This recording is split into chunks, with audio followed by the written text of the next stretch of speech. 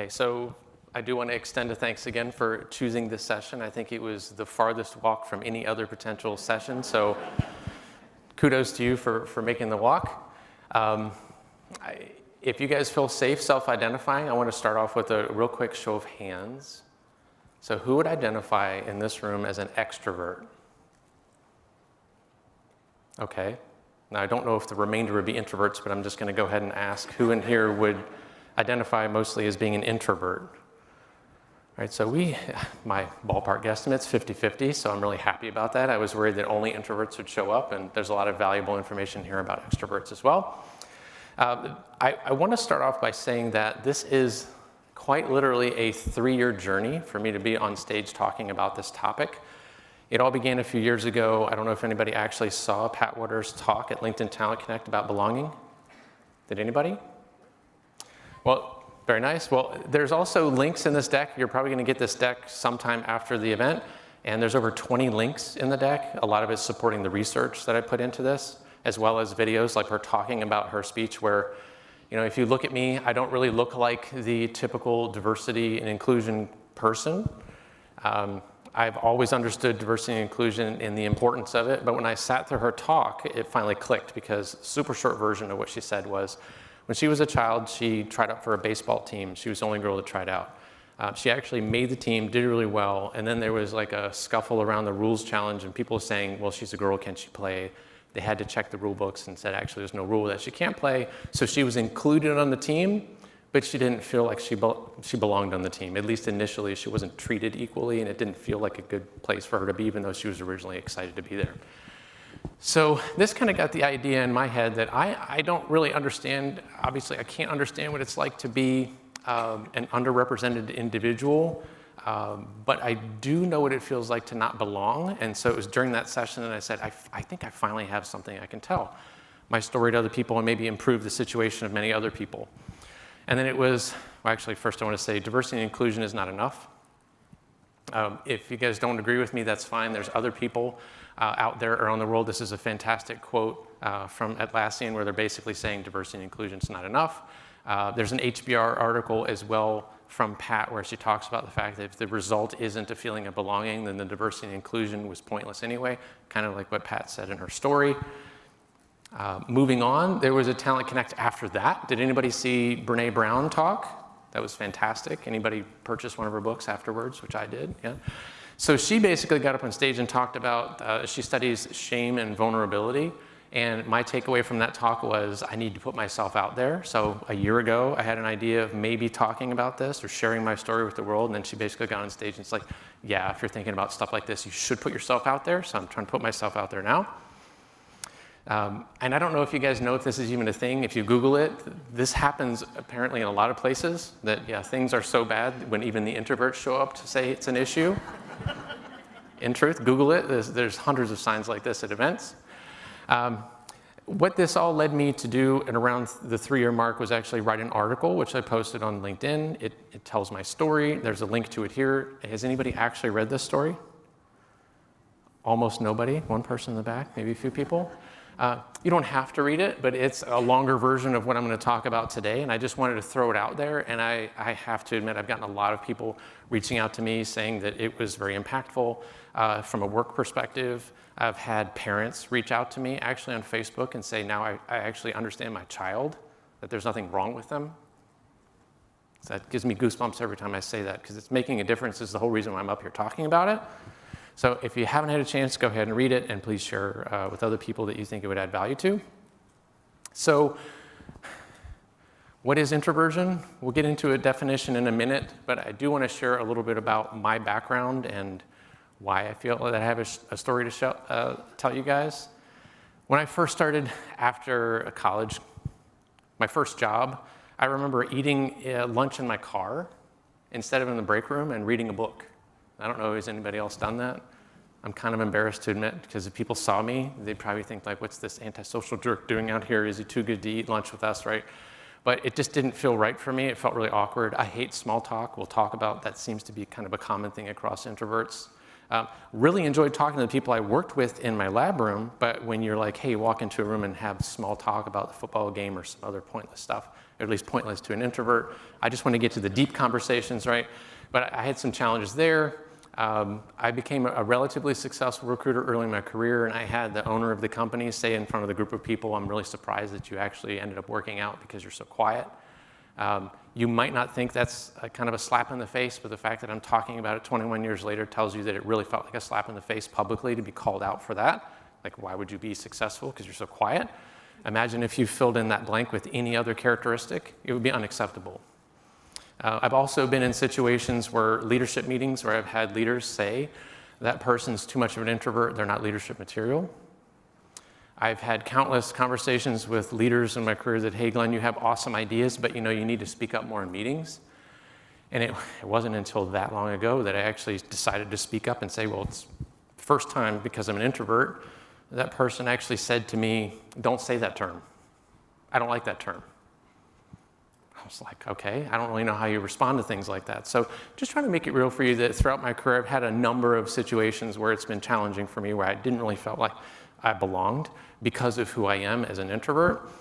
And everybody in here probably has some degree of understanding what introversion is. I'll go through some quick definitions. What's also kind of sad is that introversion really technically doesn't exist.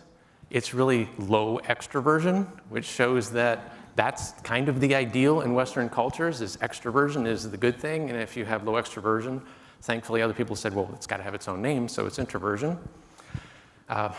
People that are assertive, sociable, talkative, low extroversion, people that are introverted, they get energy from being by themselves. They can kind of get tired through a lot of social interactions. Some people, unfortunately, will think that they're self-absorbed or they're antisocial, which is not actually true.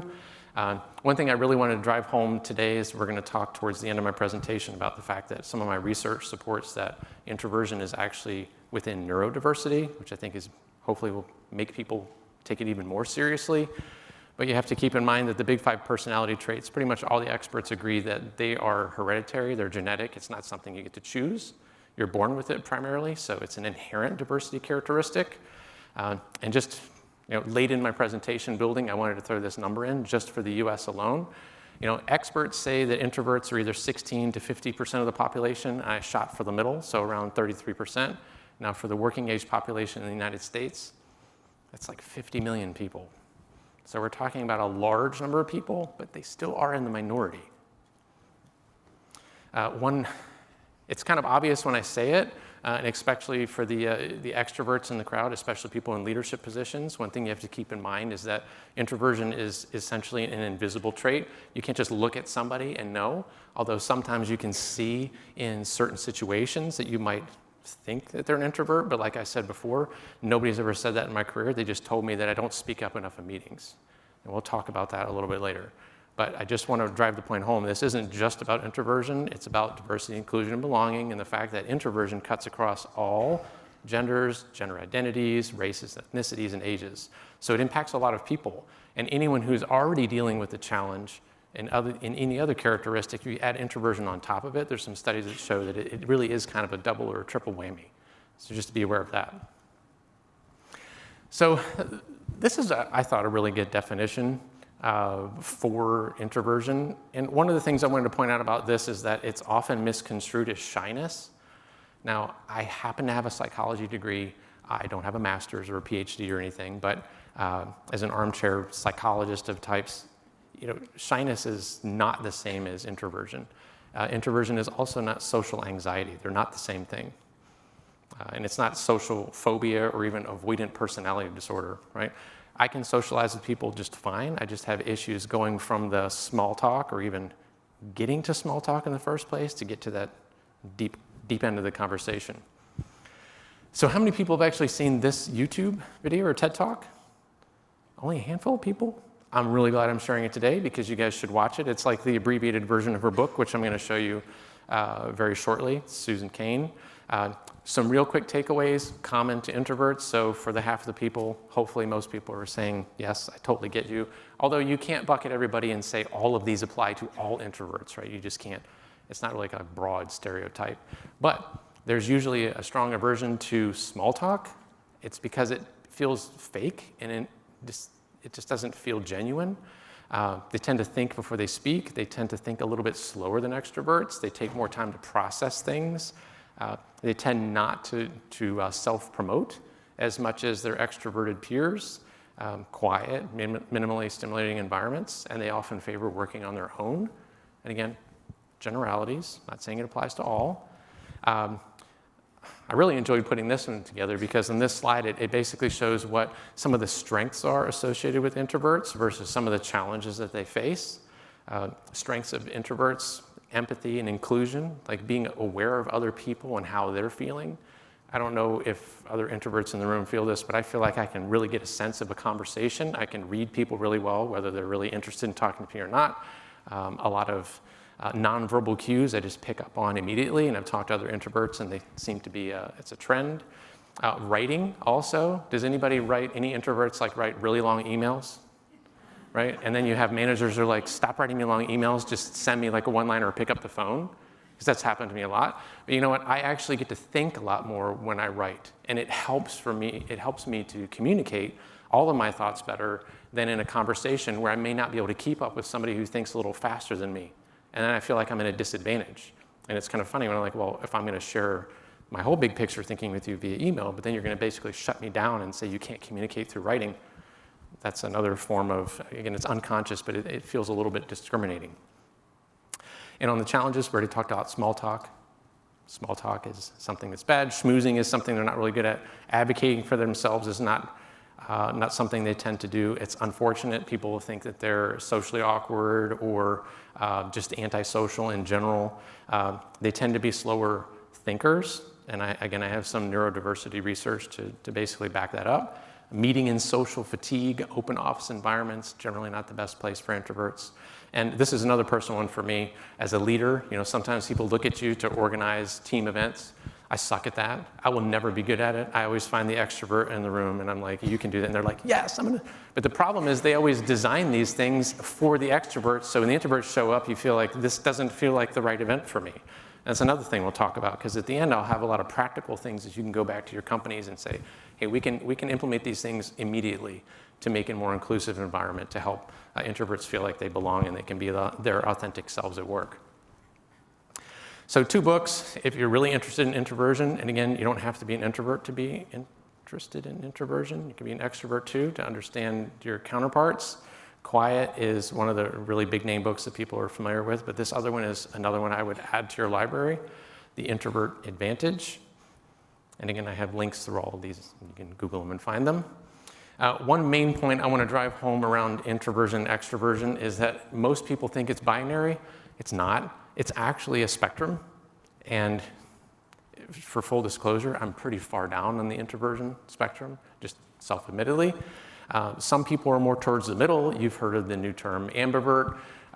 It's legit. People can sometimes be a little bit more introverted and sometimes more extroverted, but when you start getting down the introvert spectrum, you kind of lose almost all of your ability to be an extrovert.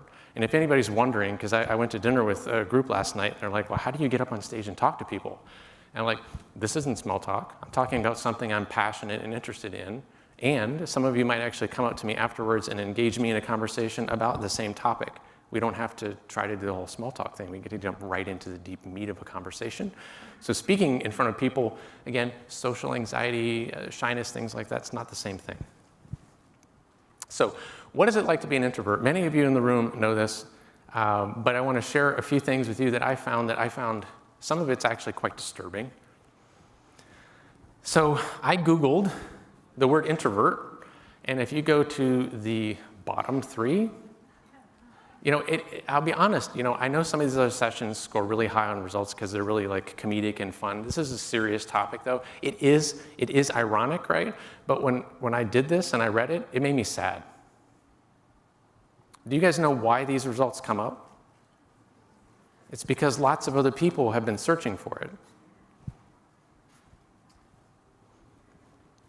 Again, it's hard not to get a little emotional when people are like, how can I stop being who I am? It doesn't feel good to feel that way. So I'm not trying to bring you guys down, just trying to be serious about it and be like, this isn't just surface level fluff. This is what people feel, sometimes on a daily basis at work.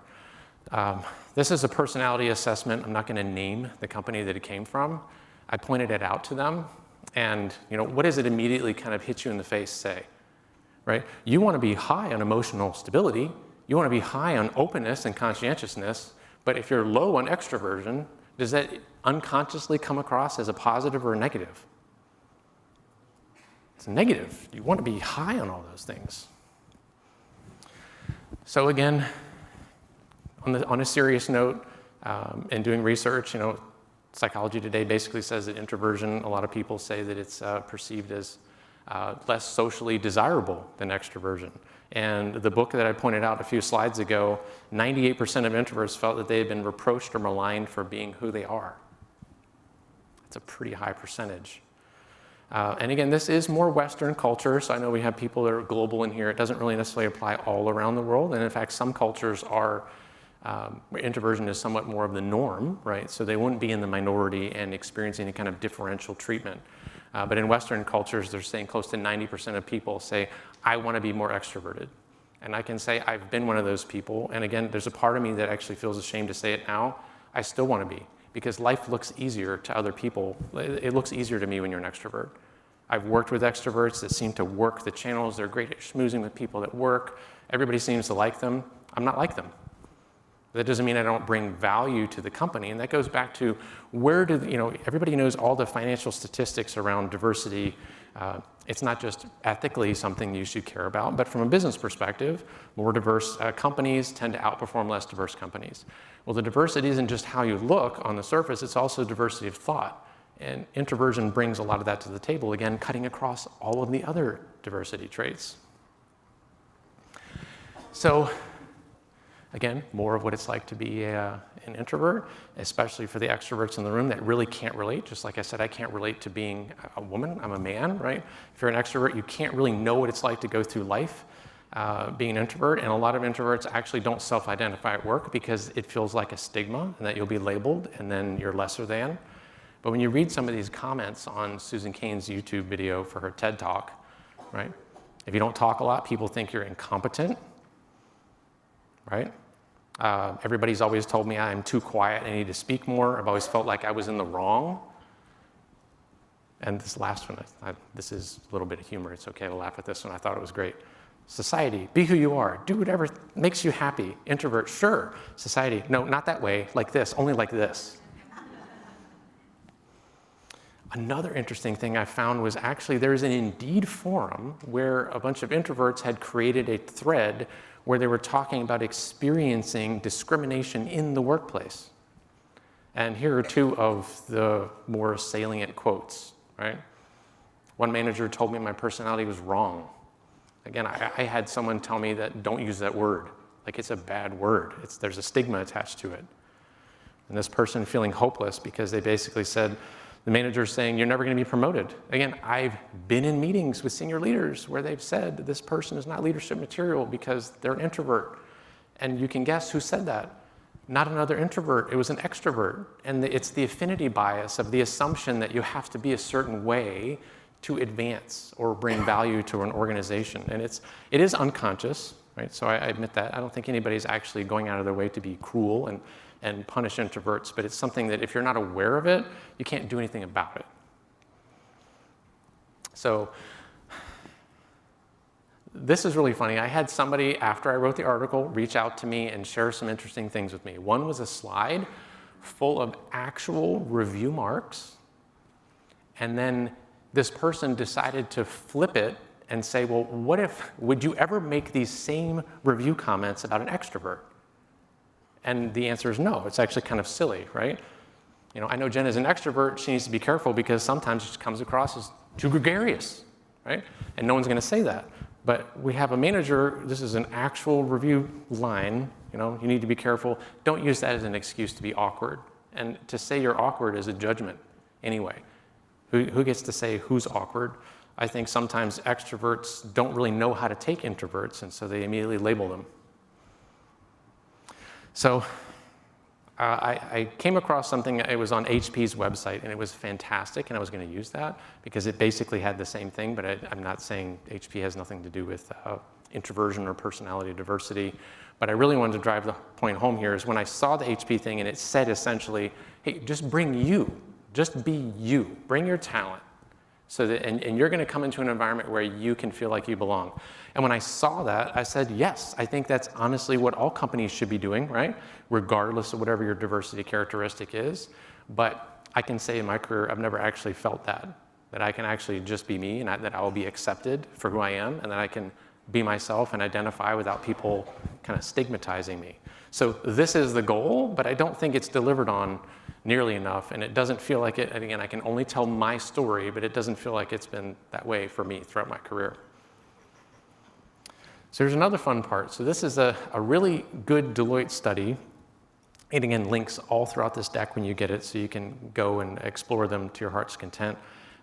More than half of people feel pressure to cover, meaning they have to try to, at work, come across as someone that they're not. So that's being inauthentic. And everybody talks about diversity and inclusion and belonging. You should be able to bring your authentic self to work. Well, if more than half of your people feel like they have to cover, then you're not achieving your goal. Some people said, hey, when I do this and I try to cover, it actually undermines my sense of self. It also makes them start to resent the organization and their commitment. So this ties back to employee engagement. So people know this, but I just want to drive the point home. If you don't feel safe to bring your authentic self to work, that has repercussions. And something that's very specific to introverts is that studies have shown that introverts that try on purpose to act very extroverted, to cover, it actually has negative repercussions. It backfires. There's lots of people that probably think that you can just change who you are and it's your personality. But if you actually look up what personality is, it is who you are. It is something you're born with. It's not something you really change. So if you're going to have to go into situations and act like someone you're not, then it has negative repercussions psychologically for you. So a couple of really disturbingly eye-opening things that I found in my research was that it seems like extroverts really dominate leadership. And what I want you to focus here is on the blue, right? So they're saying the general population is probably up to around 50% low extroversion, which equals introversion. And just look at it. This was published in the Wall Street Journal. Just look at it go down to top executives or even executives or middle-level managers. We're talking 5%, low single digits. And if you're like me, you start to wonder, how is this happening? Does anybody want to try to throw out why they think this happens? I'll try to leave time at the end for Q&A. Does anybody want to know why? Is anybody brave enough to throw out why they think this happens? Why does it get so skewed? Do you think it's because introverts can't be good leaders? There's actually studies that show that introverts can outperform extroverts with very self-directed teams. Shoot. I think that probably as you move up a little bit more, you have to do things that touch your values. And I think most of the introverts that I know, the things that they don't allow people to do is touch their values. So what she's saying for people on the stream is that she's saying that as you move up, people might actually have to move away from their values, and introverts are typically not the people that will do that. Yeah. I also think affinity bias really plays into it. People like advancing people that like themselves. And I don't know if you guys have had, 2-decade careers and you've watched other people, and sometimes you have to, again, I'm channeling Brene Brown's message to me. I'm just throwing it out there. I've looked at people and I've wondered, why is that person promoted? Why is that person promoted over that person? Or why is it not me? Why am I not getting those chances compared to those other people? And again, all anecdotal, but a lot of times the pattern is how likable they are. And they're typically incredibly social, they're good at schmoozing, and it doesn't mean they're not good at their job, but they may not be the best person for the job, but other people feel that way. And if the leaders are already that way, it's unconscious affinity bias. You like people similar to yourself. And I feel that sometimes in my experience that I unnerve extroverts with my introversion. Sometimes it feels awkward when it shouldn't feel awkward. And again, I think it's unconscious. Here comes the real zinger.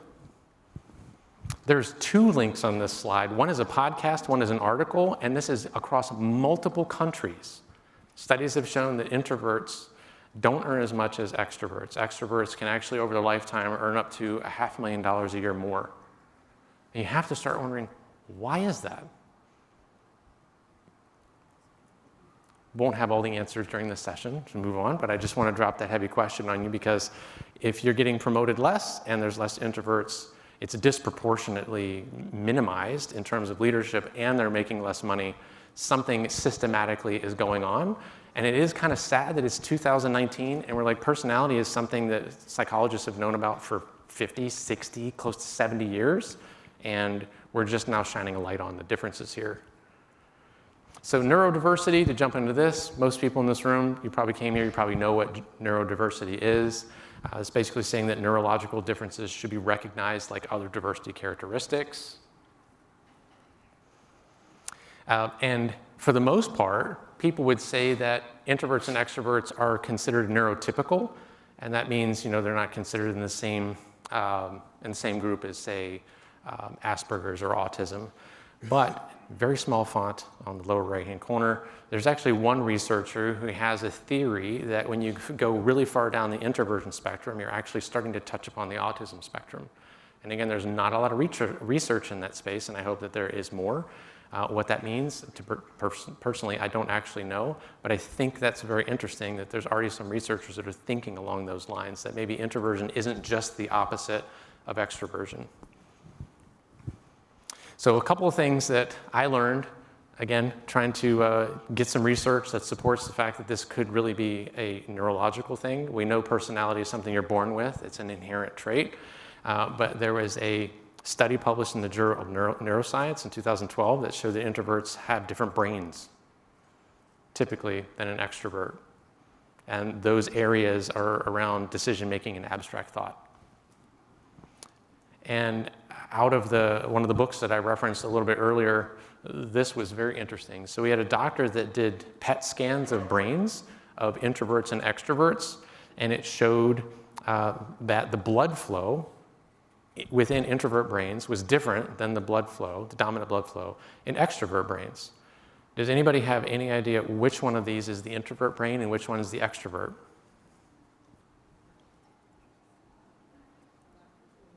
I'm the kind of person that doesn't call out answers either because I'm nervous I'm going to be wrong. It's okay. I'll just show you, right? So, the longer, more complex pathway associated with acetylcholine neurotransmitter is the introvert, and the shorter, less complicated path and more associated with the dopamine, which, again, social stimulation. Some people get a lot of energy from the social stimulation. This kind of makes sense. And some of the things on the bottom in terms of parts of the brain that are associated with those areas.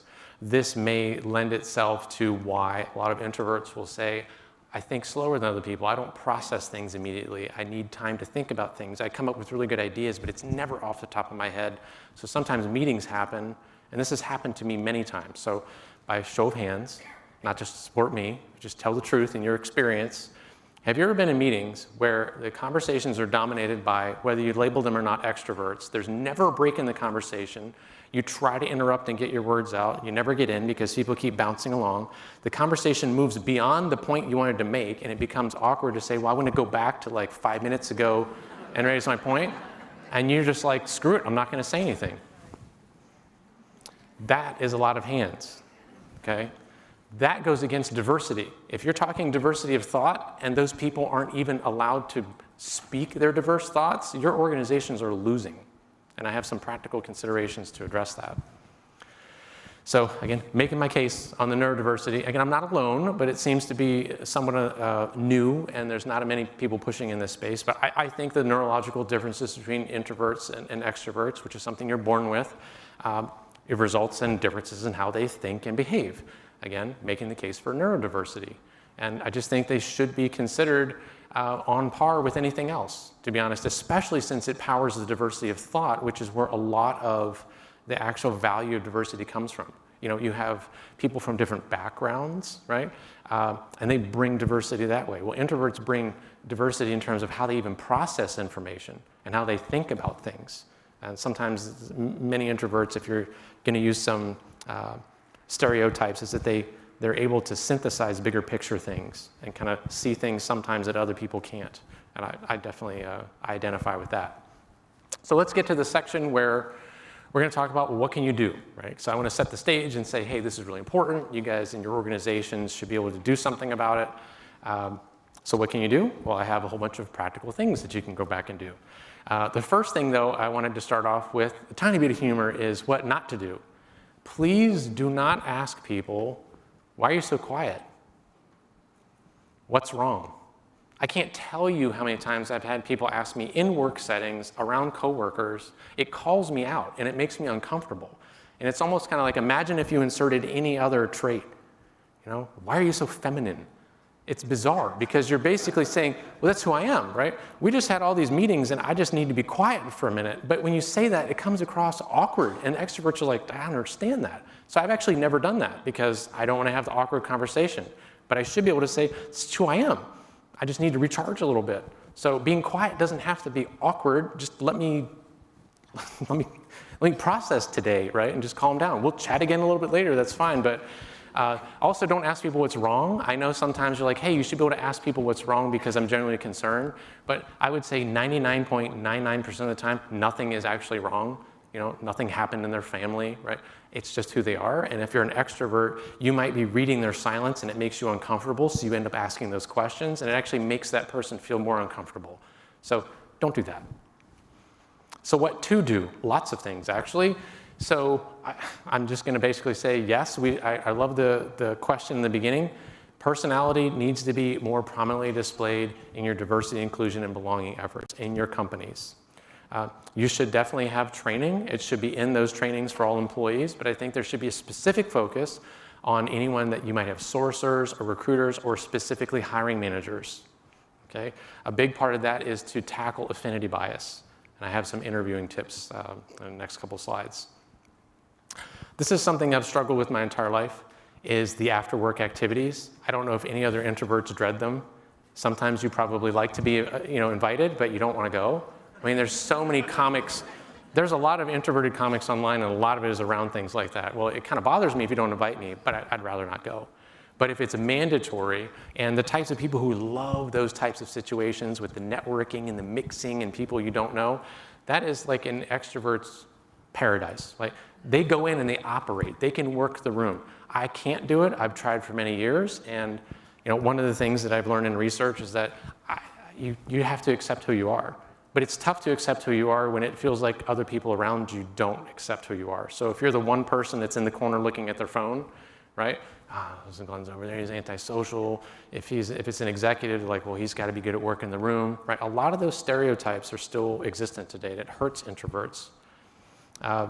So after-work activities, while mandatory, if you do, and again, I don't have time to cover it today, but I do think conferences and after-work activities, there are ways that you can design them that they can be more inclusive for extroverts and introverts. That might be like a separate post or a talk, or if anybody has any ideas, I would love to hear from you. This might call some people out. I know some introverts like me for many years never even actually uttered the word introvert in their work environment because I was afraid to actually say it, because I was worried that I would be labeled and it would somehow limit my career path. Just being honest. But if you don't know what people's personality characteristics are, you can't appreciate it, you can't recognize it, you can't do something about it. So you may want to consider using these types of assessments in your organization, as long as you can guarantee that it's never going to be used in a way where it actually systematically discriminates against those people and labels them in a negative way. Meetings. Again, dinner conversation last night was fantastic. A guy, without me even telling him what I was talking about, he's like, in meetings, conversation moves past, I never get a chance to speak up, don't get a chance to share. It's a missed opportunity. There was a really interesting study of a large bank, and this wasn't just introversion or extroversion. It basically said, hey, when you have a contribution to make in a meeting, how often are you always able to make that? Now, this has to do with all people.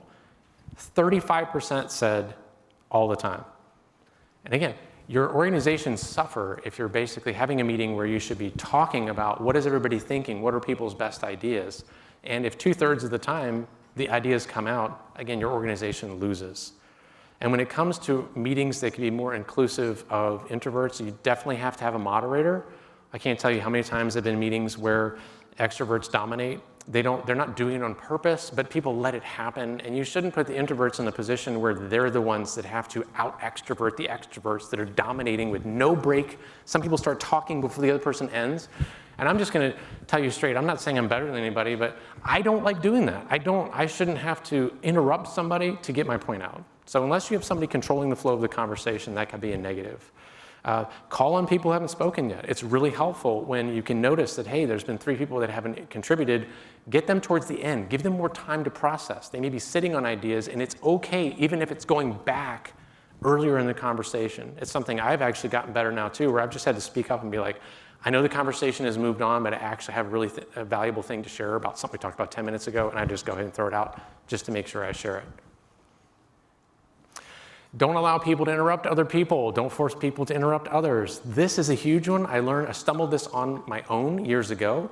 Send out pre-reads. You know, I don't know if you've ever been in meetings where the meeting is going through the PowerPoint or things like that. Years ago, I'm like, this is stupid.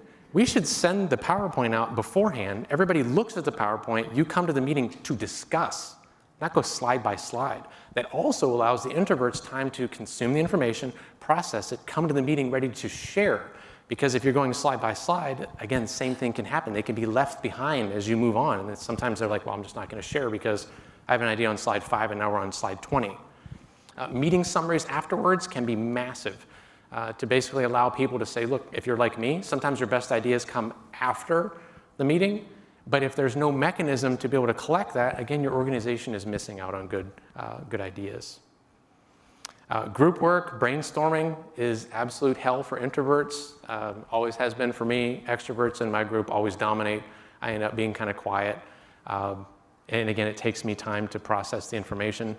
I don't know if anybody's familiar with the term brainwriting. It's interesting, there's a link in here. It's essentially in the first few minutes or however long you want to do it in a brainstorming session where you're trying to get ideas from everybody, is that nobody talks, everybody writes ideas down on Post-its and they actually pass them around and there's no name on them. And eventually people are saying, they add things like yes and, right? So they take someone's idea and they continue on it, or how might we, and then you have people add all the ideas and no names are on it, so it's not about who contributes, and you give the introverts some time to actually think it through rather than it being dominated by extroverts. And again, I'm not trying to be negative on extroverts, I'm just saying I've been in these situations and I often feel like I don't get a chance to contribute. Interviewing, this is actually from a LinkedIn article. I quoted it because these quotes are brilliant. It was actually Bruce Anderson that said this, and it basically said that most interviews are geared towards extroverts. They favor extroverts. And you may not really think about that, but if you're confident, charismatic, fast-talking, not just fast-talking like BS, but I mean like really quick thinker, it tends to impress people. I'm still impressed by people who think quickly. I've worked with executives who think probably 4 times faster than me. And I'll be honest with you, there's some times where I feel like this person probably thinks that I'm not very smart or that I don't have anything to add, because if I can't keep up and I don't have something to say quickly in return, maybe the impression I'm making is I got nothing. And I hate that. I don't want to be perceived that way. You know, I should be able to follow up with my ideas. More on interviewing. Again, this is massive. It's not about how social or awkward they are, but you know what? We're human. Even if it's video interviewing, sometimes you like the people who come across that are more outgoing because it is just how it is. And that's why people like me and other introverts are probably like, yeah, if I had a magic wand and I could be more extroverted, why wouldn't I be, right? Because it can help you. But you're not hiring people for small talk or their ability to schmooze and make a connection with the interviewer. It has nothing to do with that. You're actually hiring people who can do the job, not people that can make a good impression on an interview in terms of how well they talk. The eye contact is huge also. I don't know if you guys are aware, or even as introverts you're aware, that very often when you're talking, you're not actually making eye contact with people. I've become very aware of it, and I just tell people, but you know, eye contact is a big deal. You know, even interview coaching is about making eye contact, and it's basically saying, hey, go against your natural instinct to kind of look away, and as you're processing, you're talking. I do it all the time. Video interviews, I think, is something, especially if you use any AI, video interviewing solutions, you might want to be careful about that, because I know one of the factors they tend to look at has to do with maintaining eye contact or camera contact. And make sure your hiring managers are prepped for affinity bias. They shouldn't just hire people like them, especially if your hiring managers are extroverts, which I showed you on a previous slide. There's a lot of companies that have extroverts dominating those positions. Interviewing, some people have a problem with this suggestion, but I have some examples of how Facebook is doing this specifically for software engineers, not on introversion, but giving people a chance to know, what am I going to ask you? So that an introvert doesn't have to come into the situation and immediately try to think of the best answer off the top of their head, when that may put them at a disadvantage. If you send out the types of things that you're going to be talking about, that gives them a chance to prep. Why wouldn't you want them to do the best they can? Is it about, this quote on the bottom is great, the whole unconscious belief that smart people think on their feet? It's not true. There's no correlation between how fast you can come up with an idea with how smart or how good your idea is. So you have to accommodate these things during the interviewing process. I want to make sure I have time to talk about this. This is one of the very positive things that came out of the post that I wrote back in February. I had a gentleman by the name of Ryan Showalter reach out to me. He works for a company called 8451, which, if you don't know, is kind of the data and analytics arm of Kroger. If anybody's familiar with Kroger. Well, he created a community. So shortly after February, he reached out and he engaged me, and he's like, hey, I've actually got this group, and I call it iTopia. It's kind of like Utopia and I for the introvert. And he has a vision, he has a mission, and it started out with 2 people. Just 2 people. And you want to know the reason why it started off so small is because he had a hard time finding people who admit that they were introverted and that they needed to talk about these things. So it's kind of like an employee resource group. It now has over 60 people. Here's how it works in terms of the pods. It's essentially a safe environment where introverts and extroverts can work together. It's not dissimilar to other employee resource groups for different groups, but it helps shine a light on the difference between introversion and extroversion and how we can create a better environment for 8451. And I'm very proud of Ryan because his work in 8451 got the attention of the CHRO and Chief Diversity Officer at Kroger. I think he's going to be in a panel internally on it. This is something, I'm getting close on time, but this is one of the most brilliant things that he shared with me. It's basically what he calls flipping the script. And this is for reviews for people that are introverts. When managers say you don't speak up enough, right? You don't seem engaged during meetings, or I'm unaware of your perspective and I want to hear it.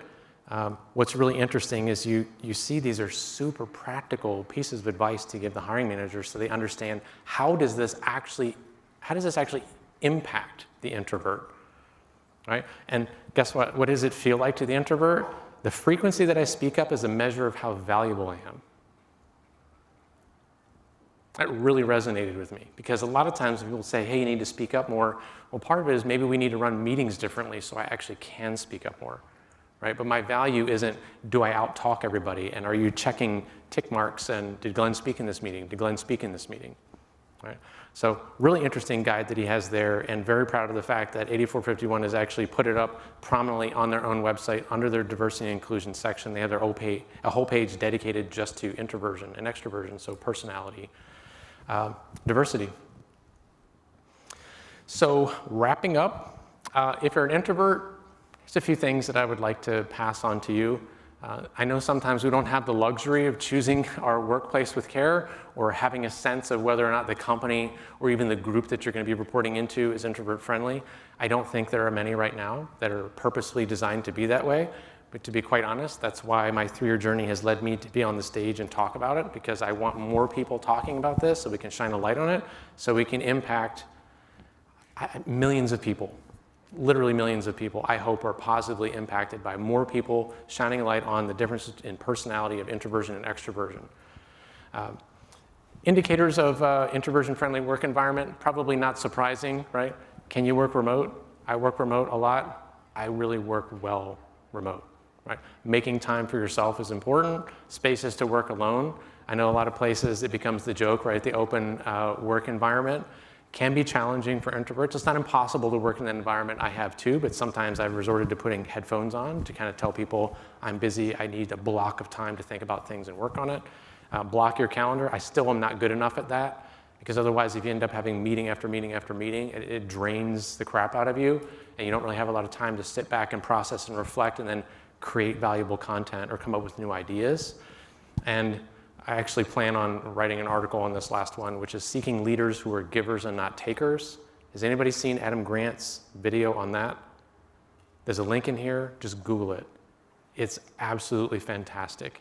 And I think it's my own hypothesis is that I think many extroverts are unknowingly takers, and I think that introverts are unknowingly givers. I'll just leave it at that. Do your own research there and be on the lookout. Maybe I'll talk about it sometime in the future, but it's probably some of the best career advice I can give you. So key takeaways, just to wrap up. Just remember, introversion is not a choice. It's not something somebody can go read a self-help book and just fix themselves for the extroverts in the room. Again, I'm not picking on you, but if you don't understand what it's like, just trying to paint a picture so you can get a better sense. The stat is they're outnumbered 2 to 1. And it cuts across all genders, ages, gender identities, races, and ethnicities. And sadly enough, some studies have shown that extroverts out-earn introverts, and that extroverts tend to get promoted more often and dominate leadership positions, and I feel that sometimes that creates that vicious cycle of affinity bias. And lastly, introvert brains are different than extrovert brains. I think that's kind of the basis of neurodiversity, right? When it comes to the definition, I think that you need to be including introversion, extroversion into your DIBS efforts. This is a long list, right? But your workplace, your meetings, your activities, your interviews, your hiring, your reviews, your promotions need to be inclusive of introverts. And my final call to action is that you really need to help your organizations create a culture where introverts can feel like they belong and they can bring their authentic selves to work and add the unique value that they can bring. And that's all I have.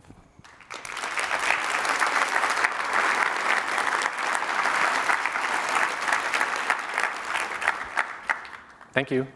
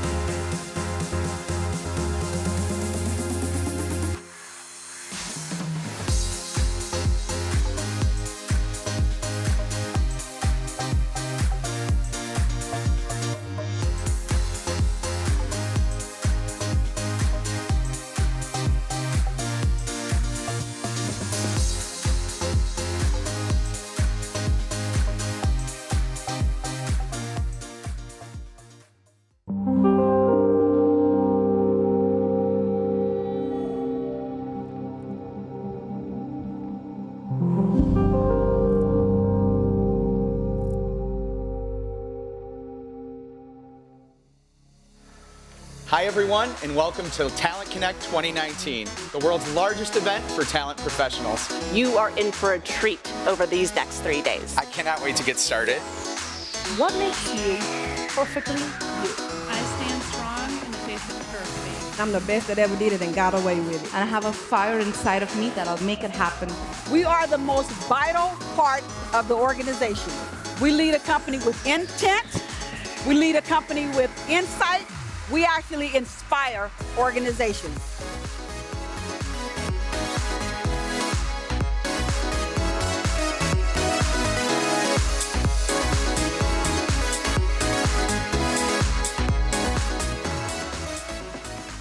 Good morning, everyone. Welcome to day 2 of Talent Connect, LinkedIn's annual conference bringing talent leaders together from around the world, which includes all of you on the live stream as well.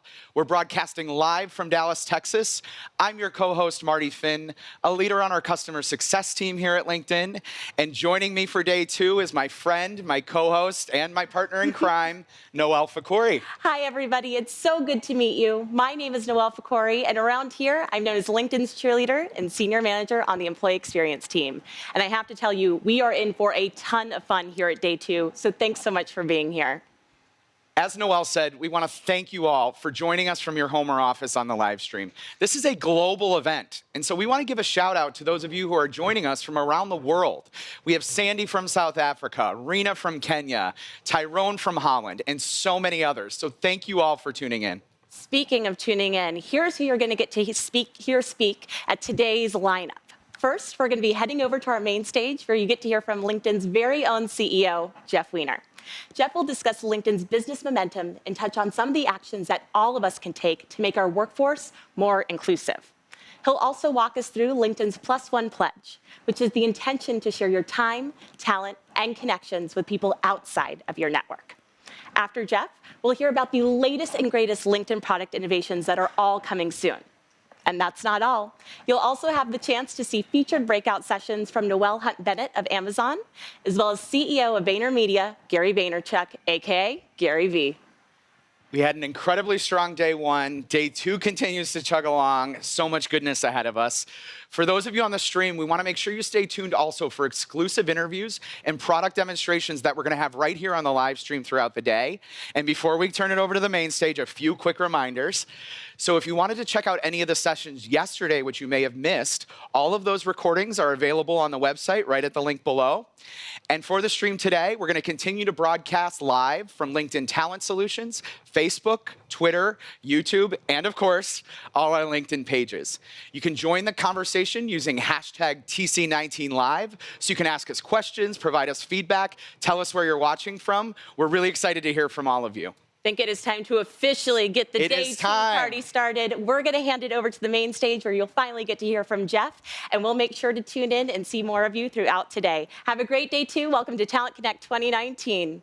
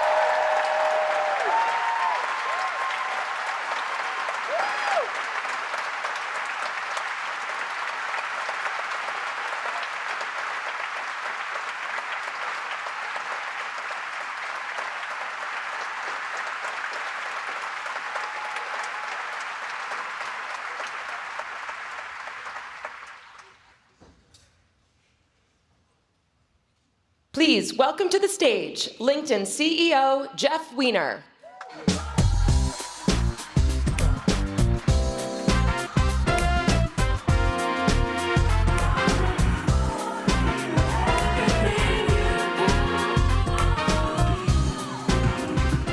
Hey guys, good morning, good morning.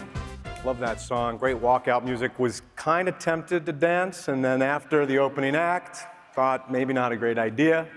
How about another round of applause? What a wonderful act. Great way to kick things off. So thank you so much for being here. Our 10th annual Talent Connect. Can you believe that? 10 Talent Connects, yeah. So I remember the very first one, almost like it was yesterday, downtown San Francisco. We've got over 4,600 people in attendance today. Back then, it was roughly 200 of you. And I understand from our team that a handful of you have been here throughout. You were at our first, and you're also here. Could I ask you, if you were at our very first Talent Connect, could you please stand up? Could you stand? There's a few folks. There's a few folks. Incredible. Wow. Way more than I was anticipating. We may have hit double digits there. And thank you so much for being part of the journey with us. And that's actually apropos of our theme at Talent Connect this year, which is Better Together. And when we talk about Better Together at Talent Connect, we're really talking about bringing that to life in three ways. First is people, that's you, bringing you back to this event. We know how much you value the opportunity to connect and reconnect with some of the best in the talent industry, to share best practices, to forge new connections. And for the first time ever at Talent Connect, it's not just about connecting you with one another, it's also about connecting you with the community in which we're having Talent Connect. So here in Dallas, I know yesterday, many of you helped put together over 2,000 hygiene kits for recent flood victims. Today there's going to be some mentorship of youth in the Dallas community. So big round of applause to yourselves for getting involved. I think it's fantastic. It's wonderful. Well, when we talk about Better Together, it's not just the people. We're also talking about our products and the way our products are better together, Talent Solutions, Learning Solutions, and Glint. And while I won't be getting into that specifically during my keynote, you're going to be hearing a lot about the way these products are creating value for all of you over the next couple of days.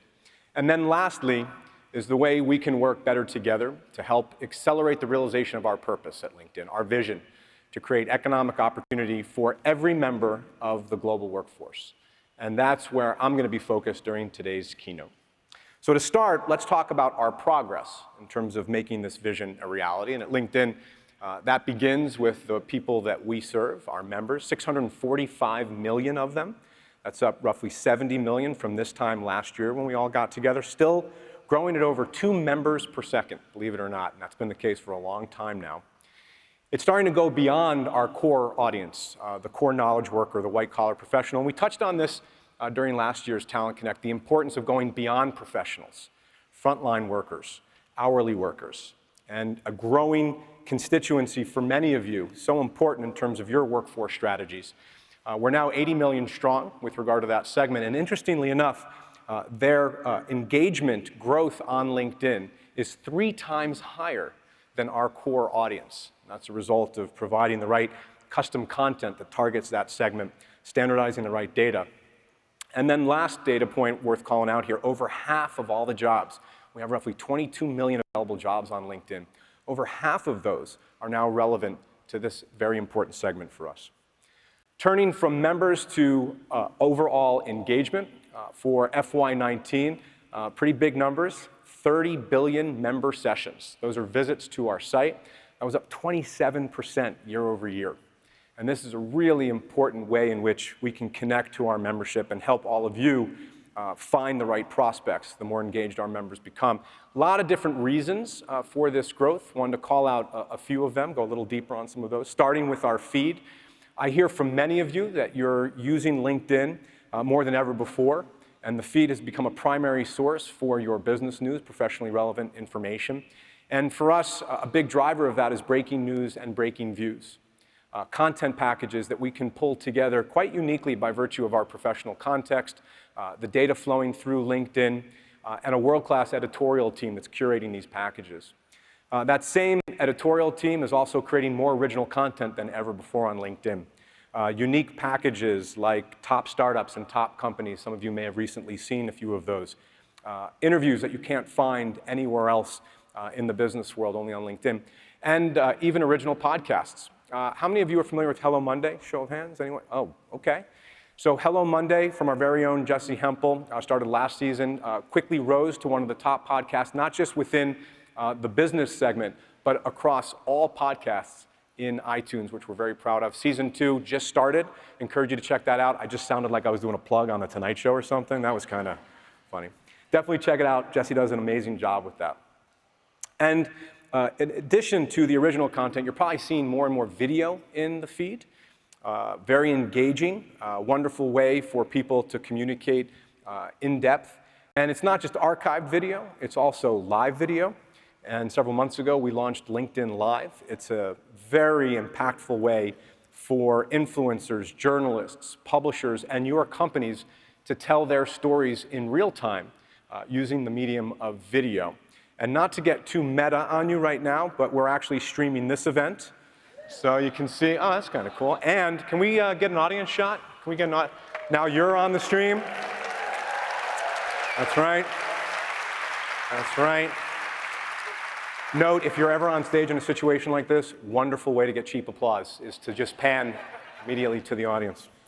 Okay, bringing it back to the presentation. In addition to the investment we've been making in the feed, there's investment happening elsewhere that's also driving engagement. One area would be our brand. And our marketing and communications team has been doing fantastic work with a new campaign we launched last year around the theme of In It Together. Very consistent with the theme for Talent Connect this year of Better Together. And you can see here, according to one third party, we now rank among the 60 most valuable brands in the world, and we were one of the top 10 fastest growing brands. So we're very proud of that. We're going to continue to invest on that front. And wanted to just enable you to see some of the creatives that support this campaign and some of the success we've been having. So can we run the video? I was having a very hard time finding my job, but I love a challenge.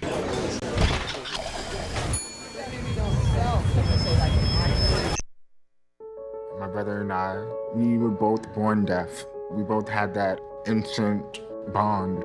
Even when I felt like I wasn't being included, I had my brother to turn to. I've had a lot of interviews end up not in my favor because they don't think I'm capable of doing the same type of job that they do. A supervisor reached out to me on LinkedIn. We set up an interview, and from there, I was hired. LinkedIn was the matchmaker. It really showed the power of networking. Working in communication services, I can be a voice for those who want to push past their limits. I can show them that they're capable of doing anything.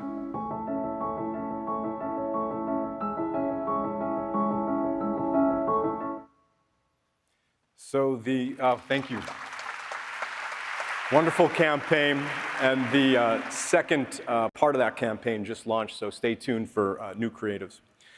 Another area of investment, not necessarily recent, but for the better part of the last decade, has been in the trust of our members. Without trust, LinkedIn is not what it is today as a platform. It's the bedrock of our offering, and we're a members-first organization.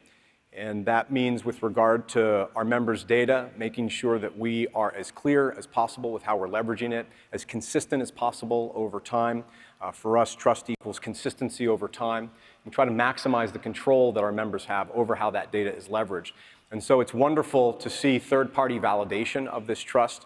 And we just heard the news yesterday that for the third year running, LinkedIn ranked the most trusted social platform. So that was wonderful to see, and I think that becomes increasingly important, thank you, especially in the era, this modern era in which we're doing business. So that's a really important one.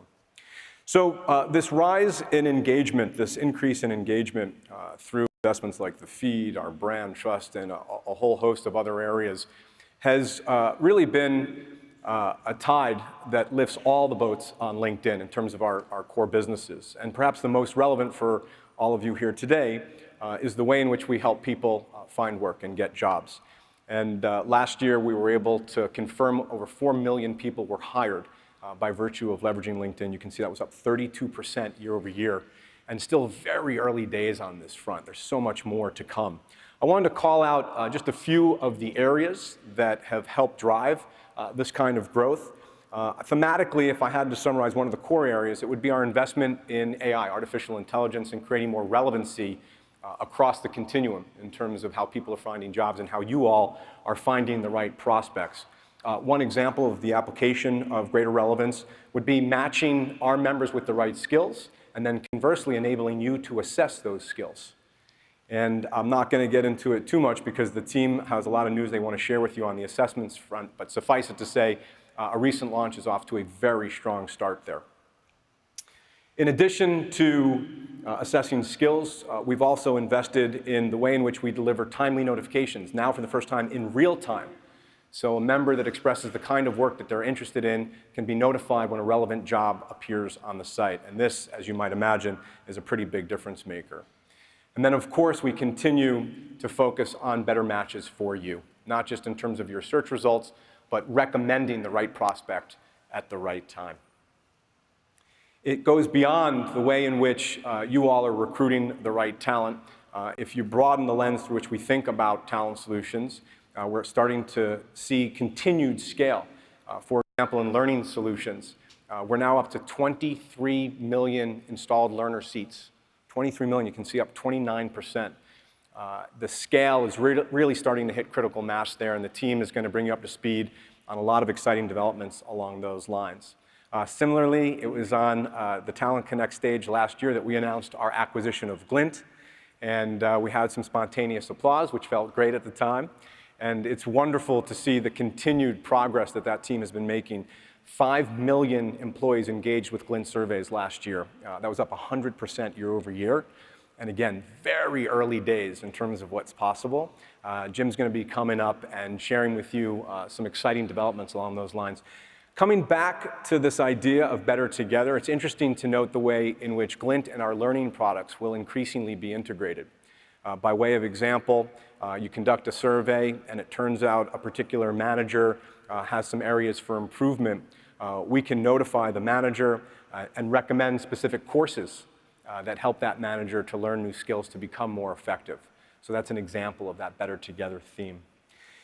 And then last example, LTI, LinkedIn Talent Insights, which we launched last year, has gone on to become the fastest growing SaaS business in the history of LinkedIn. And you can see over 1,300 customers in the first year alone, and the anecdotal feedback has been incredibly positive in terms of the impact it's having on how your organizations are developing their workforce strategies. When you combine the progress that we've been making in engagement, in talent solutions, learning solutions, and then beyond that suite, marketing solutions, sales solutions, premium subscriptions, all totaled, business has never been better. And for the most recent fiscal year, we did $6.8 billion of revenue, and that was up 28% year over year. For those that detected a hint of a smile on my face when I mentioned that, that would be accurate assessment.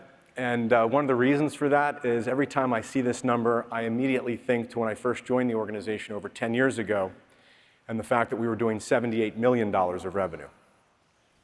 And this has been a pretty amazing ride. And speaking, yeah. Thank you.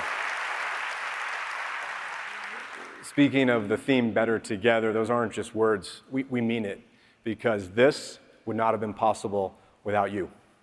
Your partnership, the way in which we've worked together to help build our largest business at LinkedIn, and the progress that we've continued to make, we are deeply appreciative for all your support over the last 10 years. So give yourselves a huge round of applause. Thank you. Okay, for all this progress, for all this scale, and we're thrilled and excited, it's important to recognize that that's a means to an end. The end is that vision that we started the presentation with, to create economic opportunity for every member of the global workforce. And by far and away, the most important word in this statement is every. And underlying this idea of every member of the global workforce is a belief, a first principle, a conviction that we feel very deeply and strongly, that people with equal talent should have equal access to opportunity. And I know we are not alone in terms of how important we believe this first principle to be. In talking with many of you over the years, either in executive briefings, one-on-one summits, roundtables, this traditionally, typically turns out to be one of the most important things we discuss. And you share your desire to help make this belief a reality. But there are challenges. There are structural obstacles and impediments. By way of example, a lot of headlines these days about socioeconomic stratification, the growing gap between high-income households and low-income households. Some would say it's at historical highs. And similarly, the widening opportunity divide, the relationship between household income and the quality of one's education, and the vicious cycle that's created there in terms of access to opportunity. There's a third structural obstacle, one that we are intimately familiar with at LinkedIn, but you don't see the same kind of headlines with regard to. But it is something we are increasingly focused on and reversing. We refer to that as the network gap. And that's where I'm going to focus the remainder of today's keynote, what it is and how we can work together to reverse that trend and close that gap.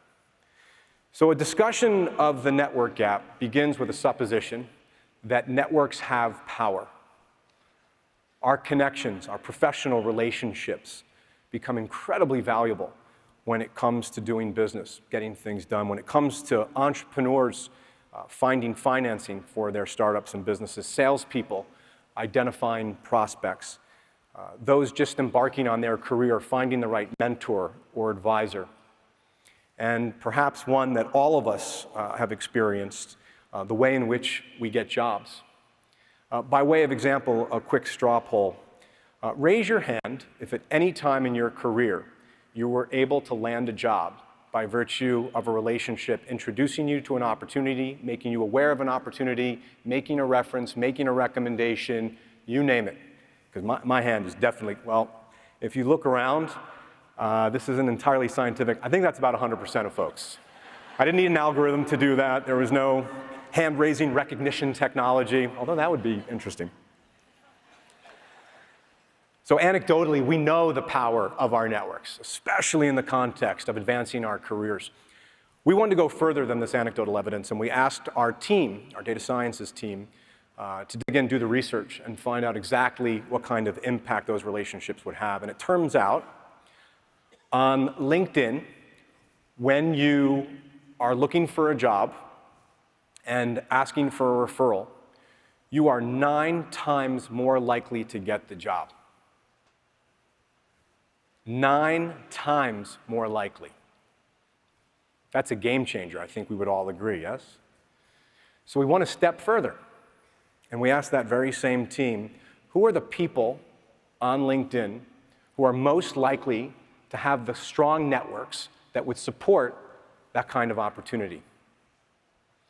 And the results weren't altogether surprising, but they are definitely worth sharing. It turns out that the neighborhood you grow up in, where you go to school and where you work, factor heavily in the strength of your network. More specifically, those that grow up in a high-income neighborhood are 3 times more likely to have a strong network. Those that went to a top university are 2 times more likely to have a strong network. And those that work for a top company are 2 times then again likely to have a strong network. If you are fortunate enough to benefit from all 3 of these dynamics, you are 12 times more likely to have a strong network, the kind of network that creates the opportunities that I was just referring to. But what if you have the aptitude? What if you have the skills? What if you have the grit, the resilience, the growth mindset, the compassion? What if you're exactly the kind of person that our organizations are looking to hire? That kind of star talent. But you didn't grow up in a high-income neighborhood. You didn't go to a top school. And you haven't worked for a top company. That's the network gap. And there's a very virtuous cycle and vicious cycle that's associated with this gap. The virtuous cycle, when you have those relationships and you can tap those opportunities and you get your foot in the door, You then look out to your network and you create opportunities for them. And round it goes. But if you're not as fortunate to have those connections, and you don't gain access to those opportunities, and you're not working at those companies, it's difficult, if not impossible, to create opportunities for your connections. So the question is, how can we turn this around?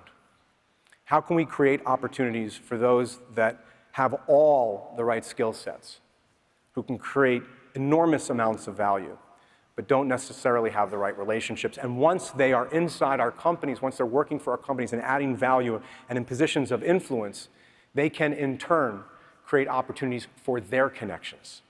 That's how we can turn a vicious cycle into a virtuous one. This is a tractable problem. This is a solvable problem.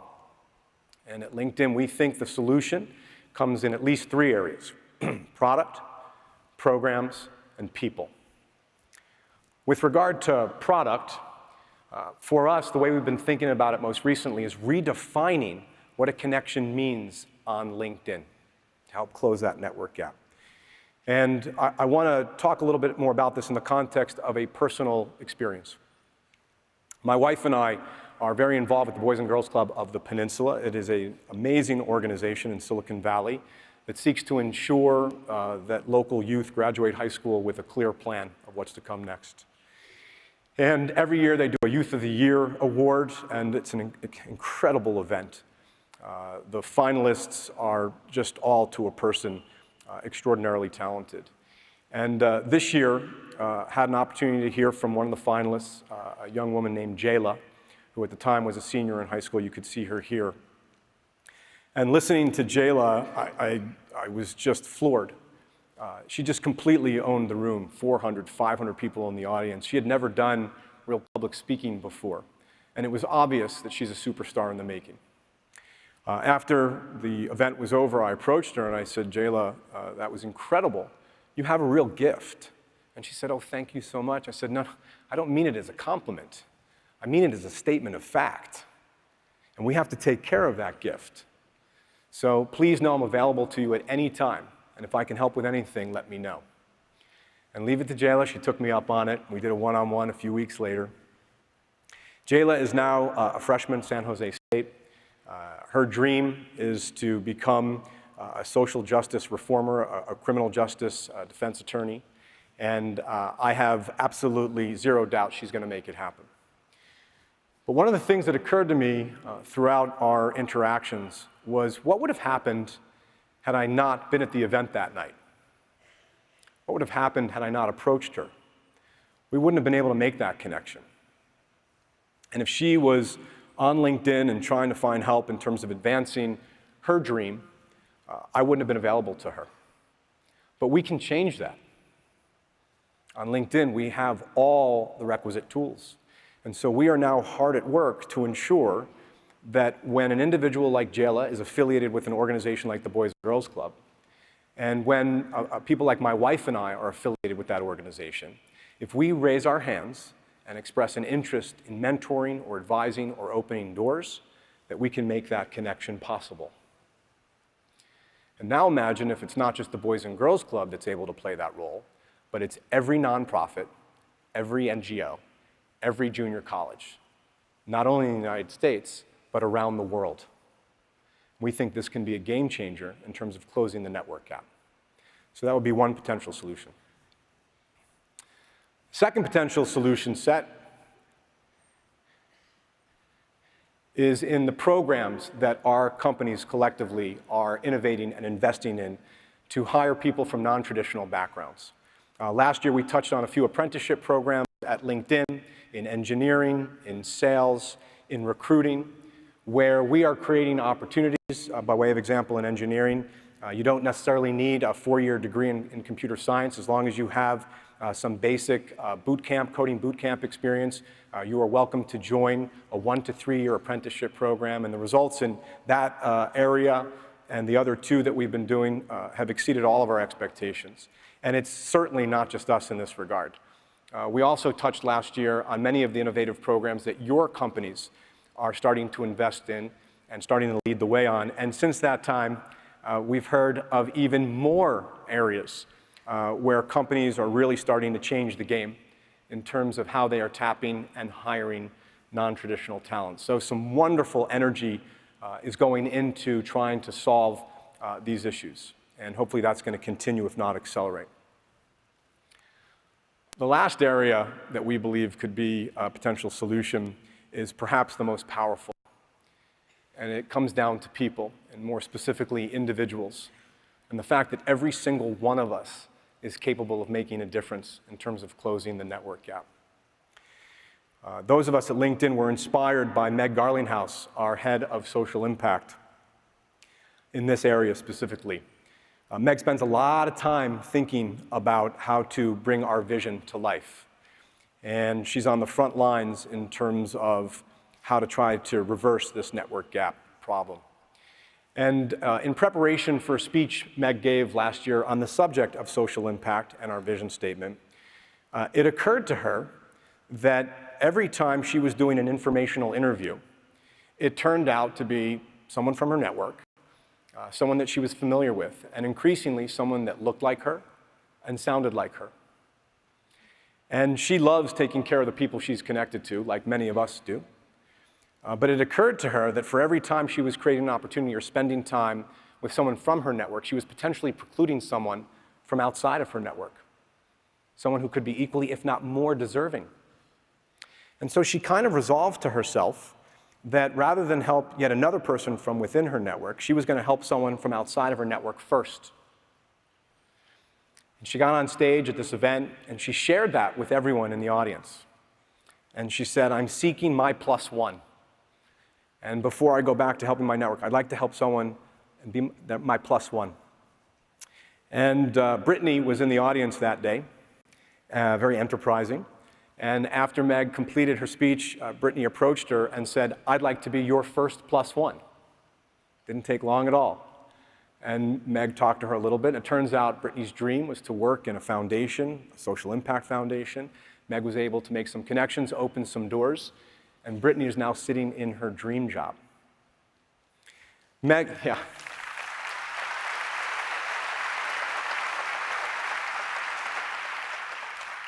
This was eye-opening for Meg. Light bulb went off. And earlier this year, she does the first all hands of the calendar year. Every year, it's become a tradition at LinkedIn. She talks about social impact and our roadmap. She got up this year in January, and she shared this observation. She shared this story. And she encouraged every one of our employees to take what we would later coin the plus one pledge, to commit to help just one person from outside of your network, to accept the invitation, to respond to the email, to open a door, make an introduction, provide advice, mentorship. The response that we got from the employees was overwhelmingly positive. As a matter of fact, roughly 60% of our team got involved. It's over 9,000 people. And the impact they were able to have was truly inspiring. Rather than tell you in my own words, I thought you should hear it directly from the people that were impacted. So let's cue that video.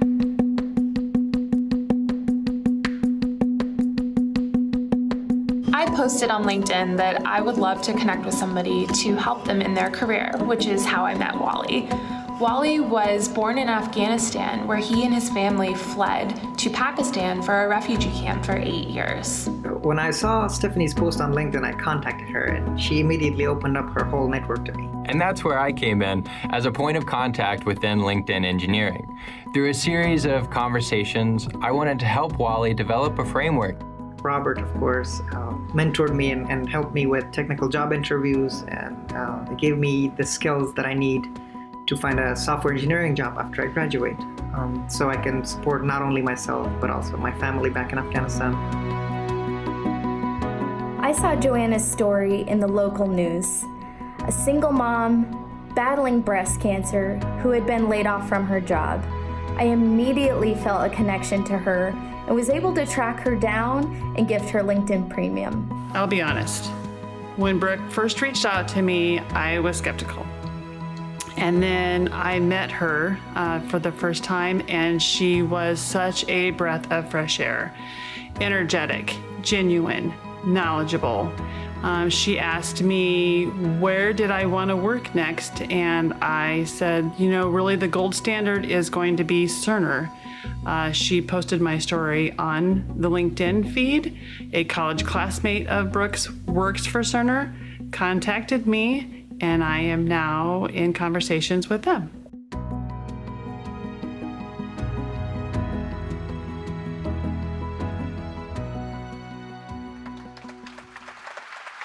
So, thank you. So, a quick update since that video was shot. Wally was able to land a job at eBay. So, yeah, it's wonderful. We are certainly not alone with regard to efforts like these. And while you may not call it the Plus One Pledge, many of you are doing similar things to extend opportunity beyond your networks. One wonderful example that recently came to our attention. LaShonda, are you out there? Oh, here's LaShonda. Hi, LaShonda. So LaShonda is an executive director at Comcast, and she was introduced to Jervon through a mutual relationship in their church organization. And Jervon, at the time that LaShonda met him, was a rising junior. He had a dream of working for a media company, but he was growing increasingly frustrated with the fact that he was getting a lot of no's when he was applying for these internships. And LaShonda, spending some time with him, was struck by his resilience, his grit, and the clarity of his vision in terms of what he wanted to accomplish. And when I heard that part of your story, it resonated deeply. Because when I meet people like that, those are the folks you want to extend the opportunities to. Those are the people that know what they want. You want to give them that chance. They have that light in their eyes, you know? And so she was able to make some introductions, make a few calls, and today Jervon is at one of his dream companies, Disney. So great work, LaShonda. So in light of these stories, in light of the clear impact and effectiveness of pledging to help just one person outside of your network, you can see the results. We thought it would be really cool to encourage all of you here at Talent Connect to take the Plus One Pledge, to open a door and hopefully create an opportunity, provide some advice, make an introduction for one person outside of your network. Now, I understand some of you may be thinking, there's 4,684 of us. You may not have known that exact number until you saw it behind me. Jeff, you're talking about this big vision, every member of the global workforce, how are we going to make a difference? You know, there's millions upon millions of people that are on the wrong end of that network gap. How could several thousand people make a difference? It turns out you may have a lot more influence and power than you realize. Many of you are on the front lines of recruiting talent into organizations that have 13.8 million employees. That's how many folks work at the companies that you bring talent into, nearly 14 million people. If we're able to collectively inspire just 10% of the employees at your companies, and they extend an opportunity to just one person, we can potentially transform the career trajectory of 1.4 million individuals. That's not, yeah, thanks. That's not just moving the needle in terms of the network gap. That's creating a movement. And we can do that together. In success, collectively, we can start to make this belief a reality together. And in turn, we can help to accelerate our vision to create economic opportunity for every member of the global workforce together. One more thing. To help get things going and help accelerate this burgeoning movement, this Plus One Pledge, we would like to offer all of you 3 premium subscription gift cards, and for you to give that to one person outside of your network, open a door, create an opportunity, and then we'd love it if you could share your story using the hashtag #PlusOnePledge on LinkedIn or elsewhere. And hopefully we're going to see some of you on this stage next year to share your story. I see a bunch of phones going up. I think people are trying to document this just so they can get access to their cards and make sure that we're good to our word. But I'll make it even easier on you. Those gift cards are under your chairs. So Thank you, everyone. Let's make this +1 pledge happen. Thank you.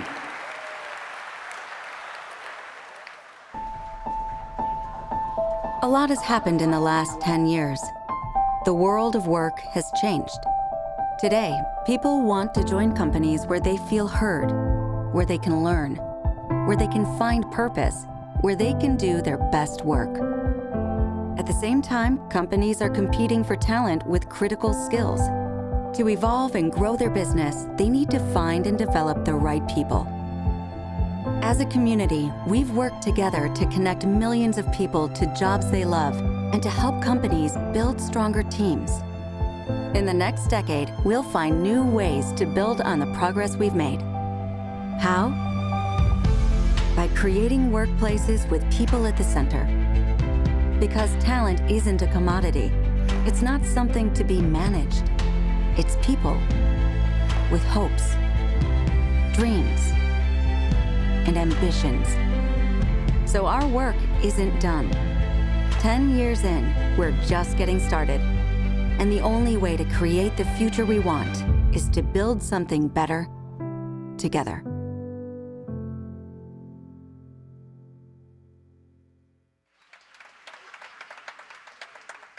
Please welcome LinkedIn Vice President of Product, John Gerson.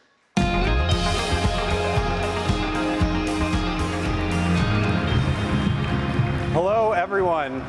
I'm John Gerson. I lead the product organization for Talent Solutions.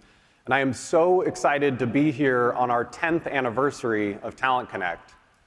You know, 10 years ago, Talent Connect was just a couple hundred people in a room in San Francisco. Today, the roughly 5,000 people in this room and the millions on the live stream are the people leading the world of talent.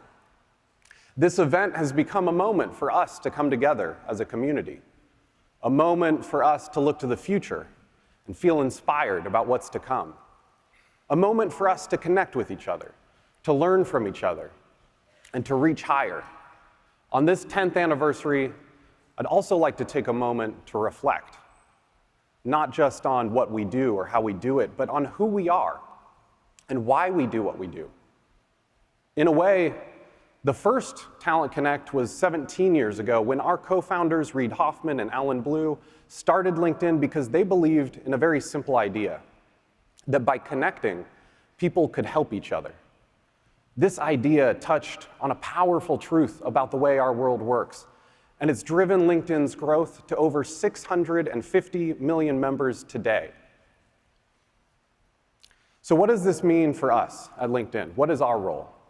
Our job is to enable you to connect with and help others, because you change people's lives.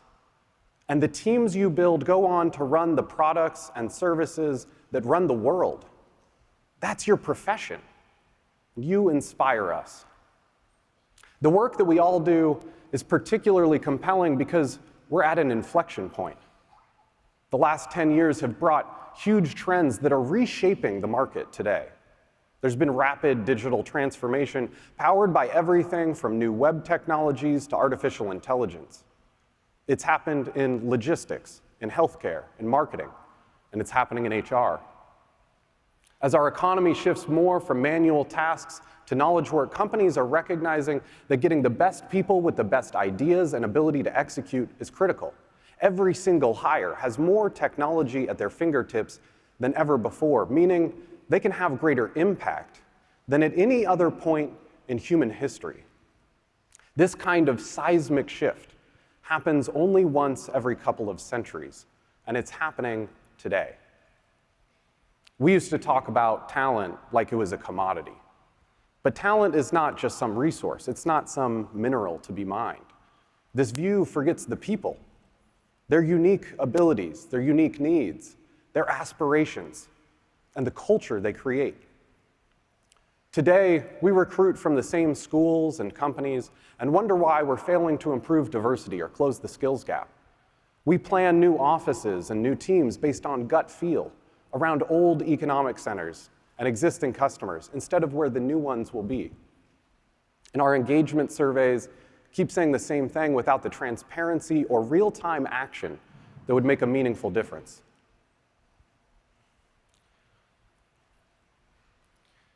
It's time for a change.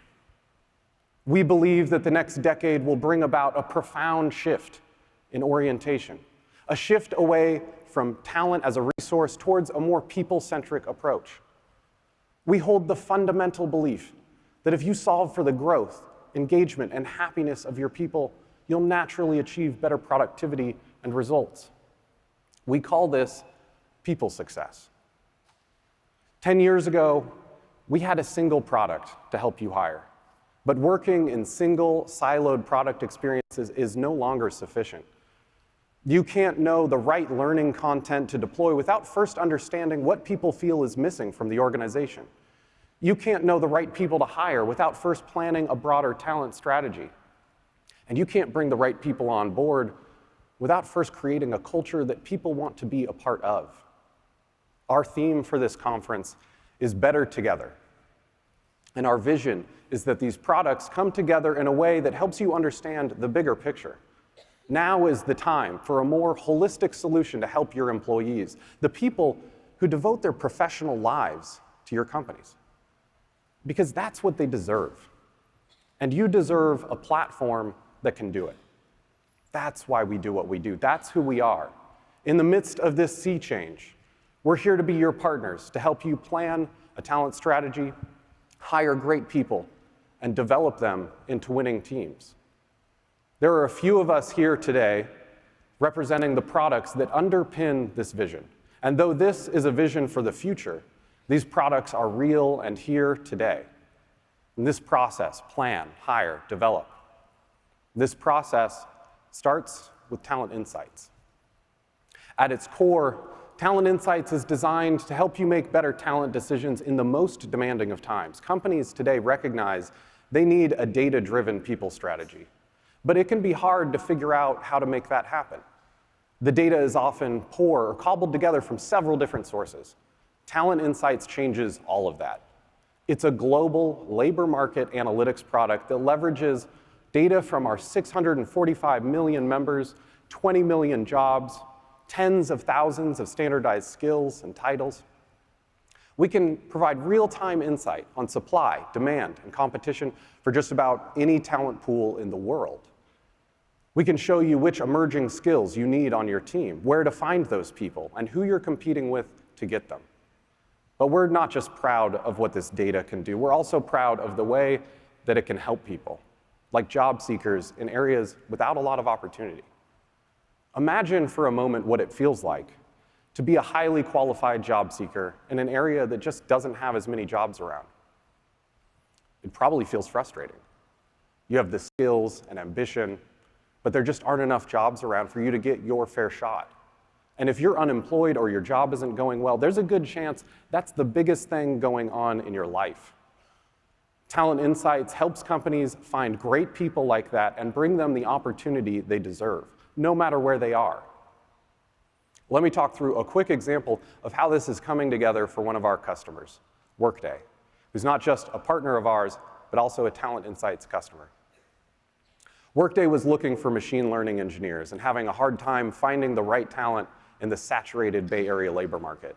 So they turned to Talent Insights, and they uncovered several markets in the Pacific Northwest with more favorable hiring demand. As they started sourcing from these talent pools, they saw their in-mail response rates double. Their time to hire went from 4 months to 4 weeks. Because of LinkedIn's scale and member engagement, no other company can provide better real-time, self-serve insights on the global professional labor market. Simply put, nothing like this has existed before. And it's why Talent Insights has become the fastest-growing enterprise product in LinkedIn's history. There are roughly 1,300 companies using Talent Insights today, and that number is growing rapidly. This speaks to the urgency of the need for data in the talent planning process and the rapid evolution of the HR function. But don't just take my word for it. Let's hear it from another customer. Let's roll the video. Electrolux, it's a leading global appliance company that helps improve the lives of millions of people by reinventing taste, care, and well-being experiences. We are successful because of the talent that we attract, hire, and develop. The labor market in the U.S. is more competitive than it's ever been, specifically in the manufacturing industry. We need every edge and advantage we can possibly get in order to attract and retain talent. Trying to map out a strategy can feel a lot like predicting the weather. We need data to be able to create an accurate forecast. I love that I have access to all of this data and can view it in so many different ways. With Live Links, I can create a search, but instead of creating a report and using that to source candidates, I have direct access to their profiles. That's why Talent Insights is really a game changer for us. I can confidently tell my hiring managers, this is the talent available in the market, this is where we can find that talent, and this is why this candidate is a great hire. Life at Electrolux, it's about expanding and exploring new ways of making an impact. Talent Insights provides us with a lens and visibility into talent pools across all markets we've never had access to before, which in turn shapes our company's future and sets us up for real success.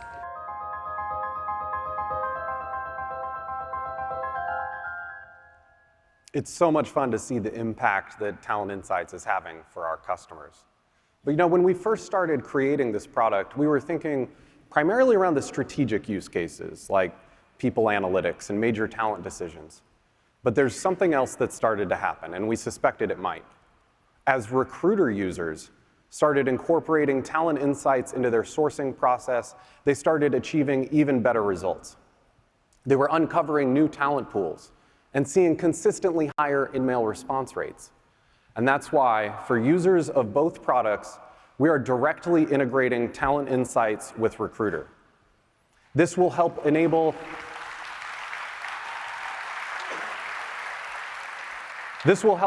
your entire team to set expectations and build credibility with hiring managers based on insights like how large or small the talent pool is, how in demand these professionals are, how many of them might be open to new opportunities.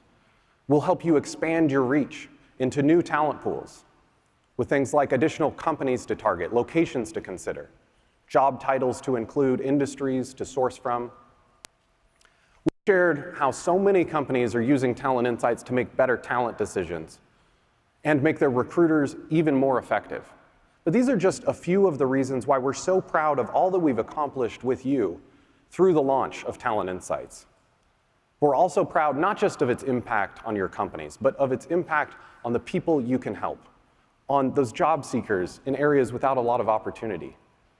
To talk more about the investments we're making to help job seekers, please welcome Monica Lewis to the stage.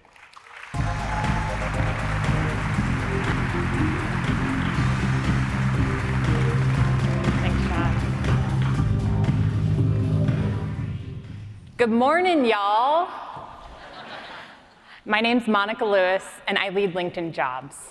We're going to spend a couple minutes on how LinkedIn is creating better odds for job seekers, which in turn really means better odds for all of you in hiring.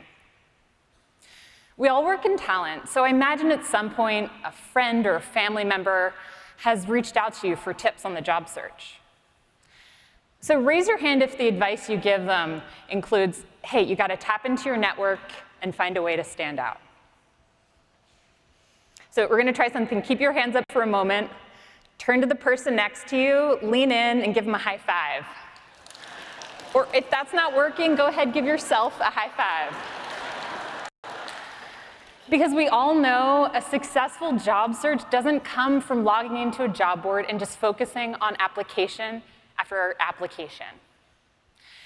And you know, I learned that lesson the hard way. Rewind the clock back a decade or so, I found myself in a job that just wasn't a fit for me. The Sunday scaries were a guaranteed weekly occurrence. Yes. Dread of the upcoming week would ruin my day, just like that dark cloud on the horizon. I knew it was time for a change, so of course I started applying for jobs. I applied to over 30 jobs, and guess what happened? Well, I didn't get any response to 28 of those applications. I did manage to get 2 actual rejections. I can still remember how lonely and how demoralizing it was. And we've learned from speaking with thousands of job seekers that that experience, no matter who you are and what your background is, it's universal. Job seekers routinely apply to dozens of jobs, never hearing back, never getting an interview, never knowing what they can do to improve their odds. My own search turned a corner when, partially out of wisdom, but mostly fueled out of desperation, I reached out to my community and asked for help. I was suddenly hearing back within hours and making progress. And reflecting on this, what's perhaps most surprising is where that magical, life-changing introduction came from. It wasn't from a powerful, highly connected person. Let's be honest, I didn't know any of those people. No, it came from my amazing friend, Robert. And yes, that is his LinkedIn profile photo. Sorry, Robert. Robert was the one to introduce me to the wonderful person who would become a fantastic manager and mentor to me for the next couple years. So yes, I learned the hard way that a successful job search doesn't come from just focusing on applications. And if I were to do it all again today, my approach would look so different. In fact, it would look a lot like the new LinkedIn job search experience. This experience is all about creating better odds for job seekers. Better odds of being amongst the first to find a matching opportunity, better odds of finding a way in through your network, and better odds of standing out based on your skills. I am so excited about this experience, so let me show you what it looks like. It all starts when a job seeker comes to LinkedIn or fires up the LinkedIn app. They can now so easily share with us what they're looking for in their next job. They can tell us what titles they're interested in, the type of work they'd like to do, if they're open to remote work, and more. From there, they can share that they're open with the community of recruiters, and they can set up a job alert in one tap. Job alerts are an amazing tool for job seekers. They kind of put your job search on autopilot to ensure that you never miss out on a matching opportunity. And we're delivering them through channels like push notifications, so that job seekers can literally find out about these opportunities within moments of them being posted. Heck, I even have a job alert running, because you never know when that dream job, gardener in Hawaii, is going to get posted. From there, job seekers come to LinkedIn to learn more about the opportunity. And we make it so simple for them to find their way in. We're showing them right on the job detail page who they know at a company. And job seekers are reaching out to their connections to learn more about the company, the culture, and of course, to ask for a referral. Getting referred is awesome.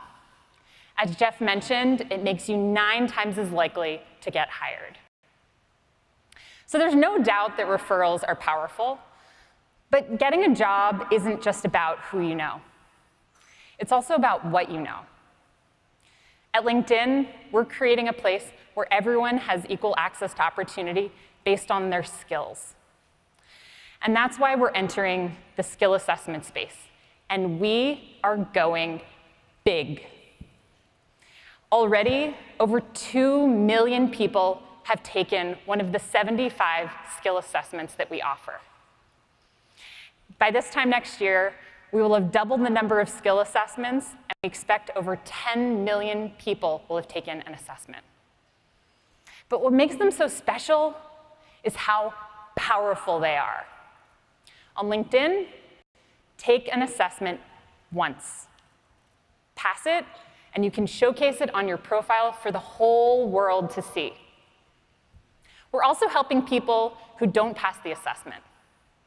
By connecting assessments with LinkedIn Learning, we can recommend relevant courses to help those members gain that skill. Passing just one assessment makes you 30% more likely to get a job. Talk about 10 minutes well spent.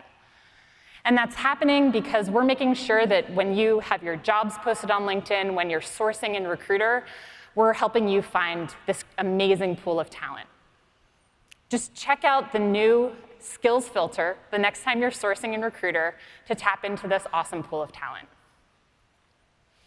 And across all of these experiences, we're also reaching far beyond LinkedIn members. This year, we launched a brand new guest experience. Now when job seekers come to LinkedIn, they no longer need to sign in or log in or go through a sign-up flow. They can now just immediately start discovering and applying to great jobs.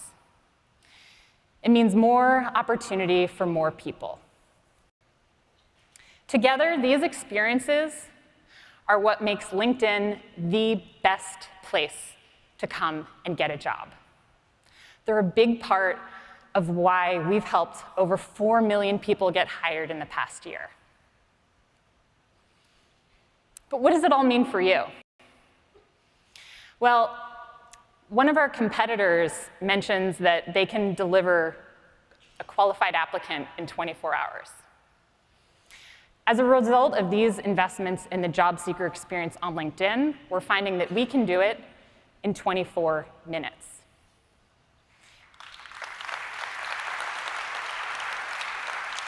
It means more great hires from LinkedIn for you than ever before. And bringing a new person onto your team is such an important moment. We're thrilled to be part of it.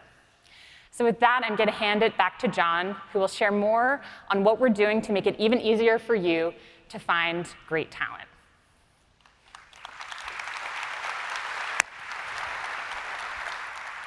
High fives are better together, too. We've talked a lot about how LinkedIn is putting people at the center of job search and changing the way that people find jobs. But just as candidates want better odds of landing their dream job, recruiters want better odds of finding their perfect candidate. Let's face it, you're not in recruiting because you love sifting through hundreds of resumes and applications. You're in recruiting because you get excited in that magic moment when you know your candidate is going to crush their interviews. All of these features that Monica just talked about, these are signals that we're bringing into our jobs and recruiter offerings to help you find that right candidate even faster. And now, we're rolling out the new Recruiter in Jobs, a massive upgrade to our entire hiring platform. This initiative started with a very simple idea, that by connecting these products, they could be better together. We've come a long way, and that vision is now a reality. I also want to take a moment to recognize that many of you are in the midst of this big upgrade.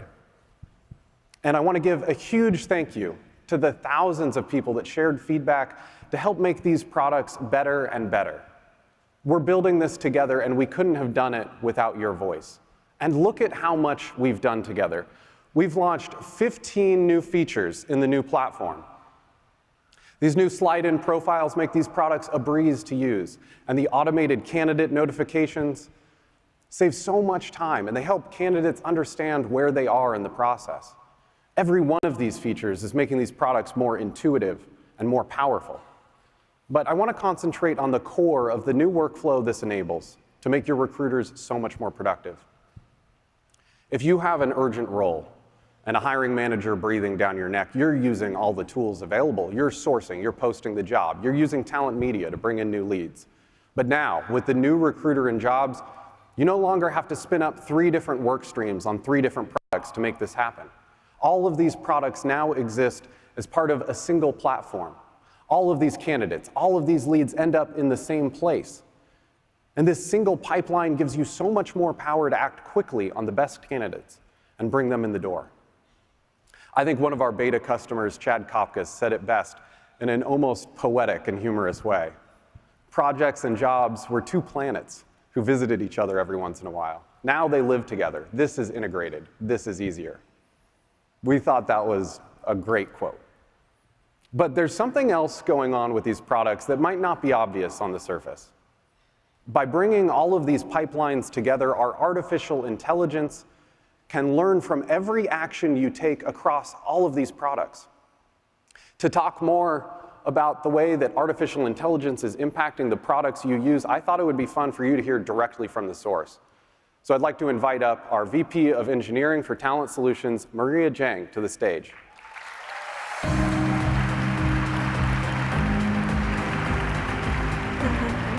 Hi, John.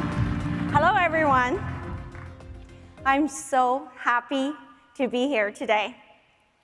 As a former LinkedIn Talent Solution customer myself, I've always wanted to come to Talent Connect, and I finally got a ticket. It's great to be here together. We've talked about the role of matching in our marketplace, but before LinkedIn, you were the CTO of Tinder. Can you tell us about that very different kind of matching? Sure. Before I answer, anyone here a Tinder user? It's okay. I see a few of you pointing to the person sitting next to you.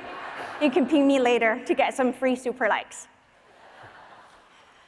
I feel so fortunate to lead a team that help connect people to opportunities every day, everywhere in the world.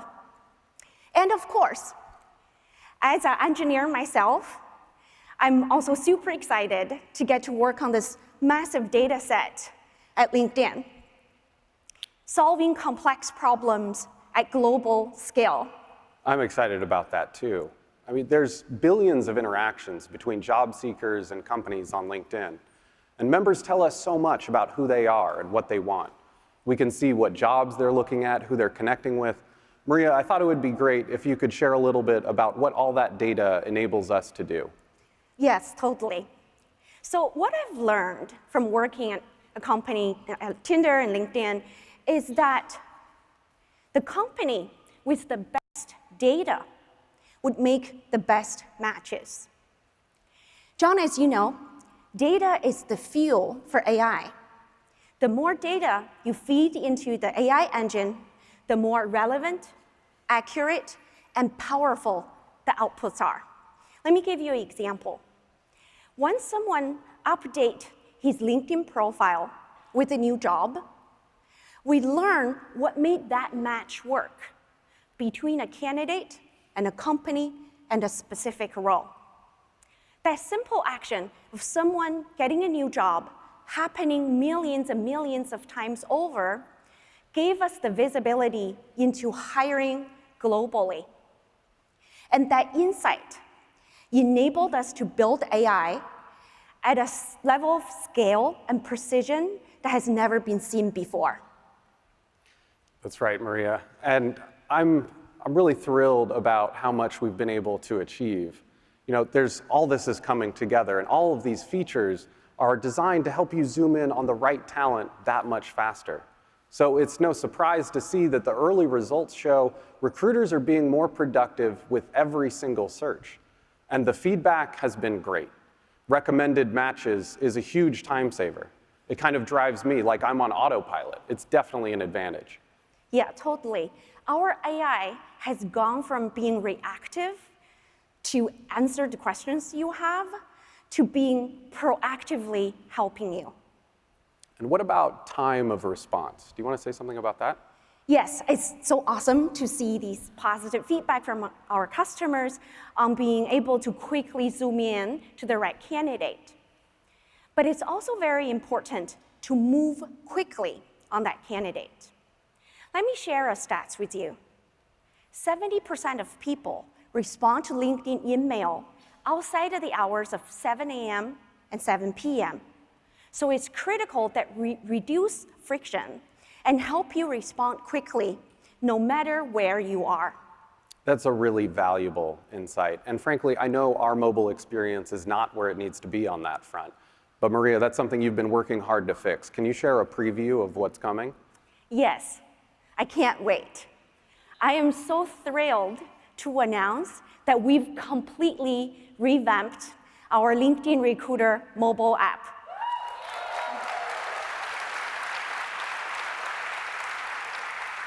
Both iOS and Android will be available to download by the end of this year. This app has such an incredible and intuitive UI, and it has great new features like notifications when someone responds to an InMail. So you can get back to them and continue that conversation in essentially real time. I know this is going to be a very welcome update. Maria, thank you so much for sharing all of that. Thank you, everyone. Now I got to go back to work so we can launch on time.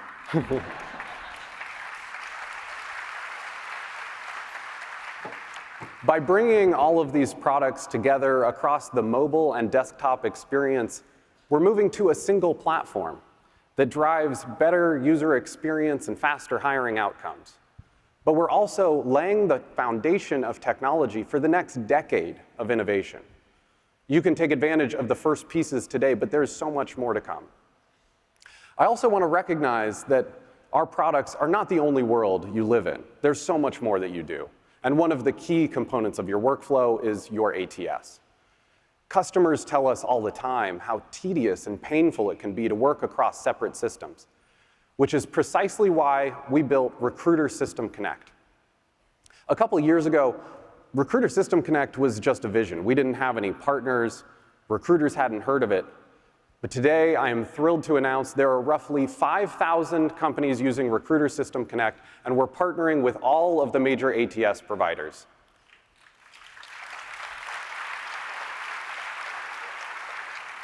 I'm also thrilled to announce that our newest partner, iCIMS, is going live with us this coming quarter, and Oracle is live with our first joint customer today.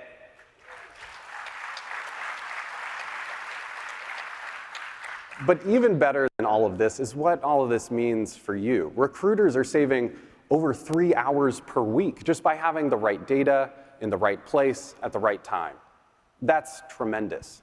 We're so excited to see all the value getting created there. But we couldn't help but recast our vision into an even broader and more aspirational goal for how we could help you more. Imagine you're searching through your ATS and you find someone who passed interviews about a year ago. There are probably a few people like that, and they're interesting to reach out to. Similarly, if you're in Recruiter and you find someone who just started looking for new opportunities, they're interesting to reach out to also. But by integrating these systems, so this data matches up, we can tell you when that's the same person, a person who passed their interviews a year ago and just started looking for jobs yesterday. That immediately becomes your #1 candidate. We're so excited about this, but this is not just a pipe dream. We call this unified search. And I'm pleased to say we're starting to work with the leading players in the industry to make this a reality soon. This is how you bring strength to an ecosystem. We're taking an approach that's more expansive, more inclusive, bringing more partners onto the platform. And all of this that I talked about, this is a microcosm of our Better Together plan. Recruiter is integrating with Talent Insights. Recruiter's integrating with Jobs, Talent Media. We're integrating with your ATS. All of this integration is not just better for recruiters, it's better for job seekers also. To talk more about how our hiring products are coming together, please welcome Sarah Beth Anders to the stage.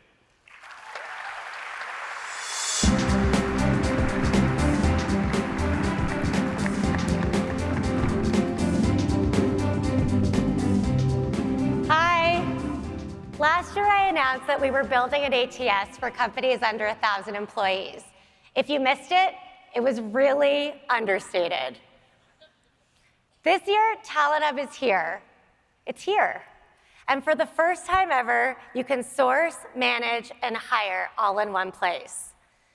In order to bring you the very best product, we sat side by side with hundreds of customers, and we listened and we learned. We didn't want you to just be content with Talent Hub. We wanted you to be excited to use it every day. And so to our early customers, I want to sincerely thank you for being our design partners and co-creating this product with us. To give you a closer look of the progress we've made over the past year, I want to share a video with you from one of our early customers who also happens to make my favorite ice cream. Please roll the video. The concept is pretty simple. Give calorie-conscious consumers a chance to eat ice cream and not feel bad about it. And I'd say we succeeded. Halo Top became the #1 selling pint in the United States in 2017, outselling brands like Ben & Jerry's and Haagen-Dazs. Seriously, it actually tastes good. What really drives our business is the team we're building. Talent is everything. I mean, they have to love the ice cream, and they do. We fill up the freezers. These people are animals. They clean them out. We have no shortage of candidates here. We're actually the second most sought after startup on LinkedIn. The challenge is sifting through 1,000 candidates. When I first found out that LinkedIn was coming out with an ATS, I literally was like, oh wow, why didn't you do this 5 years ago? You have an entire database and the candidates update it themselves for you. Talent Hub is just integrated so beautifully with LinkedIn. We immediately started seeing talent pool insights, which led to more qualified candidates more quickly. The benefit of being able to source, manage, and hire all on LinkedIn is tremendous and will give me an edge on landing talent before my competitors. I truly believe Talent Hub is the future of hiring. I can now focus on what matters, which is determining whether or not a candidate can grow here and whether or not we'll grow as a company with them here.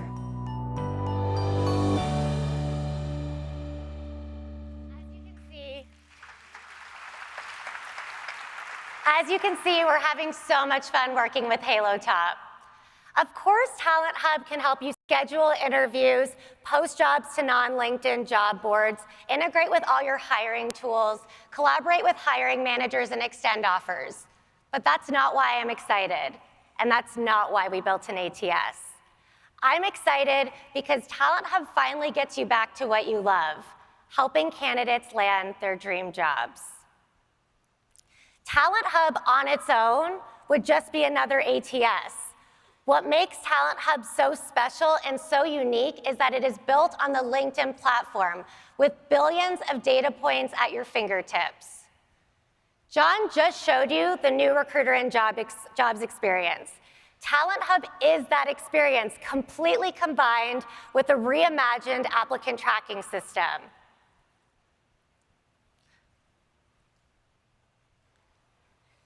Talent Hub is that, sorry. Let me show you what I'm talking about by taking you through some of my favorite magic moments. Our customers have told us all about their favorite magic moments, and we want to share them with you. When you open a rec in Talent Hub, you'll immediately see a preloaded list of candidates and past applicants. That means you can start sourcing without ever having to type in a single search query. That list comes supercharged with insights so that you can connect with candidates at exactly the right time with exactly the right message. But we don't stop there. We also provide you with a list of high-quality candidates that are recommended to you. It's one of my favorite features because you can find candidates that you may have never even knew existed. Let me explain. Who here likes country music? Woo! Well, I love country music, especially Patsy Cline, Shania Twain, and Hank Williams. And so I've created the perfect Pandora station. And over time, that station has learned from my many thumbs up and thumbs down, and often surprises me with artists I didn't even know I liked, like Carrie Underwood. Well, Talent Hub works the exact same way.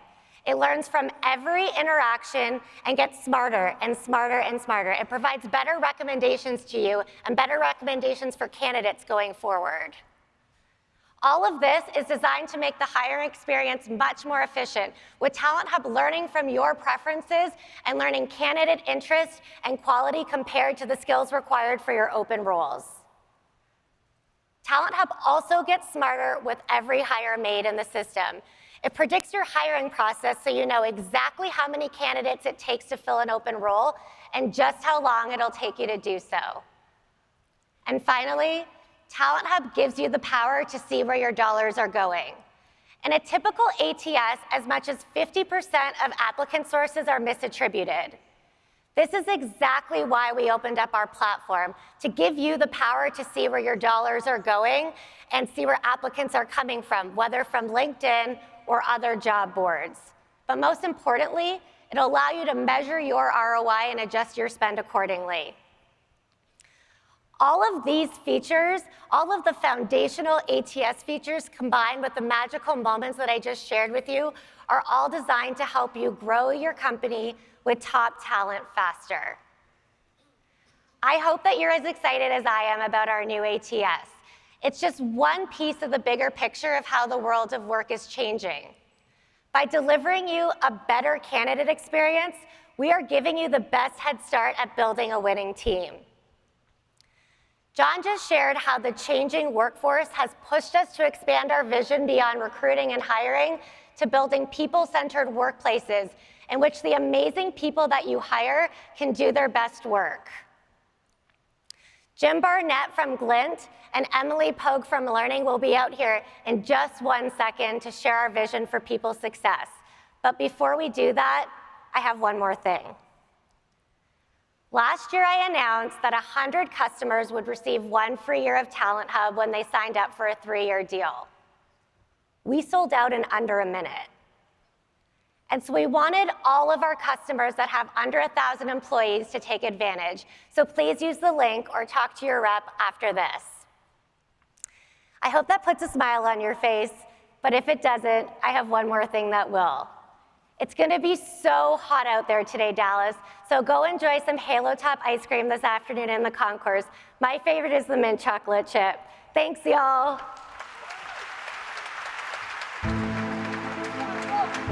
Christus Health is a faith-based, not-for-profit health system that was started about 150 years ago by 3 sisters who answered a calling. We may not have the most resources, but what we do offer is a culture of caring for our patients. Nationally, there's a talent shortage in healthcare. That means that as an organization, when we hire these great people, we have to do everything we can to retain them. We do that by making sure that they are valued, that they feel heard, and that ultimately that they have the support that they need to do their job each and every day. We used to do annual surveys for our associates.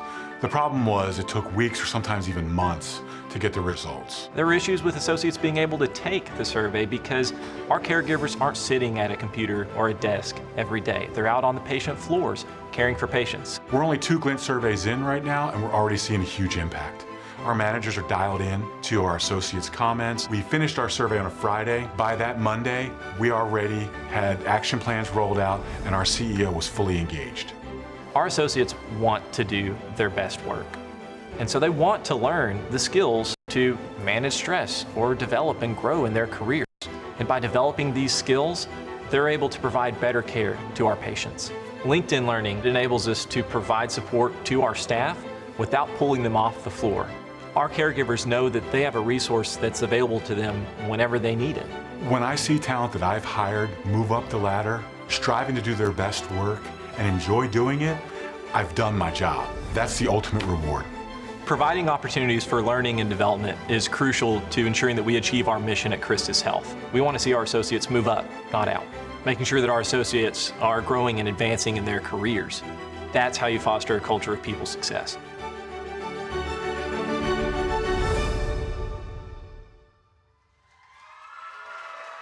Please welcome Vice President and co-founder of Glint, Jim Barnett.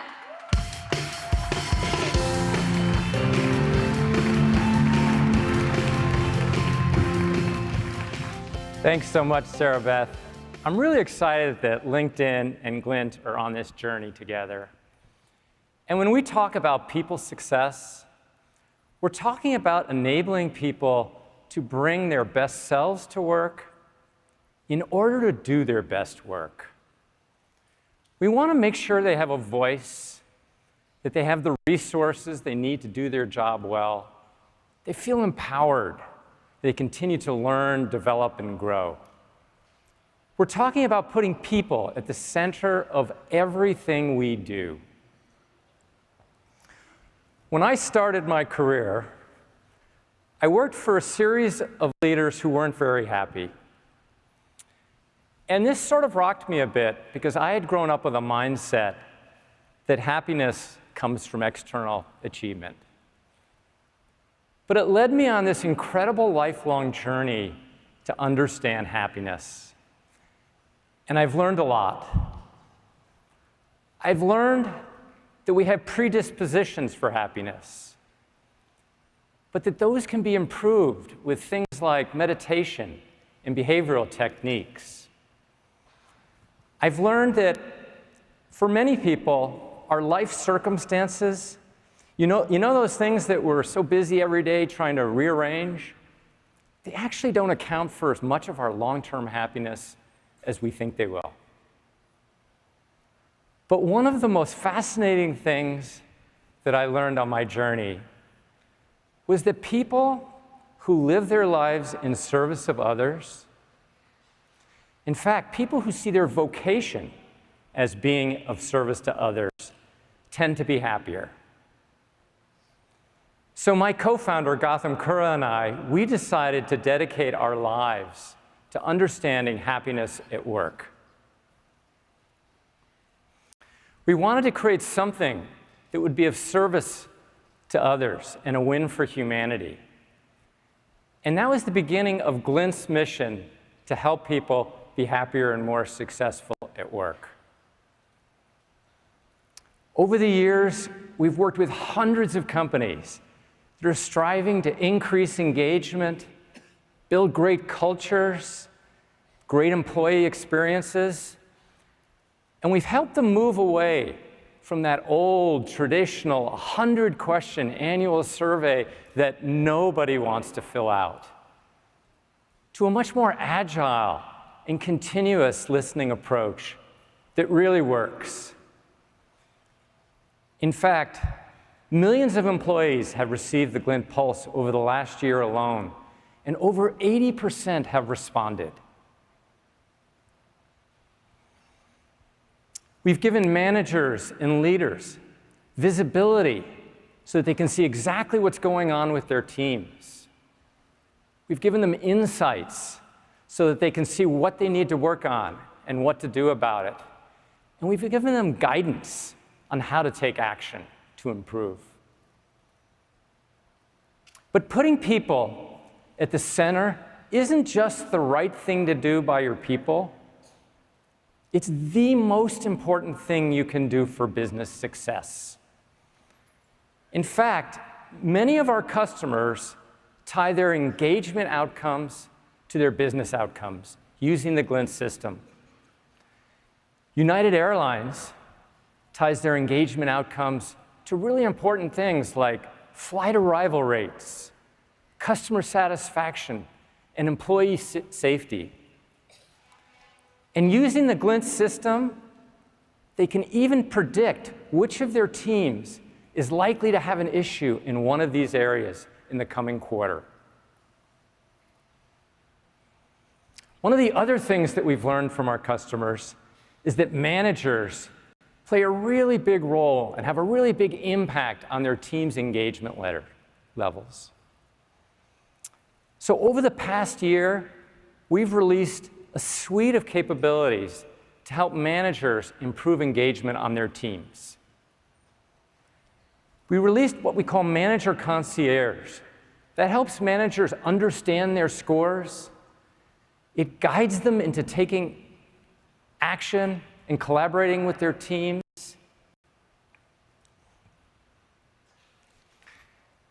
And one of the things that we've seen is that putting engagement at the center of everything you do is important, but helping people do their best work is just as important.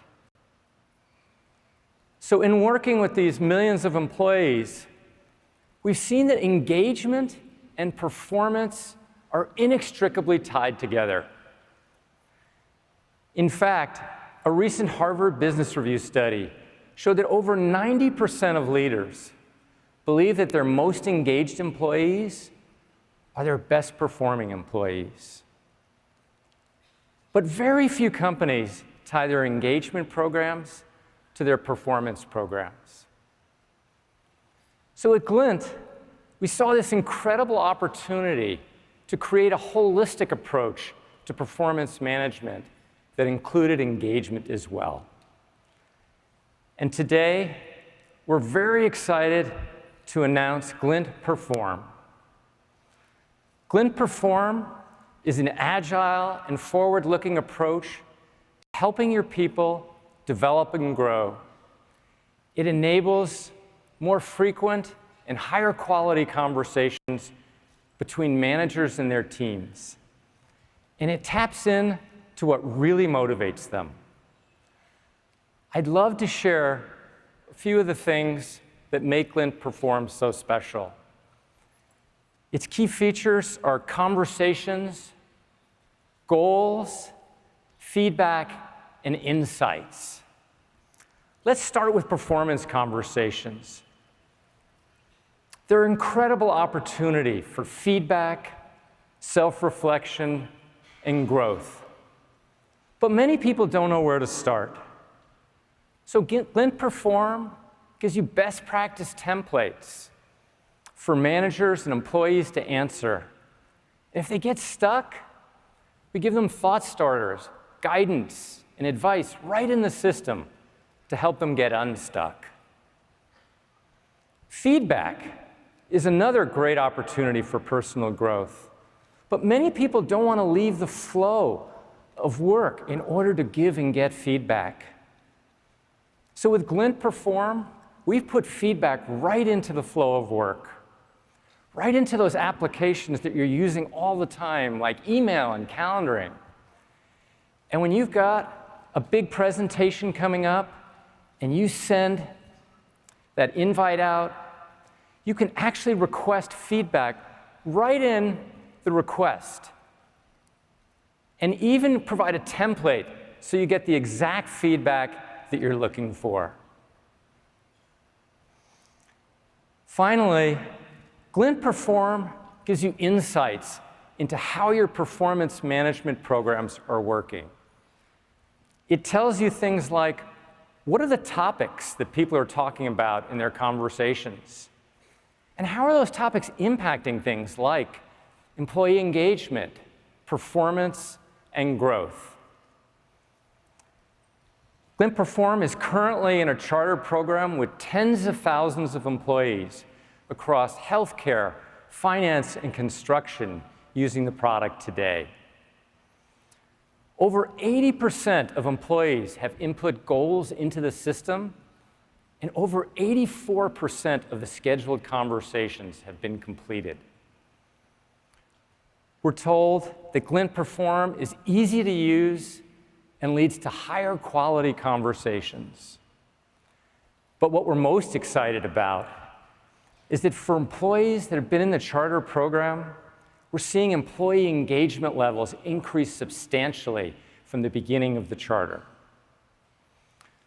We're looking forward to sharing more about Glint Perform in the coming months, and now to talk about how learning and skills development play a critical role in people's success. I'd like to welcome to the stage Emily Pogue.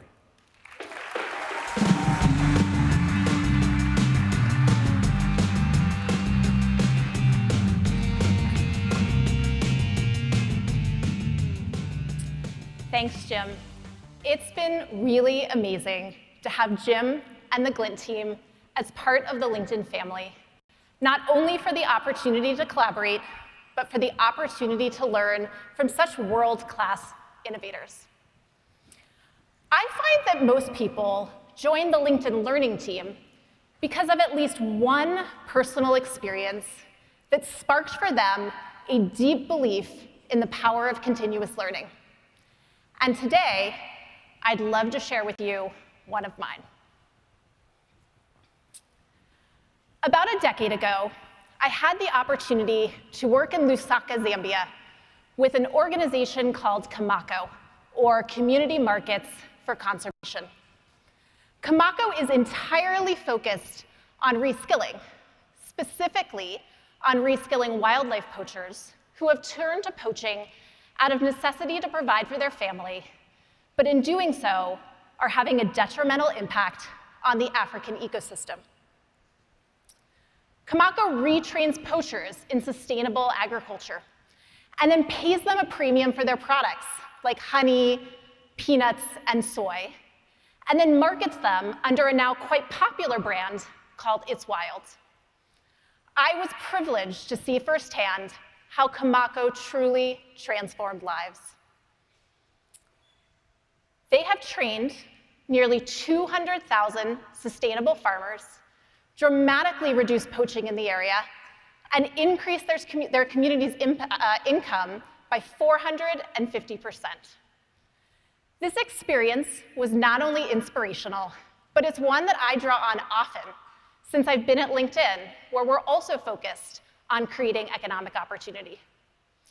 And as I've reflected on Kamako's success, particularly in an area where so many other organizations have stumbled, I'd argue that much of their success is due to a focus on a few important truths about how people learn and why people learn.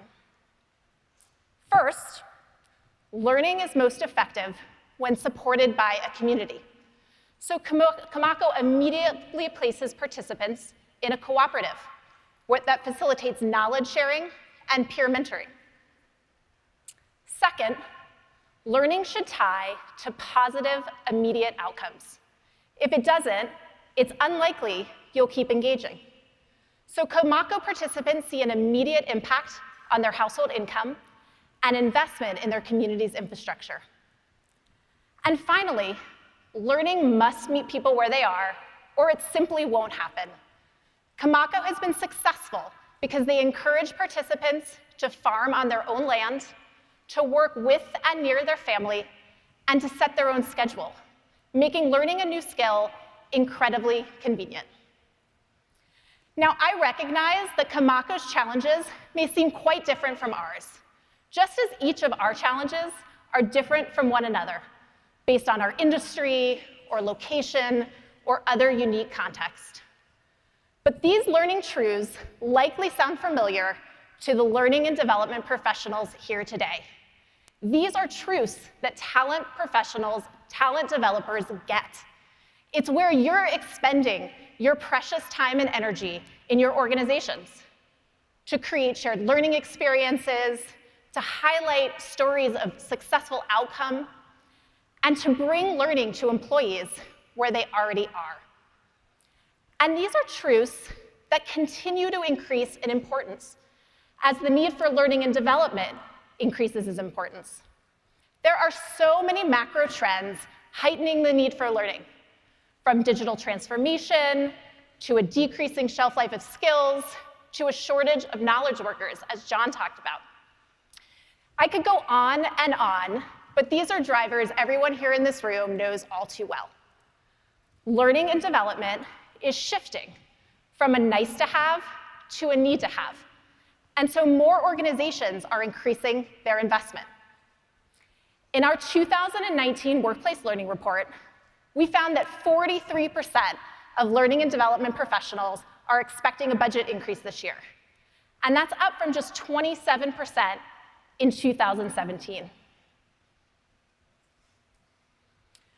We recognized 4 years ago, when we acquired lynda.com, the need and the opportunity for a different type of online learning solution, one that would partner with you to engage your employees more intelligently.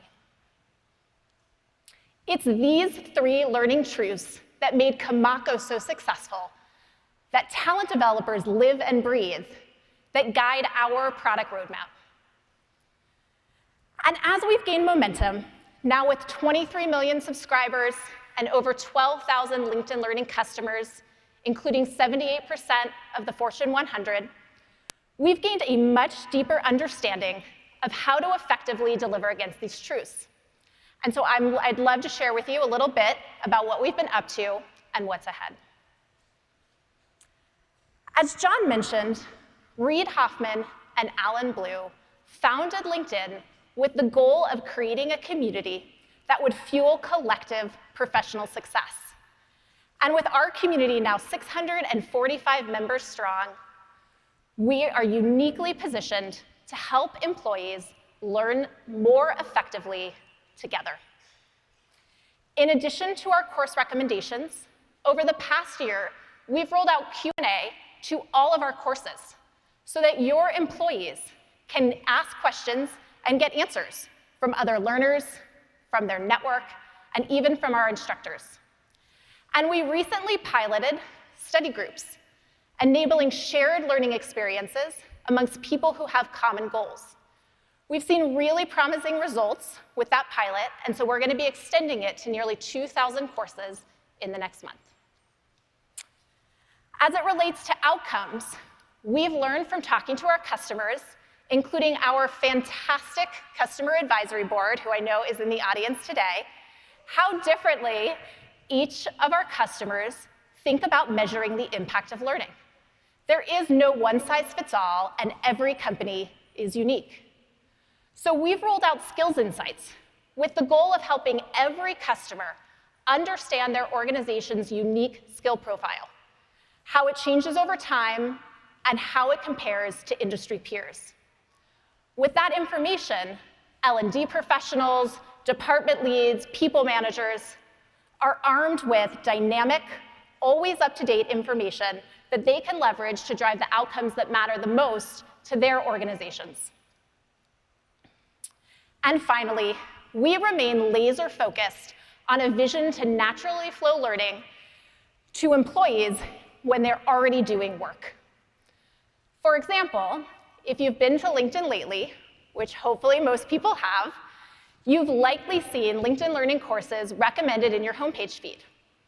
Here's one of my favorite stories from a member who saw a course recommended by a colleague, and so she took action. She took the course. I find this a really powerful example of both what happens when learning is in the flow of work and the power of community. LinkedIn Learning and Glint also present a unique opportunity to engage people managers in the flow of work. Now, I know there are many people managers in the audience. I'm a people manager as well. And so I assume, like me, you are totally nailing it. No development areas, your team thinks you're awesome, they say just keep doing what you're doing, you're fantastic. So we're gonna be hypothetical and talk about a people manager who's not in the room today, who maybe got their employee results back, and there were a few areas for development. Maybe their team wanted some more coaching and career advice. In the future, Glint will automatically suggest a people goal with relevant LinkedIn Learning courses to help them strengthen their people manager skills. So that's relevant content delivered when it's timely and most needed.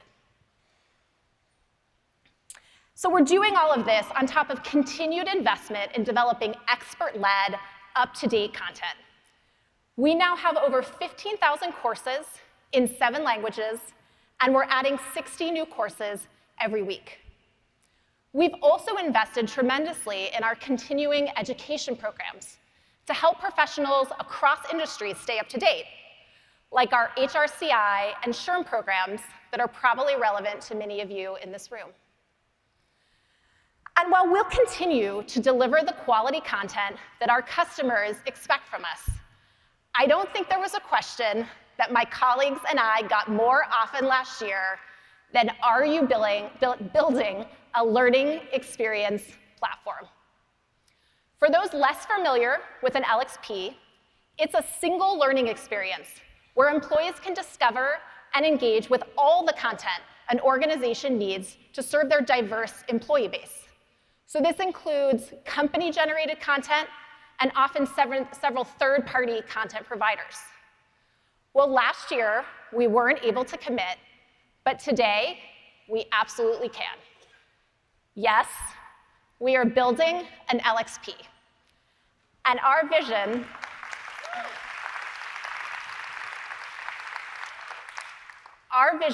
for an LXP is to extend community features like Q&A or following internal subject matter experts, to extend our ability to demonstrate outcomes through features like Skills Insights, and to extend our ability to serve content in the flow of work to all the learning content an organization cares about, making it easy for employees to discover and engage with the learning content most relevant to them. One of our charter customers, Kellogg, is on a journey to move to a more modern, agile, and innovative approach to learning. Floor Flossison, the Director of Global Learning at Kellogg, is leading the effort, and he's excited about how our LXP can help his employees grow, thrive, and develop in their careers. We are so excited to continue building out this vibrant learning community on a platform that lives by these 3 learning truths for an exceptionally engaging learner experience that will help you develop the people you hire and help you to develop winning teams. With that, I will hand it back to John to bring us home.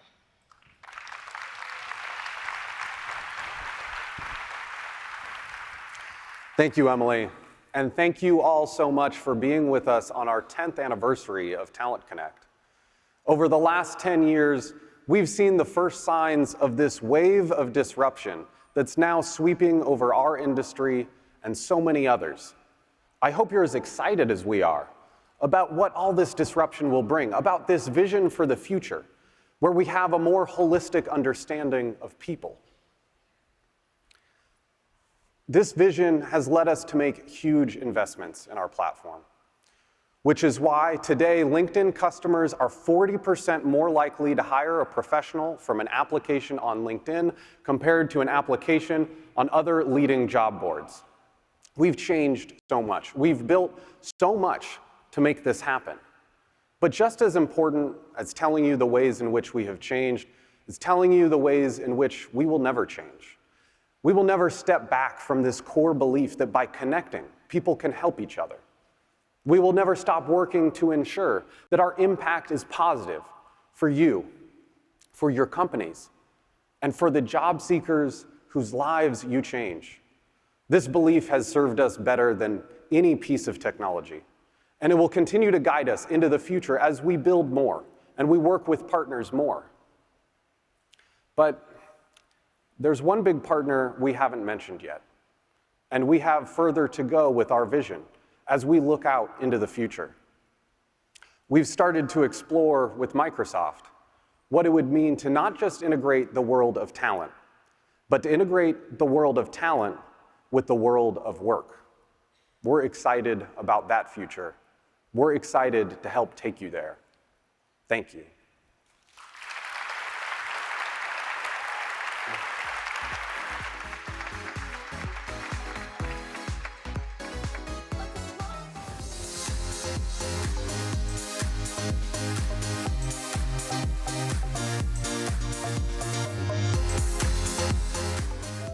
Staffing a small business is challenging. Filmgate is growing really quickly, and I needed to fill a production coordinator role. I was looking for someone with specific skills, so I posted a job on LinkedIn. Maribel had all the skills I was looking for, and looking at her profile, I saw shared connections. That was a plus. But the most important thing is the ability to connect to people, and she had it, and I knew she was the one. Post a job today at linkedin.com/grow.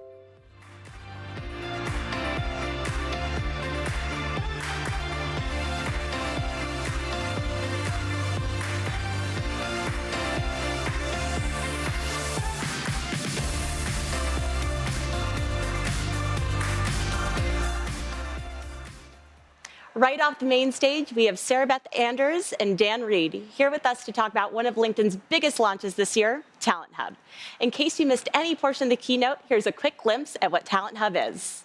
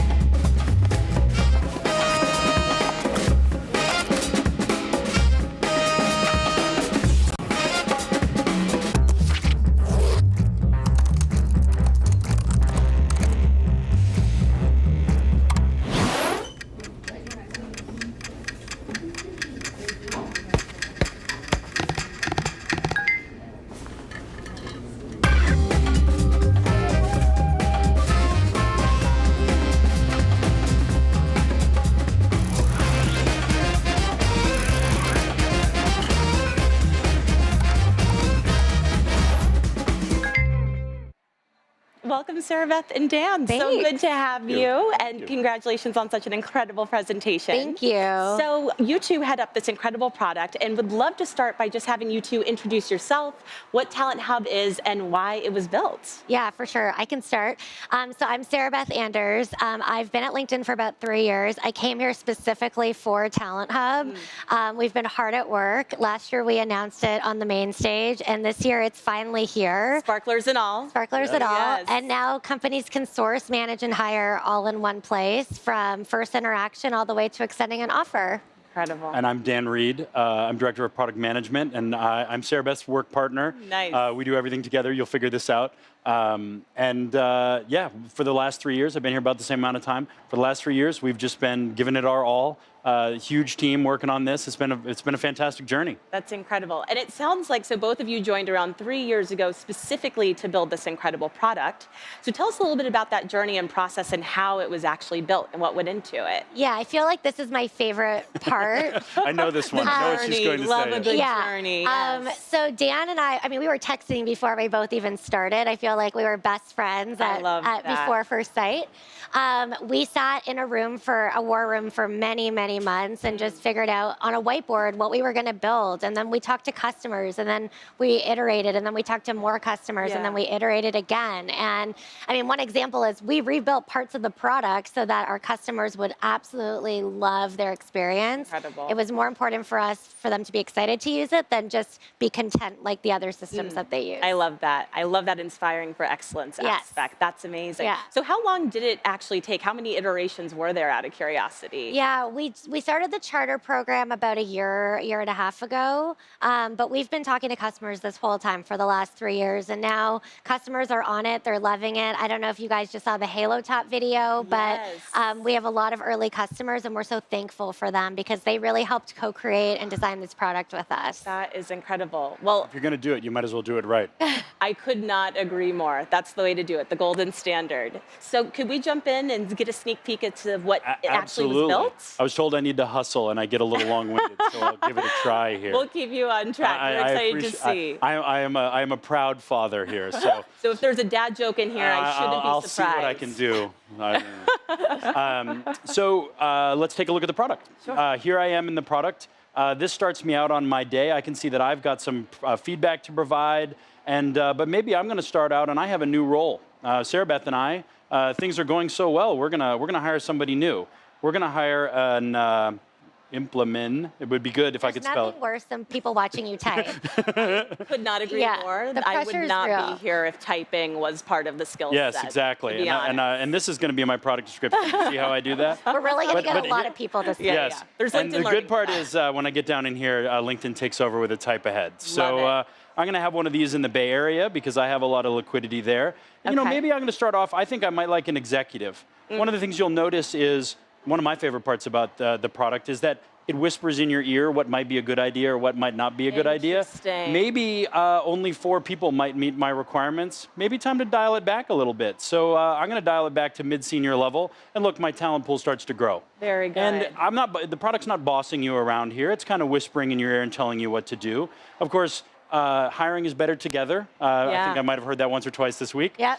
Better together. So the team member maybe like us. We're better together. My favorite dynamic duo, I have exactly. to say. So Sarah Beth is going to be my hiring manager, and I am going to be the recruiter here. Lucky and I know it's good. It's good. And so we're going to get this. We're going to get started. Of course, I'm going to choose a particular workflow. Great. And I could post a job right here, but I'm going to go right on ahead and create that project. Great. So go ahead. No, I was going to say, you could post your jobs to both LinkedIn and non-LinkedIn sources as well. Beautiful. Yeah, exactly. Again, you talked about opening up the platform on main stage. That's one of the things that we do. Better together, not just better together on a team, but better together with our partners as well. I love that symphony. And so you'll notice that here I am with my 159 results. Now, it's not going to make me choose these people. Yeah. I can go in and filter just like I could in Recruiter. Right. If I were to post a job and get applicants, that would be here. I have recommended matches. I can move people through the pipeline, of course. I can do calendaring and scorecards, all the things that you would expect. Now, I can't really do a full Harbor Cruise of a full ATS functionality. So I'm going to skip ahead and show a little bit of reporting because that's a lot of what drives things, a lot more of that insights part. Beautiful. So if you notice in the report here, you can see that I've got a lot of people in review. I have a little bit of work to do. Because it's a demo environment, it takes me 63 days to hire people, so that's not realistic. I'm sorry. Not the case. But you can see also that I only have a 4% acceptance rate because it's a demo environment. But you can start to see some interesting things here. You can see hiring trends. You can see where I have influenced hires. You can see where people might be leaving my company and going. I can see my in-mail response rate here, and I can drill in on pipeline and usage. I've got a really, really nice dashboard. And again, the idea is for us to whisper in your ear that next hint on how you might be able to take the next step to get that person that's going to be the great hire that takes your company to the next level. I love that. And how's the feedback been so far from our customers? What are they loving? It's been amazing. So we have a lot of customers here, but they've just been loving the platform. We met with Flash Talking yesterday. They're really happy. Halo Top, we have some really great customers, and they're really becoming advocates for the platform and sharing how they feel about it. I love that. Well, this is also exciting from not just the ease of it, the one-stop shop, but then the metrics piece, I think, shows so much immediate impact. Yeah. So anything else that you'd want to share for the viewers at home as they get more used to Talent Hub? Definitely. It's available now for companies under 1,000 employees. So we encourage you to talk to your rep and come join the movement of how we're changing the world by source, manage, and hire all in one place. I love it. Well, it sounds like there's lots of great stuff here and an easy place where people can get to learn more. So we have a link, it sounds like, at the bottom of the screen where people have the opportunity to really learn more.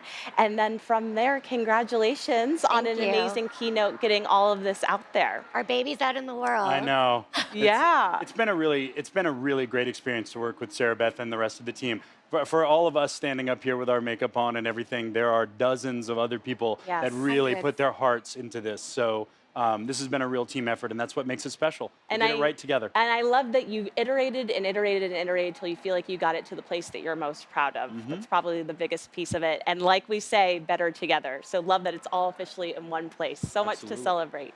Well, thank you both so much for joining us and the time, and more to come on not only Talent Hub, but a whole lot more to stay tuned for when it comes to Talent Connect 2019. Thanks for joining us.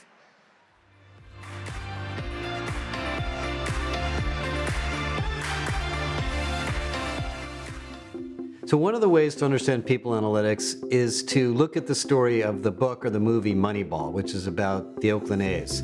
And the Oakland A's didn't have a big budget. They couldn't afford to pay for the super hitters, that made millions of dollars per year. And so they decided to apply some statistics and hired some, PhD types and looked at the data on what really did cause a winning season, because the goal is to win the season, not just to win one game or get a bunch of hits. And what they found, and it's interesting, the story in the movie is very, very fun to look at, is that the recruiters, the people that were out scouting looking for players, were actually some of the hardest people to change because they had been so ingrained in these traditional approaches to looking for players. That's exactly what's going on in your company. How people are hired, who gets promoted, who gets the new job, who gets a raise, all those decisions are being made all the time in your company based on gut feel. Sometimes there's data, most of the time there's not. And the impact of a 2 or 3 or 4 or 5% improvement on those decisions is huge. You have opportunities to improve all of those decisions that are being made all the time in the management side of your company with people analytics. And of course, what happened to the Oakland A's is they created a whole new industry, basically, for the baseball profession that has now become, very, very core to the whole domain. And that's what's happening in HR. As you start to get more sophisticated about the use of data in your company, you're going to realize that you're developing a competitive advantage that is helping you win games, just as the Oakland A's did, at an ever-increasing rate. Of course, your competitors are doing the same thing. So there is a little bit of a war going on here for data to become smarter and smarter and smarter about what makes your company successful. But that's why it's such an exciting area to be affiliated with.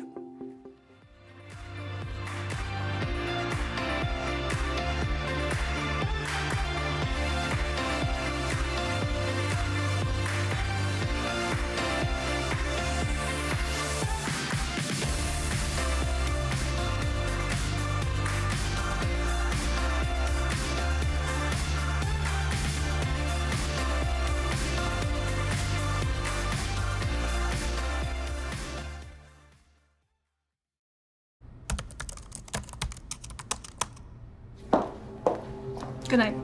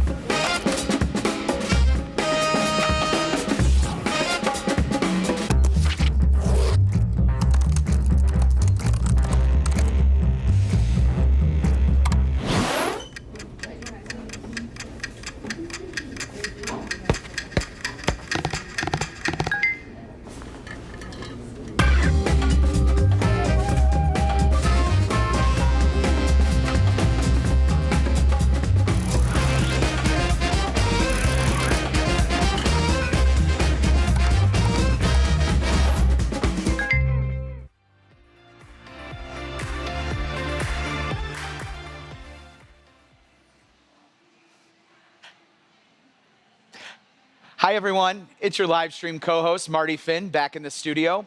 So we're about to learn a little bit more about LinkedIn Recruiter System Connect. But before we jump into a live demo, we want to share a quick video with a bit of a preview.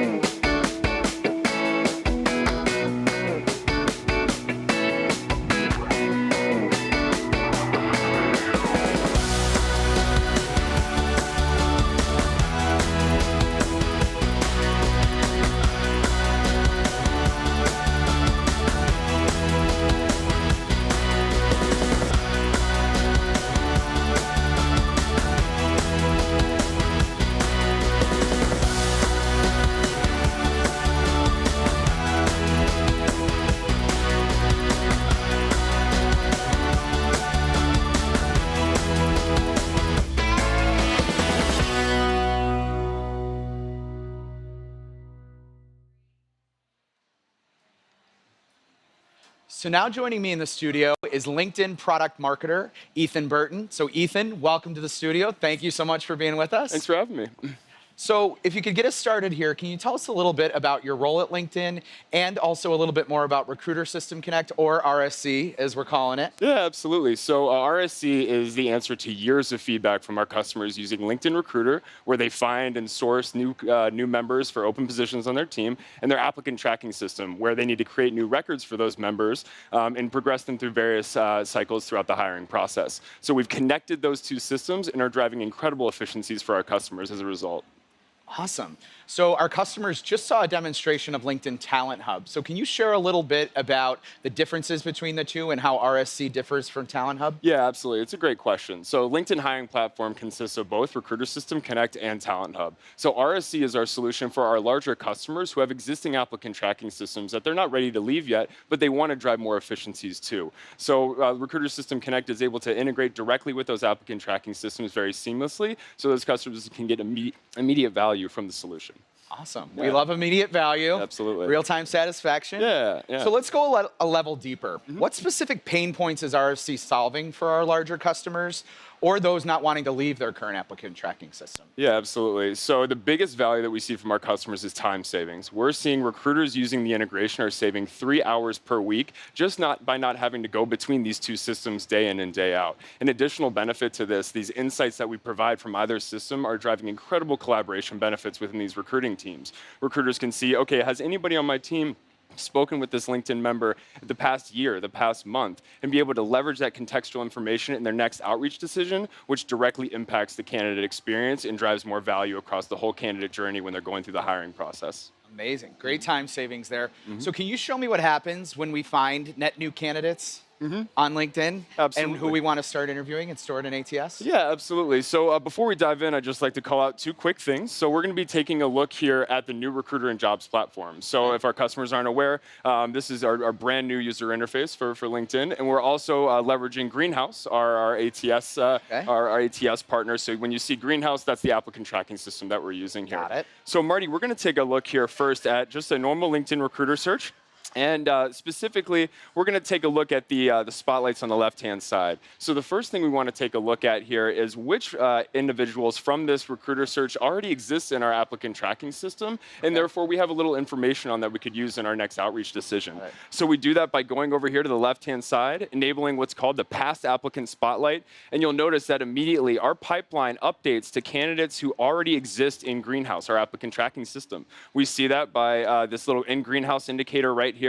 And not only can we just see yes or no, are they in there, but we can also dig in and see exactly which roles that they've applied to in the past. And not only that, we can jump into their profile. And we can see here for May that she applied to a PR and media director role back in 2018. And she even spoke with Rebecca, Jordan, and Samantha. And we can reach out to those colleagues and see, hey, was this a great conversation with May? And would she be a good opportunity for this next upcoming role? So we can use all this contextual goodness from the ATS right in LinkedIn, and you can see the time savings and the collaboration benefits starting to come in here just by not having to switch out into the ATS and dig up all this information on your own. So the candidate experience piece is in here as well, leveraging all this in your next outreach to May, making it a little bit warmer of a conversation versus a cold outreach. All right. Yeah. So I noticed there's no contact information shown on Rebecca's profile there. Is there a way to gather that so it's stored in here? Absolutely. So let's take a look specifically, Marty, about candidates who are not already in our applicant tracking system and how we get all that information for them. So we're going to go ahead and disable the Past Applicant Spotlight here. And the first candidate we see on the list here is Rebecca Best.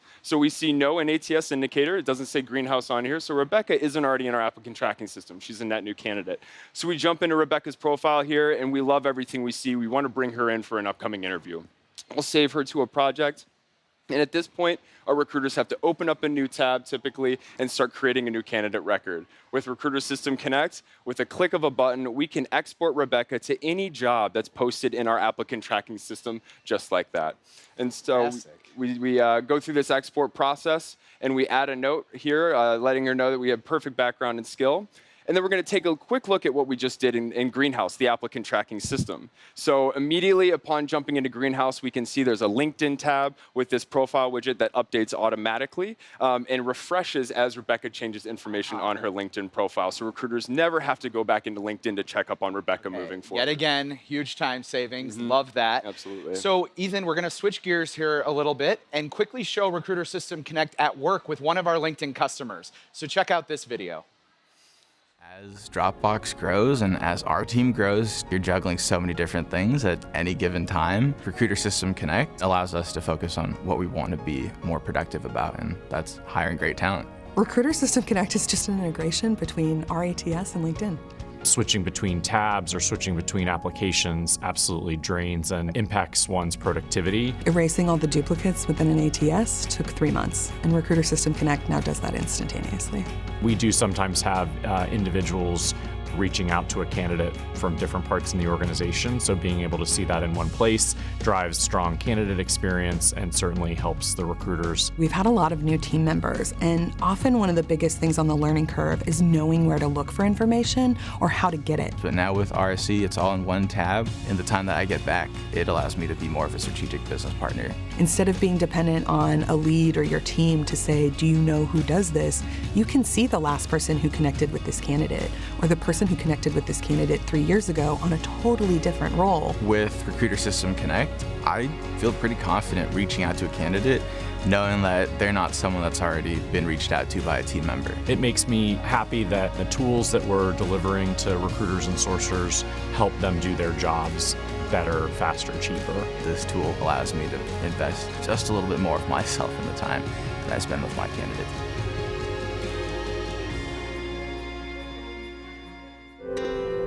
The last place I thought I'd end up was HR. It's also the last place I thought I'd love, and I actually really do love it. My name is Sean Kerwin, Senior Manager of HR Operations and Systems. What I've always been is chasing facts. I don't like ambiguity, so chasing the numbers. The numbers is where the data is.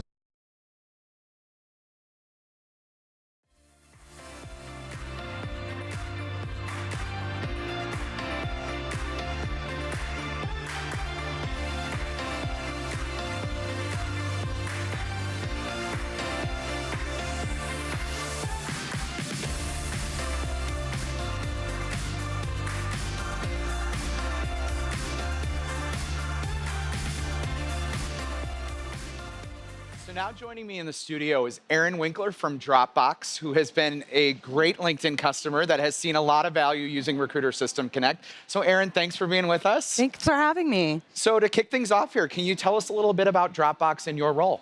Sure. So most people know Dropbox is a cloud storage provider, but we've actually been moving into collaboration solutions. So engaging different types of candidates is something that the recruiting team's been doing a lot of. And my role in that is leading research and sourcing for the executive recruiting team. Okay, great.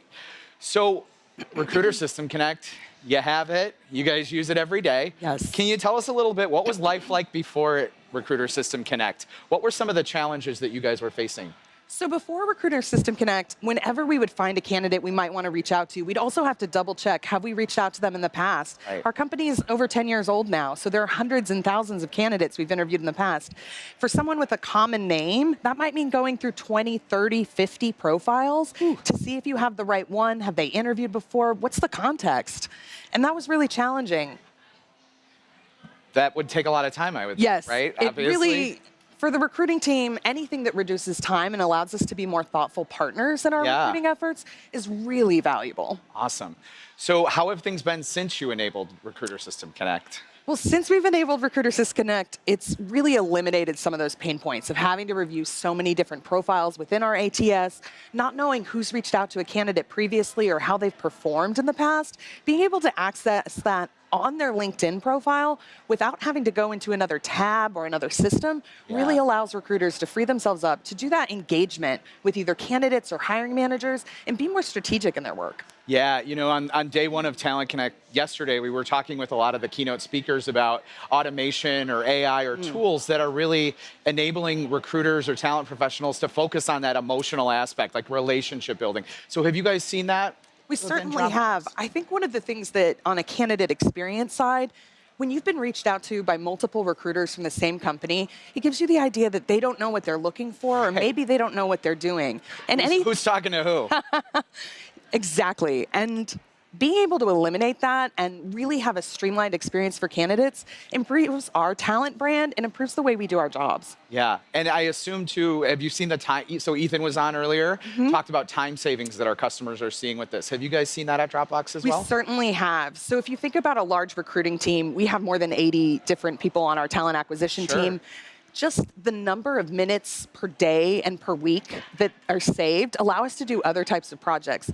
So I'd say I'd maybe spend an extra 5 minutes per candidate looking them up in the ATS sometimes. If you multiply that over how many candidates, it's unbelievable. I mean, that's hours and hours and hours just in a week's time. Absolutely. Okay, wow, well, that's fantastic.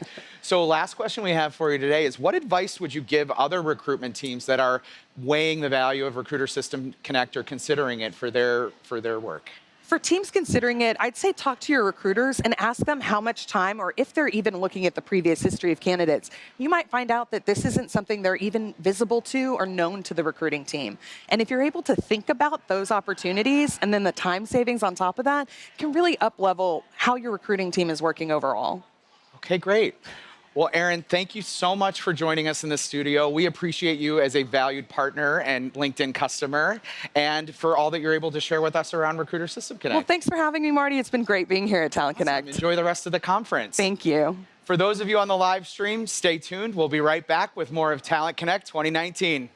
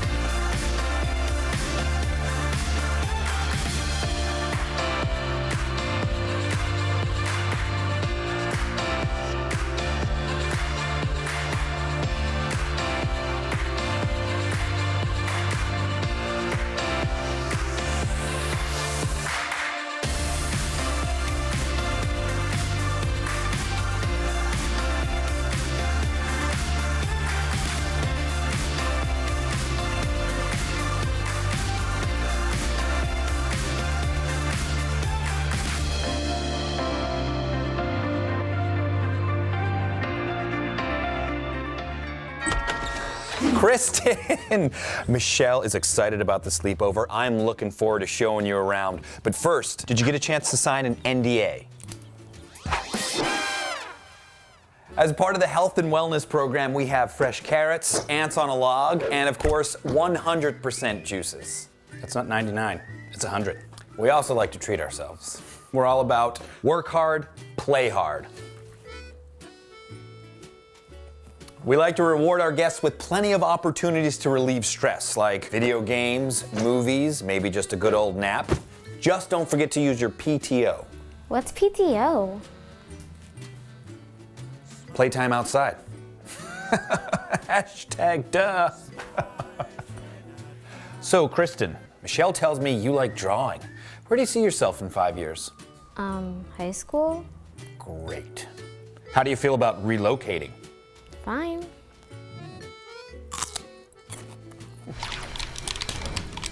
Hey girls, do you mind doing those dishes when you're done? Will we get allowance? Ooh, let's put compensation in the parking lot for now and talk about what you will get out of this that will advance you in the long run. Are you open to an exploratory conversation? Are you interviewing anywhere else? I think you have great experience. May not compete at your company. References. Take care. Thanks for coming over. If you had a good time, send us some referrals. So, how do you think that went? Embarrassing. All right, thanks for the feedback, sweetie. Let's talk about what you want in your next sleepover. What are your 3 to 5 must-haves?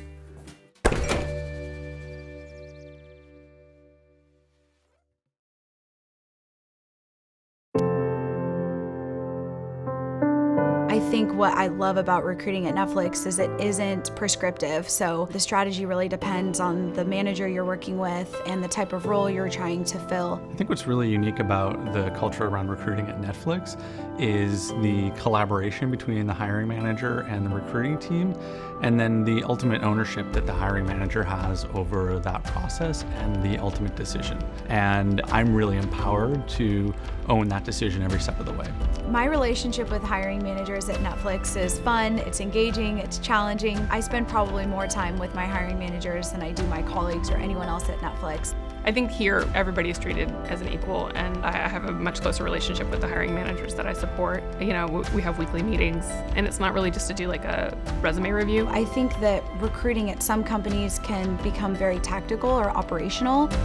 A lot of times I think that the recruiters can be kind of seen as like just a barrier to entry, and they just have to get through it. The hiring manager is often in the back seat, and they're being fed candidates. What I love here is it's very consultative and strategic. We're not just like gathering down what languages you code in and, you know, taking like just a checklist of what you do. Like, we're actually having a conversation and we're assessing to see if you're going to be a good fit here. I spoke with Chrissy on the phone once or twice, email back and forth. When I sat down with her in my interview, I was just very impressed because she's very direct, very candid. I was really impressed with how friendly and candid everyone here at Netflix was throughout the process. I appreciate that because I can be direct back and I can give candid, honest feedback. And I know that anybody I work with is going to give me that same feedback. And that's the impression I got from Chrissy, and it's still true today. And she's actually a good friend of mine now. I use LinkedIn in my everyday more as a point of reference. I think it's great to understand someone's story, their career trajectory. So even if they apply and they submit a resume, often that doesn't tell the whole story. And so I will always check LinkedIn as a reference to basically understand, like, what else can I learn about this person? It felt like the engineering manager and the recruiter were really paying attention to who I was as an engineer. There was never someone telling me that we know better than you and your current company is wrong, we're a better fit for you. It was always, this is your choice. We want to make sure that you're a good fit for Netflix, but also that Netflix is a good fit for you. I think the cool thing about recruiting is that you're ultimately impacting the business, but when you make a good hire, you're actually changing someone's life as well, which I think is cool. I definitely think recruiters have the ability to change lives. I am in California now, moved from South Carolina due to the fact of a recruiter reaching out.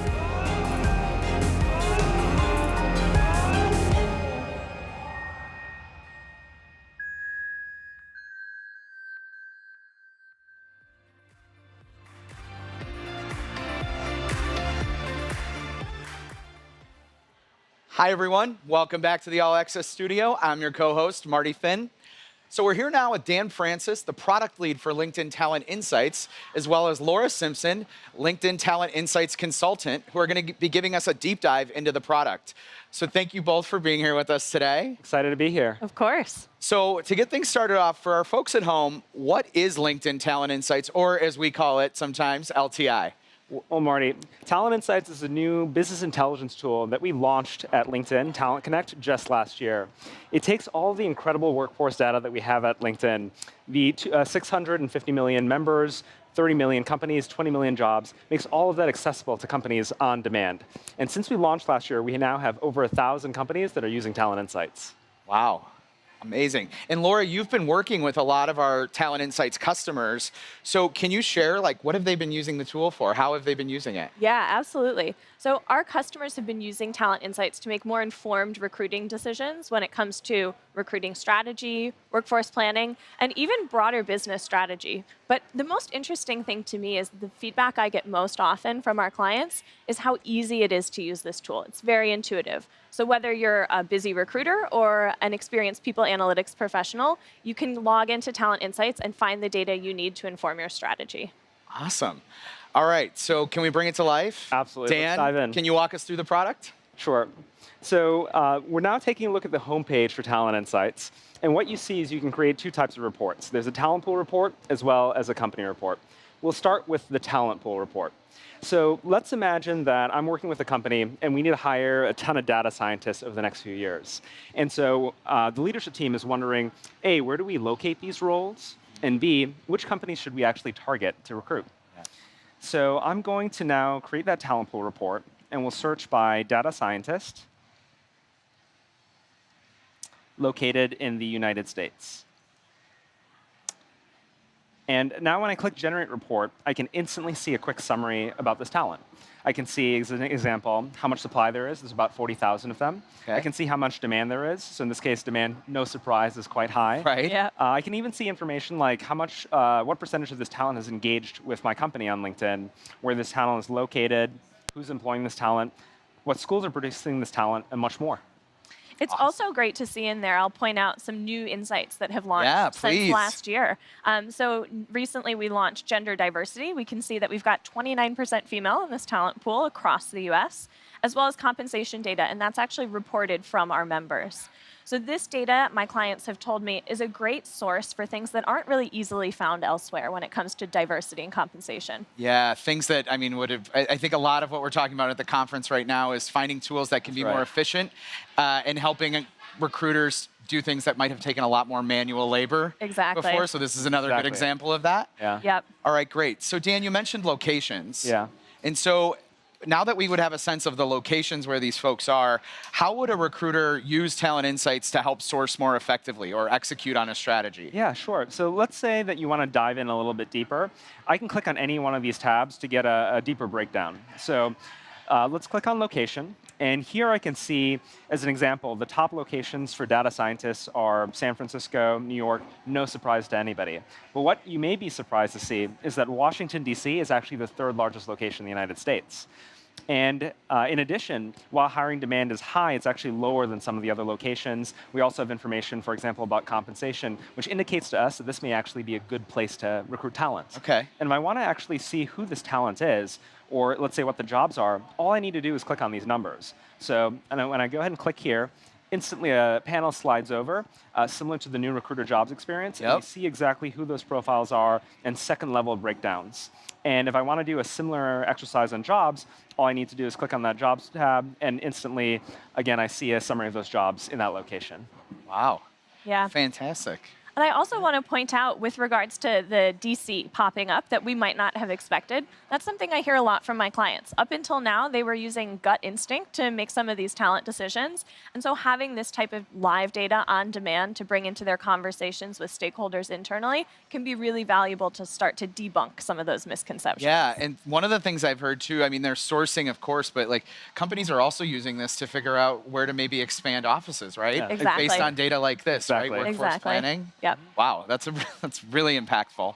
Cool. So what if, so I see there's companies listed there as well.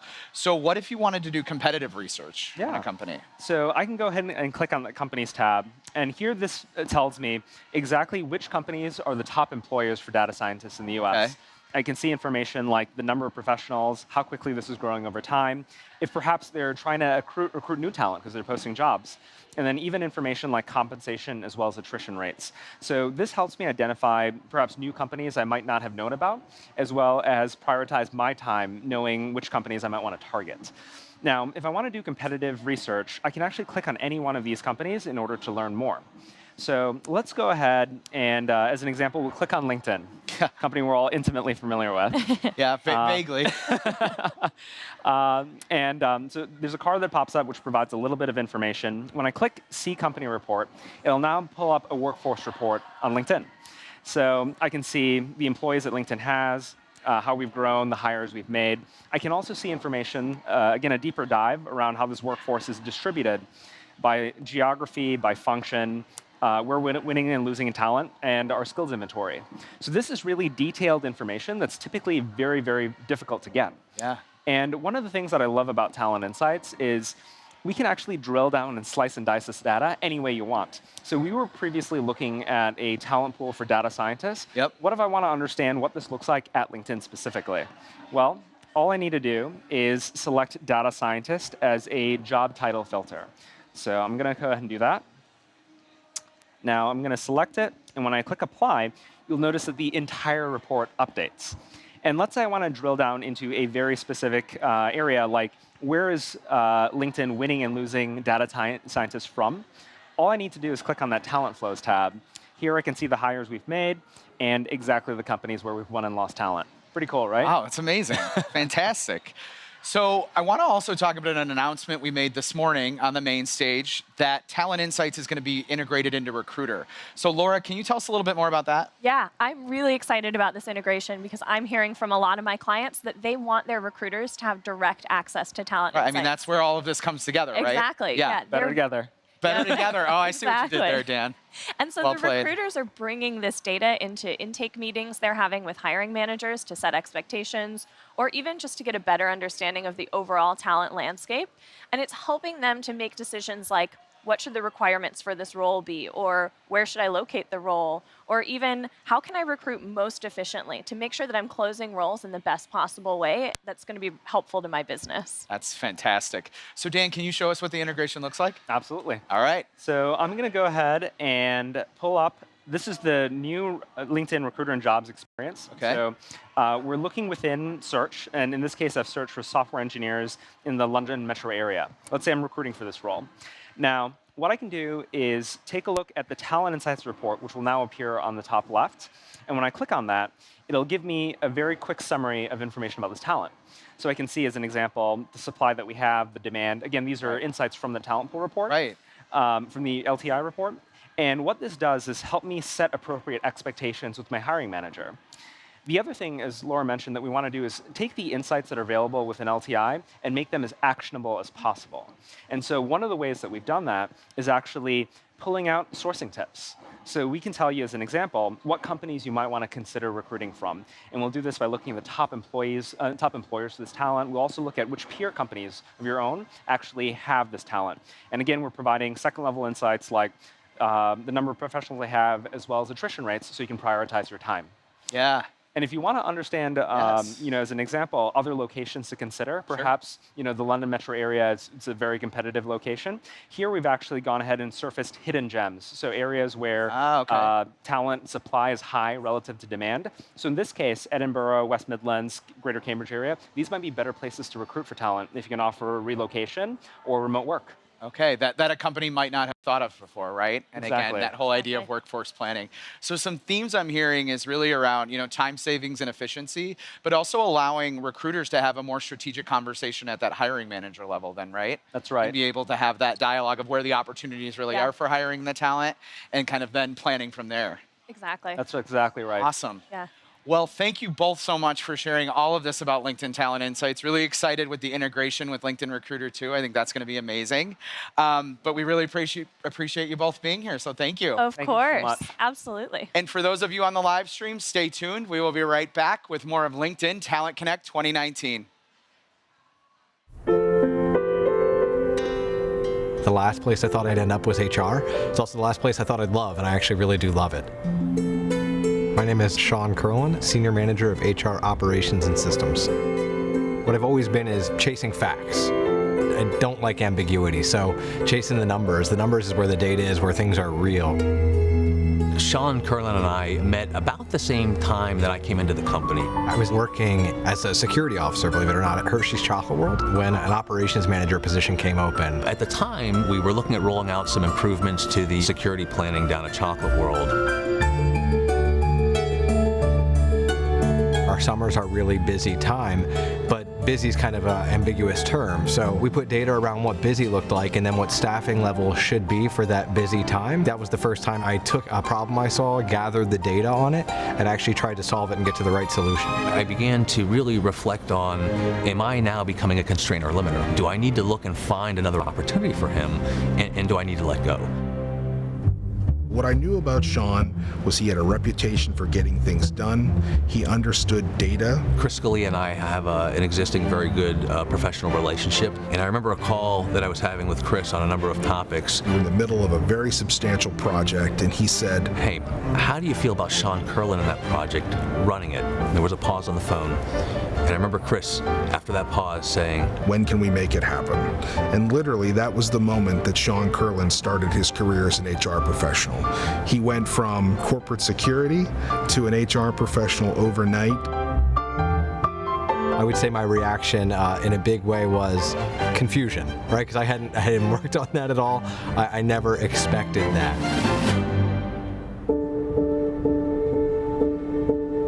What has actually taken hold in the HR community is developing talent, using data and analytics. So I think that approach of actually asking the right questions and not letting your assumptions kind of guide you is something I learned from other colleagues in HR.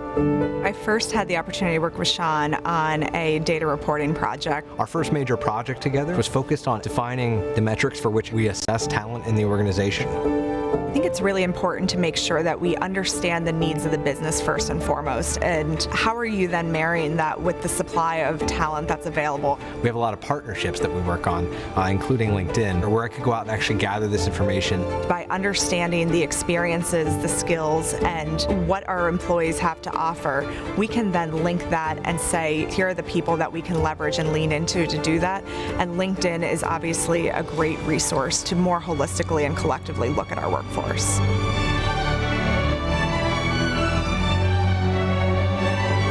Hershey's kind of made me a student, really just helped bring out this learning agility that I didn't know I had. Sean's success in his new role in HR makes me feel like I was successful.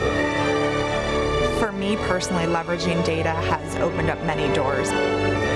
Sean and Emily made it so now understanding data and influencing with data is part of how HR does its work here at the Hershey Company.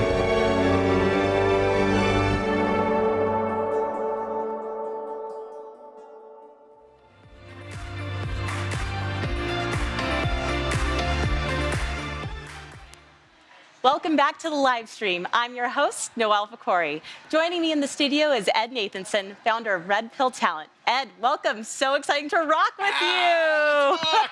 I am so excited. So I know that this is probably all of our viewers' favorite part, if they had to pick one, is learning how exactly to rock their profile. So we're excited for you to take us through some of your best pro tips. You ready to rock? I am so ready to rock. Are you ready to rock? All right, let's do this. I couldn't resist. Fair enough. All right, so we've got a number of people who sent in their profiles for this. And first up is Mitchell McNair out of Katy, Mitchell. Texas.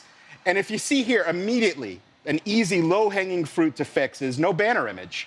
Now, with a banner image, it's actually funny if you look at heat charts of how people look at LinkedIn profiles. Yeah. Your picture and your banner image are almost like red hot compared to anything else outside of your title. Okay. So with that, a good tip there is to find something that is telling your story. An example, if you ever look at my profile, I try to say I'm a dork, Yeah. I'm a speaker, I know what I'm talking about, and I'm a family guy. And there's a story I'm telling in that collage. Got it. Now, I did a collage. Whatever things matter to you, maybe it's your favorite place in the world, the landscape picture of that, whatever those things are, that's really a good tip. I love Second, real quick here, is your headline. You have Global Learning and Career Growth Consultant at Dow, and that's your job, and that's awesome. But I always say to people is, what can you add that makes you really stand out? What's your mantra? What's your just do it, right? You know, what is your thing, right? differentiator in a way, You know, yeah. and find what that is, what makes you special. Another quick little tip here on Mitchell's, before we move on, is your summary. So if you look at your summary, I'm having trouble opening it here, but if you go to your summary, you can see that there's no media, and it reads like a resume. Okay. Okay? So with that, you know, your summary is your chance to really tell your story and talk in your voice, right? This is not an objective on a resume that people put out there. It's not listing that I'm great at PowerPoint or Word or whatever these things are. Yeah. Here's your chance to tell the world on your business page to the world, Right. why you? Why are you awesome? And having media in there, adding video, adding pictures, adding links to maybe articles you've appeared in. Right. Those things really make it pop. I have one question actually, and I feel like this one comes up a lot, is like, do I speak in third person or not in my summary? What's your take? Great question. No third person. Never third person. Loud and clear, Right. We are not dumb as an audience. Yeah. We know you don't have a press release writer writing this for you. Some, but right. maybe not the average. Right. I hear that. The I hear average that. person does not. Yeah. So no, be approachable. Yep. You know, I always say to people, if you think about what you want to get out of your audience, do you want to be approachable? If so, you can't talk formal and unapproachable. Right, right. I totally get that. And that's Okay. where that authenticity comes through. Yeah. Excellent. All right, moving on, because I want to get to a lot of these as best I can. We have Travis Domer. Travis. Travis from Greater Atlanta. Love Hot it. Atlanta. All right, now with Travis here, you've got the banner image, which is great, okay? But moving on here, the Talent Development Executive on a Mission. That's actually a pretty decent title. It's almost like a hybrid of what you were talking about. It's That's a little right. bit of a mantra. It feels action-oriented, but it's also the job. Absolutely. So far, so good. Yeah. But now we hear the Price is Right losing horn. Dun, Okay. dun, dun, dun, as we get to the summary. And the summary here again is he's talking about why, but no media. No media. And media is so critical. If you can't brag about yourself on your LinkedIn profile and talk about the amazing things you do and share your story, what you do, maybe things you've done, videos you've appeared in, videos you've made, those are missed opportunities. And let's say you're somebody who hasn't been in front of a camera or something like that. Do you encourage people to create their own content or pull in content that's about their company or their nonprofits that they're connected to or something like It's that? a great question. What I would say is, again, I'm going to put it back to the individual. Okay. What do you want to get out of it? Do you want people to consider you a subject matter expert, a thought leader, someone who's out there leading and knows their stuff? Or do you just want to be a brand ambassador for your company? Right. It's entirely up to you, but I always say, just like any marketer would think about your audience. Right. What do you want them to think about you?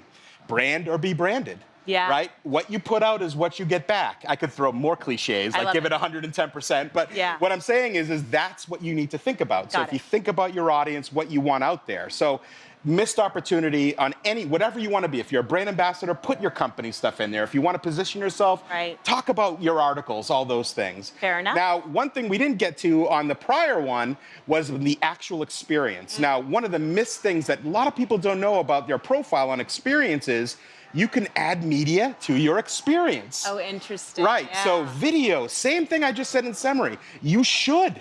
Right. Whether you're ambassador or not, here's your chance to brag about what you do at your job. Yeah. Right? If you want to be found for a job, we like that as recruiters.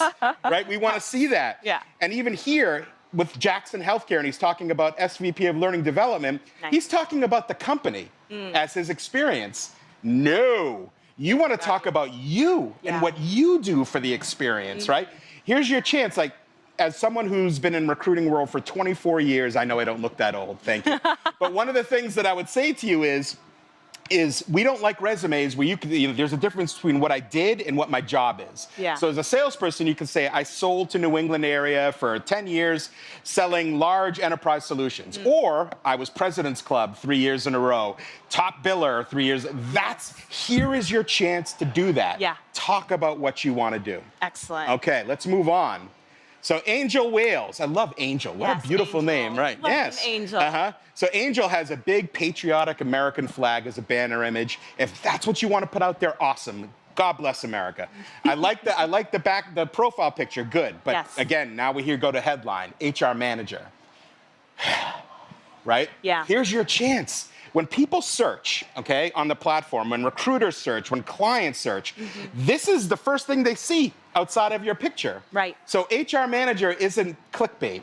HR manager isn't click through. Yeah. Again, what do you want people to know about you? What's your secret sauce? Yeah. Own it. I always say, like I said, if you can't humble brag on LinkedIn, why are you on the platform? That's what we're there for. Yeah, and I think if you're uncomfortable with that, something that was helpful to me, because I was in that bucket, is I started to pay attention to what people would say to me. So they'd be like, you are like our biggest cheerleader, or you act like a soccer mom, or you're an enthusiast. And I was like, wait, how can I use those words to build it in if I don't know that I'm necessarily comfortable drafting them myself? Absolutely. Yeah. Look, I'm a major dork. Mine is I help companies come to the good side of the force and join the Rebel Alliance. I love it. Very on brand. Right? Very on brand. But the brand is that. That's me. Yeah. You don't like it? Goodbye. If you like it, I love you. And we'll get along famously. Fair enough. Right. All right, next, in her About section here, no summary. So she's basically listing she's part of SHRM. Awesome, SHRM's a great organization. But here again is your chance. Why you? What do you do? Why are you passionate about what you do? What makes you different than every other HR manager out there? Again, real quickly here on her experience, she doesn't have anything except where she works.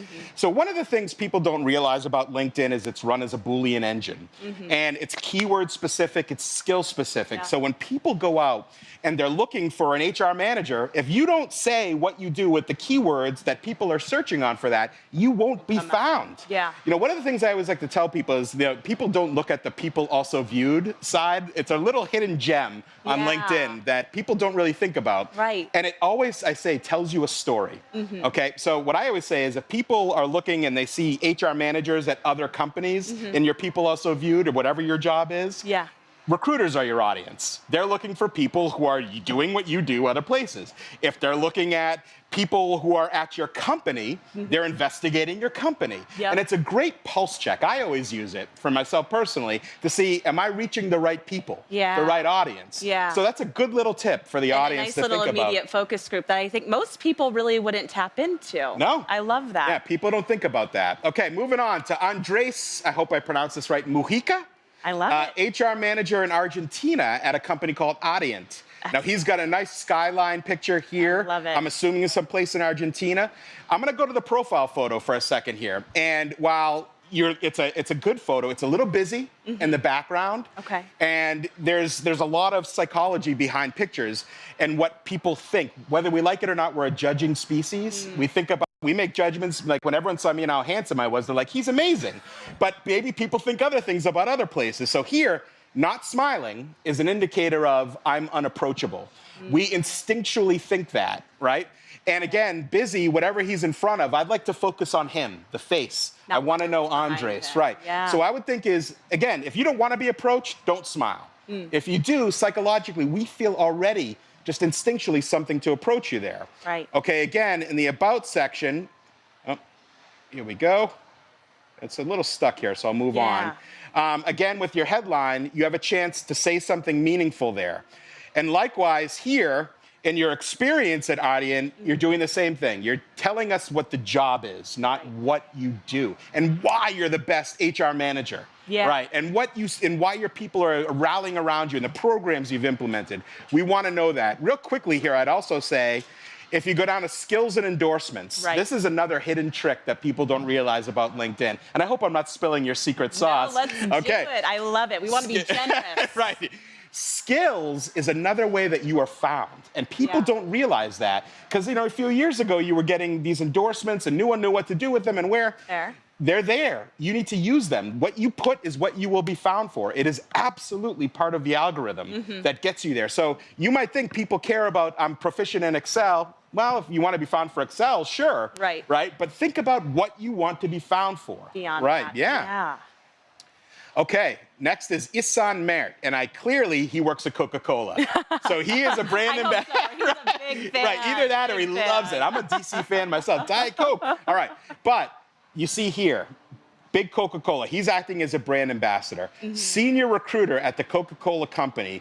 Keynote. So one of the things here, when I look at what he's talking about, he's using it to the effect that he wants. Yes. He's putting himself out as a subject matter expert. Yep. He's even got the picture of him looking kind of stern a little bit, giving a lecture in action, which is great. Okay, I like that. But then we get to here in his about section, he's talking about what he loves. That's great. No media. So you started really well on the top with the big Coca-Cola brand, and you're talking about Coca-Cola and what you do, an employer brand. Here is the chance to share it. Right. There's a little trick here. There's no limit to how much media you can put. I've tested that significantly over the years. If you look at mine, I have like 60 Right. This is the media in there. Absolutely. It's such an interesting reminder that it sounds like you can't have enough media. You cannot. And you can do different formats. So whether it's that you're doing a slide share or it's a YouTube link, you can build in that variety that works best for you. Is that fair to say? Absolutely. And again, if you want to be a brand ambassador, you can link to your company careers page. Yes. You can link to, whatever you want. It's all out there. You just have to pick it. Perfect. And again, here, missed opportunity in his experience. Okay. So we see all this awesome stuff in his headline about a speaker and keynote and all this stuff. Yeah. But here we just see talent acquisition manager for Turkey. Yeah. Talk about it. One of the things, again, with profiles is statistically, if you look at these heat charts, what they say is that people don't really go past your first two. Okay. You've got that opportunity with that audience there to captivate them, to say why you. And to get super specific, Yes. bullet points, paragraphs, where do you lean when it comes into the experience? So I lean into talking like I write. Okay. Right? And so, again, if I'm a formal person, which clearly I'm not, but if I was a formal person, I would talk formally. Yeah. If I'm not, I talk the way I talk. Right? I think people smell BS 100 miles away, right? And people are afraid to be themselves on LinkedIn because they feel like I have to be buttoned up and this is business and na. No. If you look at the stuff that resonates, the content that resonates, it's the people who aren't doing that. Yes. That stand out. It inspires other people to want to revisit their profile as well and be more authentic. So you almost get to be a little bit of an influencer in the way when you do it. Now, I'm not saying be like me. Right. But be you. Yes. Be absolutely. you. Absolutely. Okay. And I love that you did that because I think sometimes that's what we need when we're putting ourselves out there is a little bit of permission. Yes. Like permission to say I versus we, permission to like humble brag, permission to go out there to be a little bit creative and edgy sometimes. It's the place to play for it. Absolutely. I mean, this is your business billboard to the world. Yeah. I know I'm saying this to LinkedIn, so I'm preaching to the choir. But I always say, like, if you don't focus on this in the business world, what are you doing? Right. What are you doing? This is where people go, whether you like it or not. Yeah. And if you can't act as your own billboard to that world, what are we doing? Yeah. So I have a quick question around how you start, because I'm somebody who would look at a blank sheet of paper or a blank LinkedIn profile and be like, where on earth am I going to begin? So what would be your recommendation there to get to that place of creativity and authenticity? Okay. So you take a step back and then you start to put down on a piece of paper, who do I want to come to me? Yeah. What do I want them to know about me? Okay. I'm a list person, so you make lists, right? And what is my secret sauce? Why me? I love that. And I start with that, right? And then, just like any marketer, if there's people who buy Mercedes versus Audi versus BMW, they know their audience, right? Know your audience. That's fair. Who are you targeting? What do they care about? And what do I want them to know about me? Yeah. I love that. And I think the other thing that was a great pro tip for me is that your LinkedIn will always be in progress because your career, your professional journey is always in progress as well. So I know when I first started my LinkedIn profile, I was like wildly overwhelmed about like everything has to be there and locked in and perfect and punchy. But the reality is you can continue to revisit it without like setting off alarms that new content has been updated. Is that no fair? question. So just in your settings, if you're not familiar, you can turn off that piece about notifying every time you make changes, which I do. But I personally go in once a week just to make sure everything's where I want it to be. Yeah. Right? And it sounds the way I want it to sound and how it looks and what it is. And it's very thought through. And you should spend your time on your LinkedIn profile for that reason. Very good. The business world goes here. Yes. It is. You got to be found or you won't. Yes, I love that. Do we have any more that we can see? Yeah, absolutely. Let's so go here's into one or two Santosh. more. Santosh, who's working on UX ahead of startup proposition. So Santosh, you have your banner image, awesome, but you're being repetitive. Your picture, your profile picture, while good, smiling, clean background, you're doing the same thing. So it's wasted space. Yep. Right up there, I want to know more about you. I want to see more. Again, what's your favorite place in the world? Maybe you've spoken, whatever, landscapes, cityscapes. I want to see something up there that tells your story. You're using the same space twice. Excellent. That's a great pro Right. tip. Now, again, the headline, working on UX ahead startup proposition, that's very vague. Let's be honest. It's not, and maybe you want to be vague. Maybe that's your intent. But if not, I would think about tightening that up a bit, okay? Again, here, if you look at the summary, it's a resume, right? And a lot of people are still stuck in, my LinkedIn profile is my resume. Yeah. Right? And I don't necessarily agree with that. Right. There's the resume is your experience part, which is format. You have to stick to that. It's part of what it is. Definitely. But again, talk about what you did versus what you do. Right. But here is a chance to, again, why am I special? Why am I in UX? Why do I design what I do? Why do people respond to what I design? Right. And again, maybe show some of your designs here. Yeah. Right? Show some of your work. Let us see how awesome you are in UX. I love that. Yes. I love that. Okay. We have time for one more? Let's do it. All right. So Vitaly in the Ukraine, yes. Skilled software test engineer, QA expert, game changer. Okay. I love that. So no banner image, which right away, that's something easy, low-hanging fruit, fix it. There's a tool called Canva, free, has the specs set in, okay? And again, look at the summary here. It's a resume. Now he's smart because he's using keywords that will have him be found. Right, right. But again, it's more than keywords. Why Vitaly? Why? Tell your story here. Yeah. This is your real estate to do it. Which could probably even just be a headline at the top. Yes. Right? That summarizes it to then pull it all in so he doesn't have to have all these paragraphs. Absolutely. Excellent. So as you think about what people can do next, people are watching, they're wildly inspired by these easy pro tips. What would be your final piece of advice so people can continue to rock their profiles? Right, I would treat it like a garden, right? If you go to your garden and you water it once and then walk away, it'll get sun, but there will be no water and they'll die. It's just If you story of want my to- apartment's right. life. Story of all the succulents in my apartment. Heard. But if you water it, it will grow and Yeah. it will flourish and it will be beautiful. And maybe you can eat some cucumbers or tomatoes out of that garden in your next salad. Yeah. Right? So if you can't put the time to care for this and cultivate it like you would a garden if you were a gardener, is just the best analogy I could think of. Yeah. Don't be on the site.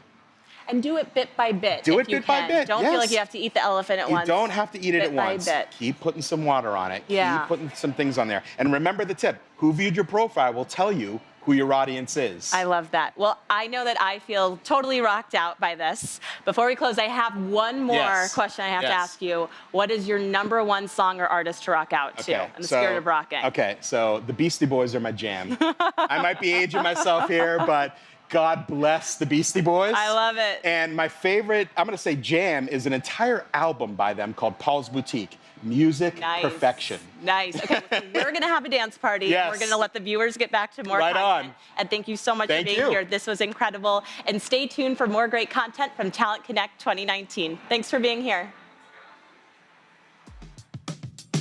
I searched globally to find engineering talent to join Atlassian here in Sydney. Some people who join Atlassian make big leaps across the world to join us, and to be a part of that and to offer it to them is amazing. We have our mission and our values and our organization pretty well figured out, but then getting that message out to candidates around the world is a new challenge. So it's critical for us to understand where certain segments of developers or designers might be located so that we can run campaigns or reach out to the right markets. Atlassian wants to find the best talent in the world. We seek individuals who buy into our values and ultimately will live by them. LinkedIn provides us a platform to find that talent. I really couldn't do my job as a recruiter without LinkedIn. Straight off the bat, we have access to a global talent pool that you can then supplement with your own research to build a really strong talent pool for Atlassian. Using talent pool data, we're able to see by market where certain segments of people are located, and that's really helpful when we're making the decision about where to run a campaign or where to have our recruiters focus on outreach. The one common thread we're looking for is our values and to make sure that there are values fit for Atlassian. I receive a message and now I'm on the other side of the world with the job that I love. Moving to another country was kind of scary, but everyone here is from all around the world. The culture allows me to be myself. That was very important to me. People with different backgrounds, they have different perspective about the same problem, and that's so important to get the best solutions for the customers. For sure, I made the right decision, I can say that. Seeing that employee here at Atlassian, socializing with their partner and children and other Atlassians and their families, that is one of the best parts of my job.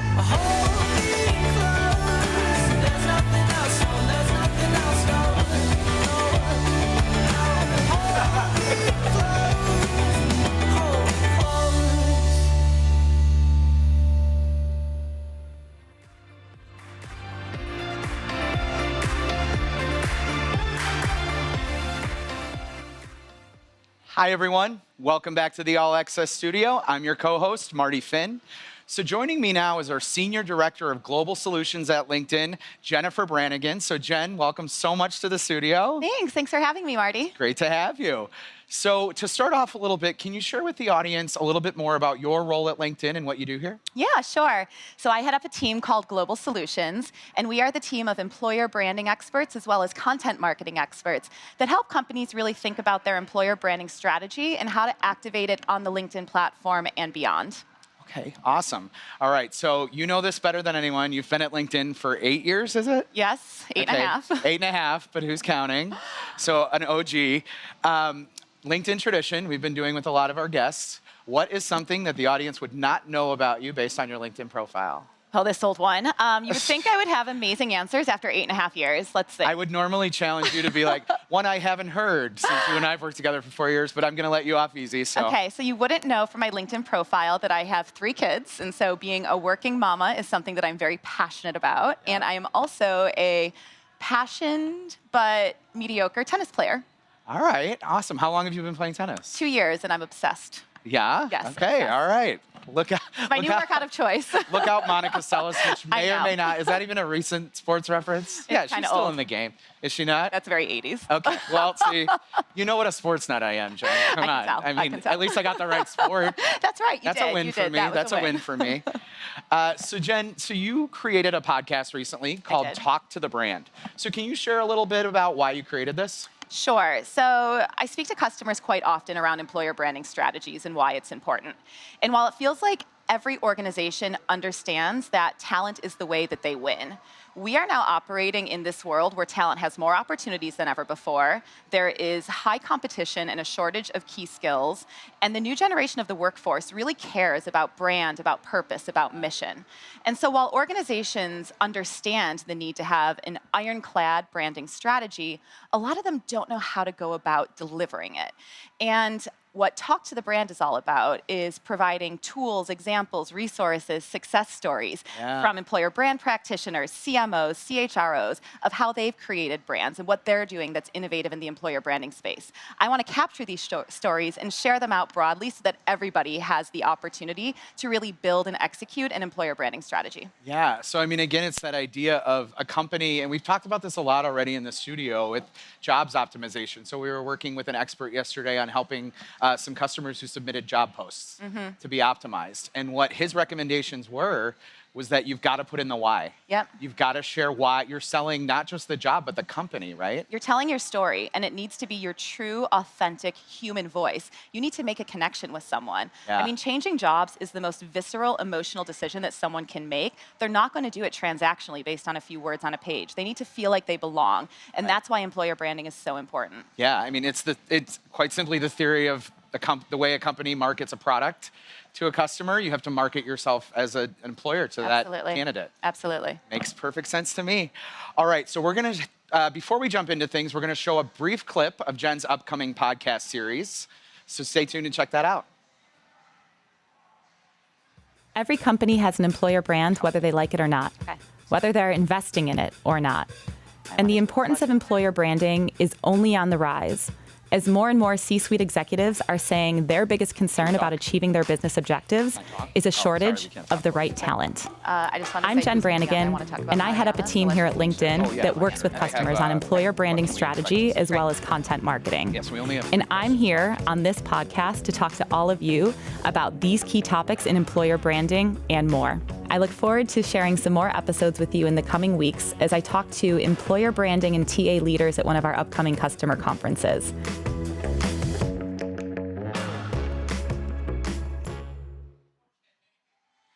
All right. Well, based on that snippet alone, like I'm a subscriber, so like Great. sold. So I want to go back to something you said before we shared the video clip on some companies just have a hard time getting started. Yep. What are, from your experience and where you sit in the business, what are some of the biggest challenges or most common challenges that the companies have? Yep. So I would say executive ownership. So the C-suite truly being invested that they own their company's culture and employer brand. Partnership with marketing and communications. Some organizations are just incredibly siloed, and to the theme of Talent Connect, we think that they're better together, and we want to help them figure out how to do that. Budgets, resources, and frankly, sometimes it's just around analysis paralysis. Like, we don't have an EVP, we don't know where to start. This is very overwhelming. And Talk to the Brand will really, action around providing tools, tips, advice, and guidance to really get started. Amazing. So you mentioned Better Together, the theme of our conference. Yep. You sit on our global solutions team for LinkedIn Yeah. across the entire organization. What does Better Together mean for you and how we're working and partnering with our customers going forward, you and your team? Yeah, absolutely. So Better Together, it's really beautiful to me when my team and an organization can work together to define a strategy and when that strategy delivers value for a company. We are better together when we conceptualize it and execute. And then when I talk to my customers, being better together for them, it's like bringing the different parts of the organization together. Like talent acquisition and marketing are better together. And if they work together, they can actually achieve some really mutually beneficial goals. Right. And have you seen that partnership start to increase over the years, having been in this role and been working with companies in this capacity for some time? Great question. I've been at 9 Talent Connects now, and I can tell you where we are today versus where we were when we started. The shift has been absolutely incredible. There's still work to go, but the rate of change with how TA and marketing are starting to partner together has been really, really just incredible to see. Yeah, it's interesting. You say you've been to 9 Talent Connects. This is my 4th Talent Connect. To look at the agenda and see separate learning tracks for talent branding, and more resources and keynotes around it's come a very long clear. way, Marty. We've come a long way. We've come a long way, baby. Here we go. This is the new pink. Talent brand is the new pink. I love it.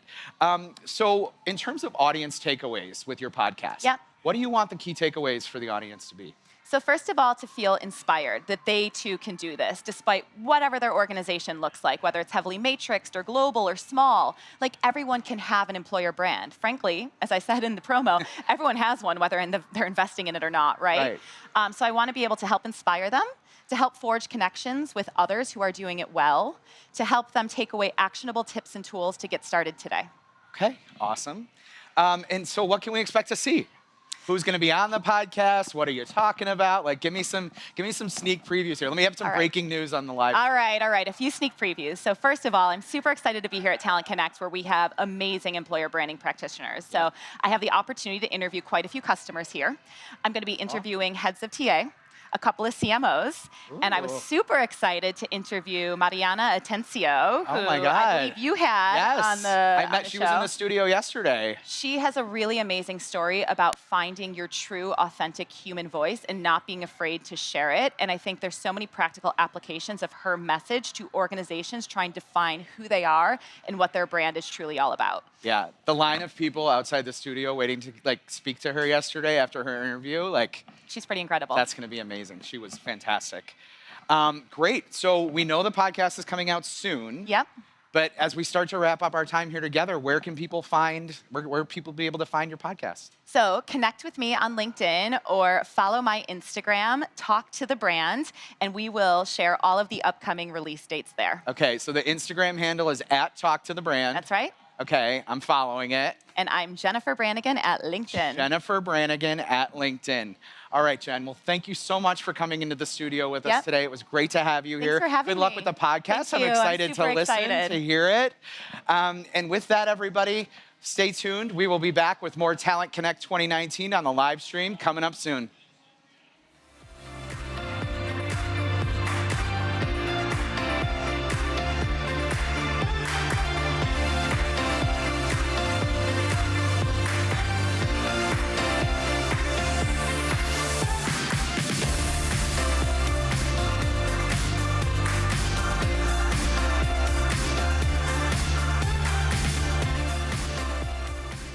everyone. Thanks for joining me in the studio. I'm your co-host, Noelle Fakori, and joining me in the studio is Brittany Packnett, activist, educator, writer, and co-host of Pod Save the People. We are in for a treat. Brittany, welcome to the studio. It's so good to have you. Thank you. Thank you for having me. I'm glad to be here. It's so good to have you. So I have to say, I am so excited to finally sit down with you. I did a Likewise. cartwheel out of bed this morning. It's like, I finally get to meet her because I, like you, find myself to be confidence obsessed. Yes. I love your message around it's not a nice to have, it's a need to have.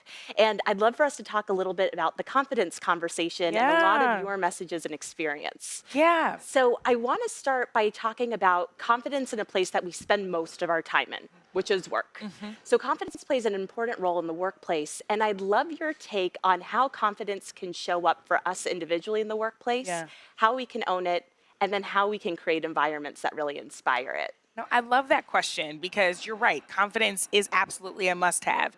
Imagine leading a team of brilliant folks who aren't confident enough to give you their best ideas. Yeah. When that happens, we all lose, right? So we have to recognize this isn't a soft skill. It's not a nice to have, as I said in that TED Talk. It is absolutely a must-have.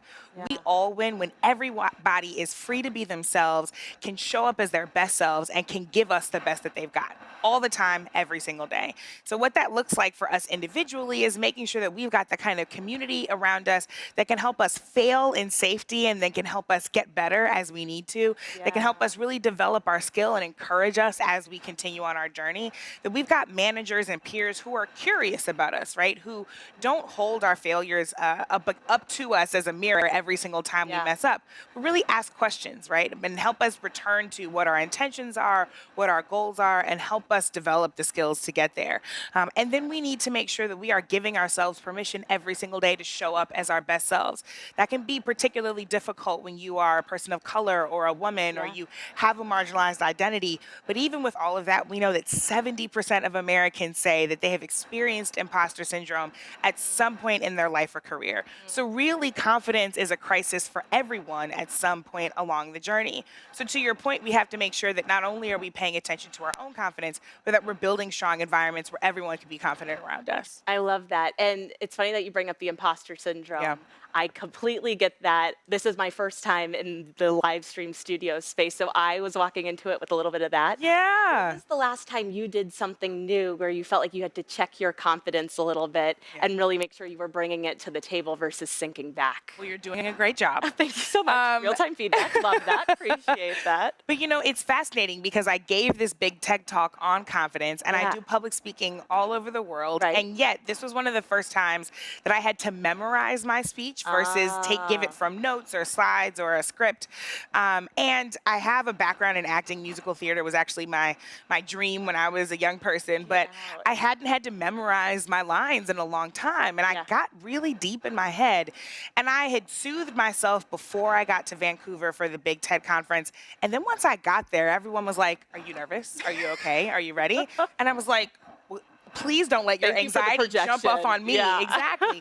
So I quarantined myself. The only times I came out of the hotel room were when I needed food, and I wore big headphones because I knew that sitting in my own space and calming myself with my own thoughts and just kind of centering myself on the message that I wanted to make sure got out to the world about confidence, that would refocus me, that would help me align with my intentions and get back on track and not let everyone else's voices get me off the road.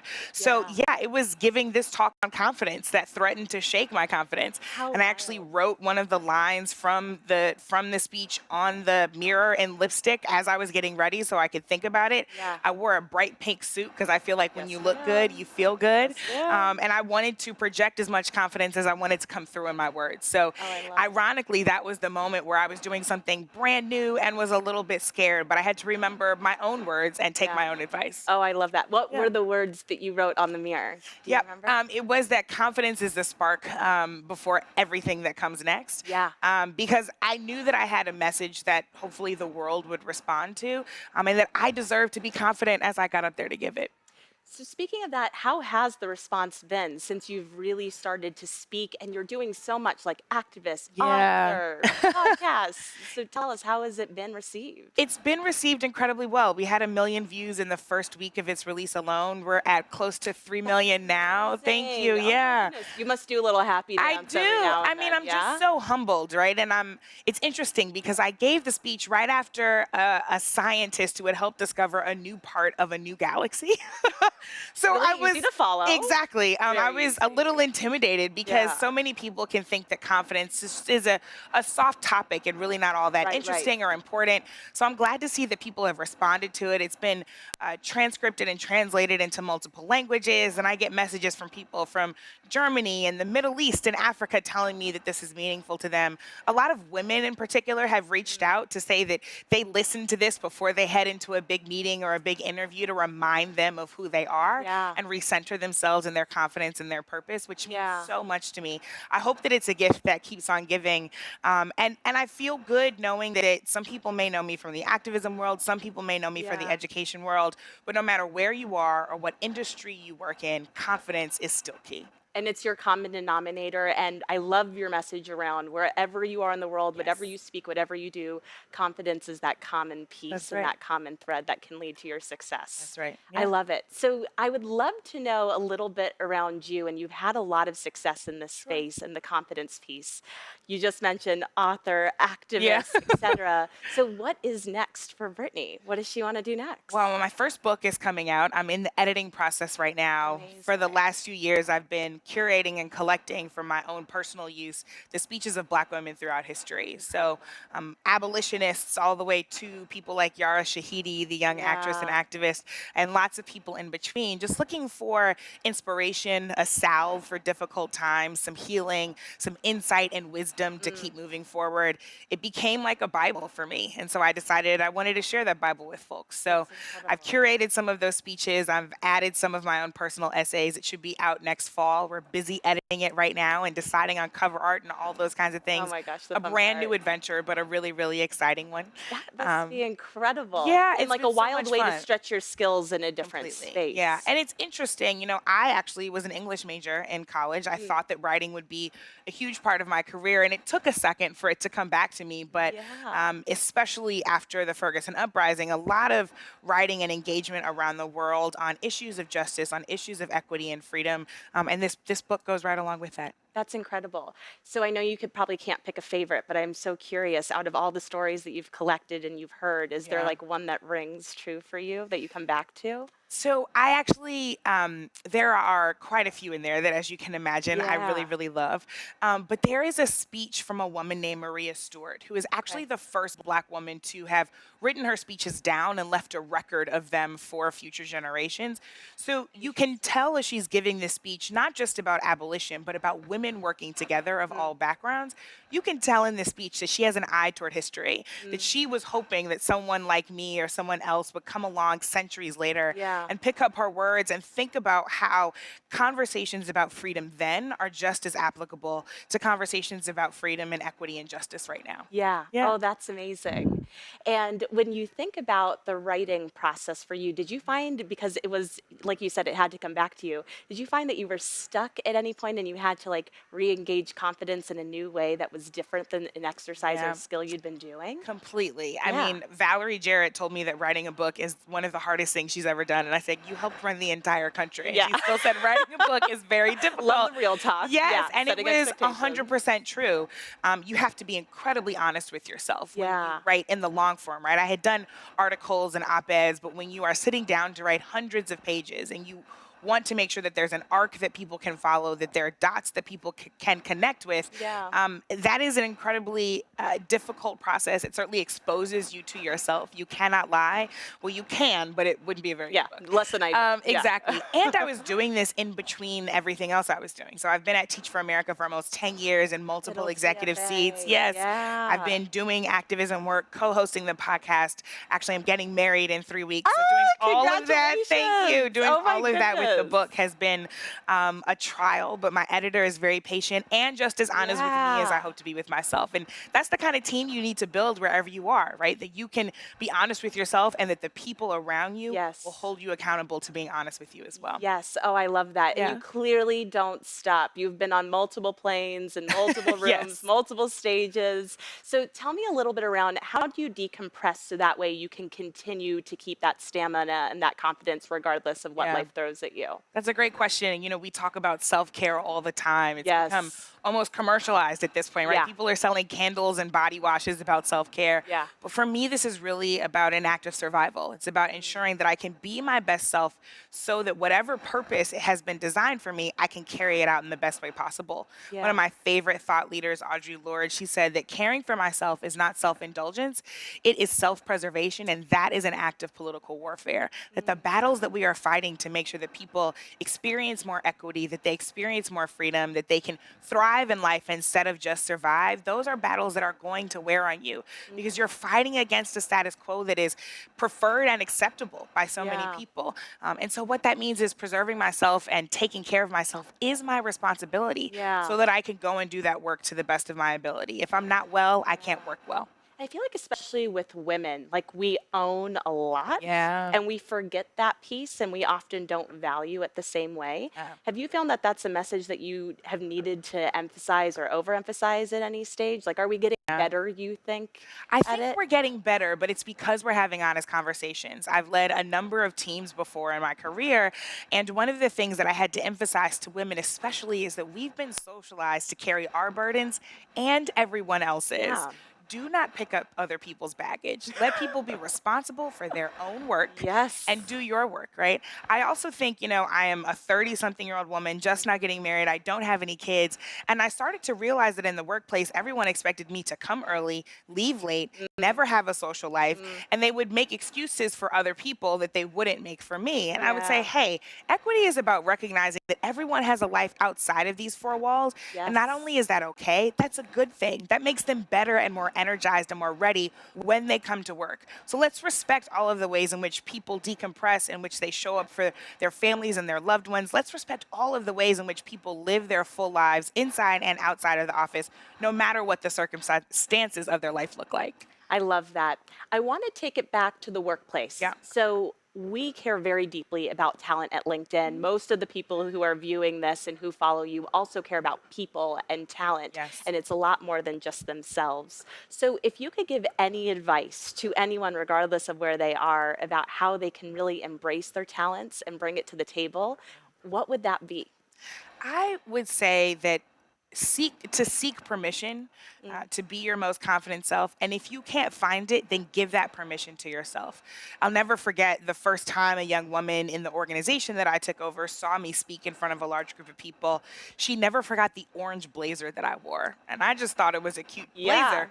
But what it said to her was that I can be exactly who I am, a woman of color, confident in my skills and my experiences, and show up without shame, show up without contorting myself to fit some kind of dominant archetype that says I need to be conservative or I need to be quiet, that I can show up as myself. And not only am I okay to do that, that I am making this place better because I am offering my unique skill set, my unique talents, and my unique gifts. So seek that permission. And if you can't find it from someone, give it to yourself. I love it. Brittany, thank you so much. Thank you. Your enthusiasm, your confidence, I feel it through the studio and through the roof. So thank you for sharing the information and inspiration. Thanks so much. And stay tuned for more from Talent Connect 2019. Thanks, everyone.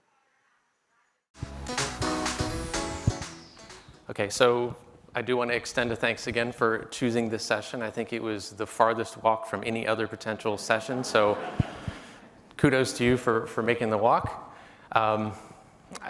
If you guys feel safe self-identifying, I want to start off with a real quick show of hands. So who would identify in this room as an extrovert? Okay. Now, I don't know if the remainder would be introverts, but I'm just going to go ahead and ask who in here would identify mostly as being an introvert. All right, so my ballpark guesstimate's 50-50, so I'm really happy about that. I was worried that only introverts would show up, and there's a lot of valuable information here about extroverts as well. I want to start off by saying that this is quite literally a 3-year journey for me to be on stage talking about this topic. It all began a few years ago. I don't know if anybody actually saw Pat Waters' talk at LinkedIn Talent Connect about belonging. Did anybody? Well, very nice. Well, there's also links in this deck. You're probably going to get this deck sometime after the event. And there's over 20 links in the deck. A lot of it's supporting the research that I put into this, as well as videos like her talking about her speech where, if you look at me, I don't really look like the typical diversity and inclusion person. I've always understood diversity and inclusion and the importance of it, but when I sat through her talk, it finally clicked because super short version of what she said was, when she was a child, she tried out for a baseball team. She was the only girl that tried out. She actually made the team, did really well, and then there was like a scuffle around the rules challenge and people saying, well, she's a girl, can she play? They had to check the rule books and said, actually, there's no rule that she can't play. So she was included on the team, but she didn't feel like she belonged on the team. At least initially, she wasn't treated equally, and it didn't feel like a good place for her to be, even though she was originally excited to be there. So this kind of got the idea in my head that I don't really understand. Obviously, I can't understand what it's like to be an underrepresented individual, but I do know what it feels like to not belong. And so it was during that session that I said, I think I finally have something I can tell my story to other people and maybe improve the situation of many other people. And then it was, well, actually, first I want to say diversity and inclusion is not enough. If you guys don't agree with me, that's fine. There's other people out there around the world. This is a fantastic quote from Atlassian where they're basically saying diversity and inclusion is not enough. There's an HBR article as well from Pat where she talks about the fact that if the result isn't a feeling of belonging, then the diversity and inclusion was pointless anyway, kind of like what Pat said in her story. Moving on, there was a Talent Connect after that. Did anybody see Brené Brown talk? That was fantastic. Anybody purchase one of her books afterwards, which I did? Yeah. So she basically got up on stage and talked about, she studies shame and vulnerability. And my takeaway from that talk was I need to put myself out there. So a year ago, I had an idea of maybe talking about this or sharing my story with the world. And then she basically got on stage and it's like, yeah, if you're thinking about stuff like this, you should put yourself out there. So I'm trying to put myself out there now. And I don't know if you guys know if this is even a thing. If you Google it, this happens apparently in a lot of places that, yeah, things are so bad when even the introverts show up to say it's an issue. In truth, Google it. There's hundreds of signs like this at events. What this all led me to do at around the 3-year mark was actually write an article, which I posted on LinkedIn. It tells my story. There's a link to it here. Has anybody actually read this story? Almost nobody. One person in the back, maybe a few people. You don't have to read it, but it's a longer version of what I'm going to talk about today, and I just wanted to throw it out there, and I have to admit I've gotten a lot of people reaching out to me saying that it was very impactful from a work perspective. I've had parents reach out to me actually on Facebook and say, now I actually understand my child, that there's nothing wrong with them.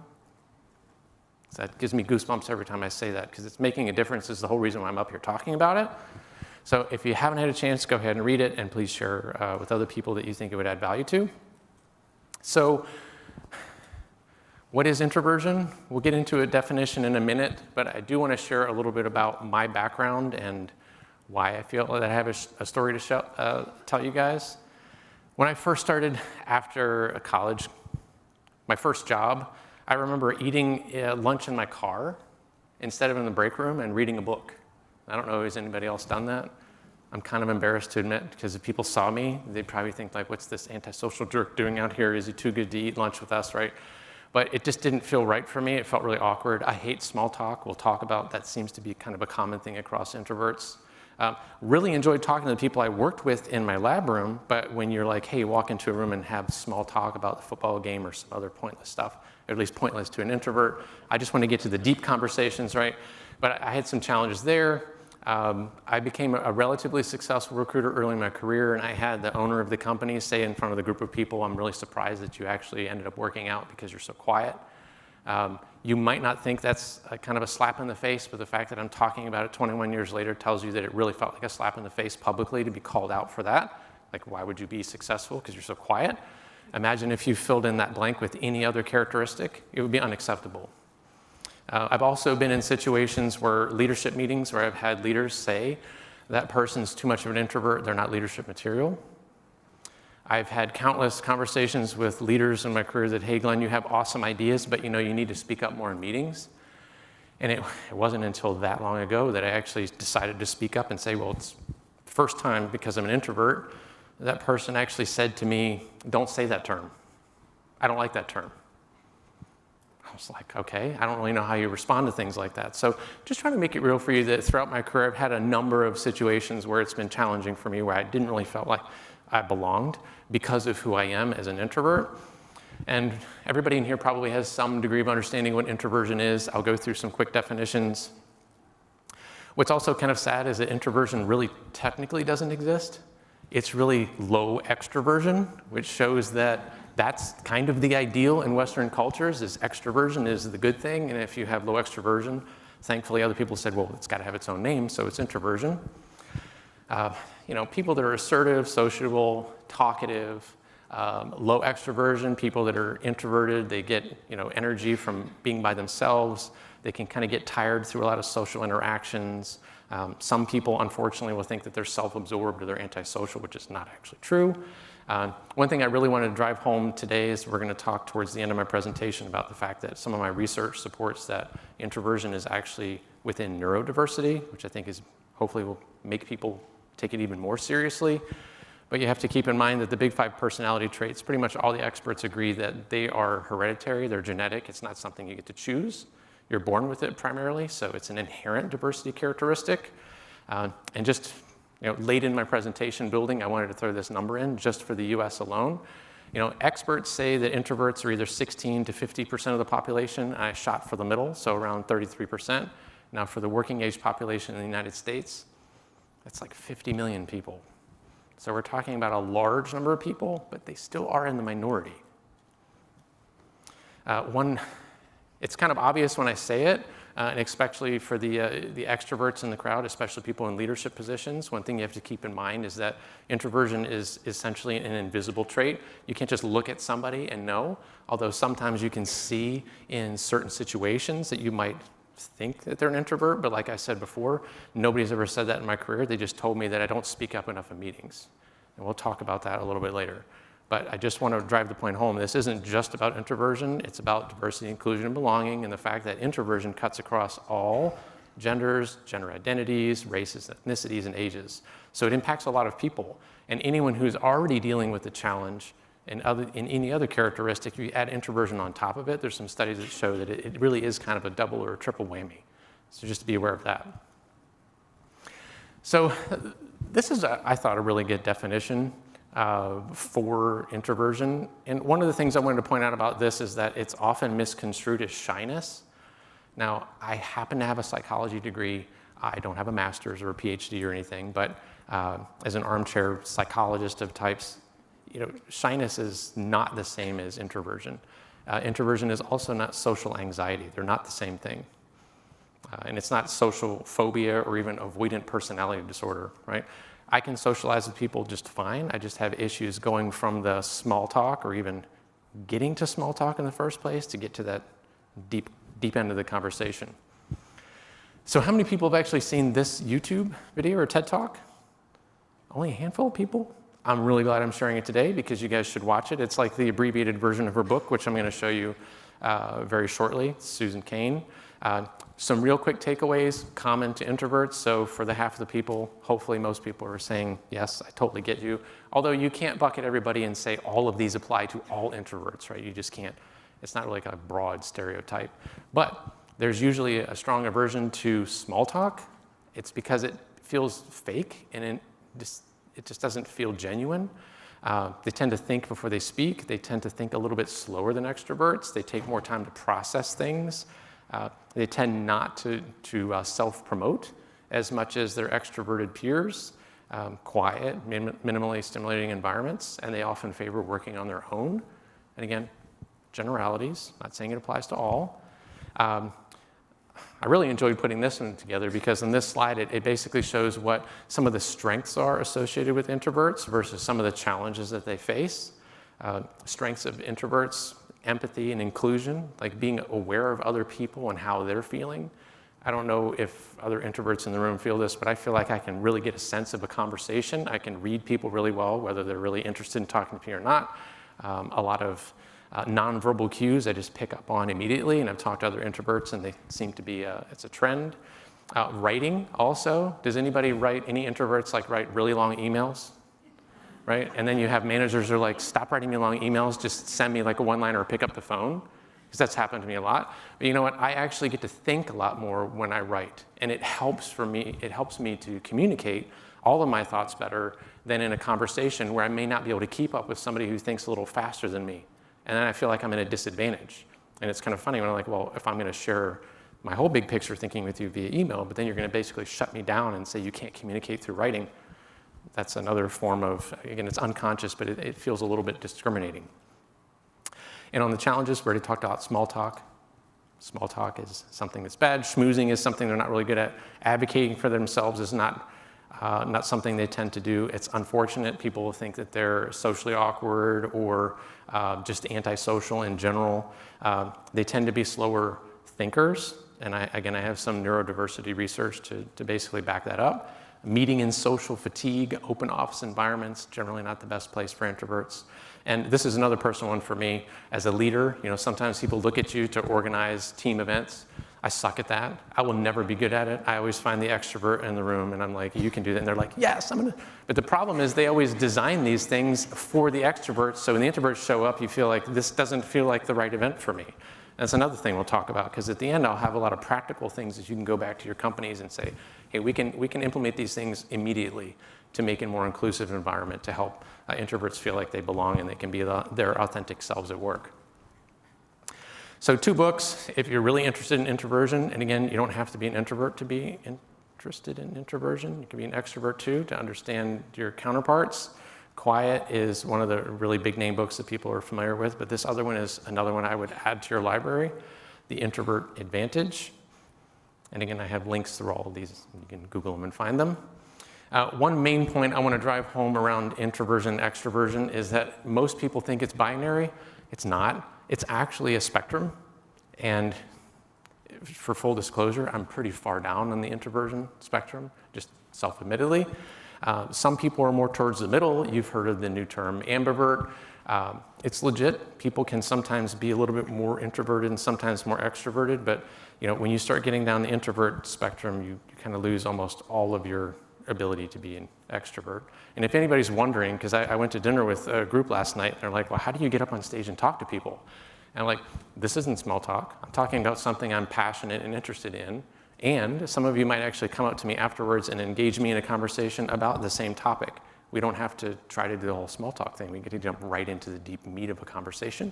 So speaking in front of people, again, social anxiety, shyness, things like that's not the same thing.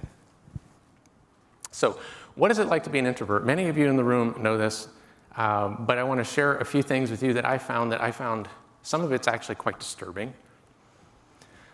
So I Googled the word introvert, and if you go to the bottom 3, I'll be honest, I know some of these other sessions score really high on results because they're really like comedic and fun. This is a serious topic though. It is ironic, right? But when I did this and I read it, it made me sad. Do you guys know why these results come up? It's because lots of other people have been searching for it. Again, it's hard not to get a little emotional when people are like, how can I stop being who I am? It doesn't feel good to feel that way. I'm not trying to bring you guys down, I'm just trying to be serious about it and be like, this isn't just surface level fluff, this is what people feel, sometimes on a daily basis at work. This is a personality assessment. I'm not going to name the company that it came from. I pointed it out to them, and what does it immediately kind of hit you in the face say? Right? You want to be high on emotional stability, you want to be high on openness and conscientiousness, but if you're low on extroversion, does that unconsciously come across as a positive or a negative? It's negative. You want to be high on all those things. So again, on a serious note, in doing research, Psychology Today basically says that introversion, a lot of people say that it's perceived as less socially desirable than extroversion. And the book that I pointed out a few slides ago, 98% of introverts felt that they had been reproached or maligned for being who they are. That's a pretty high percentage. And again, this is more Western culture, so I know we have people that are global in here. It doesn't really necessarily apply all around the world, and in fact, some cultures are, introversion is somewhat more of the norm, right? So they wouldn't be in the minority and experiencing any kind of differential treatment. But in Western cultures, they're saying close to 90% of people say, I want to be more extroverted. And I can say I've been one of those people, and again, there's a part of me that actually feels ashamed to say it now. I still want to be, because life looks easier to other people. It looks easier to me when you're an extrovert. I've worked with extroverts that seem to work the channels. They're great at schmoozing with people that work. Everybody seems to like them. I'm not like them. That doesn't mean I don't bring value to the company. And that goes back to where do, everybody knows all the financial statistics around diversity. It's not just ethically something you should care about, but from a business perspective, more diverse companies tend to outperform less diverse companies. Well, the diversity isn't just how you look on the surface, it's also diversity of thought. And introversion brings a lot of that to the table, again, cutting across all of the other diversity traits. So, again, more of what it's like to be an introvert, especially for the extroverts in the room that really can't relate. Just like I said, I can't relate to being a woman, I'm a man, right? If you're an extrovert, you can't really know what it's like to go through life being an introvert, and a lot of introverts actually don't self-identify at work because it feels like a stigma and that you'll be labeled and then you're lesser than. But when you read some of these comments on Susan Cain's YouTube video for her TED Talk, right? If you don't talk a lot, people think you're incompetent, right? Everybody's always told me I'm too quiet, I need to speak more. I've always felt like I was in the wrong. And this last one, this is a little bit of humor. It's okay to laugh at this one. I thought it was great. Society, be who you are. Do whatever makes you happy. Introvert, sure. Society, no, not that way, like this, only like this. Another interesting thing I found was actually there's an Indeed forum where a bunch of introverts had created a thread where they were talking about experiencing discrimination in the workplace.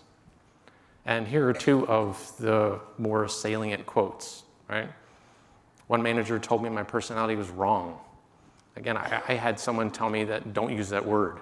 Like it's a bad word. There's a stigma attached to it.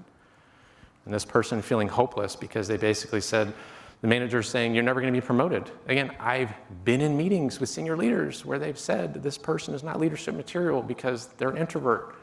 And you can guess who said that.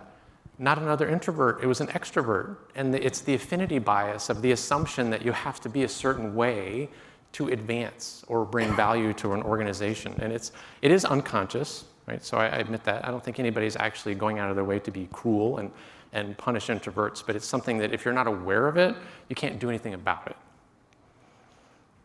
So this is really funny. I had somebody, after I wrote the article, reach out to me and share some interesting things with me. One was a slide full of actual review marks, and then this person decided to flip it and say, well, would you ever make these same review comments about an extrovert? And the answer is no. It's actually kind of silly, right? I know Jen is an extrovert. She needs to be careful because sometimes she comes across as too gregarious, right? And no one's going to say that. But we have a manager. This is an actual review line. You need to be careful. Don't use that as an excuse to be awkward. And to say you're awkward is a judgment anyway. Who gets to say who's awkward? I think sometimes extroverts don't really know how to take introverts, and so they immediately label them. So I came across something, it was on HP's website, and it was fantastic, and I was going to use that because it basically had the same thing, but I'm not saying HP has nothing to do with introversion or personality diversity. But I really wanted to drive the point home here is when I saw the HP thing and it said essentially, hey, just bring you, just be you, bring your talent. So that, and you're going to come into an environment where you can feel like you belong. And when I saw that, I said, yes, I think that's honestly what all companies should be doing, right? Regardless of whatever your diversity characteristic is. But I can say in my career, I've never actually felt that I can actually just be me and that I will be accepted for who I am and that I can be myself and identify without people kind of stigmatizing me. So this is the goal, but I don't think it's delivered on nearly enough, and it doesn't feel like it, and again, I can only tell my story, but it doesn't feel like it's been that way for me throughout my career. So here's another fun part. So this is a really good Deloitte study, and again, links all throughout this deck when you get it, so you can go and explore them to your heart's content. More than half of people feel pressure to cover, meaning they have to try to, at work, come across as someone that they're not. So that's being inauthentic. And you know, everybody talks about diversity and inclusion and belonging. You should be able to bring your authentic self to work. Well, if more than half of your people feel like they have to cover, then you're not achieving your goal. Some people said, hey, when I do this and I try to cover, it actually undermines my sense of self. It also makes them start to resent the organization and their commitment. So this ties back to employee engagement. So people know this, but I just want to drive the point home. You know, if you don't feel safe to bring your authentic self to work, that has repercussions. And something that's very specific to introverts is that studies have shown that introverts that try on purpose to act very extroverted, to cover, it actually has negative repercussions. It backfires. There's lots of people that probably think that you can just change who you are and it's your personality, but if you actually look up what personality is, it is who you are. It is something you're born with. It's not something you really change. So if you're going to have to go into situations and act like someone you're not, then it has negative repercussions psychologically for you. So a couple of really disturbingly eye-opening things that I found in my research was that it seems like extroverts really dominate leadership. And what I want you to focus here is on the blue, right? So they're saying the general population is probably up to around 50% low extroversion, which equals introversion. And just look at it. This was published in the Wall Street Journal. Just look at it go down to top executives or even executives or middle-level managers. We're talking 5%, low single digits. And if you're like me, you start to wonder, how is this happening? Does anybody want to try to throw out why they think this happens? I'll try to leave time at the end for Q&A. Does anybody want to know why? Is anybody brave enough to throw out why they think this happens? Why does it get so skewed? Do you think it's because introverts can't be good leaders? There's actually studies that show that introverts can outperform extroverts with very self-directed teams. Shoot. I think that probably as you move up a little bit more, you have to do things that touch your values. And I think most of the introverts that I know, the things that they don't allow people to do is touch their values. So what she's saying, for people on the stream, is that she's saying that as you move up, people might actually have to move away from their values, and introverts are typically not the people that will do that. Yeah. I also think affinity bias really plays into it. People like advancing people that like themselves. And I don't know if you guys have had, 2-decade careers and you've watched other people, and sometimes you have to, again, I'm channeling Brene Brown's message to me. I'm just throwing it out there. I've looked at people and I've wondered, why is that person promoted? Why is that person promoted over that person? Or why is it not me? Why am I not getting those chances compared to those other people? And again, all anecdotal, but a lot of times the pattern is how likable they are. And they're typically incredibly social, they're good at schmoozing, and it doesn't mean they're not good at their job, but they may not be the best person for the job, but other people feel that way. And if the leaders are already that way, it's unconscious affinity bias. You like people similar to yourself. And I feel that sometimes in my experience that I unnerve extroverts with my introversion. Sometimes it feels awkward when it shouldn't feel awkward. And again, I think it's unconscious. Here comes the real zinger. There's 2 links on this slide. One is a podcast, one is an article, and this is across multiple countries. Studies have shown that introverts don't earn as much as extroverts. Extroverts can actually, over their lifetime, earn up to $500,000 a year more. And you have to start wondering, why is that?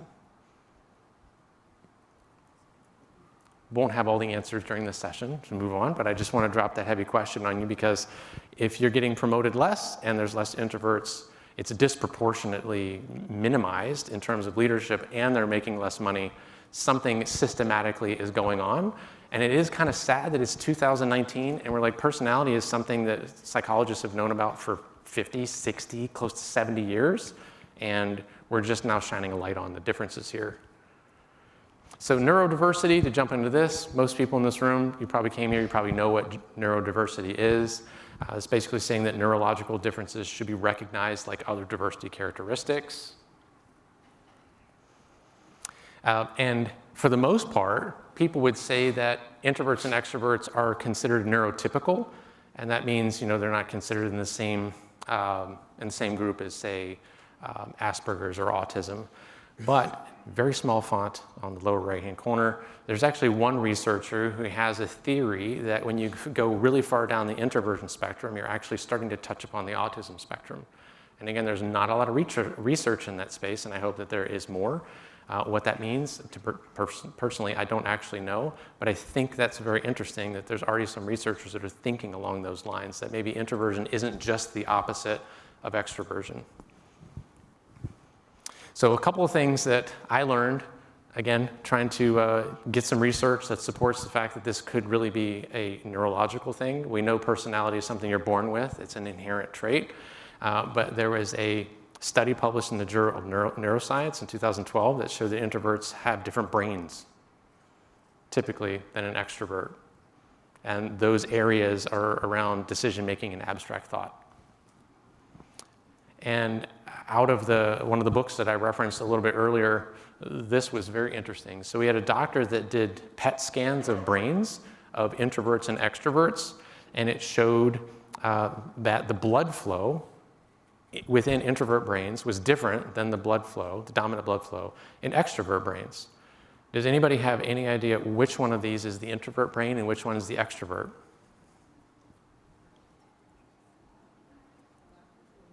I'm the kind of person that doesn't call out answers either because I'm nervous I'm going to be wrong. It's okay. I'll just show you, right? So, the longer, more complex pathway associated with acetylcholine neurotransmitter is the introvert, and the shorter, less complicated path and more associated with the dopamine, which, again, social stimulation. Some people get a lot of energy from the social stimulation. This kind of makes sense. And some of the things on the bottom in terms of parts of the brain that are associated with those areas. This may lend itself to why a lot of introverts will say, I think slower than other people. I don't process things immediately. I need time to think about things. I come up with really good ideas, but it's never off the top of my head. So sometimes meetings happen, and this has happened to me many times. So by a show of hands, not just to support me, just tell the truth in your experience. Have you ever been in meetings where the conversations are dominated by whether you label them or not extroverts? There's never a break in the conversation. You try to interrupt and get your words out. You never get in because people keep bouncing along. The conversation moves beyond the point you wanted to make, and it becomes awkward to say, well, I want to go back to like 5 minutes ago and raise my point. And you're just like, screw it, I'm not going to say anything. That is a lot of hands, okay?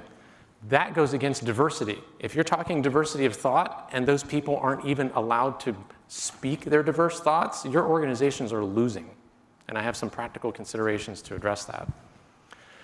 So again, making my case on the neurodiversity. Again, I'm not alone, but it seems to be somewhat new, and there's not many people pushing in this space. But I think the neurological differences between introverts and extroverts, which is something you're born with, it results in differences in how they think and behave. Again, making the case for neurodiversity. And I just think they should be considered on par with anything else, to be honest, especially since it powers the diversity of thought, which is where a lot of the actual value of diversity comes from. You have people from different backgrounds, right? And they bring diversity that way. Well, introverts bring diversity in terms of how they even process information and how they think about things.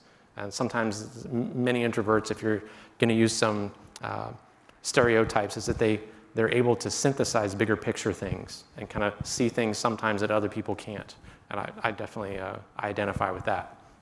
So let's get to the section where we're going to talk about what can you do, right? So I want to set the stage and say, hey, this is really important. You guys in your organizations should be able to do something about it. So what can you do? Well, I have a whole bunch of practical things that you can go back and do. The first thing, though, I wanted to start off with, a tiny bit of humor, is what not to do.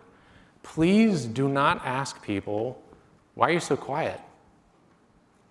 What's wrong?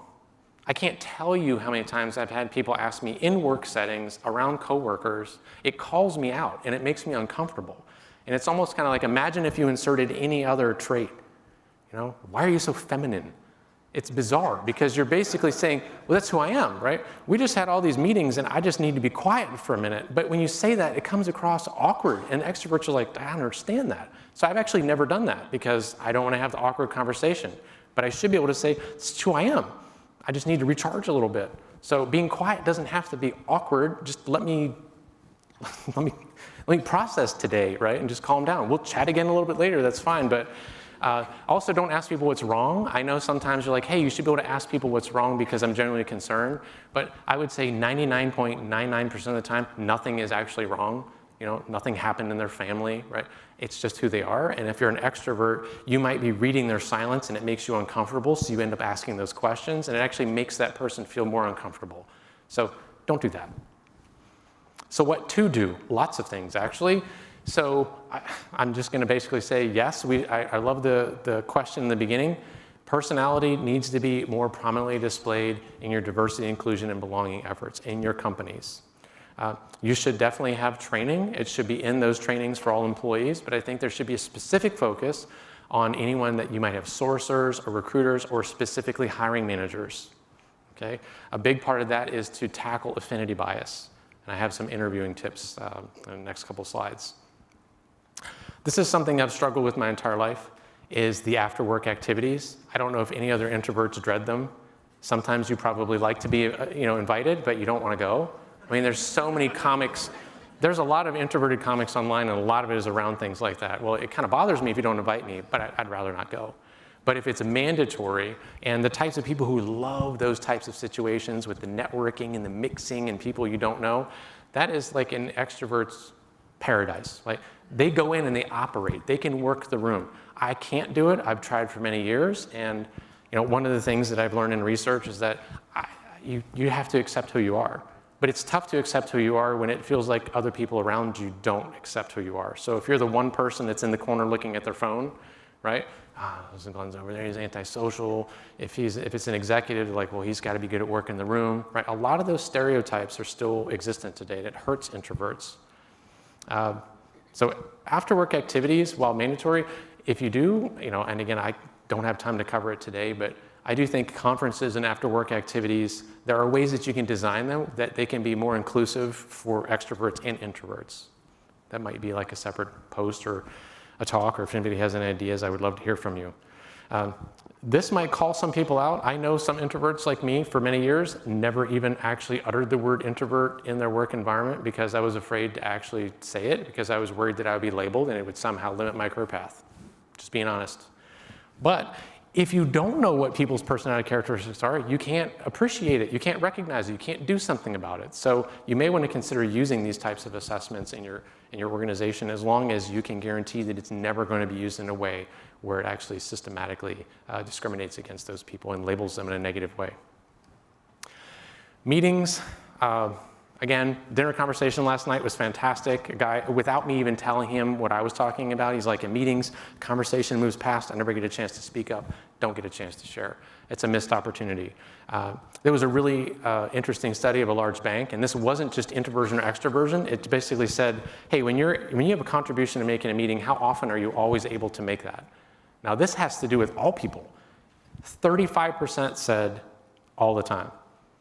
And again, your organizations suffer if you're basically having a meeting where you should be talking about what is everybody thinking, what are people's best ideas, and if 2/3 of the time the ideas come out, again, your organization loses.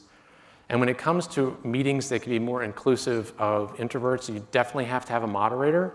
I can't tell you how many times I've been in meetings where extroverts dominate. They're not doing it on purpose, but people let it happen. And you shouldn't put the introverts in a position where they're the ones that have to out-extrovert the extroverts that are dominating with no break. Some people start talking before the other person ends.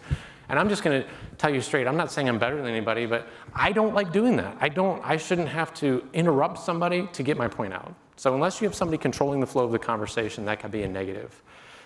Call on people who haven't spoken yet. It's really helpful when you can notice that, hey, there's been 3 people that haven't contributed. Get them towards the end. Give them more time to process. They may be sitting on ideas, and it's okay even if it's going back earlier in the conversation. It's something I've actually gotten better now too, where I've just had to speak up and be like, I know the conversation has moved on, but I actually have really a valuable thing to share about something we talked about 10 minutes ago, and I just go ahead and throw it out just to make sure I share it. Don't allow people to interrupt other people. Don't force people to interrupt others. This is a huge one. I stumbled this on my own years ago. Send out pre-reads. I don't know if you've ever been in meetings where the meeting is going through the PowerPoint or things like that. Years ago, I'm like, this is stupid. We should send the PowerPoint out beforehand. Everybody looks at the PowerPoint. You come to the meeting to discuss, not go slide by slide. That also allows the introverts time to consume the information, process it, come to the meeting ready to share. Because if you're going slide by slide, again, same thing can happen. They can be left behind as you move on. And sometimes they're like, well, I'm just not going to share because I have an idea on slide 5 and now we're on slide 20. Meeting summaries afterwards can be massive. To basically allow people to say, look, if you're like me, sometimes your best ideas come after the meeting, but if there's no mechanism to be able to collect that, again, your organization is missing out on good ideas. Group work, brainstorming is absolute hell for introverts, always has been for me. Extroverts in my group always dominate. I end up being kind of quiet. And again, it takes me time to process the information. I don't know if anybody's familiar with the term brainwriting. It's interesting, there's a link in here. It's essentially in the first few minutes or however long you want to do it in a brainstorming session where you're trying to get ideas from everybody, is that nobody talks. Everybody writes ideas down on Post-its and they actually pass them around and there's no name on them. And eventually people are saying, they add things like yes and. Right? So they take someone's idea and they continue on it, or how might we, and then you have people add all the ideas and no names are on it, so it's not about who contributes, and you give the introverts some time to actually think it through rather than it being dominated by extroverts. And again, I'm not trying to be negative on extroverts, I'm just saying I've been in these situations and I often feel like I don't get a chance to contribute. Interviewing, this is actually from a LinkedIn article. I quoted it because these quotes are brilliant.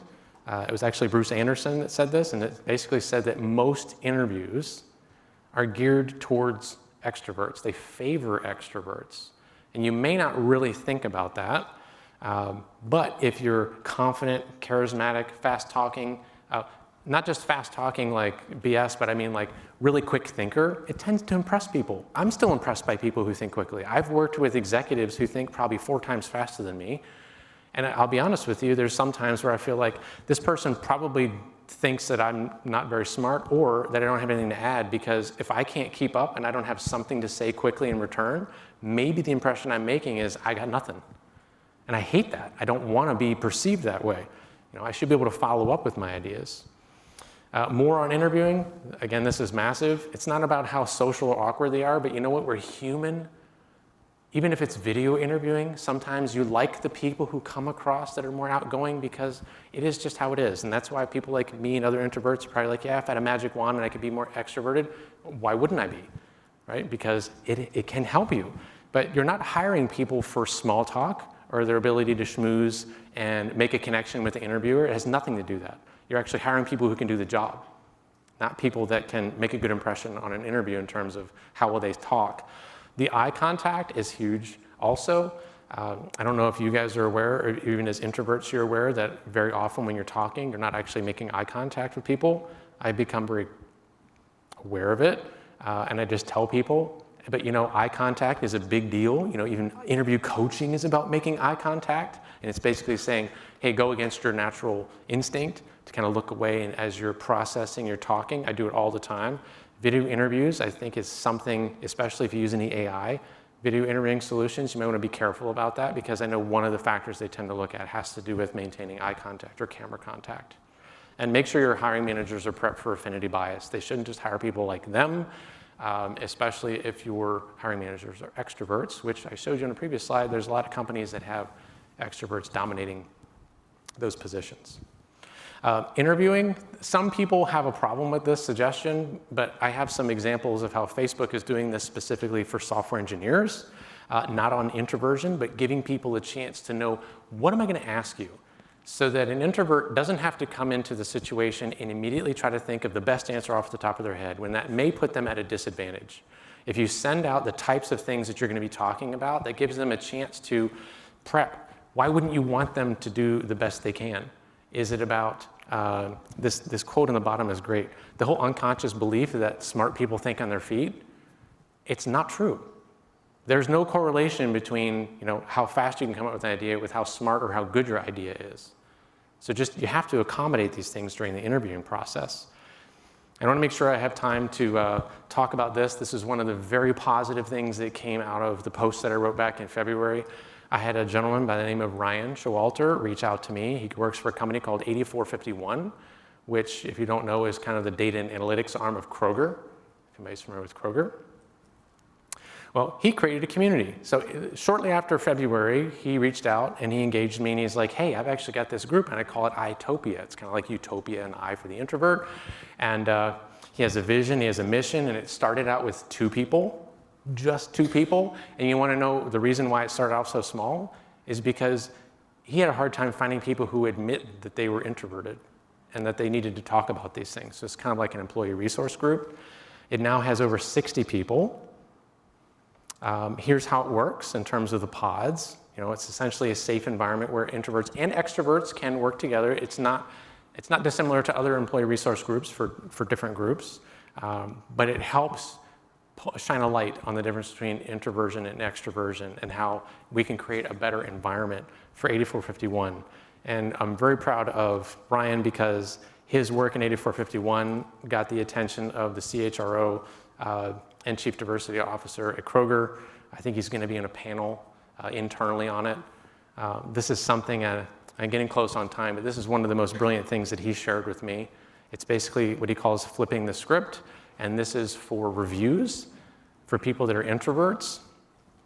You know, when managers say you don't speak up enough, right? You don't seem engaged during meetings, or I'm unaware of your perspective and I want to hear it.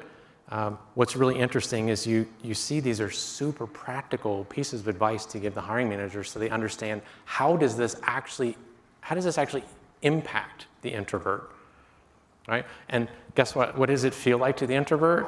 The frequency that I speak up is a measure of how valuable I am. That really resonated with me because a lot of times people say, hey, you need to speak up more. Well, part of it is maybe we need to run meetings differently so I actually can speak up more. Right? But my value isn't, do I out-talk everybody? And are you checking tick marks? And did Glenn speak in this meeting? Did Glenn speak in this meeting? Right?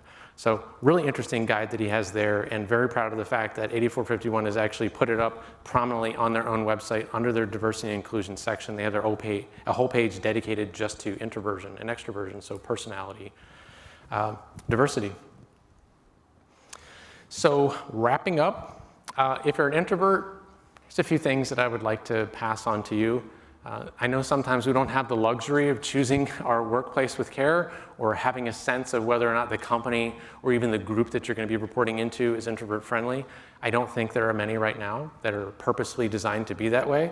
But to be quite honest, that's why my 3-year journey has led me to be on the stage and talk about it, because I want more people talking about this so we can shine a light on it, so we can impact millions of people. Literally millions of people, I hope, are positively impacted by more people shining a light on the difference in personality of introversion and extroversion. Indicators of introversion-friendly work environment, probably not surprising, right? Can you work remote? I work remote a lot. I really work well remote, right? Making time for yourself is important. Spaces to work alone.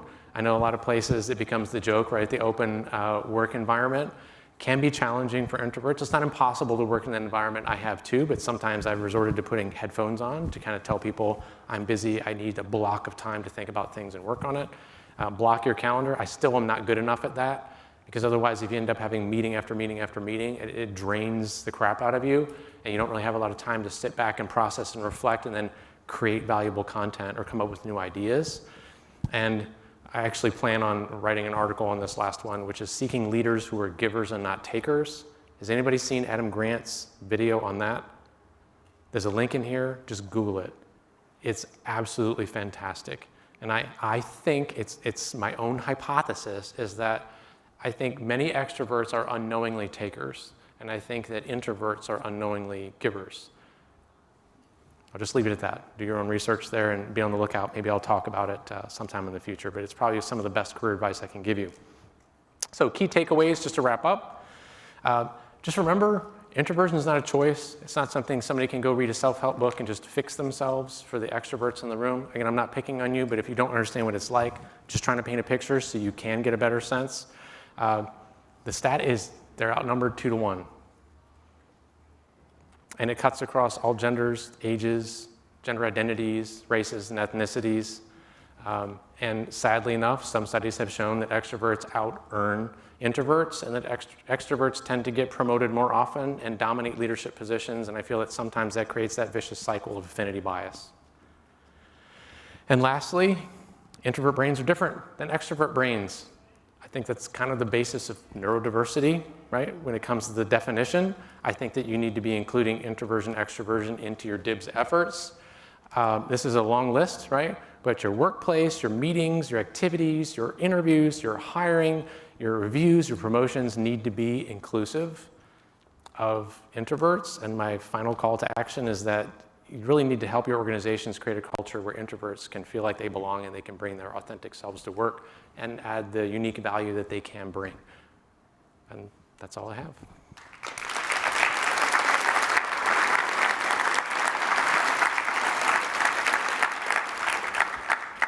Thank you.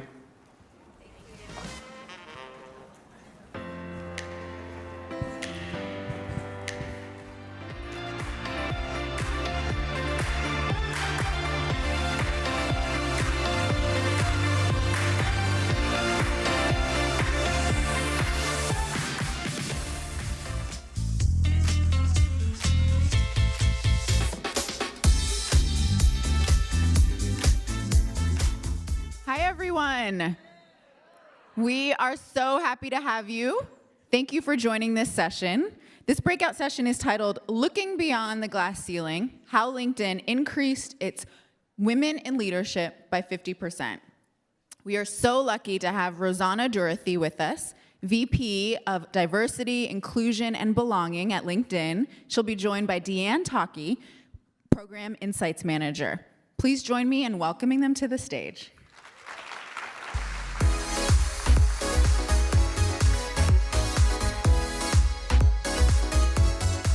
Thank you, Nubia, and welcome everyone. We really appreciate this opportunity to talk about something that I think is on many of our minds, and by the fullness of this room, I sense you're probably all hard at work at something that we've seen as a challenge and an opportunity for us at LinkedIn. This journey of creating gender parity is something that is often seen as a construct of altruism or political correctness. But the reality behind it is that the World Economic Forum tells us that it could take us more than 200 years to reach gender parity globally. That's a pretty long time. I think most of us won't be around for that. So in many ways, we are building for the future, but we're also building around an urgency for the present.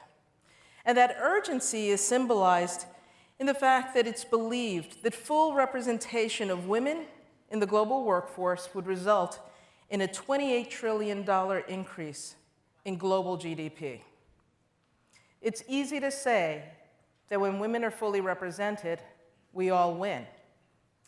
In addition to that, it's seen that companies that have great performance, and what great performance looks like is gender representation in the top quartile, are likely to outperform their peers by as much as 27% in economic profitability.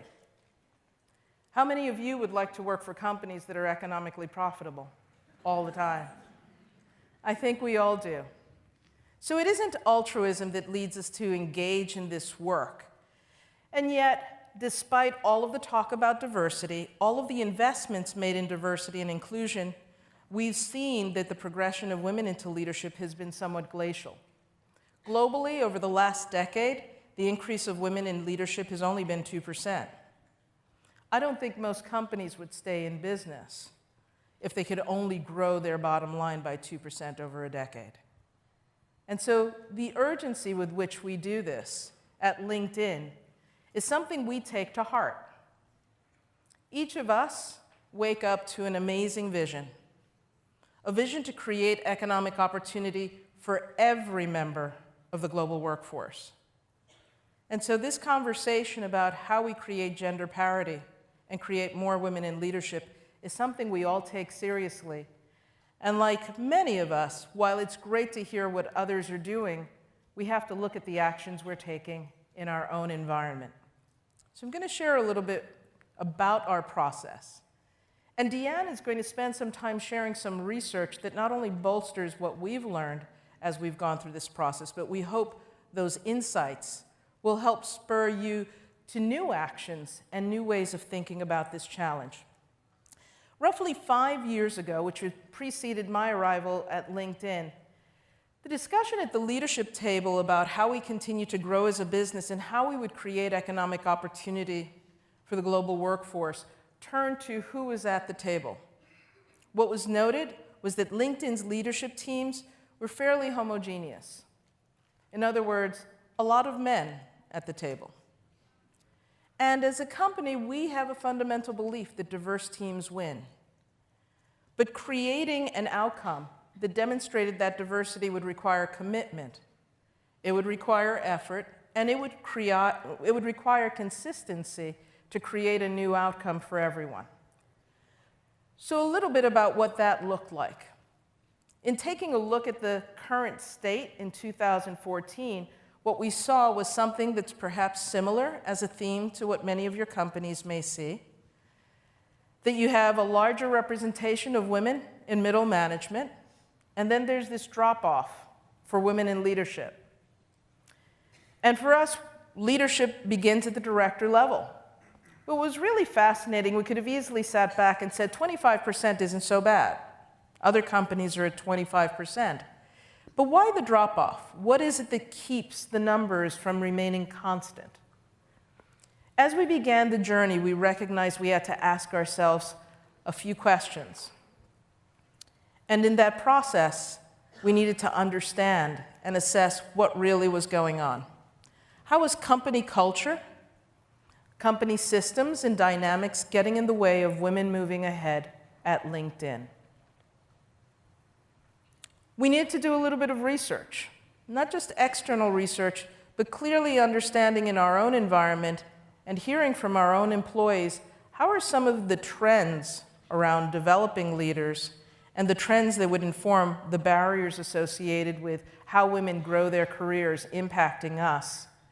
And what were some of the solutions that we could apply that would enable us to think about this opportunity as an opportunity and not as a challenge? Mindset is really important, and if you believe you can't win, there's a good shot you won't.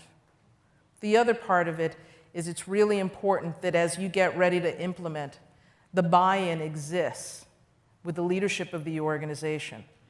So as we were developing this plan, soliciting feedback from our employee resource groups, understanding what attrition looked like, understanding what women's aspirations were, and we built a plan to support that. It was really important to ensure that our leaders understood what the end game was, what their actions needed to be, and how we would go about achieving that process.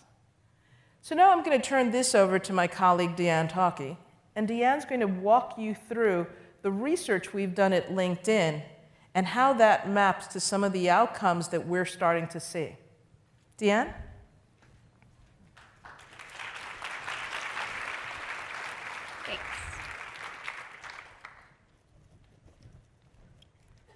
Thanks, Rosanna. My name is Deanne Talkie. I am a program manager on the LinkedIn Talent Solutions Insights team. As part of my role, I get to work every day with LinkedIn's massive data set, powered by our network, to extract actionable insights for our customers to use to build better talent strategies. This year, I had the opportunity to dig into several questions related to gender diversity on our platform, like, do the behaviors and experiences for men and women differ on our platform when it comes to the ways that candidates find jobs or the ways that they're targeted by recruiters? And if so, what can companies that use our platform to build their teams actually do about it? Today, I'll share some of the data and research that came out of our findings, and I'll start with the different ways that men and women use LinkedIn to find jobs. When we set off on this research, we had a lot of hypotheses about the different ways that men and women use LinkedIn. But what quickly stood out to us was not the immediate differences between the ways that men and women use LinkedIn, but rather the similarities that we observed across all candidates, especially in the early stages of the job search process. Starting at the very top of the funnel, the first thing that we looked at was the openness of candidates to new job opportunities. And we saw that for both men and women, candidates are pretty similarly open to new job opportunities, with nearly 90% of candidates indicating that they'd be open to hearing about a new role from a recruiter, regardless of their gender. At the onset of the job seeker journey, when candidates first actively start off on their job search, we also saw a lot of similarities in the ways that men and women want to learn about your company. Regardless of gender, all candidates want to understand what it's like to work at your company before applying to a job there. They want to understand your culture, your mission, and what your company stands for. And both men and women are similarly likely to engage with content that you're posting on your company page, as well as visiting your Life tab to read real stories about real employees. So when it comes to the early steps that job seekers take to evaluate an opportunity, we see in the data that some things are truly universal. Now, where we see the divergence occur between men and women on our platform is actually at the next step of the job seeker journey, the job application stage. We saw that although the data was showing us a lot of similarities in job viewing activity between men and women were actually 16% less likely to actually apply to a job after viewing it. And when they did choose to apply, they were doing so at much lower volumes. In total, women applied to around 20% fewer jobs on LinkedIn than their male counterparts. We also saw similar patterns at play when we looked at the likelihood of candidates to proactively tap into their connected networks to ask for a referral on a job. We saw that compared to men, women are actually 26% less likely to ask for a referral on a job that they've applied to, even when they have a connection that works at that company. So there's been a lot of research published about this. I'm sure we've all seen the publication by HP showing that women feel comfortable applying to a job when they meet 100% of a job's qualifications, while men can feel comfortable applying to a job when they meet just 60% of qualifications. And it was eye-opening to see similar patterns to corroborate this in the data that's generated by candidates on our network every day. Now, the good news is, in spite of all these differences, one notable outcome that we observed is that when women do apply to jobs, even though they're doing so less frequently, they're actually 16% more likely to get hired compared to men. And this trend is even more pervasive when we look at the subset of job applications that are being made to stretch roles, so roles that are in a higher seniority level than the job applicant at the time that they apply. When it comes to roles in higher seniority levels, women are even less likely to apply to those roles. But when they do, this number increases to an 18% higher likelihood to get hired. All this data reveals a powerful trend that women are less likely to proactively raise their hand for a new job opportunity, even when they're fully qualified to do so. And that any disparities we see between men and women on our platform aren't a result of female candidates being any less skilled or qualified than their male counterparts, but rather there's self-selection at play that's removing women from the equation for new opportunities, even when they might be the best candidate for the job. After examining the job seeker journey, we then turn to the other side of the equation, so how the recruiting behavior of companies and employers might be contributing to the disparities that we see between men and women on our platform. So we delved into recruiter sourcing activity, and we saw that when recruiters are in the recruiter tool and they're running a search for new candidates, recruiters are actually 13% less likely to click on a woman's profile when she shows up in recruiter search results. Now, those of you who are users of our recruiter tool will be familiar with the limited amount of information that shows up about candidates after you've run a search.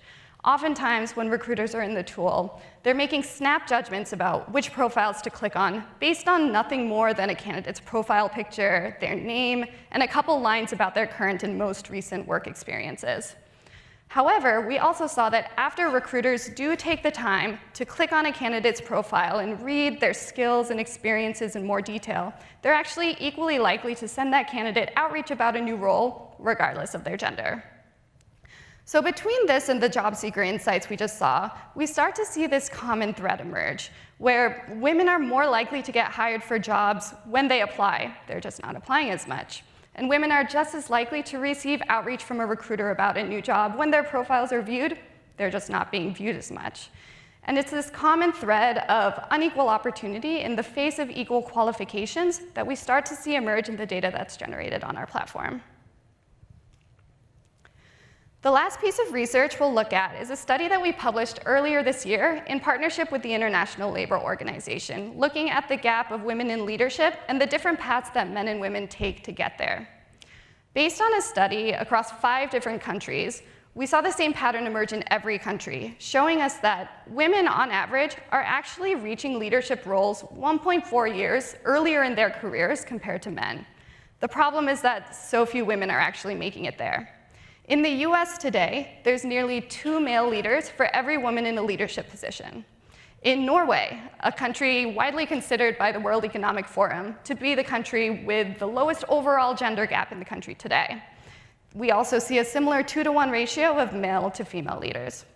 And in countries like India, not even 1 in 5 leaders in the workforce today are women.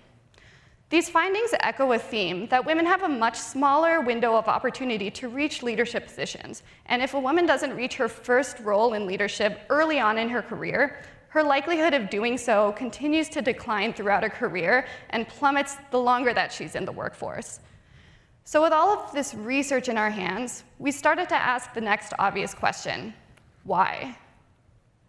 How much of this disparity can we actually attribute to job seeker self-selection or recruiter unconscious bias, or even socioeconomic factors like the increased likelihood for women to leave the workforce right around the time in their careers when most professionals are progressing most rapidly into leadership roles? So we turned to external research on the topic, like this study published by KPMG on self-advocacy, showing that 56% of women that they surveyed had indicated that they aspired to reach senior leadership roles at their company, but they felt more cautious about taking tangible steps to get there.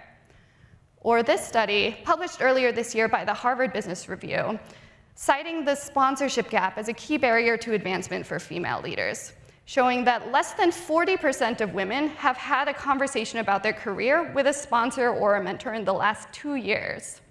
So the amount of research and publications out there on this topic can feel seemingly endless sometimes, all pointing to the conclusion that, yes, while there is a problem, we've yet to really crack it in a definitive way.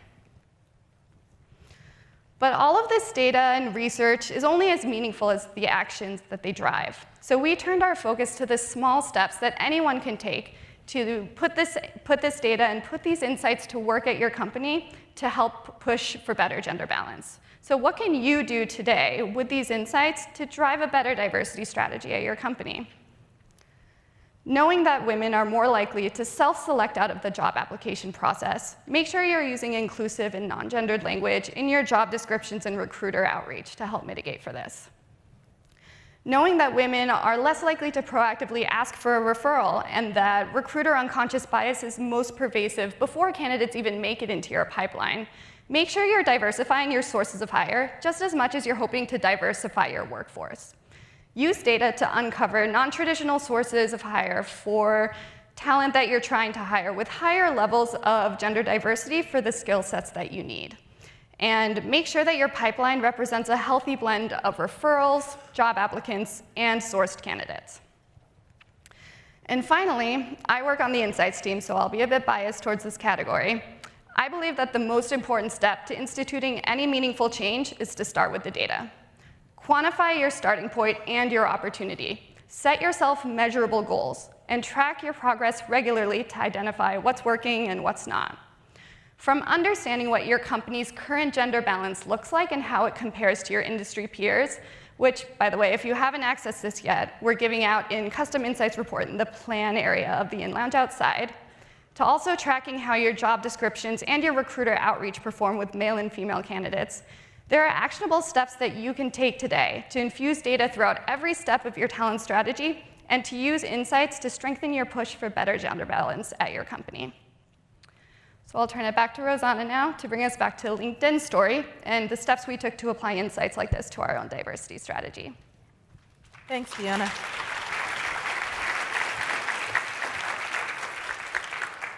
A little bit about LinkedIn's strategy to share with you how our process has mirrored much of what Deanne has concluded. For one, we recognized that in order to build a strategy that would be successful, we needed to leverage what had already been successful in the work of grassroots ERGs at LinkedIn over the first few years. And we wanted to galvanize the energy that already was being exhibited by employees and their commitment to creating an environment that was more diverse, more inclusive, and where people could genuinely get the sense of belonging from the moment they joined the company. So we knew an important part of this work would be how we not only go to market to identify talent pools and hire those talent pools, but how we would grow that talent.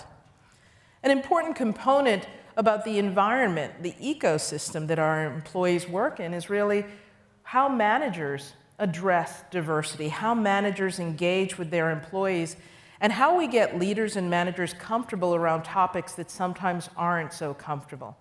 And so this INVEST process looks very much like not only how do we scale up managers to have courageous conversations, but how do we build the allyship among peers as well, so that it's an environment where diverse talent can trust and thrive. And then culture becomes a really important phenomena that we all experience. It's not just the culture of our company, but in this case more so the culture that LinkedIn evokes as a result of the products that we have. How to make sure that members feel safe on the platform, how to ensure that in the tech industry we can vanquish narratives about women and people of color not feeling that they can belong, and how do we create an environment that really enables communities to come together and support each other in developing and growing in this industry. To give you some real-time examples, around hire, like many of you, we chose to adopt a Rooney Rule-based philosophy.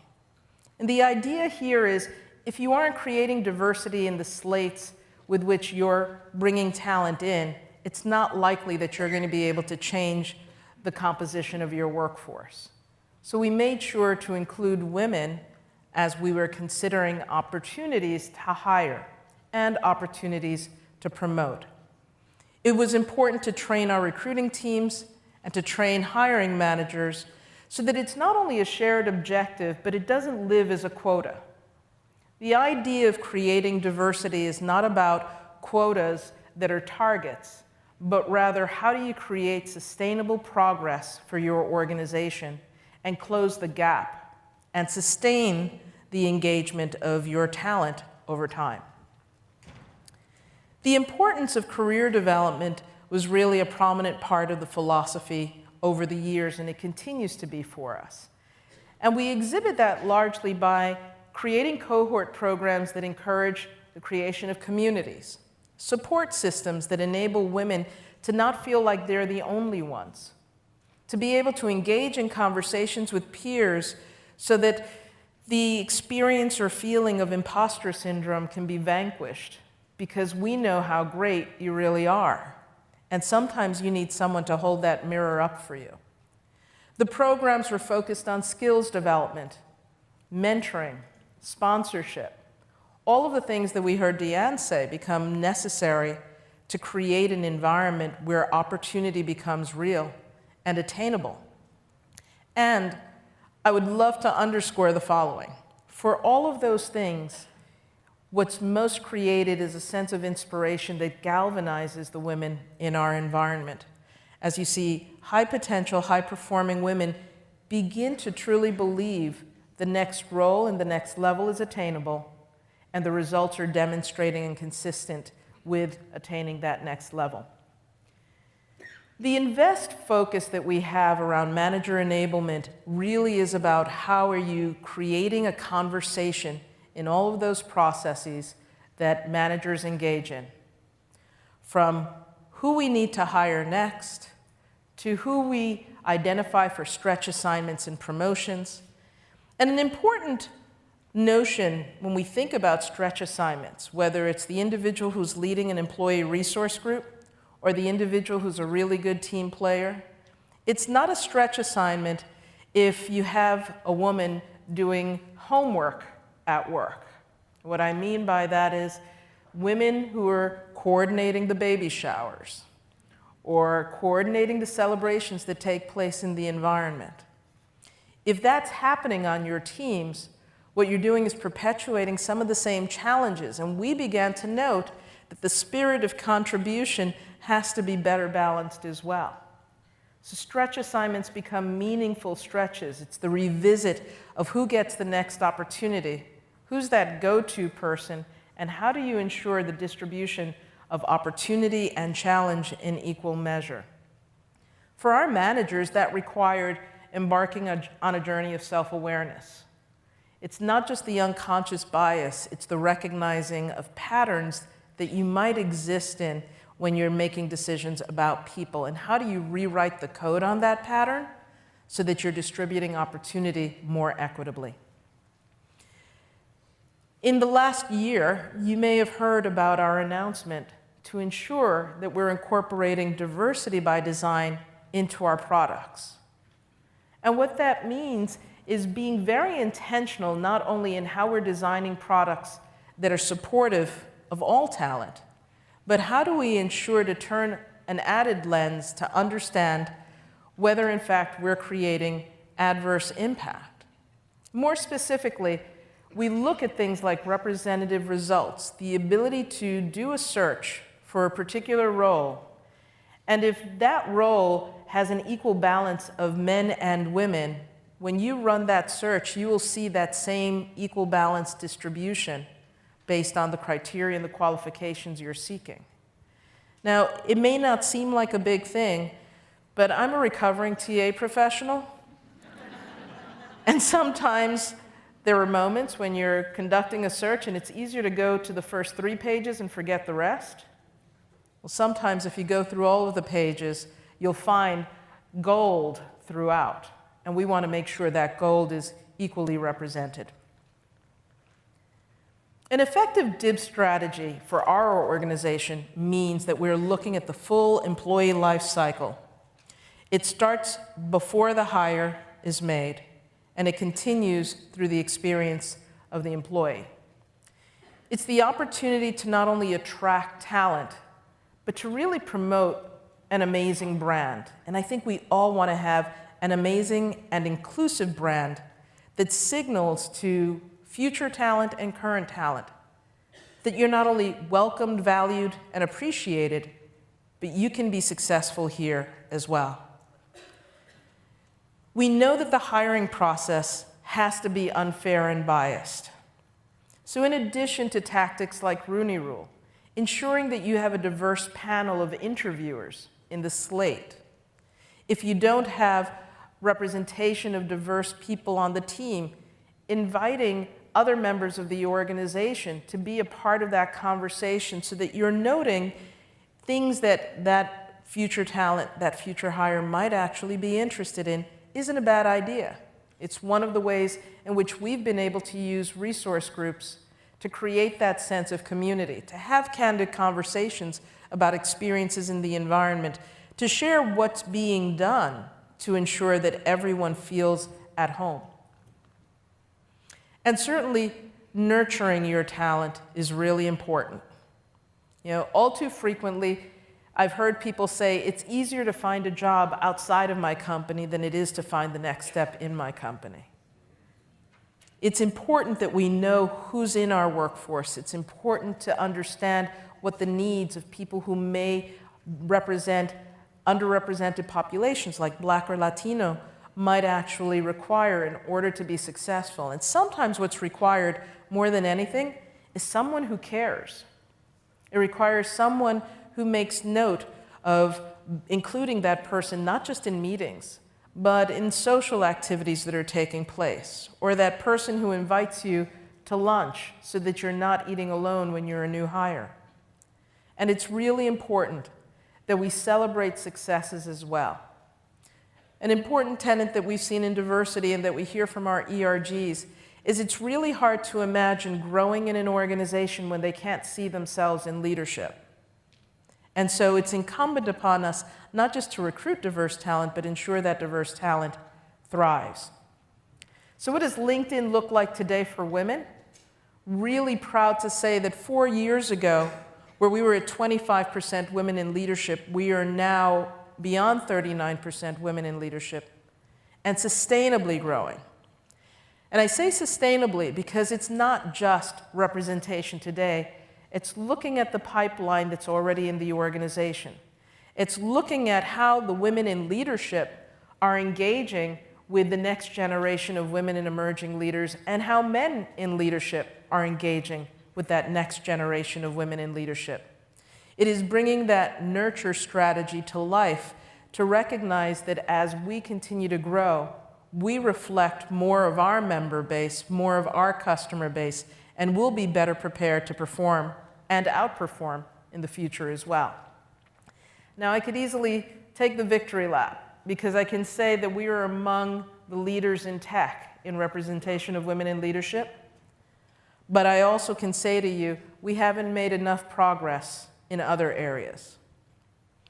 There's more work ahead for us in relation to how we create leadership that represents Black and Latino talent in our organization, and how we look at other underrepresented populations strategically to be able to create working solutions and working practices that enable us to not only attract talent, but grow that talent in the same numbers we've created with women. I think we're well on our way. I think success breeds the hunger for more. And I know that we're not alone in this, because you're each working at this.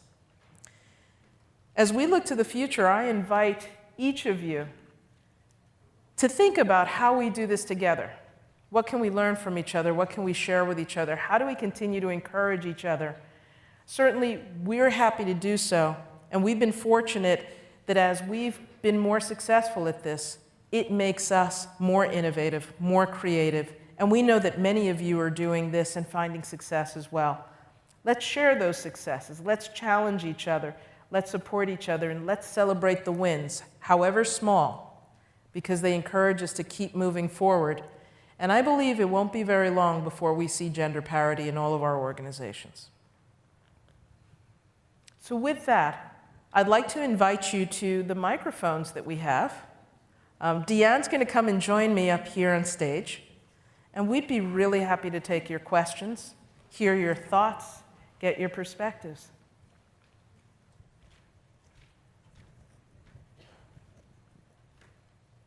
Are you ready for the question? Ready for you. Hi. Hi. This is Pooja. Great presentation and amazing progress, so congratulations. The question I have is, what were some of the challenges that you had as you were making this progress in this journey? I'm sure there were internal and external challenges, and how did you overcome them? Thank you, Pooja. There are always challenges. So first challenge, sometimes it feels like the needle isn't moving quickly enough. So while we've continued to make progress across the organization, there are some parts of the organization where we started at a much lower threshold, and that's in our engineering and tech-oriented functions. So like many of you, the challenge of women in tech is a persistent one, and while we've improved there, we haven't improved as rapidly as we have across other parts of the organization. The second is a fast-growing company means you have new people coming into the organization all the time, new recruiters coming into the organization all the time. You've got to make sure not to weaken the muscle of onboarding people, not only with the philosophy and the culture and behaviors the company expects, but with the training, the skills. We don't all come from environments that have thought this way or skilled us up to do this. And so as we look at the practice of talent acquisition, we have to continue to reinforce and retrain that muscle with new talent that comes into the organization. And then the third is a willingness to revisit practices. I shared earlier, we're currently revisiting our Rooney Rule approach. And sometimes there's an opportunity to lean in and be a little more deliberate and a little more intentional, and you can optimize for different results. So continuously analyzing and understanding not only where we are from a representation standpoint, but through our employee engagement, understanding how women feel about the environment, understanding where they're feeling a sense of encouragement and where there might be persistence around either discouraging or a sense of lack of opportunity. It requires us to maintain and renew that focus so that we don't get, quite frankly, weaker or lose attention on something that is so important for us. Thank you. Hi, my name is Lauren. I'm with a tech startup out of Pittsburgh, Pennsylvania. And one of our problems is something you talked about, which is having females on interview panels, specifically in tech. So we have very few females, so those females that we are using get really overused and then end up feeling like the token female. So how do you combat that and keep them involved so candidates get a good experience, but you're not burning them out?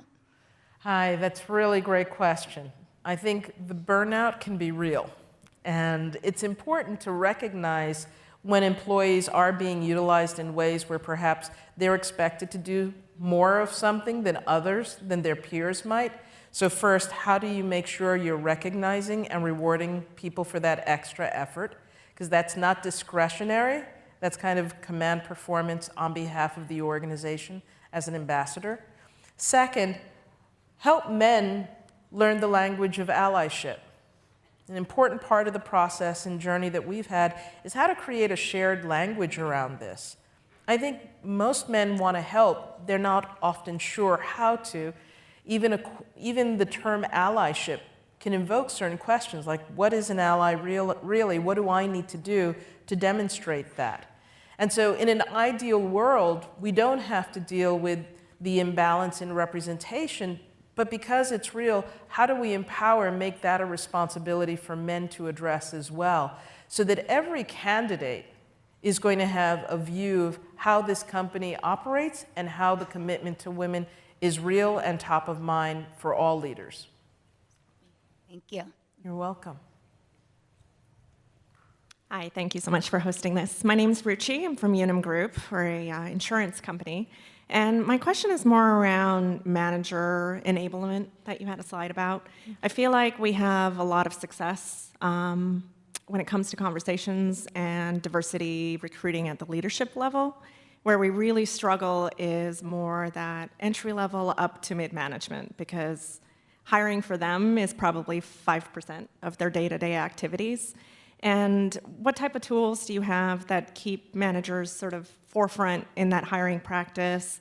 Are there any SLAs, anything that's tied to their performance, anything that holds them accountable? Because we feel like we've held our TA teams or sourcers, HR accountable for those facts, but just trying to fill those high volume roles up to mid-management, it's hard getting managers bought into that practice. Sure, I'll tackle this, and perhaps Deanne has something she'll want to add to this from her research and the insights we've seen. So for the last 2 years, diversity, inclusion, and belonging has been the #1 operating priority, the #1 talent priority, rather, at LinkedIn, where talent is our #1 operating priority. So there's been a consistent focus across the organization. It's not just talk, it's an alignment in the aspirational goals we've set for the organization and how we continue to cascade this thinking to our leaders. A couple of things that we've done that are, in part, how do you embolden the ecosystem, the environment?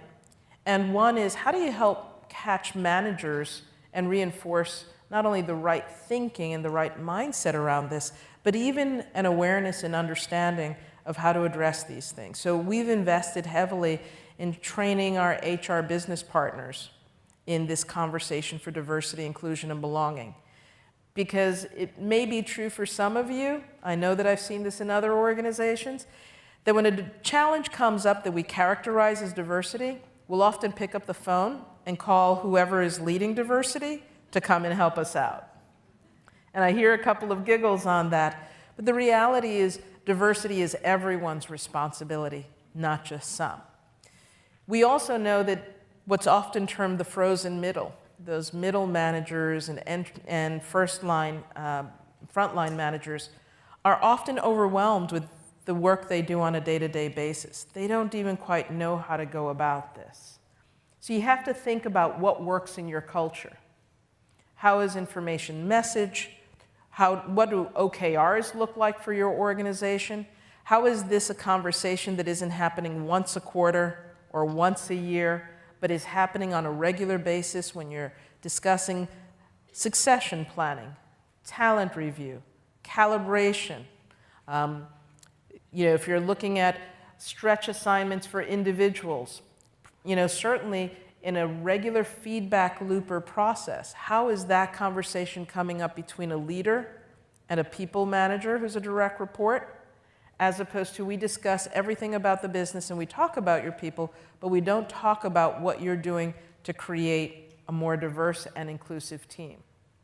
So there is a consistency that has to exist not only in the discussion, but then in the actions and certainly the behaviors that align with that. And I will tell you, it doesn't happen overnight, which is why there has to be not only constancy and patience to it, but every day another step in the same direction. There are leaders and managers who don't sign on, and they want to wait it out.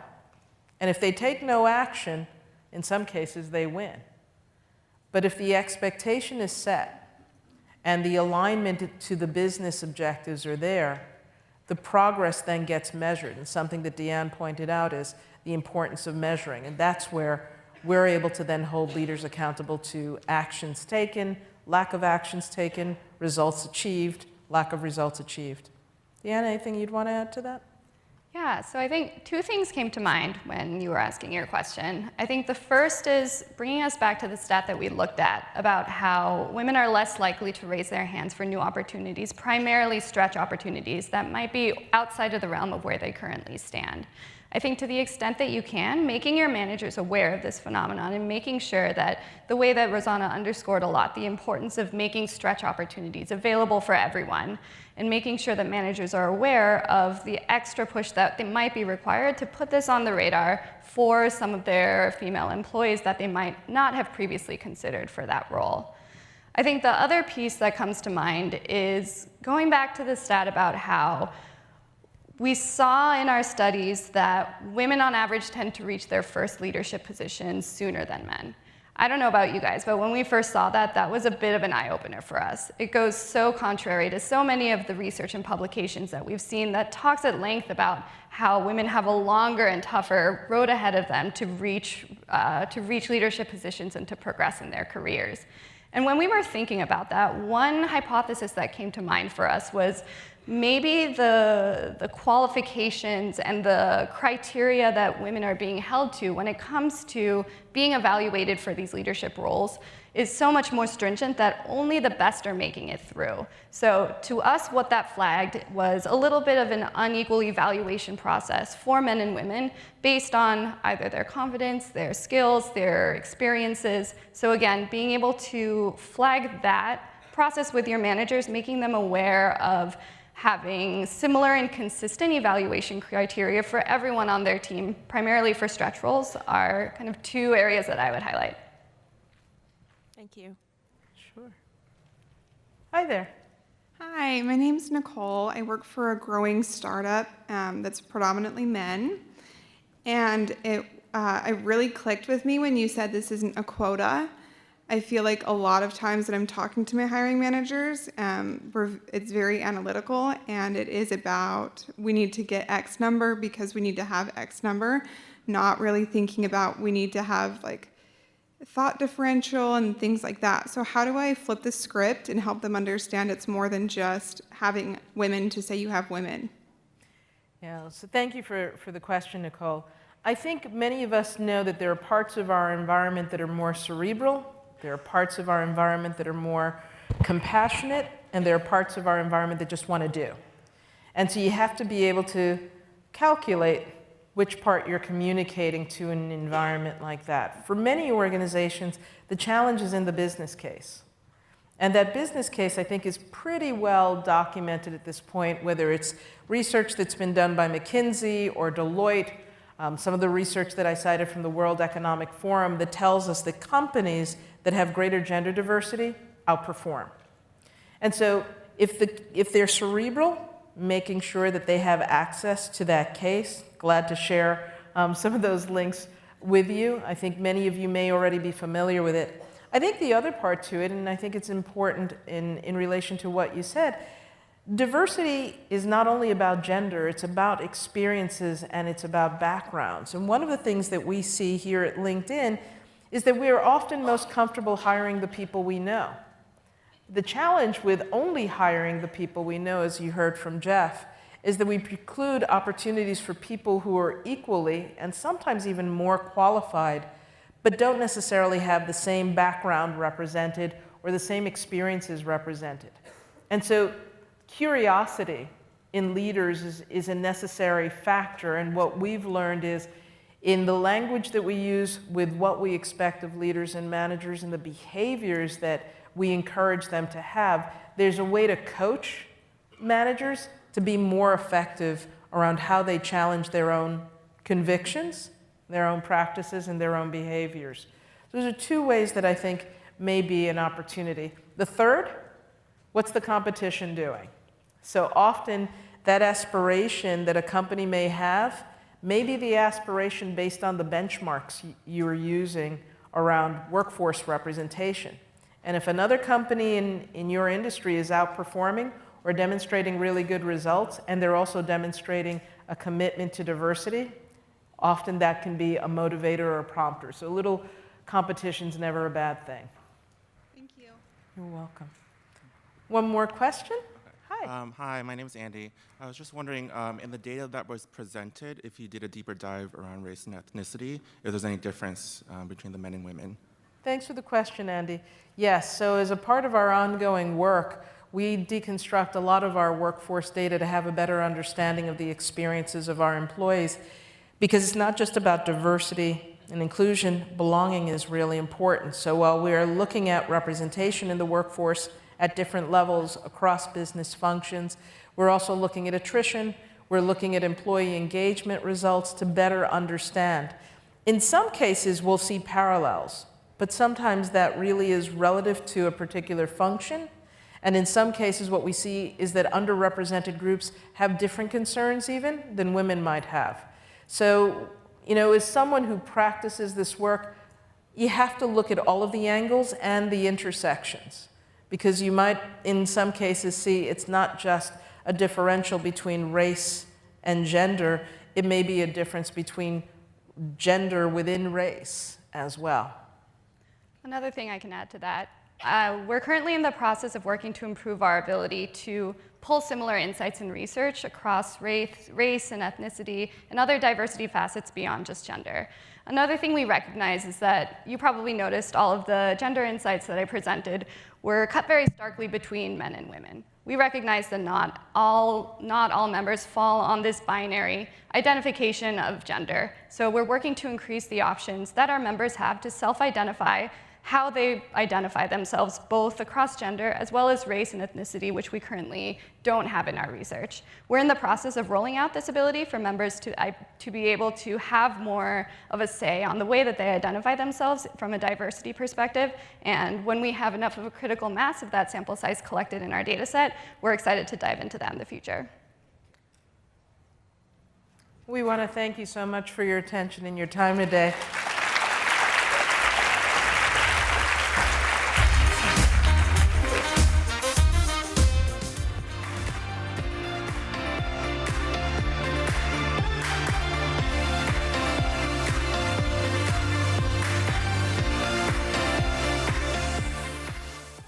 Welcome back to the studio. I'm your co-host, Noelle Fakori, and joining me is CEO of VaynerMedia, Gary Vee. Gary, it's so good to have you. Thanks for being here on the live stream. Thank you for having me. So the last time we got to speak, it was 2016, Empire State Building. Yes. We brought you in for our New York City employees. Yes. And I have to say that it is still talked about, and I'm so excited that we now have you on this global live stream instead. Yes, exactly. Well, that's flattering, and it's good. Hello, everybody watching in other places. It's so good to have you. So we have a lot of things that we want to talk about. I have my own questions. The live stream sent in dozens of questions. So I want to jump into a place that you play in really well, which is being an innovator and obviously shaking things up that need to be shooken up. So when we talk about the talent space, I'm curious to hear from you, within the whole world of talent, what's something that you think needs to be revisited, and how would you shake it up if you could?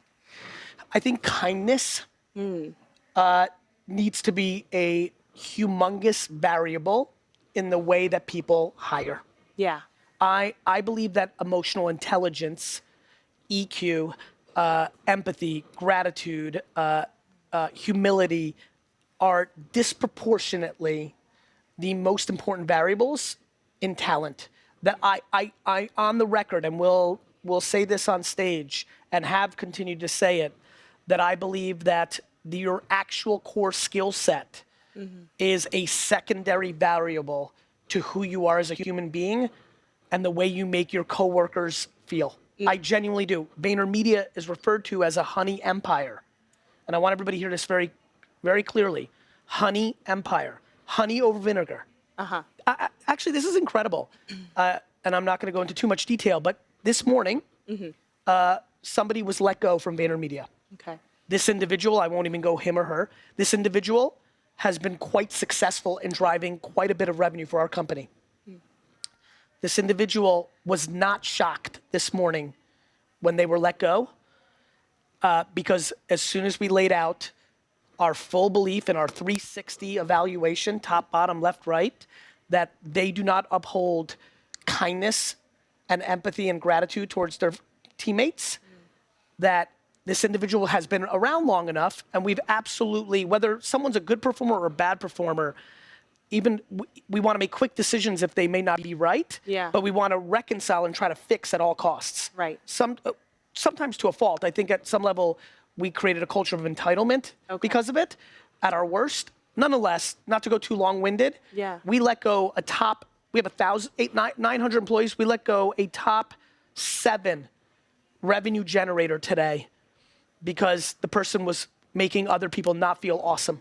And it was a far less debated exit. And that meant to me today, and it's a highly emotional person, hence some of the stuff that we're referring to.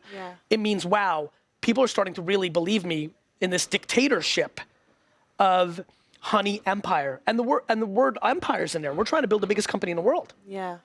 I believe emotional skills will trump revenue skills in the next half century. Once we can measure it better. Once we can measure it better. Or once we put more empaths at the top. So it requires a lot of not just talking the talk, but that's very clearly walking the walk and making those tough decisions. Is that something, as you've built a company, has always been that clear or easy, or has it been an evolution over time to be able to be that clear? It's been very clear. I've been clear. My bleeding heart for even the person that was breaking my own religion didn't allow me to move as quickly as I needed to at times, which created the sense for some that it was baloney that I cared about that. And at my best, I get the timing perfect, which I feel great about, let's say today's, because I think we just, at my worst, somebody's in the building 6 to 12 months too long, which then creates a lack of trust that I live HR. I'm an HR-driven CEO. And I've said that for a long time, long before it was cool and long before I had to give a talk here. So that's your actual answer. That even though this is my North Star, my execution over the last 20 years has been varied based on the fact that at my worst, I hate the conflict and the feeling of firing someone, and I'll lean into, I can reconcile her or him. Me. And that has not always been the case. Right. And I could see how a lot of leaders, whether they be in the talent space, whether they're managers, go through that, and figuring out how to reconcile it or solve for it tends to be a battle and a struggle, and far more of an art than a science in many ways. And you have two people in the audience. You have the ones that are completely financially CFO driven. And even if they're the most lovely person, their blind religion is the P&L. And if we didn't have a good quarter and we have 6 people, like I got to cut 47,000 out of the system, and like you, and that's it. Then you have other people who are more towards me, though thank God I have enough P&L that I don't go out of business. It's really altruistic. And they're not making any decision based on anything other than trying to reconcile it. And so one creates entitlement, the other creates fear. And that's why the far majority of businesses are off balance. So when it comes to bringing in great talent into VaynerMedia, what has been your process? So that way you're not just doing the traditional 10 years of management experience check, but you're actually validating for those different pieces that you mentioned there, whether it be the kindness and so on and so forth. I'm sorry, you might have seen me, I'm smiling. Because I'm about to say something that I don't know. One of the things I like to do when I do speeches or interviews is I try to bring the most value to the listener. So I'm hedging. I'm not sure what I'm about to say is very valuable. Because it's quite unique. I am an all-time enigma when it comes to hiring.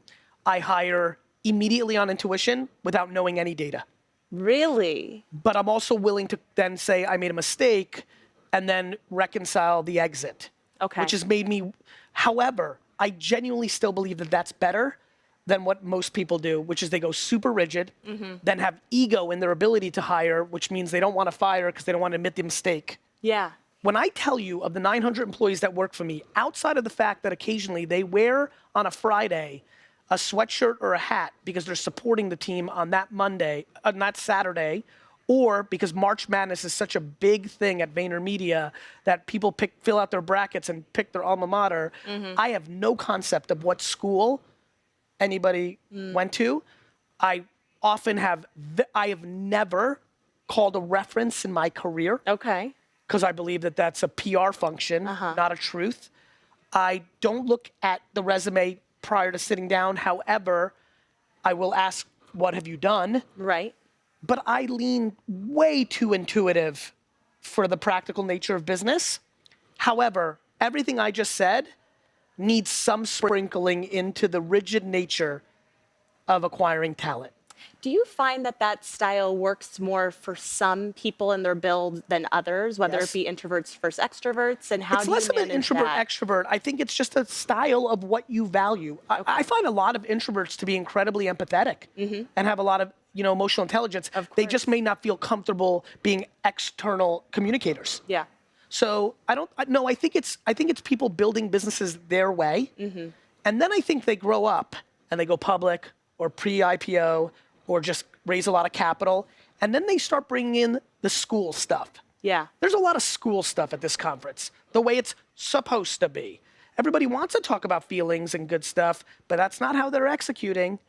And reviews are a disaster. It's subjective calls based on managers. Yeah. There's so much going on in this is my favorite. When I tell you that this is maybe the most excited I've ever been to give a talk in the history of my 1,000 talks in the last decade, I'm so grateful to be here. I'm so grateful to be on the show.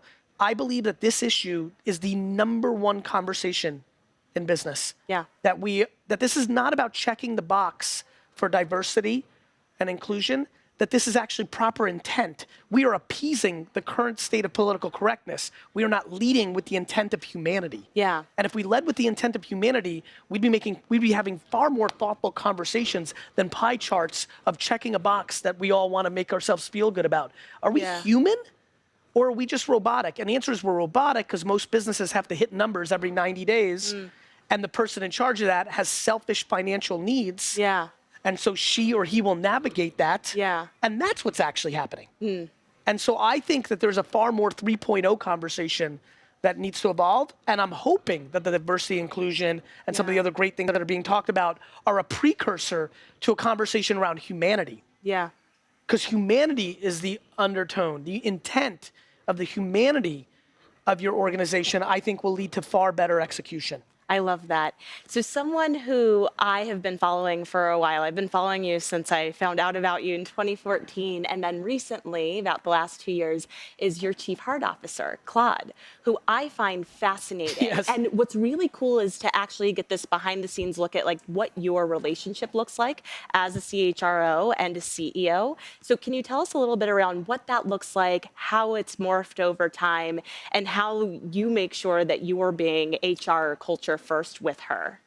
I think what's really interesting about what's worked for me in my self-awareness, and everybody has to do that if they run something, is I am the kind of person who's willing to sit down with Claude and eat crystals because we believe in crystals. I don't believe in crystals, but that's only because I don't know anything about crystals yet, but I know they're in the consciousness. The fact that I could eat crystals with Claude and then walk into my next meeting with Alan, my CFO, and make real operational financial decisions is incredibly interesting to me. Yeah. I find it also incredibly interesting, and I give enormous kudos to the humility of Alan, who's a CFO of a big company, who recognizes that tie goes to the runner to Claude. That is unheard of. When I deliver that line, if I deliver it, because I'm going to go all improv in my speech, if I deliver that actual line in that room today, and they actually believe me, which would matter, that is the brain twist of the whole thing. That if you actually, what is the relationship? Claude is the single most important executive at Vayner besides me.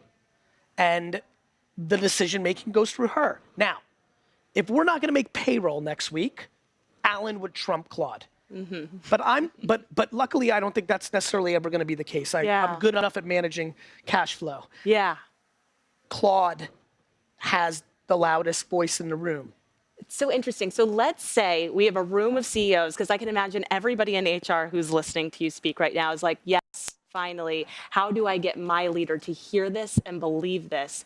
If we have a room full of CEOs, First, we have to have empathy. If your leader, if she or he is the CEO of a company that is publicly traded and held accountable to a phone call every 90 days where she has to talk about things that are going to judge the stock, and the board will fire her if she comes out and says some foofy stuff about feelings, and don't worry that the margin is in the tank. Yeah. I think every HR lead has to have that empathy. Yeah. We have to understand what we've signed up for.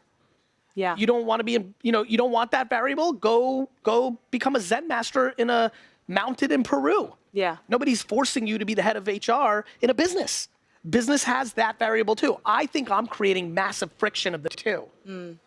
But I think the first thing that every head of HR, whatever, is they have to have empathy for their CEO. They're playing a different game. It's fair.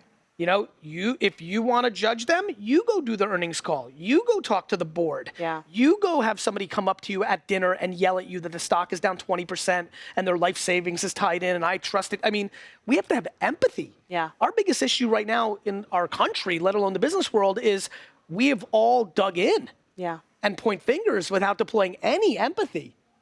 And so that's number one. Love it.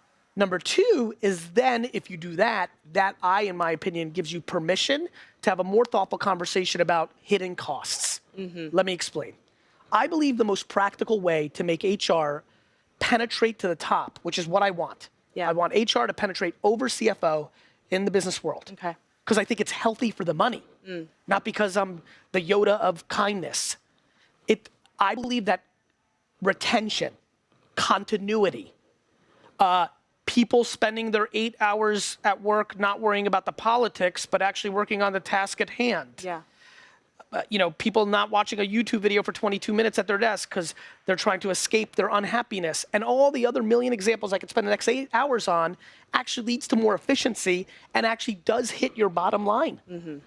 CFOs are often more excited to fire somebody to get the short-term dollars off, only to come back 4 months later to pay an outside recruiter, a VIG, to pay more in the net because they have a number they need to hit in the short term. So we need more thoughtful business talk. I hear that. So my last question for you, because I tend to be culture obsessed, that's my side gig when I'm not doing this, is I'm helping build culture at LinkedIn. What is your favorite culture tradition at VaynerMedia? God, I have a lot of them, but I think my favorite one is actually not a tactic. It's the fact that we fired the individual today. It's the fact that 39 different employees walked into my office this week for 10 minutes to just say hello and create context so that when I go into the elevator at Hudson Yards, they feel comfortable saying hello to me instead of looking down at their phone. It's the fact that the retention numbers at our organization are real and they're not predicated on the foosball table or the culture day or the diverse hiring strategy.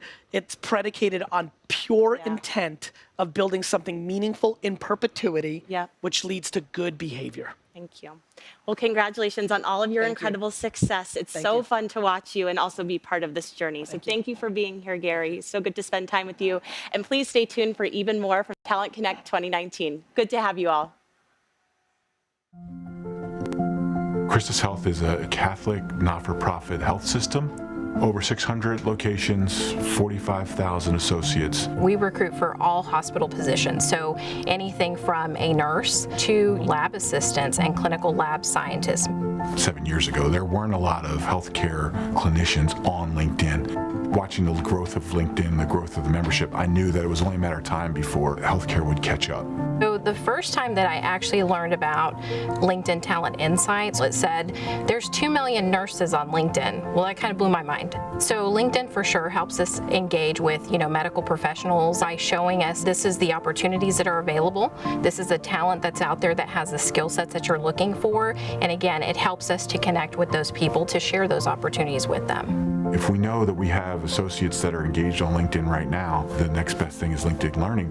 We have an ever-changing dynamic environment where there is an increasing need for a variety of different skills. Having access to that type of learning to keep up with the changing pace of the industry, I think is really important. We're seeing higher engagement, especially from the nursing population. And now with Glint, it's almost like we have this end-to-end solution with one partner. With our engagement surveys, we're able to find what ultimately for Christus influences the engagement of our associates, and how can we work to really make sure that we focus on those across the system. The talent is out there. We might have been an afterthought, but now with what LinkedIn has been able to do, partnering with us, they know who we are. We stand out to them. And we've seen a 6x increase in leads, 5x increase in applicants, and we've taken our followers from 2,500 to we're over 75,000.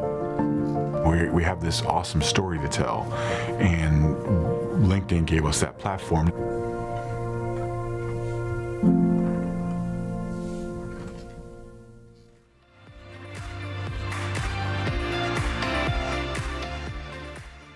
Welcome back, everyone. I'm your host, Noelle Fakori. Joining me in the studio is Nagaraj Nadendla of Oracle. Welcome. It's so good to have you. Thank you. It's great to be here. I'm so excited to spend the next few minutes with you. And before we actually dive into the topic I'm most excited about, how about we start with a little bit about you and your role at Oracle? Absolutely.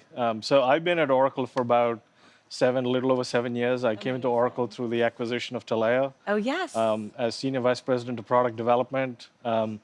As part of HCM Cloud, I'm responsible for the development, strategy, product management. I oversee all of those functions for cloud recruiting solutions at Oracle. Oh my gosh, a very small job, no big deal. Very small job, but one of the key things that I do is help our customers find, engage and attract talent both internally and externally across the globe. Amazing. With the vast number of customers we have. I love that. You brought up an interesting piece. You said internal and external, and I love that you said internal first. And I'd actually like to spend most of our time talking about that and internal talent mobility. It's obviously something that should be a huge priority for our companies and HR organizations. And I'd love to learn a little bit around what you've seen in this space when it comes to internal mobility and what some of your customers are doing that's been successful. Absolutely. I think historically our customers have tried a variety of things to engage internal talent, and it's still a problem they're trying to solve in many ways. And there are many impediments to that.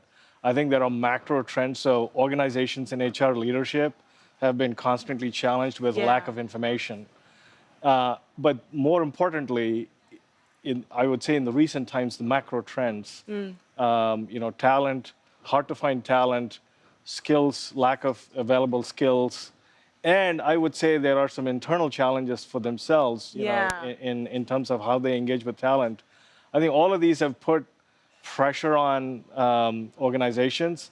And I would say they started to put renewed interest in internal talent mobility in many ways. So we see that as a trend again. It sort of comes and goes. But I think, the macro trends are definitely not low unemployment, across the globe in many ways, hard to find talent, war on talent, winning. Many trends are at play, but certainly there's renewed interest in talent mobility. Oh, that's fantastic. And I know it's something that as somebody in HR, I started in recruiting, learning and development, now I'm in employee experience, and I feel like the conversation hasn't gone away. And whether you are on the HR side, the hiring manager side, or employee side, that mobility is always on your mind.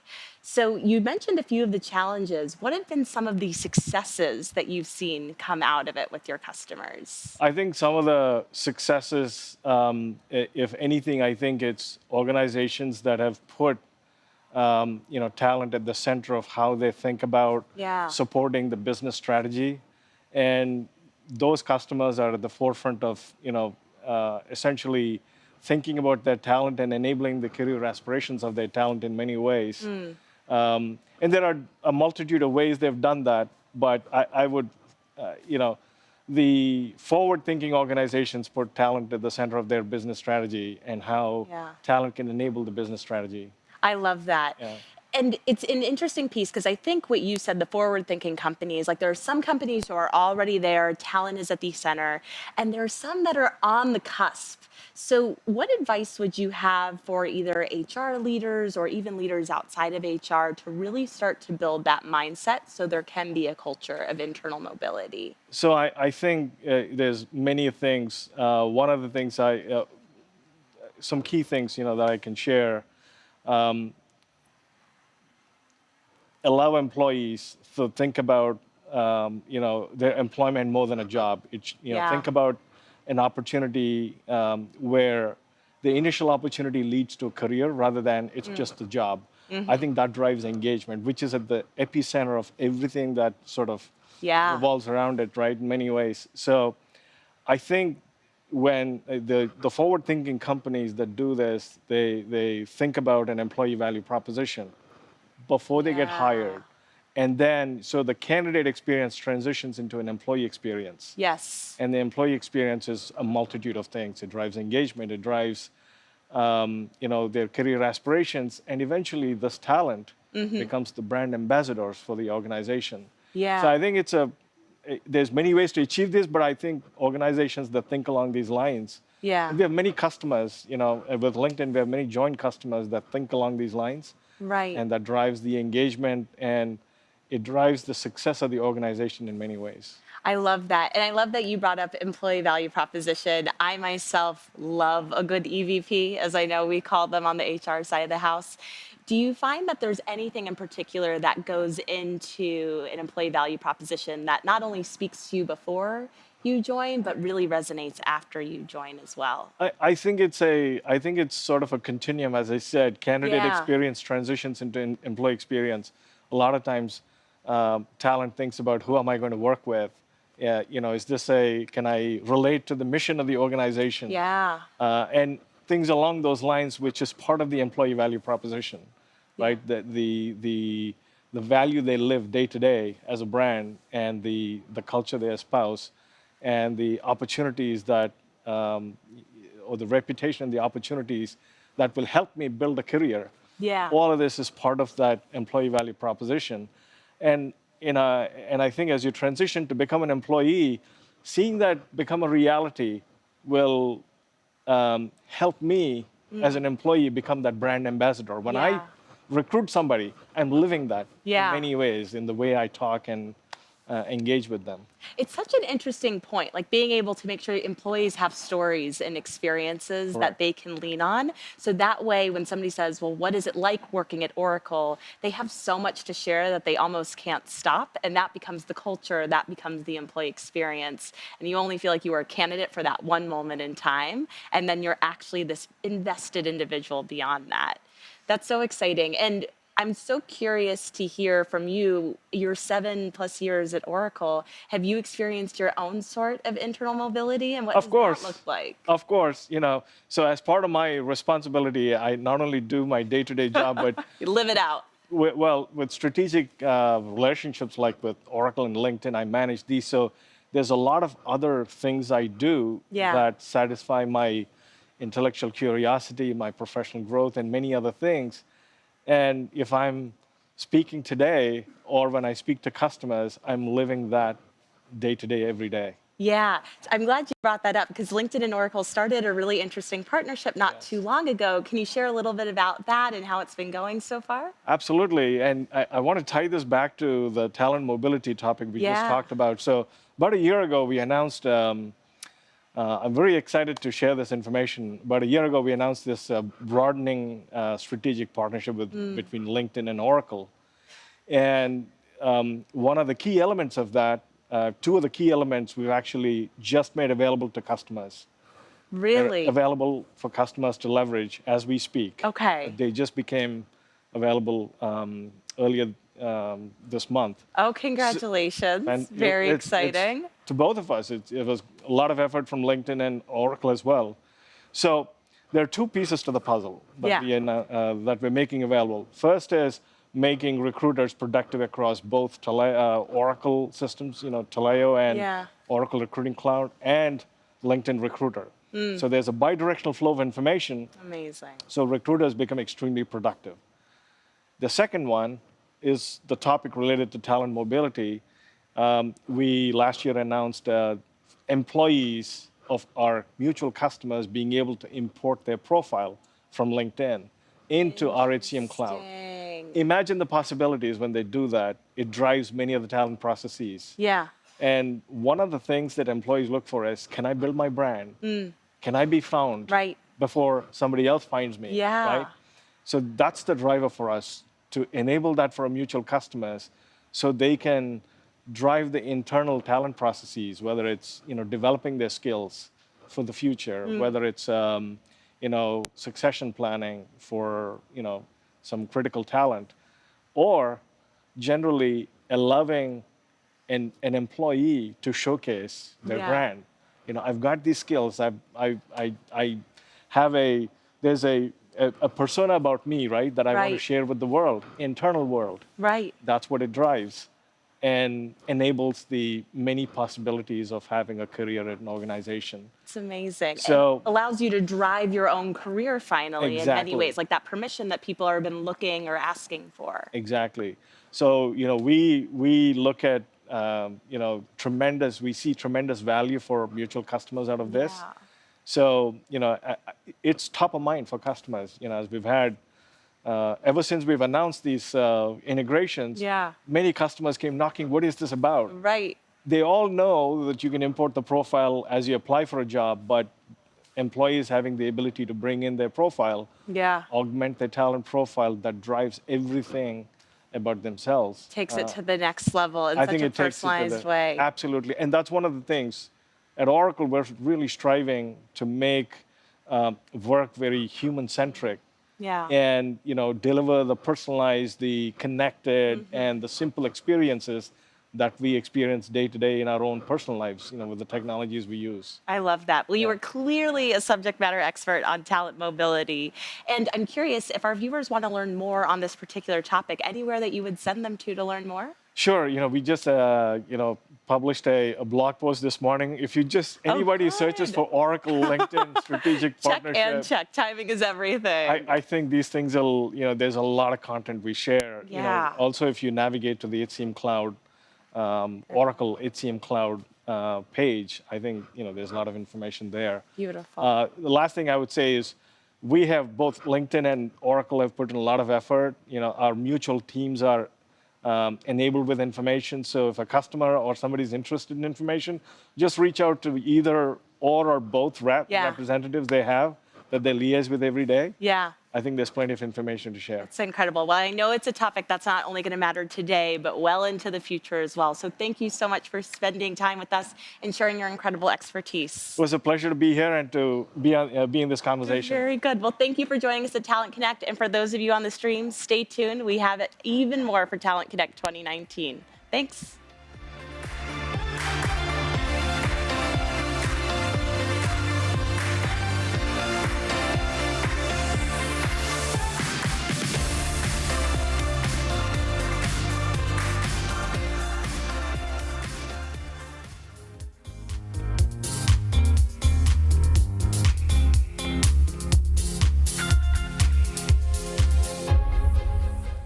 Hi, everyone.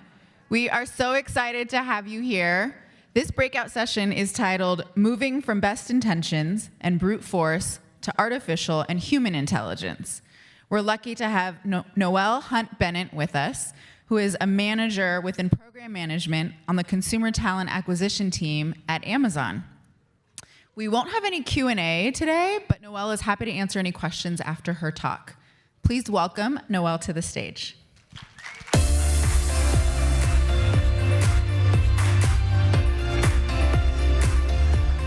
Hello. Hello, LinkedIn. Hello, how's everyone feeling today? Did anyone go out and party last night and have a good time? I want to hear, woo, you did. I probably stayed up a little too late, just to give you guys a little bit of a warning, so you could probably pack some extra baggage in there with those bags under my eyes, but I've been on the road a little bit. So thank you so much for coming to this.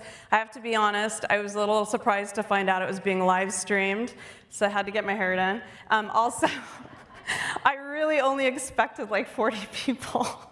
So thank you so much. I always say that at these things, time is the most precious thing that we have at these conferences. So if you're choosing to spend this time with me, I just want to tell you how grateful I am to you, because I know there's a million other choices out there. So my gratitude to you for spending that time with me. And then also, I am really grateful to be able to be on this stage today. So big shout out to my leaders at Amazon and to LinkedIn for asking me to do this. This is really exciting to me to share a little bit about my world and some of those stuff that I work in. So thank you for that. All right. So that's me. Hopefully it's a better headshot than I have on my LinkedIn, so apparently I have to change that. I'm going to go through a little agenda so you guys know what to expect today. I don't take a long time to talk. I probably won't fill the whole thing. The Q&A part, you can just come up to the stage if you have questions afterwards, because we're not going to take up the full time, and I'm happy to answer anything in person with you. And you can also grab me off stage and chat with me about anything you want to that's in my content. So just the way I like to kind of roll. So I'm going to talk to you a little bit about me and my introduction into both the role that I have at Amazon, just my philosophy on how I got into this work to begin with, my path. We're going to talk a little bit about the difference between automation and AI so that I can set up some expectations for this talk very clearly so you understand where my expertise actually is and where it ends and where it is in the work that I do versus maybe where you're looking at it from. So we just want to make sure we're super crisp and clear on that. The other one is I'm going to talk about best intentions and brute force. Both of these are practices you will find that I don't think very highly of. So I'll just give you that little warning, but we'll talk about them in depth. Then we're going to talk about something I like to call the skills math. That'll make more sense when it comes up. And finally, and this is probably the more important part, I always like to leave you some practical tips and some takeaways that you can do when you leave my talk. I don't like the TED Talk version of talks where you're like clapping and you're like, this is really inspirational, but I don't know what I'm clapping for and I got nothing out of that and now I have nothing to take back to my office and talk about. I mean, they're fun, but then you need something to go back and justify the expense for sending you here, right? So I'm hoping that I can offer you a few things. You're welcome to take pictures of it, but you also will have access to the deck, just to remind you that. And I'm always happy to talk through those in more detail, depending on the size of your company, if you want me to change the scale of my answers to you. So we'll just jump into it. So first of all, the thing you should know about me, my heroes have always been rebels. And for those who know me a little bit or a lot, you know I can be a little rebellious. And I like to do things like a little differently. I'm not your average leadership story. I'm so far from it. I'm not going to go into the laundry list of how I ended up here on this stage, or even the company that I am so proud to work for and so profoundly grateful to be at. But I can summarize that it's been a long and winding, interesting path, and you can just look on my LinkedIn profile and look at that and know, of determination and actually just sheer grit at times. Often I don't feel like I belong here, and I don't know if there's ever anyone else in the room that looks at their job and goes, man, I just don't belong in this job. They're gonna figure out pretty soon that I'm not very good at this or someone better. But in fact, I do, and it's taken me probably the better part of 8 of my 9.5 years at Amazon to realize I'm exactly in the right role. And so finding all those rebellious parts of me helped me get into the place that I am. So I do belong here, and I feel pretty comfortable on this stage, so I might hang out for a little while. No, I'm just kidding. So yes, my heroes have always been rebels. This photo that you see behind you here, it might be some people might recognize it. Raise your hand if you've ever seen this photo somewhere in history books. No? Okay, cool. Maybe I just paid a lot more attention to that. These are women back in World War II who were not trained to be firefighters by trade. They were working in the warehouses in Hawaii during the Pearl Harbor bombings. There was some information out there that this was actually them fighting the fire after Pearl Harbor, after the bombing, but in fact, because some of the men in the firefighting department were killed, they took on this extra job of learning how to fight fires, which they'd never done before. But that's one of the many things that civilian women did during World War II, if you remember. You know, some of our grandmothers and our great-grandmothers even put on overalls and tied up their hair, and they pitched in throughout that war, and they did jobs that they didn't know how to do. before then, and it was such an exciting time for them to be able to step into the workforce and do this. My own grandmothers, both in the UK and the United States, they contributed in incredibly unique ways, in very non-traditional ways on both sides of the pond.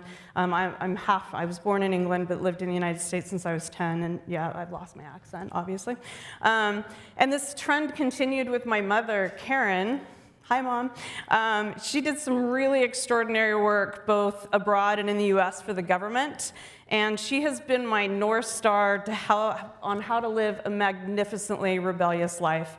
So I thank her so much for helping me be where I am. And now as I enter this next era of my career, I find that those women who are not born into a place of natural privilege, or any people who are not, and are not expected to be in the roles that they may excel in, are the new heroes for me. So they are the inspiration behind the work that I want to continue, the one that I'm going to talk about today, which is identifying high potential individuals who come from non-traditional pathways and bringing them into corporate recruiting. And then I help them to get into a place where they can indeed do some really incredible work and excel in it. So we're all rebels, each in our own way. So pay attention to those rebels, my friends, those people who are a little rebellious in what they do. Inside them is a fire, and once you ignite it, you can't put it out. So our job, after we teach them our magical ways of recruiting at Amazon and anywhere that you decide to do this, is to focus on giving them a place to show their skills, earn credibility, give them visibility and support. So I'm going to tell you a little story about my early days of recruiting. I call it Gary and the Great Internet Battle. So one of my very first roles in recruiting, I was working at an agency, a very small agency in a small town in Washington State. And primarily my job was to hire engineers, more like mechanical engineers, not like software engineers. And I did a lot of the smiling and dialing, getting through the gatekeeper like Schweitzer and stuff, and trying to get in and talk to these engineers. And the guy who ran my company, Gary, he would come in like every morning, kind of walk around. He's the guy who gave you those sales tapes to listen to at night, and come on, more dials, it kind of reminded me of a bad movie scene that we all remember, Always Be Closing. So that was basically his attitude. He would come in and really try hard to get us to get on the phones and make more calls. And I had the fortunate opportunity of working with my stepdad on some projects, and he was in the Navy and was in academia as well. And so he had access to this magical thing called the internet, and on the internet there was lots of email addresses, and in those email addresses, I found there were a lot of engineers. So I learned very early on at that period of time how to just send out these blast emails to lots of cool engineers that worked in these labs, and they were like, oh, hey, thanks for emailing me. It was new back then. They didn't mind so much back then. Now less of a thing. But they were like, oh, it's interesting that you found me in my email. But my boss would come through and he goes, what are you doing? Why are you on that dumb computer? Why are you wasting all your time on that computer? And I was like, Gary, it's the internet. It's so cool. All these cool things can happen. And before you judge, I am in my late 40s, so this is not like I was 10 when I was doing this. So it wasn't quite a big deal for everyone else. He would just tell me I was wasting all of my time on the internet. And I was like, there's so many cool things you can do. You can write these scripts, and they can automatically send things out to people who have graduated from these programs at these universities. It's so awesome. And he was like, I'm serious, no, I'll get back on the phones and stop wasting your time. This went back and forth for the better part of 2 months, and Gary and I just could never see eye to eye on using the internet. And one day in particular, I must have really ticked him off because he pulled me aside and he was just like, I swear to God, if I see you wasting time on the internet, using up all this band something that they call it. I mean, he didn't know what it was called, bandwidth. And then we were dial-up back then where you had to make the tone, so everything took me 15 minutes to get onto the internet. He just told me, that's it, if you do this one more time, we're gonna have a much more serious discussion. I was like, okay, yeah, cool, Gary, sorry. And so that night he left and went on to his usual happy hour, and as soon as he left, wait for the door to close, and I went, beep, beep, dial up, And Chris, she was this awesome sales recruiter that worked in our office. She came by and she's like, what are you doing? Can you show me what you're doing right now? And I'm like, oh yeah, of course. So we spent the next 2 hours, and I taught her how to dial up, look up lists, and all that cool stuff. And he walked back in, as we were doing this. And needless to say, my time there was about another 2 weeks before I finally realized this was a battle I was never going to win. Anyway, cut forward about 2 years, I saw him at an event, at a hotel event. I don't know what it was. It's like a wine tasting event. And I walked over to him and I was like, "How you doing, Gary? Like, how's everything going?" And he's like, "Hey, Noel, it's great. Everything's great." And he told me, "What are you doing now?" And I was like, "Oh, I work in HR now, HR law. I work as a legal assistant now in HR law." And he said, "Oh, I go, how's the business?" He's like, "Oh, yeah, we closed. Yeah, we closed our doors." And I go, "Oh, yeah, why's that?" He goes, "Well, you might have been right about the internet thing." So, rebellious in our own ways, right? But that was my first foray in learning how to automate some things really early on and getting super resistance on that. Like, I couldn't believe how opposed he was to me actually making some steps in that. So let's just go through how I see recruiting automation versus AI. And this I just took right from Intello, which is a tool I love to work with. I'm not going to read it all the way through for you, but I think at the bottom I've summarized the 2 ways that I look at this. Automation is software that follows pre-programmed rules, and artificial intelligence is designed to simulate human thinking. So I don't like to confuse those two. I think those are two very different disciplines. In my space, they are. I don't know, for other people, they kind of combine AI and automation together. But I want to be very clear with you on where my expertise is, so you don't think that I'm somehow fluent in revolutionary machine learning language. I'm not. And I'm not an expert in AI at all. So what I do have to offer is some fairly time-tested knowledge in watching my own work and the work of my colleagues go from transactional, repetitive, sort of, I call it laptop labor, I don't know if you guys ever call that box clicking, professional box clickers, writing Booleans. I remember when I thought I was really smart because I could write Booleans, and now there's all these cool tools that do it for you. So, I got to come up with something better. I was really good at it for a while. Deep filter searches. Remember when you're like maybe the expert in the room that could do the deep filter, and now it only takes like 2 clicks to do that kind of stuff. Smiling and dialing, all these crazy things we did. And now we've entered the arena of artificial intelligence separate from the automation, where AI is technology, and I'm going to say this, that ably mimics what a human can say, think, and do. So that's really the difference between those. And the latter part to me is the most exciting part of the work that I'm just starting to touch. I am not sure that's shared by all my colleagues in talent acquisition. I'm not sure other people are as excited about AI doing all that stuff as I am. But I am just only beginning to understand what is possible when we harness AI in creative, thoughtful, and purposeful ways in this industry. So I've been challenged by amazing individuals inside my own company, and also by those who build the tools that recruiters and talent acquisition leaders are using, or will soon be using, soon enough, it's coming, to see AI for what it truly is. So they've challenged me to think of it as something where it's designed to constantly seek patterns like humans do, learn from the experience like humans do, and self-select the appropriate responses and situations based on those like humans do. But the bots are everywhere. I mean, I've heard the word bots so many times in the last 2 years at every conference that I've been to, maybe 3, that I'm just like, oh yeah, the bots are coming, bots. Like, I keep looking for the bots. I haven't seen one yet, but it'd be really cool if we had like a bunch of bots roaming around the hallway, delivering water or chargers. That would be cool too. Just a note for you guys.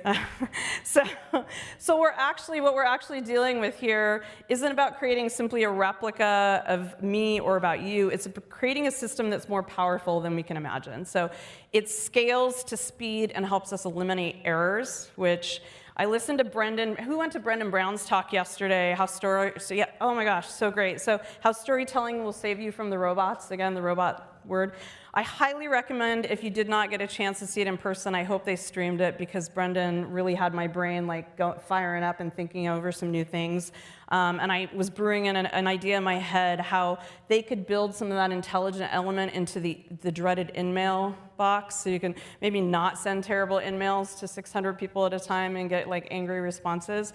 So I was like that ill-fated impersonal in-mail where you just like, you want to send something personal, but your hiring manager's yelling at you to get resumes, and your recruiting manager's like, I need more numbers.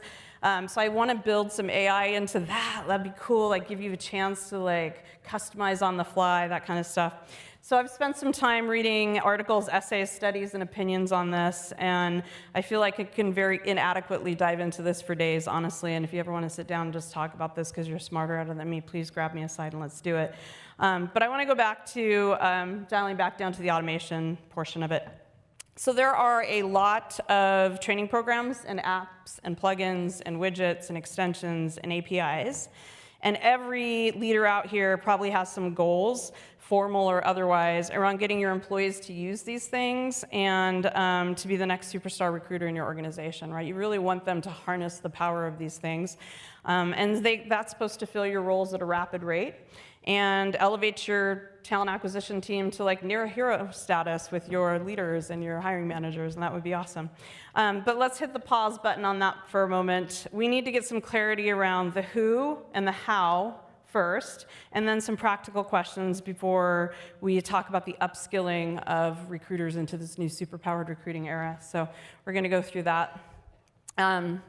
So first of all, I don't know if anyone knows who Benjamin P. Hardy is. I love to read his blogs. He's a great writer. He's published on a lot of things. Here's a quote that I like to talk about. Upskilling is super hard if you don't have an equal amount of passion from the powers that be and the people that are actually doing the skilling into these new subject areas. And so I fully expect these very two clear reactions whenever I tell the teams it's time to do a new program or try out a new tool, especially at the level that we do at my current company, starts with an A. It's huge, the scope is huge. And so generally I get one of these two reactions, yay, finally, or resistance, right? Like utter resistance. And I find this work is so much more thrilling when you're pulling people in the direction they want to go instead of one they're just being pushed into because you just came up with a new tool that you're going to buy and make everybody try. So grumpy recruiters are no fun, right? Like they're no fun to, it's not fun to be one, and it's no fun to work with them. So hopefully there's an aspect of the word upskilling, by the way, that I was recently told by some of my colleagues that makes them feel like they're not very smart and they're not doing their job very well. And so like, can we come up with a different word other than upskilling? I was like, I don't know, let me know when you come up with that word. But right now it's upskilling, but I'm not trying to tell you you're terrible at your job. What I'm trying to say is look how amazing you can be once you put all these new things in your toolkit. We have so far to go, you guys. Let's get excited, and please, please trust me to help you get there. Give me a little trust. Give me some of your time and energy, and we're going to get to this place together. So I'm not saying you're bad. It's just that other things are coming, and I want you to be prepared, and I want you to feel like you're happy to go into work every day once you figure out how to use all these cool things. And the trust part is like the most important part. But this is the part of the work that is so deeply personal to me. This is where I made a personal decision about 2 years ago to focus all of my work and efforts, kind of, as much as I can, on the reskilling and the upskilling of people. This is not to be confused with the much more in-depth and very important work of training and development. That's a whole profession in and of itself. I think that they are remarkable people who do extraordinary things and trusted partners that I need to rely on. But right now, I'll tell you a little about the programs that I have. I have former NFL players that work as recruiters on my team.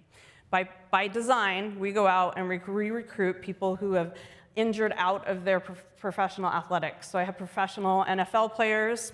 I have their spouses that have traveled around with them. I have former military people. Right now I have a former Navy SEAL, an Army Ranger, and then I can't forget my Marine and my Navy folks, or woohoo. I have a couple firefighters that I've trained on recruiting, salespeople, people from Amazon fulfillment centers, which I think is awesome because this is where they can kind of disappear if you don't pay attention to people if they're in those roles. So I have 10 brand new graduates right now that I'm working with right out of college. By the way, some of whom are leading their very first technical recruiting event today in New York City. This is 9 weeks after they started their training program. They are in a tech recruiting event for me doing blitzes in New York City today. I'm so proud of them, so wherever they are, fingers crossed for you guys. None of them came from recruiting. None of these people had ever done recruiting. In my program, they are in a new role, learning the newest technology, right out of the gate. They've never done this before in their life. They didn't even really know what recruiting meant until they joined my team. And here they are learning new recruiting technology, and that it's a joy to behold people like that. So, you know, my focus is on removing that mental resistance of not wanting to get deep into the technology. And even for some of the recruiters that we work with currently in our organization, helping them move past the I don't want to, or I'm scared to, or I don't think I can, or this seems like a lot, like this is a lot of stuff. I really want to help remove that resistance from them. So that's why you'll see that Benjamin Hardy one. I want to help pull them in a direction they want to go. So here's what best intentions are not enough, right? This is where we get into the best intentions versus brute force. So there's a few questions you need to ask before you decide, yep, I'm going to upskill all my recruiters. They're going to learn all these cool new things, and we're going to be ready to go as the next rock star recruiting organization. So the first one is, what skills and jobs inside your organization are the most likely to be affected by automation or AI? And you need to know the job family and the actual the skills that might go with that. How many people in your organization need to actually hand over tasks to automated or AI functions? And when I say hand over, let go of it and trust the AI to do the job, right? How many people really need to let that job go? Not mean leave their job, just let part of their job go and let the AI do the work. How many people need to learn automated processes to keep up? They've been in recruiting for a really long time. You're starting to feel like maybe they've got a set book of tricks and they're not really trying anything new. Let's figure out how we can bring them into a space where they're a little bit more comfortable playing with the more high-end technology. So how many people need to keep up and learn some of that stuff? And when do you expect this to happen in your organization? 3 months, 6 months, 12 months? Set a time schedule, answer that question. Sorry, there's lots of words on this, by the way, so I apologize. What specific skills need to be taught? So this is a really important one. What do you need to teach them? Do they need to learn funnel, how to drive the pipeline? Do they need better engagement? Really identify what the AI is supposed to be doing for those people for you. How are you going to train them? Online sessions, you're just going to sign up for some online sessions, send them to a conference. You're going to do lab sessions, by the way. I'm a huge fan of getting recruiters in a room and playing with the tools with them. I don't just say, go do the thing, go learn it and show me how to do it. I do lab sessions, and we run them with my programs twice a week. We're trying something new twice a week all together. And we fail together, we have fun together, we poke holes through technology together. It's super cool. Facilitated groups, you're going to hire somebody externally, or you're going to have somebody in your team do it. You're going to pay somebody to do this. What does good look like after you've trained somebody? What does good look like in your organization today? And what does good look like after you've trained somebody to go learn all this cool new stuff? Really, what does great look like? What does it look like when you've invested time and energy and you've really helped people come to a good place in that? Who do those people look like? Who are they? How are they contributing to the organization? Where are you tracking all of this? I built a skills matrix for each one of my recruiters, right? I don't necessarily put it in an LME or something, learning management enterprise system. Do you have another place you do this? So I just built a skills matrix so that every time one of my recruiters learns something new, I check that off and say, cool, their competency level is out of 1 to 10, this person's a 7, and then I keep that for the duration of their time with me, and then when they go to a new manager, I give them the skills matrix, and I'm like, oh, cool, thanks, that's cool, right? Now they know what their expertise is. Super simple to do no matter how big your organization. How does this skill translate to a new manager, a new role, or a new division? So once they leave your group, or they leave your organization, or you as a manager, is this going to go and help the next person, or are you the only champion of new skills and AI and bots and all that stuff? So does this change how you're going to invest in it? I hope not. Please invest in it. But if you think about that, if you're only going to have somebody for 6 to 12 months because they're a temp, but then they may go on and work at another organization, just think about how you're going to invest in that. And does this scale over 6 months, 12 months, or 2 years? So does this stuff actually scale over a long period of time inside your organization? And then finally, who are your champions inside the organization? These things cost money, and this takes time. So I always find it super important to find people who are influencers and evangelists inside your organization early. And the way we do it at my company is we write a big, I don't know if anyone's heard how we do this other than you Amazonians in the room. We write a document, an intensive document, and a really good, clear document on what we're going to be doing, and we all sit quietly in a room and read that together, and then we ask each other a lot of questions, and we poke holes in it, and we rewrite it, and we rewrite it, and we rewrite it, and we refine it down until we feel like we have a solid idea, and that is how you get champions and influencers to invest time and energy into the next big initiative. And I cannot tell you, until I came to Amazon, I cannot believe that other companies don't work this way. It is how you get stuff done properly, and I hated to write until I came to this company, and now if they're like, can you write a doc on it? I'm like, yeah! I'm not very good at it yet, but I'm working on it, right? It takes a lot of practice to be an amazing doc writer, but please, teach people how to document, write things, and give you ideas, and then go give those to your leaders, because that's how you're gonna get support for all of this stuff. So, best intentions, I just want to try this thing. That's not enough. Now you have to formalize it and put some criteria around it and start following this path. Oh boy, brute force. Brute force is a terrible idea. And brute force in this one means I just want everyone to learn it, and I expect you to learn it, and come back and report to me when you've learned it, and please do that. So this is my quote. This is what I tell people. The language of productivity is everywhere, but the practice of guidance is just not. Right? We're always talking about productivity, productivity, productivity. I need them to get more productive. But then we don't really sit there with them or walk them through how to do this. So we've moved out of best intentions to the brute force, just go do it thing, or we're just going to make everyone learn this, or use it whether you like it or not. We invested money in it. And so I really, honestly, want people to show up and try these things, and even though it's intense and can be demanding on their time, there's a way to be visible and practice guidance with them. So I'm authentic in the way that I care for the careers I'm entrusted with. When I'm asked to break down my expectations and walk them through my vision, I'll take the time to do so they understand why we're doing all this work. And if I think the team is unclear on the definition, which does happen sometimes, they sort of go off on their own and do other things, I'll reset that and talk about the purpose, the levers, the details. This is what I expect you to be, this is the direction I need you to head in. And so practicing guidance and adding lots of clarity to my asks with them is really important.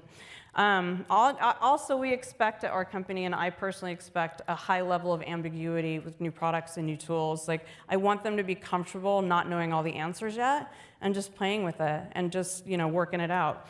So it's our current culture of rapid change. Who knows if that tool's gonna be around in 6 months anyway, right? So I'm just like, learn what you can. We're not going to have all the answers. There's not even going to be enough time to become a super expert in this, because I guarantee you there's a better tool coming around the corner that we're probably going to want to look at too. So I do all I can to guide them, but I want them to be comfortable being uncomfortable when they're in this space. So being comfortable with being uncomfortable is sort of a watch phrase in my teams. They know I say it probably every other day. When the turbulent winds of change start, and they always do. I think anyone who's ever worked for me will know that this is a standard Noelism, like, be comfortable being uncomfortable, you guys, right? And they're like, so tired of hearing that from you. On the same note, failure with all of these tools and all of this new automation is an important part of my practice of guidance. So as often as I ask them to be super cool with ambiguity, I also say, probably no less than 10 or 15 times a week, be prepared to fail out loud, on purpose, in front of everyone. So if you're failing, you can't fail in isolation in the corner and not know how to use this stuff and not ask questions. I need you to be like, raise your hand and say, I'm failing, I don't understand it, I'm in over my head, help me.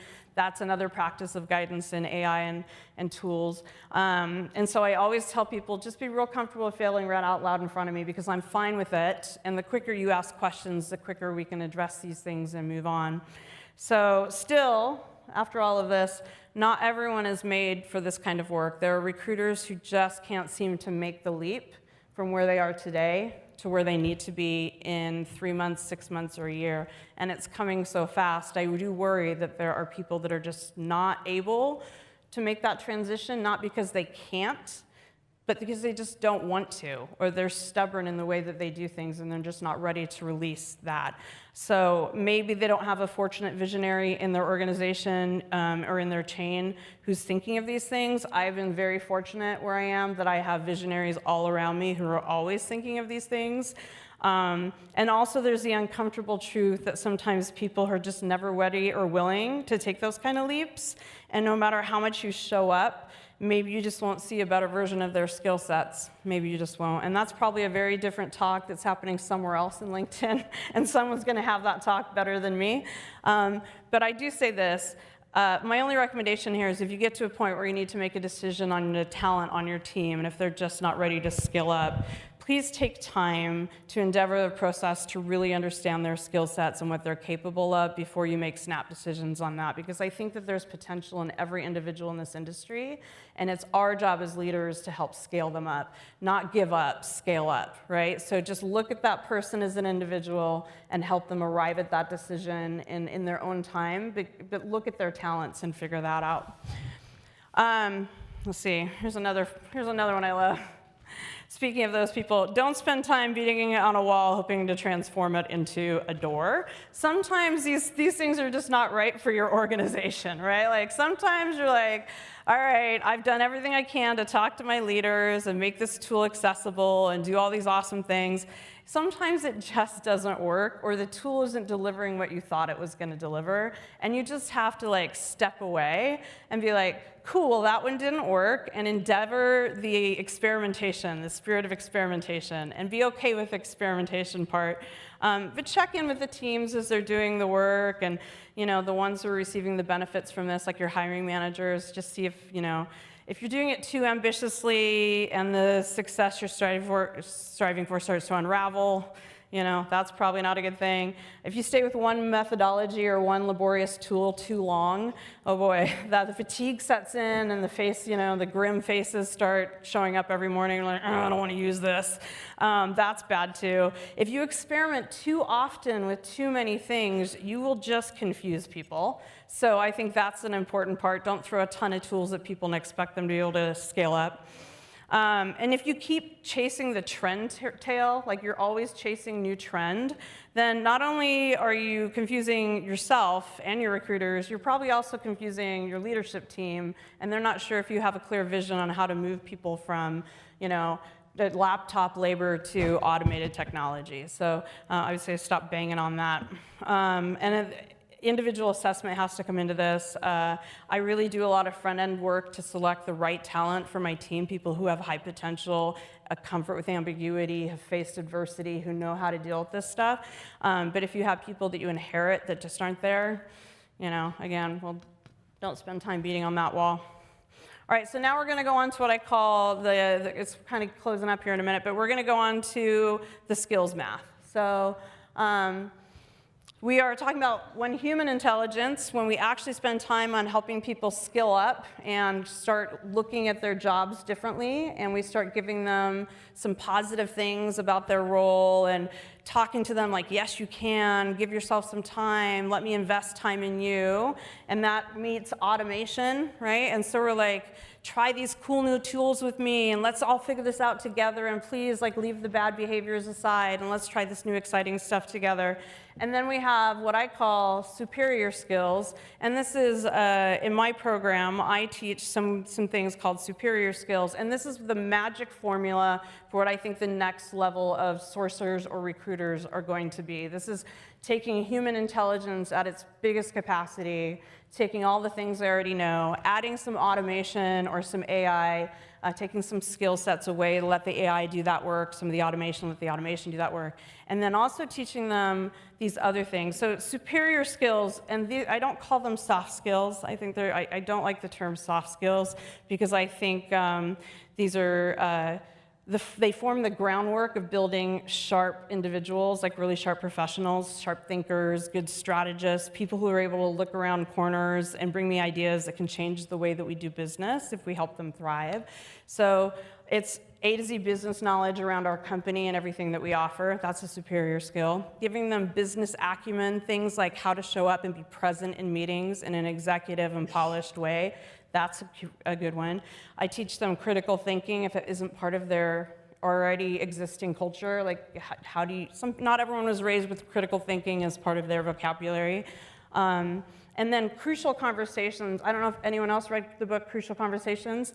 I teach that right away. Like the first week they're in my program, we pull out that book, Crucial Conversations, and I teach them how to have crucial conversations. And taking a page from another amazing speaker that I've seen on this stage, and I can never get enough of, Carla Harris, I also teach them how to lead from the seat that they're in. So I don't care what level they are, I don't care what their job title is, I don't care if we hired them yesterday or if they're senior to me. Whatever their role is in the company, I want them to feel ownership and lead from the seat that they're in. And there's an amazing transformation that happens when you treat people like they're leaders, even if they don't have titles. Nothing bothers me more than people talking down to people just because they don't have the right title in the room. All those people need to be up at the table talking about things, but you need to give them tools so they can show up with confidence and competence and show them how to contribute to those conversations. So those are some of the superior skills that we teach, and we start that day one. We don't wait till they get promoted. We don't wait until something else. We teach that on day one. So that's sort of like the recruiter math. Some of the challenges I see happening in the automation side of it, by the way, is the skepticism of new technology. You know, I cannot tell you how many times that bot thing has come up where like people are just like, no, I don't want to use the bots. Oh, I'm never gonna have a job again. You know, like, no, we've got to embrace this better. We've got to figure out a way to sell this to our teams and to our employees and to our leaders in a way that makes them excited about this stuff. And then, of course, AI also learns human biases along the way. So, as an example, maybe a particular AI tool intends to reduce unconscious bias by ignoring things like gender, age, or things like that. But the same AI has been trained how to match patterns in recruiting that we've already selected inside of our organization. So previous behaviors from the users. So all of that human bias can be embedded into your recruiting process, perhaps unconsciously. And you know, an example that we've had is Team XYZ had made a dozen hires from one of the top 10 schools that teaches this, right? And so those people are still in the company and they're thriving and doing well. And all that data is being fed into the tool saying these people do well, and they also happen to come from this first-class school that not everybody has access to, right? So the tool selects those candidates because we fed it the bias. And so we need to have really good partnerships and user discussions around that tool not selecting in bias and doing a better job of that. Another one, if any tool promises you that it can deliver better diversity to your company, a recent example that I have, someone else in this room knows this story. I just said, how can you tell me your diversity tool is going to revolutionize my diversity when I look very closely at your company, you have zero diversity on your leadership? I looked very closely at everybody in your company. You have 93 men, you have 5 women, and of those people, you have nobody of color. So how is your tool doing a good job for me if I'm looking at your company and you're not reflecting diversity? So I do not like to invest in tools that can't use their own tools, obviously, to make their problems go away or to help them be better at doing things. So please ask questions like that when you're talking to new tool developers. And they always have excuses why, oh, we tried and this and that. I'm like, well, your tool's supposed to solve that problem for me, so I need you to solve that for you and then come back and talk to me a little bit more about it. So, just going to throw that out there. That's my little end of TED Talk soapbox moment there.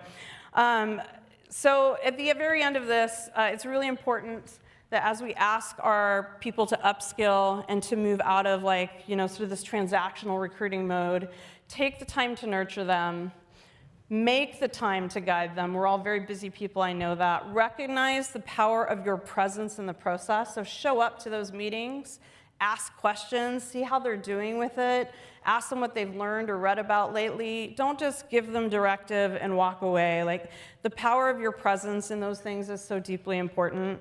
Create spaces for people to share ideas openly. Just because they don't have the job title in your company as being the person who makes the decisions about the tools doesn't mean they don't have interesting things to say or contribute. So if you create spaces to share that information and to encourage people to have ideas, I think that's really important.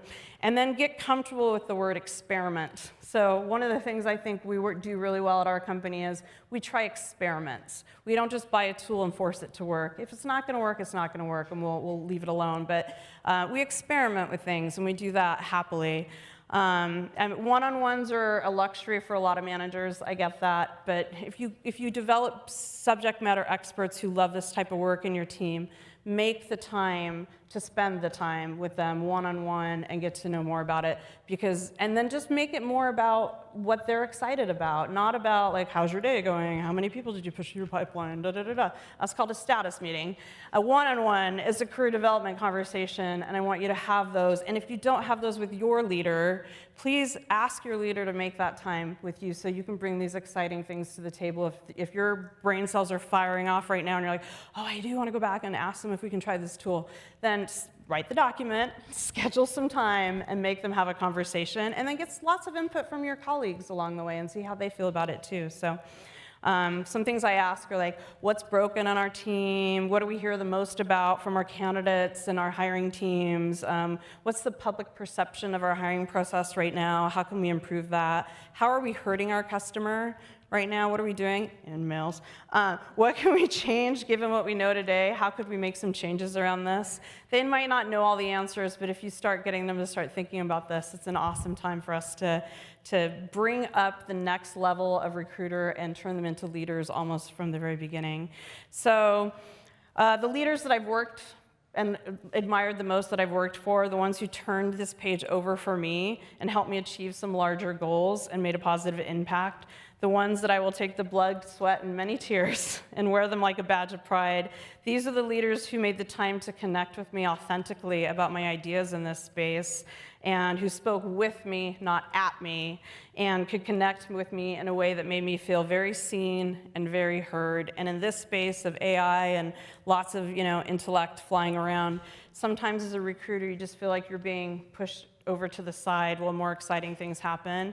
And so be the leader that wants to hear that input and have people be seen and heard. And by the way, this wasn't all accolades and compliments when I spoke with them. They asked me very probing, difficult questions, ones designed to get me to think deeply on this work. Some were or are actually my critics still today. And even if they don't know it, they've made a huge impact on how I look at things, how I unpack ideas now, how I challenge my own teams, and how I set new goals for myself. So I don't care if people are critical of me. They just should talk to me so that I can start thinking on things more deeply. They took the time to practice guidance in their own way with me, and I really appreciated it. And I will forever hold every other leader that I ever have at that same standard. I always like to make sure I'm surrounding myself with good leaders who are actively involved in this, and I hope you do as well. And I hope you hold yourself to that standard, no matter how busy we are. Okay, so that's the end of my TED Talk version, and we're gonna very quickly go through what I promised. Oops, sorry. Boop, boop. Here's your takeaways, because I always like to give you 3 things you can do this month. So do a talent assessment of your team. Create a skills matrix for each one of your recruiters and just find out what they know and commit that to paper. You can just do that right away. Like, tell me the tools that you're using. Tell me how, let's do that. And then try some new tools or trials and betas. And by the way, most tool companies that I work with, if I ask for a 30-day freebie or a 90-day freebie, they will give me a license for 30 or 90 days for free to test out, as long as I promise to give them feedback. So I would say free is good. Paid is better, right? You want to get all the features that you possibly can, so try to invest a little bit of money, but if you just don't have the budget, so there's something you can do this month. This year, identify the champions, the evangelists, the influencers, and get commitments from them to help grow this program for you, to upskill your recruiters into the next level. Pilot an upskill program with some of your team. So select some people you think are high potential individuals, and like just start a program and track how they upskill as you give them new things to try. Even a small one. Document the results. I'm going back to that written document I'm a big fan of. Write about it, and then share it up the chain. Share it up to your leaders and tell them this is how much better they did. And then challenge a percentage of your team to become subject matter experts. That's what SMEs are. In AI tools or automation. When I say AI tools, that means they don't have to be subject matter experts in machine learning and all that, but they should go do some reading and understand how it can impact their business. And then go try some new tools. And give them a platform to come talk about it. Schedule a talk, get your leaders in the room, make sure that you're giving them visibility and credibility. And in the future, I would recommend that you change the dialogue around innovation and experimentation with tools and AI. And then finally, commit a skills building dialogue being the norm, right? So commit to a skills building dialogue being the norm in your organization. And that's it for me. So thank you so much for your time today. I hope that I went through that a little fast. It's a lot of information, but I really appreciate your attention. If you have any questions, you're welcome to come up and chat with me. And again, I appreciate you spending time with me today. Thank you.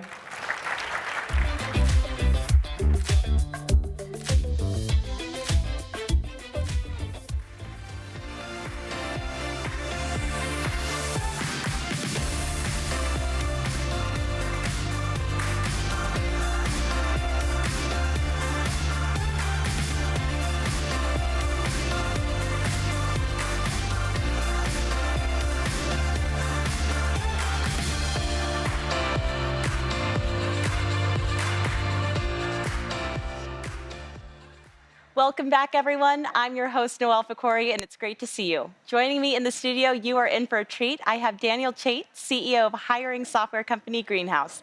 Daniel, welcome. So good to have you in the studio. Thanks, Noelle. Great to be here. So good to chat with you. I know we both have our New Yorker thing in common. We both love tacos. We feel very strongly about specific espresso machines. I feel like we are in for a treat, and our viewers are going to get the chance to learn a lot more about you and specifically Greenhouse. Super. So let's kick off by getting to know a little bit about you and your amazing company and what you're all about. Let's start there. Yeah, so Greenhouse is, as you said, we're a hiring software company. Our mission is to help every company to become great at hiring. Hiring is one of the things that's most important to almost every leader today, but companies really struggle to get it right. And so we started Greenhouse with the idea that if we can help companies get better at hiring, we really unlock their potential and we really solve a lot of problems. So it's been a fun journey. We're in year 7. We started in 2012. That's incredible. We've been growing a lot. Yeah. I have a 7-year-old boy. I have a 7-year-old company. In a lot of ways, same. They're both miracles, and they both have a lot of work to do. And so we're just taking it one step at a time. Oh, I love that. And I love that you brought up potential and unlocking that potential for your customers, for talent.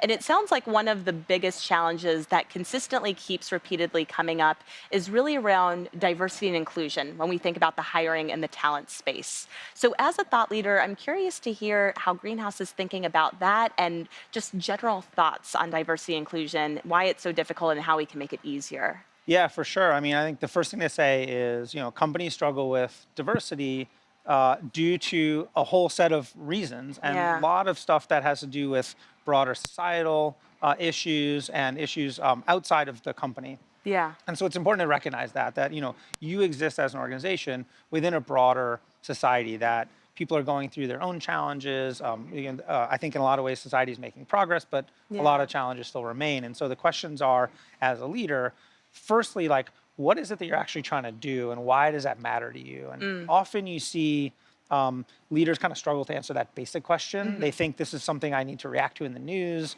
or, out of some, PR or legal issue. And if you're not first centered on what actually are you trying to do and why does it matter, your progress is always going to be sort of limited. And so I always encourage people firstly to sort of face that question head on and say, look, what is actually important to you? Why is building a diverse and more inclusive organization matter? Why are you trying to do that? And then from there, we can talk about, okay, what are the steps, what are the obstacles you can foresee, and then what are some of the ways to tackle that? I love that, especially the starting with the why piece. I think it's the most simple piece, but it's also one that takes some energy and thoughtfulness to really connect with. Have you found that companies are getting closer to having that mindset shift, or is it still challenging, and what could make it easier? I think everyone is talking about it now because it's been used for the last couple of years for a bunch of reasons. So it's kind of finally like risen to the level of consciousness in most businesses or many businesses, which is great. That's certainly a big first step. I think where folks get stuck is like, as a leader, what do I actually do? And what are the most common questions I hear are not, they're practical questions. How do I actually make progress? What should I actually do? Got it. That's where people kind of get stuck. And as a leader yourself, when you think about your 7-year company, how have you really been making sure that you're leading with this mindset? Yeah, that's a great question. I mean, the first thing I'll say is it's a work in progress. I tweeted this, just in the last 24 hours. We got an award for best place to work for women in New York. Congratulations. That is absolutely worth celebrating. That's big. Good, and it's kind of what I said. It's like, look, that's worth celebrating. It's the result of a lot of hard work, a lot of focus, and building a great culture. So it's quite intentional, and I'm glad that we've done that. Yeah. But the work isn't done. So I don't want to overstate things either. Like, I don't want to put ourselves or really anyone forward and say, hey, we've solved the problem. Let me now stand on the mountaintop and share my genius with everyone. I don't think that's how we think.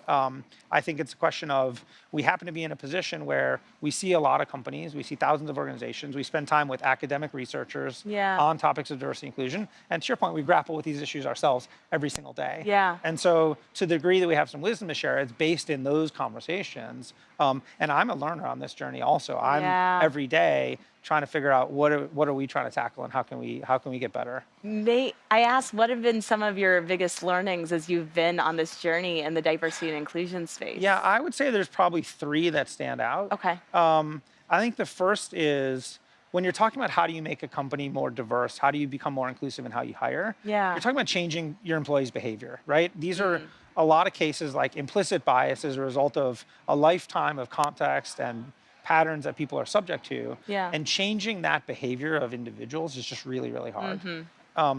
The second is that people often imagine diversity challenges at the workplace as a top of funnel challenge. They say there aren't enough female engineers. Yeah. Or there aren't enough black executives for me to fill my team with.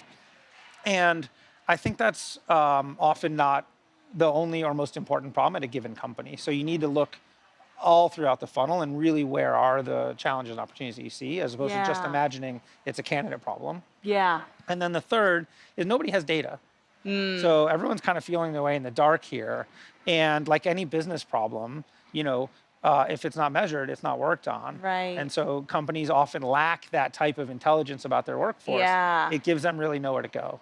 Right. I'm glad you brought up data. So when it comes to data and people teams, what should they be evaluating? So like you said, it shouldn't just live at the top of the funnel, but what could our leaders really start to think of evaluating? Yeah, I mean, in today's day and age, the answer is everything. So you can measure so much today, and you ought to be looking at not only the demographic breakdown of your organization. Right.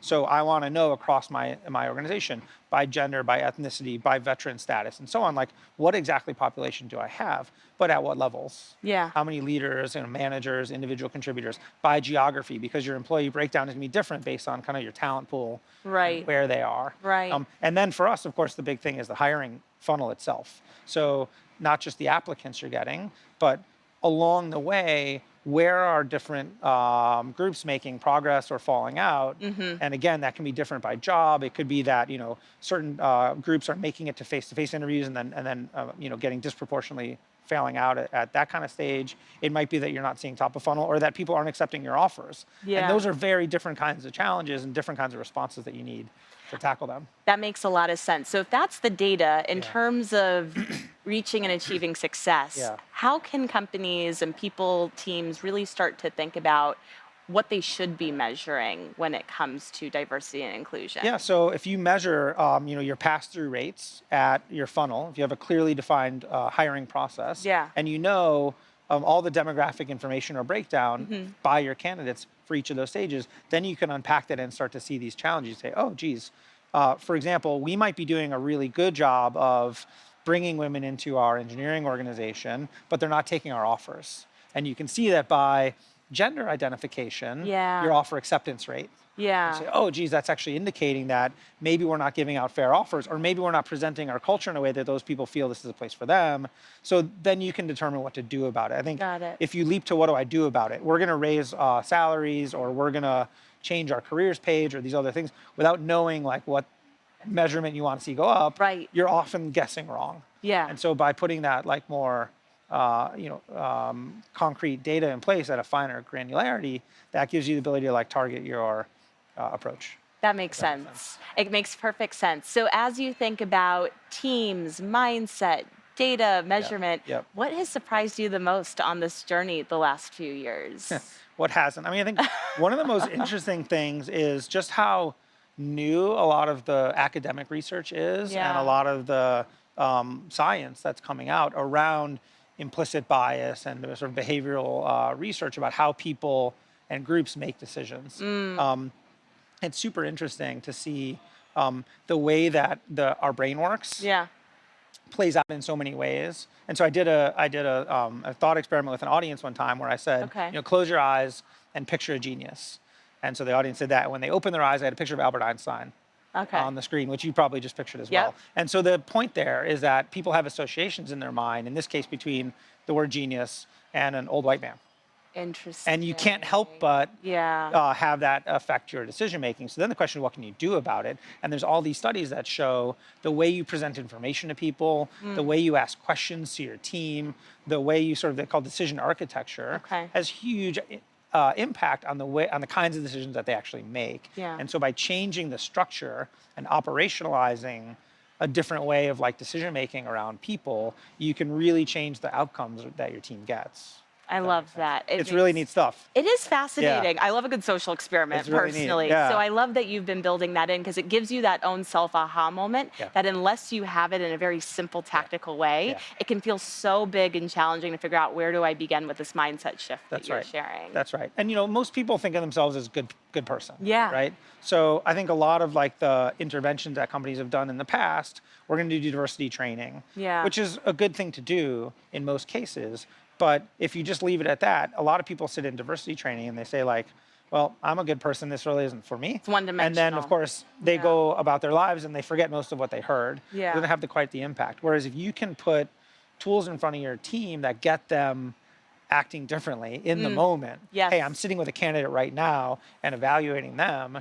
If you can choose to present different ways of evaluating them to your team in the moment, or if you can collect better data and use that across time and across your offices to like really find out what's happening, it's really an opportunity for change. So look, it's great that companies are talking about this. It's like I said, it's a big new shift. There's lots of new science out there that's happening.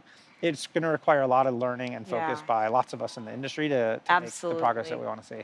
Well, thank you so much for leading this journey with us. It's been so great spending some time with you, Daniel, and congratulations on your success, your company, and the recent award. And thank you for your time. Thank you so much, Noel. So good to have you. And for those of you viewing, stay connected to us here at Talent Connect 2019. We've got a lot more goodness coming your way. Thanks.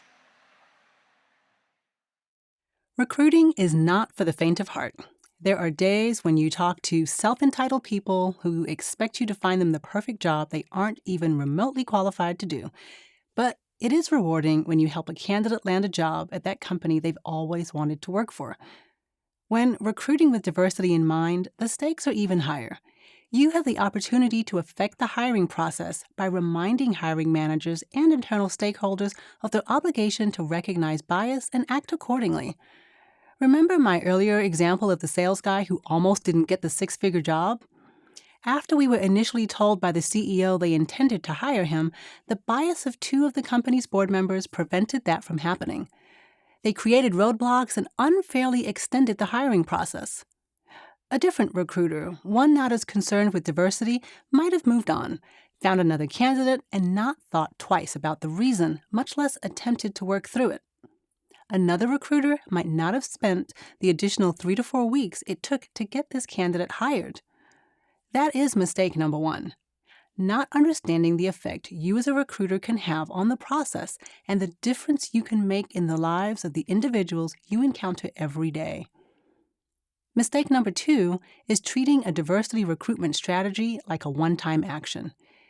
It is not a one-and-done scenario.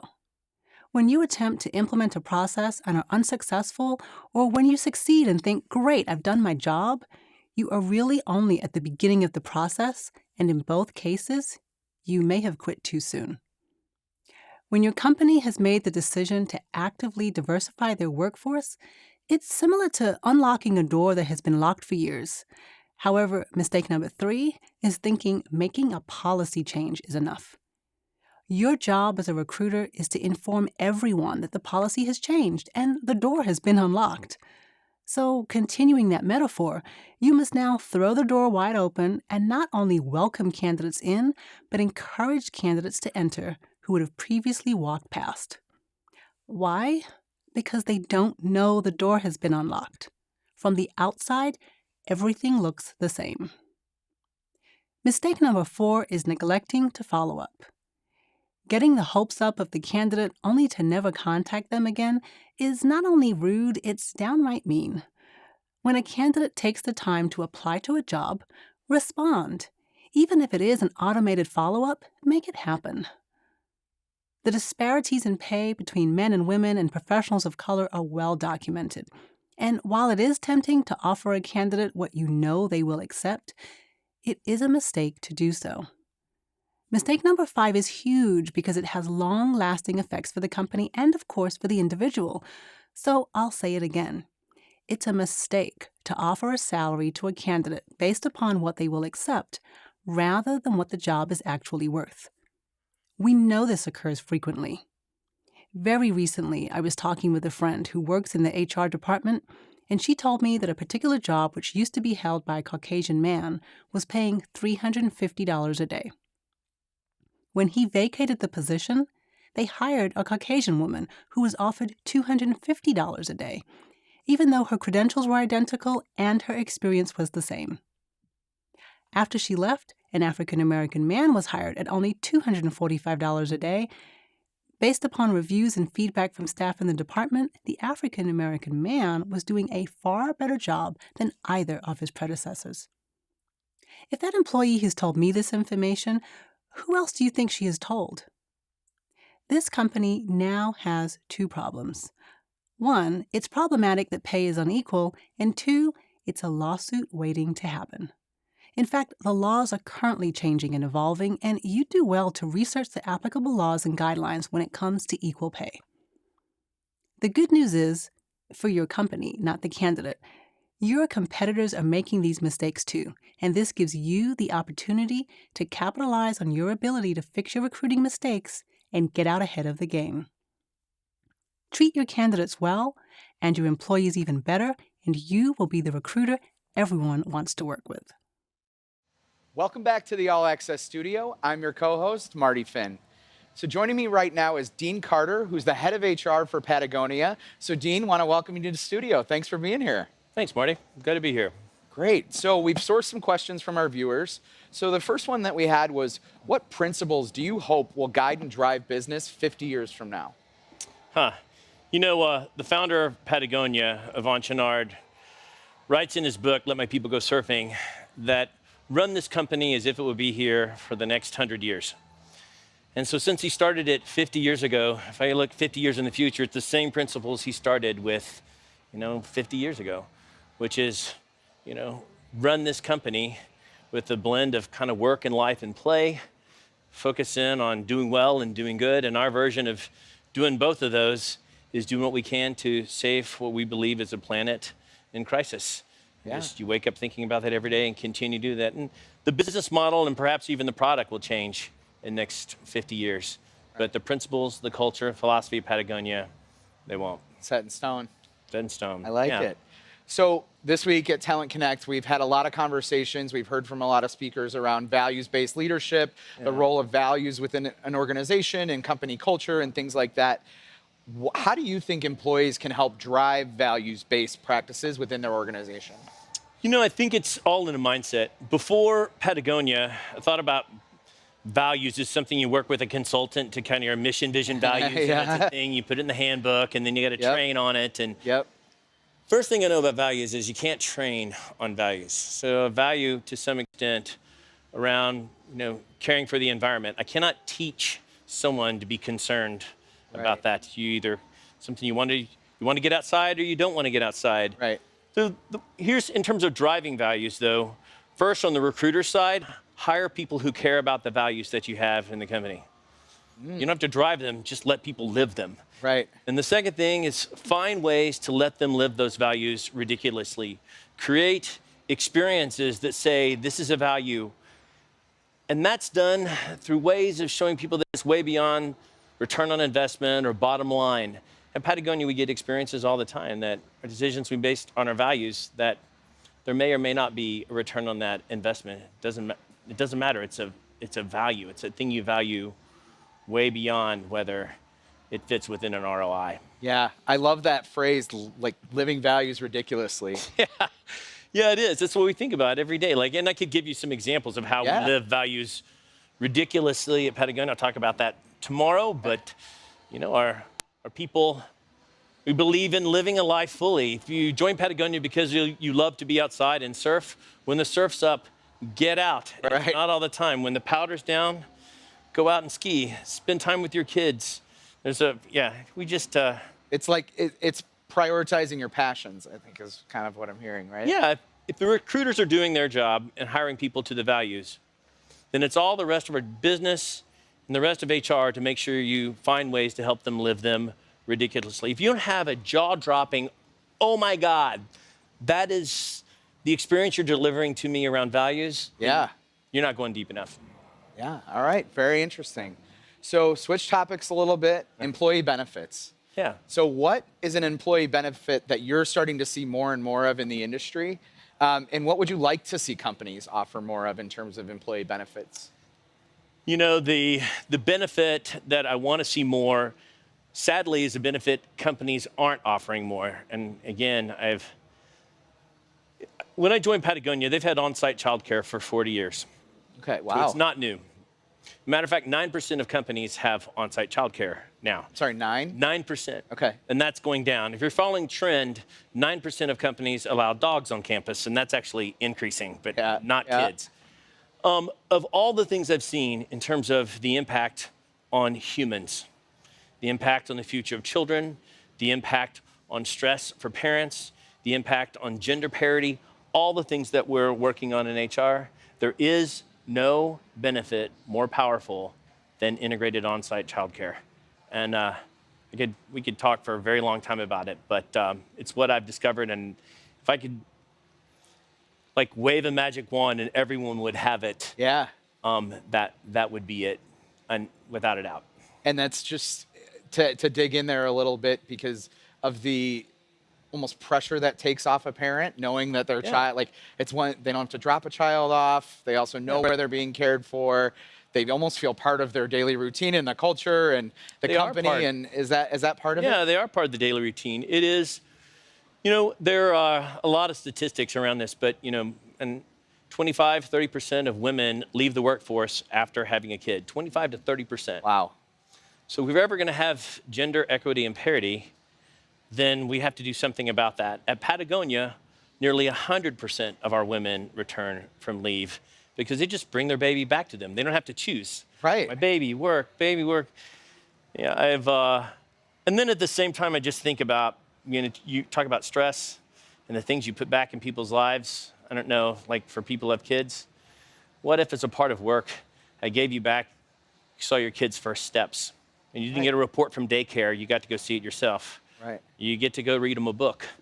All these things they are life-changing. I don't even have kids on campus, and it makes a difference for me, and particularly with a company that's focused on the future. Absolutely. Every day I'm reminded why we're at work. Yeah. I see them laughing and playing, and I want a better world for those kids. I want them to have fresh air. I want them to have clean oceans, and I want them to have fertile soil that we can continue to grow food. That's what I want for those kids. That's fantastic. I love that answer. Thank you.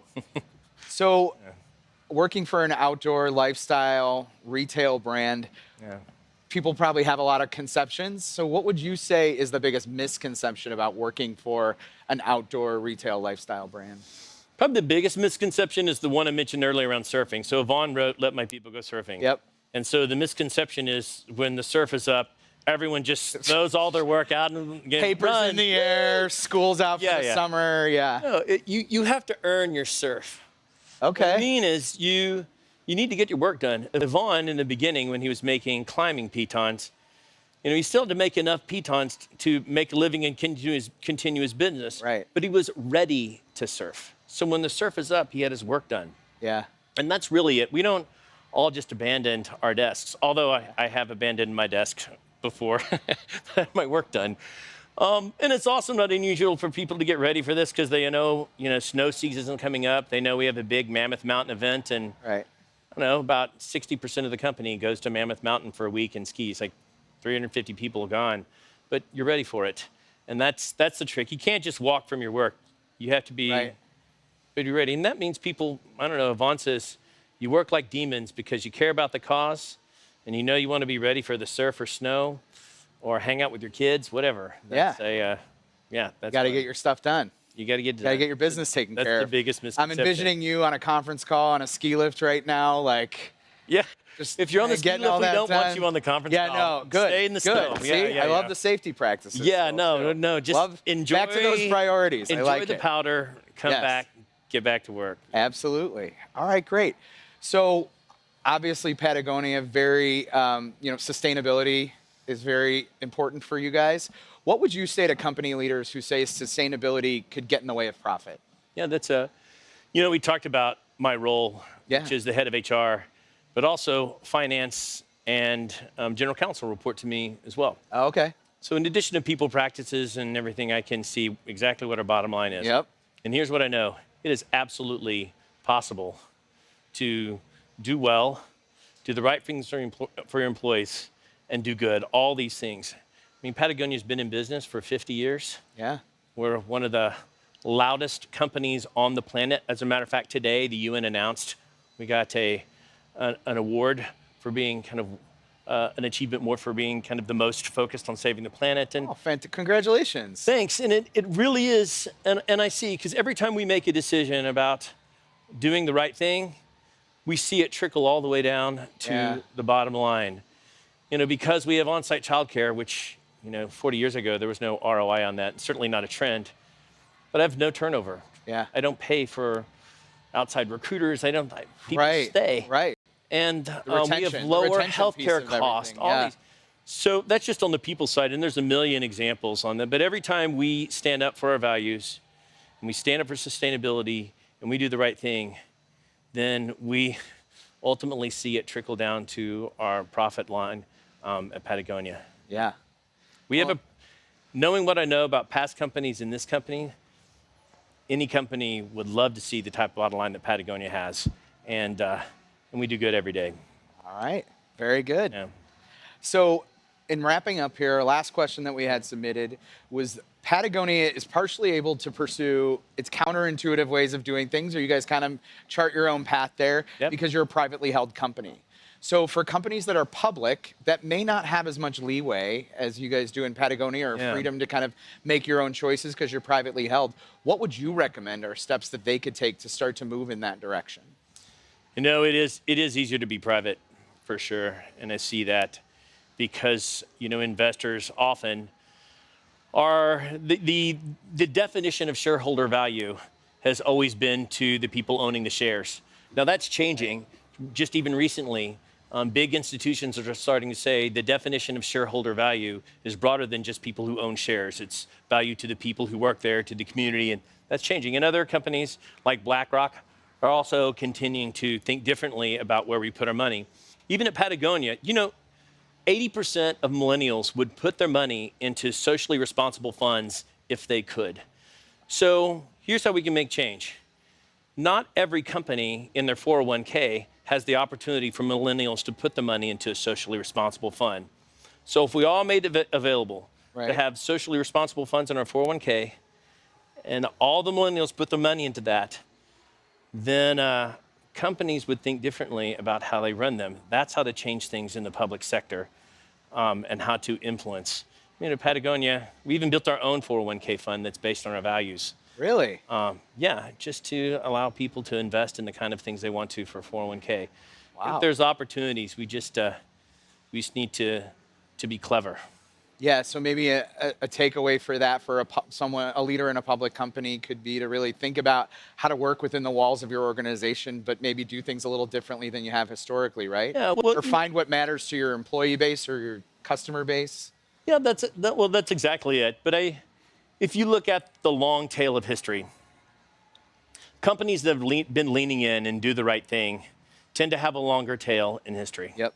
Even public companies. Right. Companies that start doing shortcuts and making decisions not in the best interest of full communities and their employees are having problems. And you and I could both name companies that are having challenges with that in the news right now. Sure. I'm not saying that Patagonia is a perfect company or any such thing as a perfect company, but my point is keep your compass in the right direction. And at the end of the day, for a public company, the best thing you can do for your shareholders who own shares is do the right thing and let that flow right down to your bottom line. You'll be here for a very long time.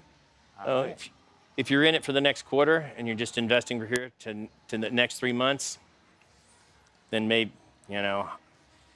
you can run up the bill for that amount of time. But if you're investing for the long run, then even private companies can do the right thing and make money. And there's a million examples of those. Yeah. All right, great. So think for the long term and get your work done before you hit the waves. That's exactly Is that good? I'll see you out there, right? Oh, yeah. Yikes. Okay. I'd be like the guy kind of maybe That's okay. paddling and then probably be a falling over situation. But yeah, a good day in the water is a good day in the water. I'll wave to you from the shore. How's that? Okay, that sounds good. All right, great. Well, Dean, thank you so much for your time. We really appreciate having you in the studio. For those of you on the live stream, stay tuned for more from Talent Connect 2019.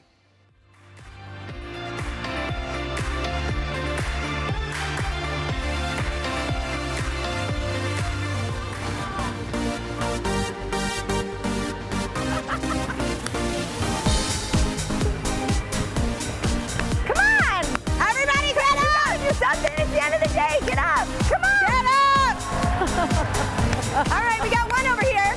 There's 4 people up. Yes. We got it. Yes. Thank you. Thank you. Wow. All right.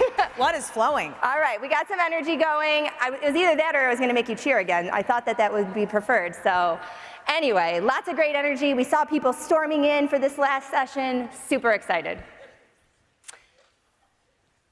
Jenny, how was your day? I was just so excited about the energy. I needed to get out of it. How was your day? My day was great. I spent some time brainstorming and problem solving with clients, but the best part of my day is the random high fives I'm getting in the hallway. I'm pretty much feeling like I'm famous. I don't ever want to leave. How's your day? I mean, that part feels amazing. I'm loving the high fives. I'm loving meeting all of you. I was scrolling through the app earlier, however, and I am shocked at what I see. Or in fact, what I don't see, which is photos of us. There are more photos of coffee than there are of us. It's hurtful. It's hurtful. It is, yeah, I was aghast, if I'm being honest. However, you all have the chance to make up for that at tonight's event. We've rounded up the best Dallas has to offer for an event that brings together arts, music, and a little bit of Southern hospitality. Starting at 6 p.m., shuttle buses will be leaving from your hotel to go to a classic Dallas spot, Gillies. Gillies. Yeah. Woo! I don't know why I said it like an SNL sketch, but that's what I said. There you will find 7 interactive rooms with everything from artists' performances to temporary tattoos to Texas barbecue. Sounds pretty good, right? Please don't forget your conference badges, which, by the way, look beautiful on everyone, as you will need them to get in. Absolutely. The party is always a great time, so you'll definitely want to be there. All right, we have one dynamic speaker for you to close out day 2. Are you guys getting excited? Yeah, I like it. He is, this is my favorite, a self-proclaimed hustler. He is the CEO of VaynerMedia, And I'm a recent follower of him on Instagram, and if you're not following him, get your phones out when he's done and start following him because it is awesome. Please join me in welcoming Gary Vee to the stage. Woo!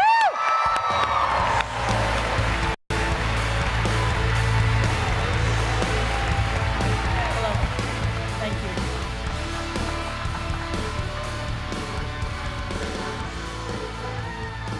Hello, hello, hello. Hello. Hello. Thank you. Thank you. Thank you for having me. I'm super excited to be here. I've just been genuinely excited for this moment, mainly because of a lot of different variables that led me to being here this evening, and very much, I think, and if I had 30 hours instead of 30 minutes, I could systematically get through them. And so the pressure point of making sure I hit the context that I want in this speech to bring the most value possible to all you wonderful people has kept me in a really fun mindset for the last 24 hours. And here are some of the thematics. I'm about to talk to you about why I believe kindness and empathy and every other great emotional intelligence skill is the foundation to actually build a great business, financially, money. And yet, I'm the child of a father who grew up in the Soviet Union. I was born there as well, came here when I was 3. And when my dad eventually achieved his American dream and owned a liquor store, when I was dragged into that liquor store as a 14-year-old, my dad sat me down, and this is the singular first piece of advice that I heard in the real business world, because I was crushing it in lemonade stands and baseball cards. But this was the first thing I had ever heard. My dad and I are driving to the liquor store. My dad is really, in a lot of ways, the reverse of me, which means he doesn't talk a whole lot. But he looked at me, and before we walked into the store, he looked me dead in the face. And my dad's one of these guys with like eyebrows that are naturally in the mean position, doesn't speak, and is from the Soviet Union, and looks me dead in the face and says to me, "The employees are our enemies."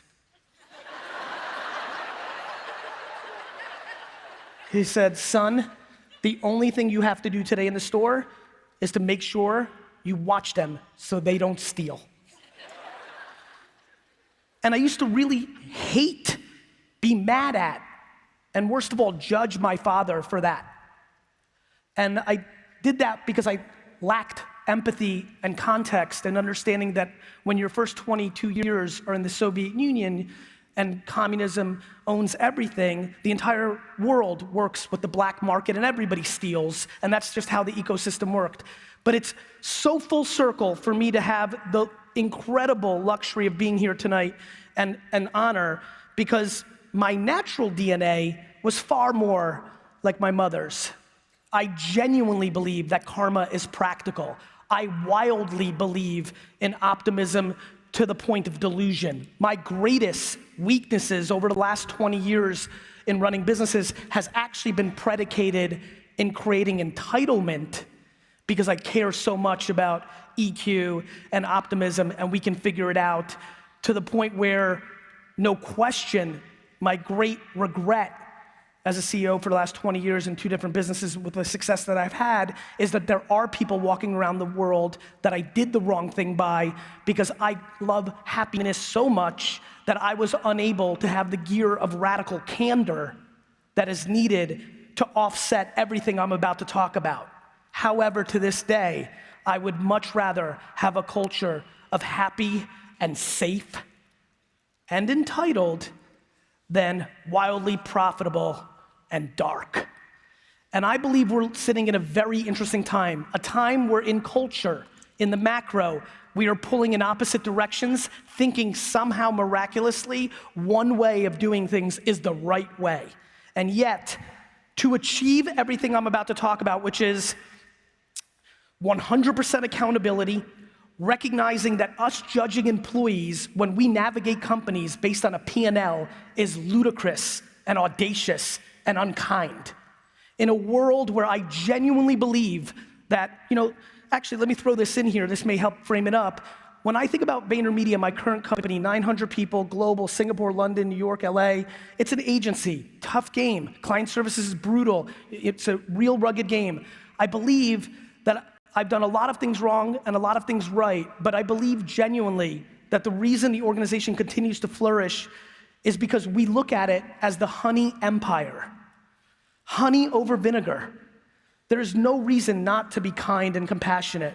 The meta nature of what transpired today in my organization, without going into him or her, today, literally today, my organization fired one of the single most productive financial employees in our company for 100% reason of he is just not a good communicator, or she. 2, God damn it. It's just not a good communicator to people around him. I do not know how to say this in any other words than the following. I believe that technology advancements over the next half century will prove out the hypothesis that I will lay in front of you, which is the following. Making decisions far more predicated around people that have humility, people that have kindness, generally likable people drives bigger financial results. Period, end of story. And let us collectively look ourselves in the mirror and understand that the far majority of businesses that are in corporate land are run by CFOs, not CEOs.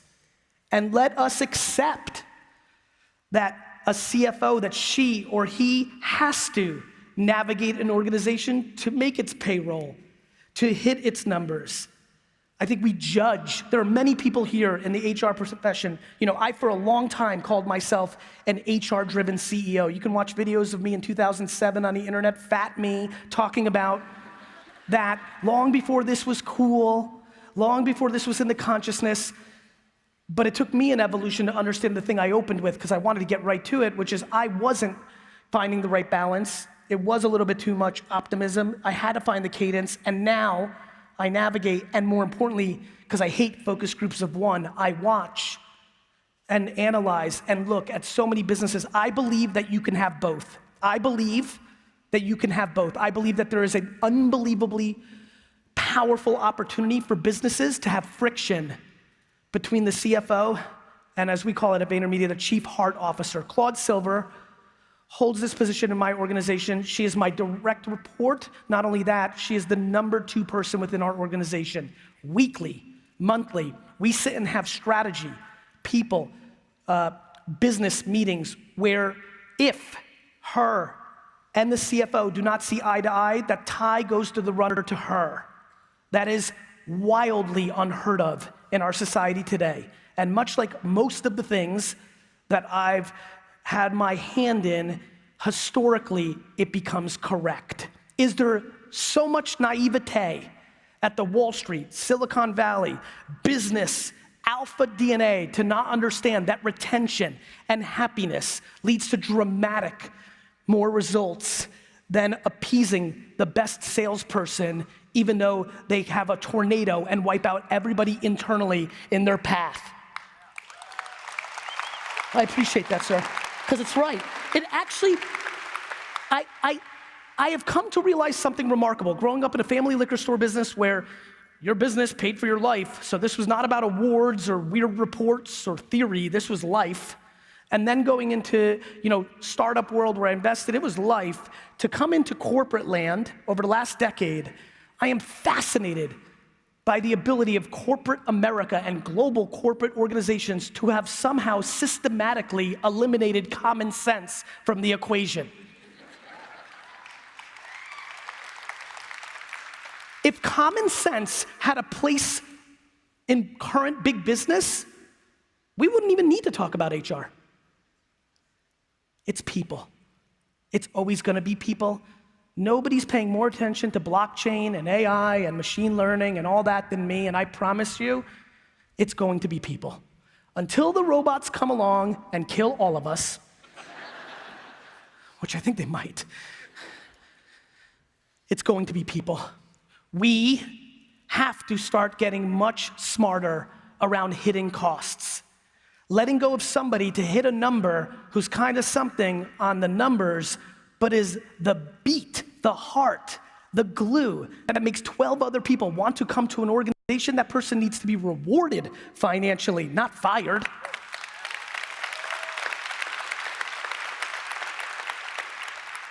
And before this gets way too foofy, I want to remind everybody that I think of my organization as the honey empire. I am out here to put everybody out of business. I want to win. I want to build the biggest company in the world. I want to buy the New York Jets and win a Super Bowl and then die.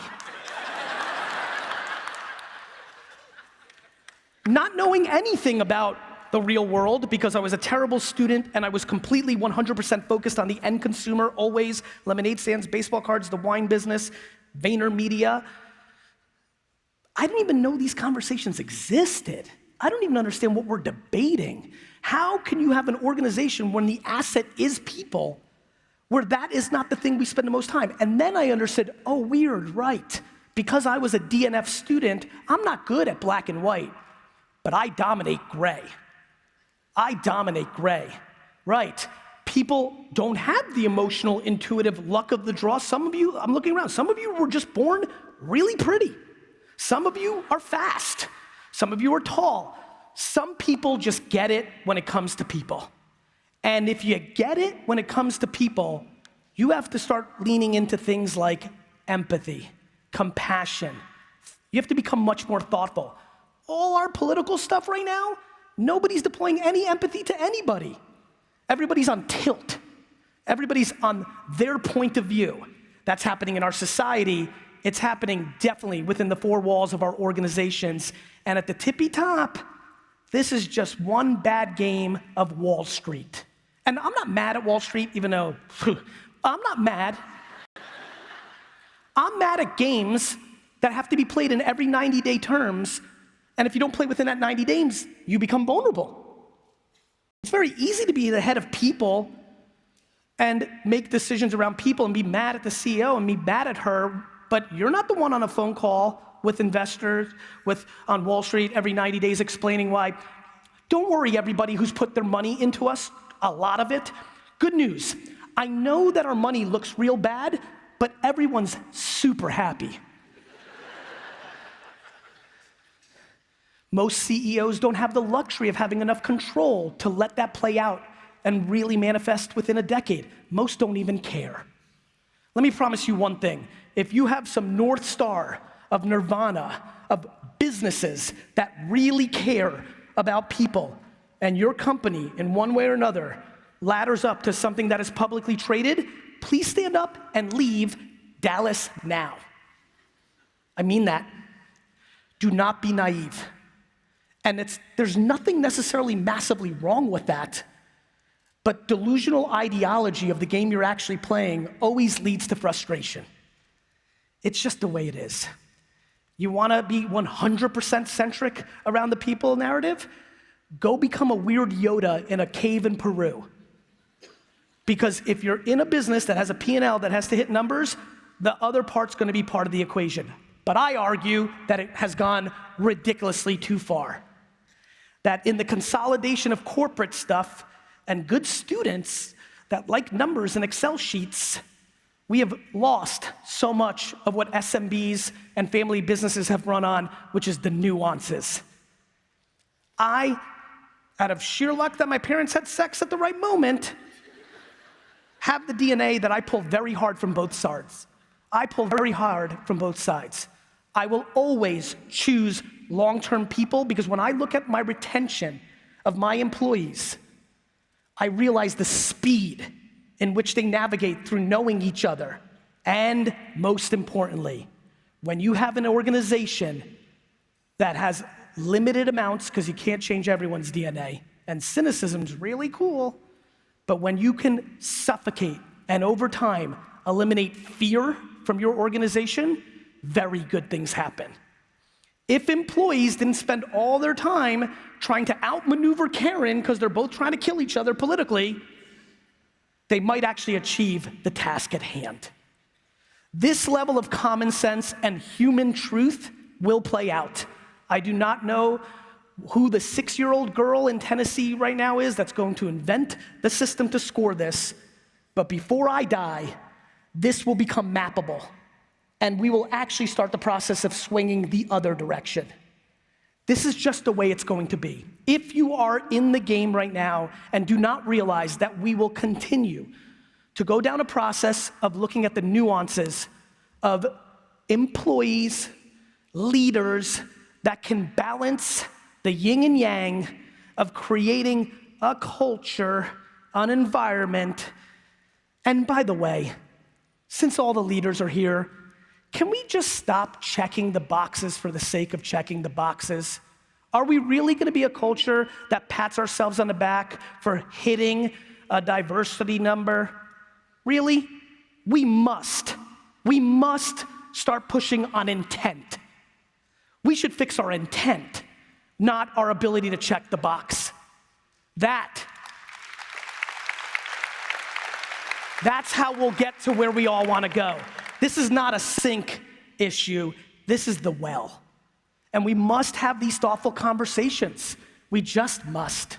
And so here's some random thoughts because I wanna bring as much value. There's a couple other things I wanted to talk about. I think the philosophy is set. We can get into the nuances. I'm happy to answer any of your comments on social over the next 57 years. But a couple things, just random. I am fascinated by hiring. I am fascinated by people's ego to think they're good at hiring.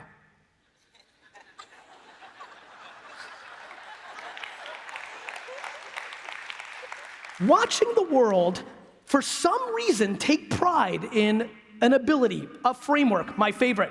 I got this one question that helps you be good at hiring is laughable at best and ludicrous at worst. We must start talking about hiring and firing in a compassionate way to help organizations. We have so much ego wrapped up in hiring, so much waste, so much consensus agreement. Very hard to make a decision when 47 people have equal say. We must start talking more about hiring because guess what? Good news. The college gig, it's coming to an end. The racket is almost over. And it's not gonna be so easy for you to hide behind, well, she went to Yale. We must be more thoughtful, but more importantly, we must look for other things than data points. In my career hiring, I wanna be not over the top here, 7,000 people, I have called 0.0 references.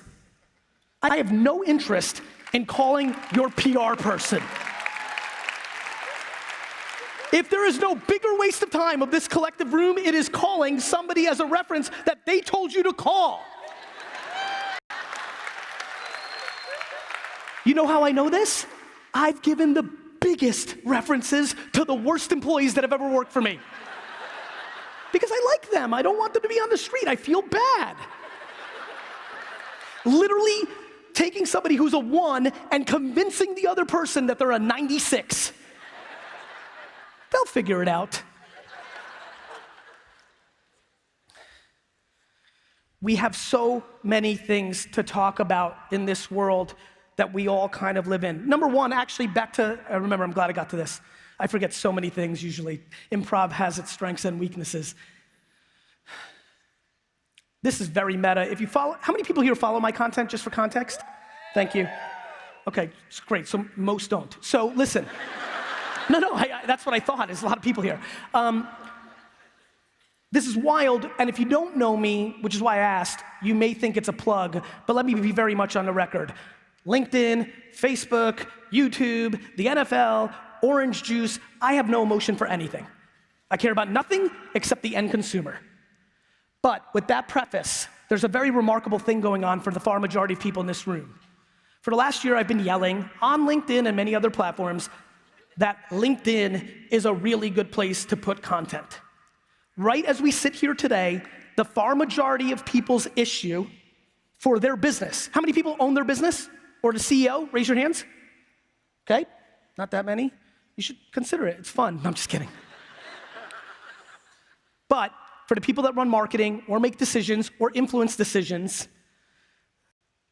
LinkedIn over the last 6 months to a year, and I don't know when this algorithm changes and when the supply and demand of attention and content changes, which is what happens to all these platforms.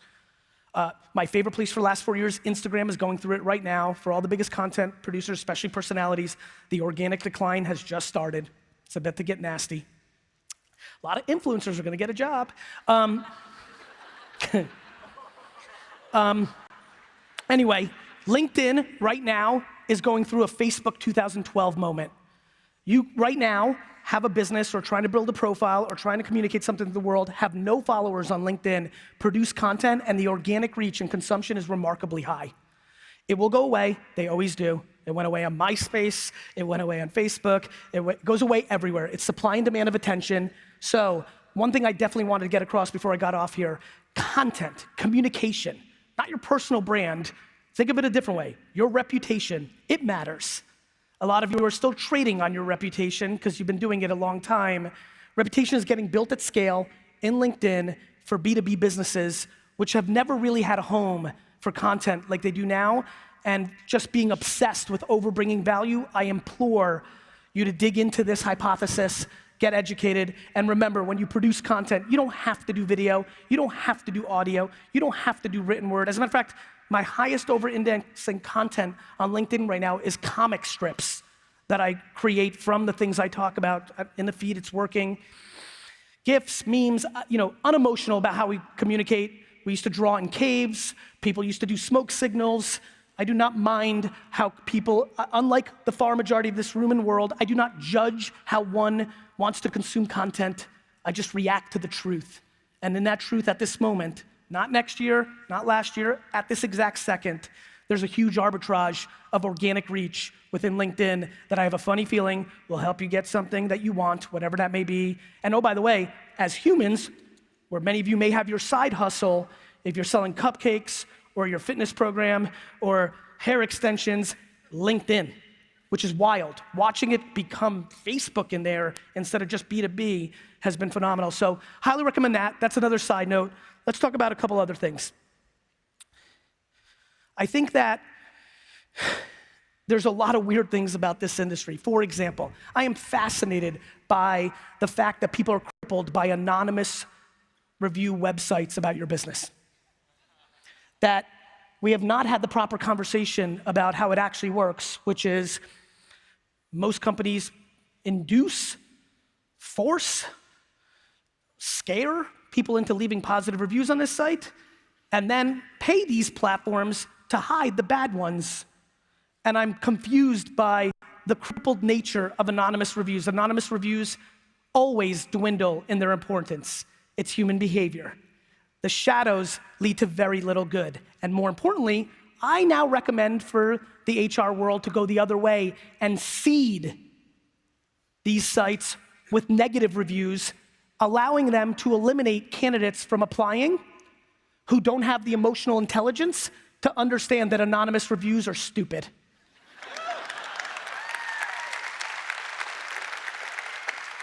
Real life. Real life. Just look at the business models of these companies. It answers all you need to know. So that's a random thought. Anyway.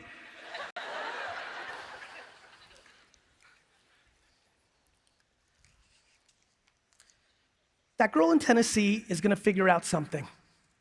And what she's gonna do is figure out the following story. I can't believe how well this worked out to me because that following story, actually, Adam, where are you? I saw your face. Hey, brother. I'm literally looking at a former employee who I ran into today, who I fired. And during that firing, which was by the way, a top 15 firing of my career that was difficult because not only is he a tremendous dude, the timing of his life with his family expansion made this firing unbelievably difficult. Coinciding with me now having to deploy self-awareness, which is fun to tell other people to do, and realize that I was not doing a good enough job with radical candor or putting people in a position to succeed. But, as he told me today, which meant a lot to me, brother, the most important thing that happened there was enabling that individual during this extremely tough time with support and, more importantly, a framework to deploy self-awareness. The reason I loved him so much is because I loved him. The job he was doing for him, yeah, not that bad, wasn't the best. I am the CEO of my company and don't have a prayer in getting hired by it. I do not have the grammar skills nor the math skills to ever be an employee of VaynerMedia, but I can run it. That level of self-awareness must be talked about. Why did I bring up that story? I have no clue, but I know how I feel about him.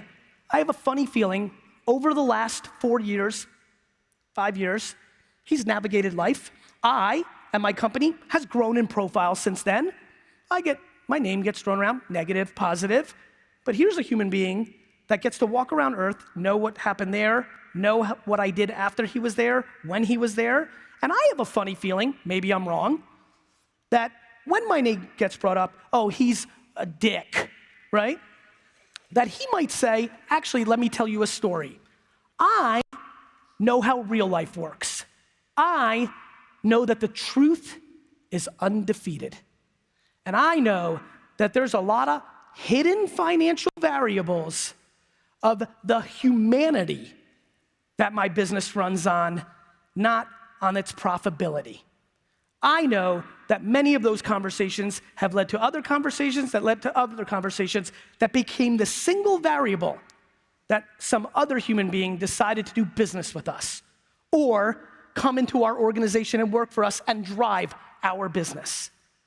I am fascinated by people's inability to play chess around the interest of HR and continue to play checkers. How do we not understand that what the person feels like on the way out matters almost, if not more, than how they feel while they're there? And so thank you. We need an uncomfortable paradigm shift. People are gonna clap and pat themselves on the back all week here on tactics, on the current state of what's accepted or what we aspire to in tactics. And we will come back in 2 or 3 years or within our organizations and we will show pie charts of how we've done better. Yet, we will continue to live and operate within frameworks where the financial health of the business is 100% the decision-making tree of the organization. And until we change that, and until we change the structure, and until we give the ladies and men on Wall Street the ability to build businesses long-term, until we understand that all these venture-backed companies have so much inbound dollars that they're burning their cash, and if they don't raise more capital, they'll go out of business, and all they're really trying to do is go public or sell their company, so how could they actually care about you? Until we have a dramatically more thoughtful conversation of the intent, until we put companies that are trying to build in perpetuity at the top, not the one that flipped this week, we will never achieve the level of humanity that we are looking for all subconsciously within the 4 walls of this organization. And when will we challenge hiring? Or my favorite, reviews. That's a fucking doozy. And I know it because I promised them I wouldn't curse, but I had to go there on this one. Reviews? You mean people that have political and vested interest making judgment on the people below them to subconsciously or worse, consciously make sure that they don't take their spot? You mean that one? That's right. Can we just get thoughtful? Can we just get thoughtful? And not that I have every answer. I spend so much time trying to be Gary Vaynerchuk, the human being, to offset Gary Vaynerchuk, the CEO. When I look at reviews and this, I spend ungodly hours following all my employees on social media, not to be a creeper. But do you know how many good decisions I've made in the last decade by understanding who's friends with who in the organization so I understand the vested feedback? Do you know how easy it is for 3 employees to gang up on somebody and create a narrative that gets that person fired unless you're thoughtful enough to know what I'm talking about? I know it's true, and you know it's true, and all 5,000 people here know it's true, and all 1 million people that will watch this video at some point know it's true. When is our industry willing to have the actual conversation instead of digging in to the surface level side that they reside in. That is the day we begin the process of bringing good stuff to businesses, because they both matter and they need friction, but we have to have the real conversation, not the easy one. Thank you. Thank you guys so much. Thank you. Thank you. Thank you so much.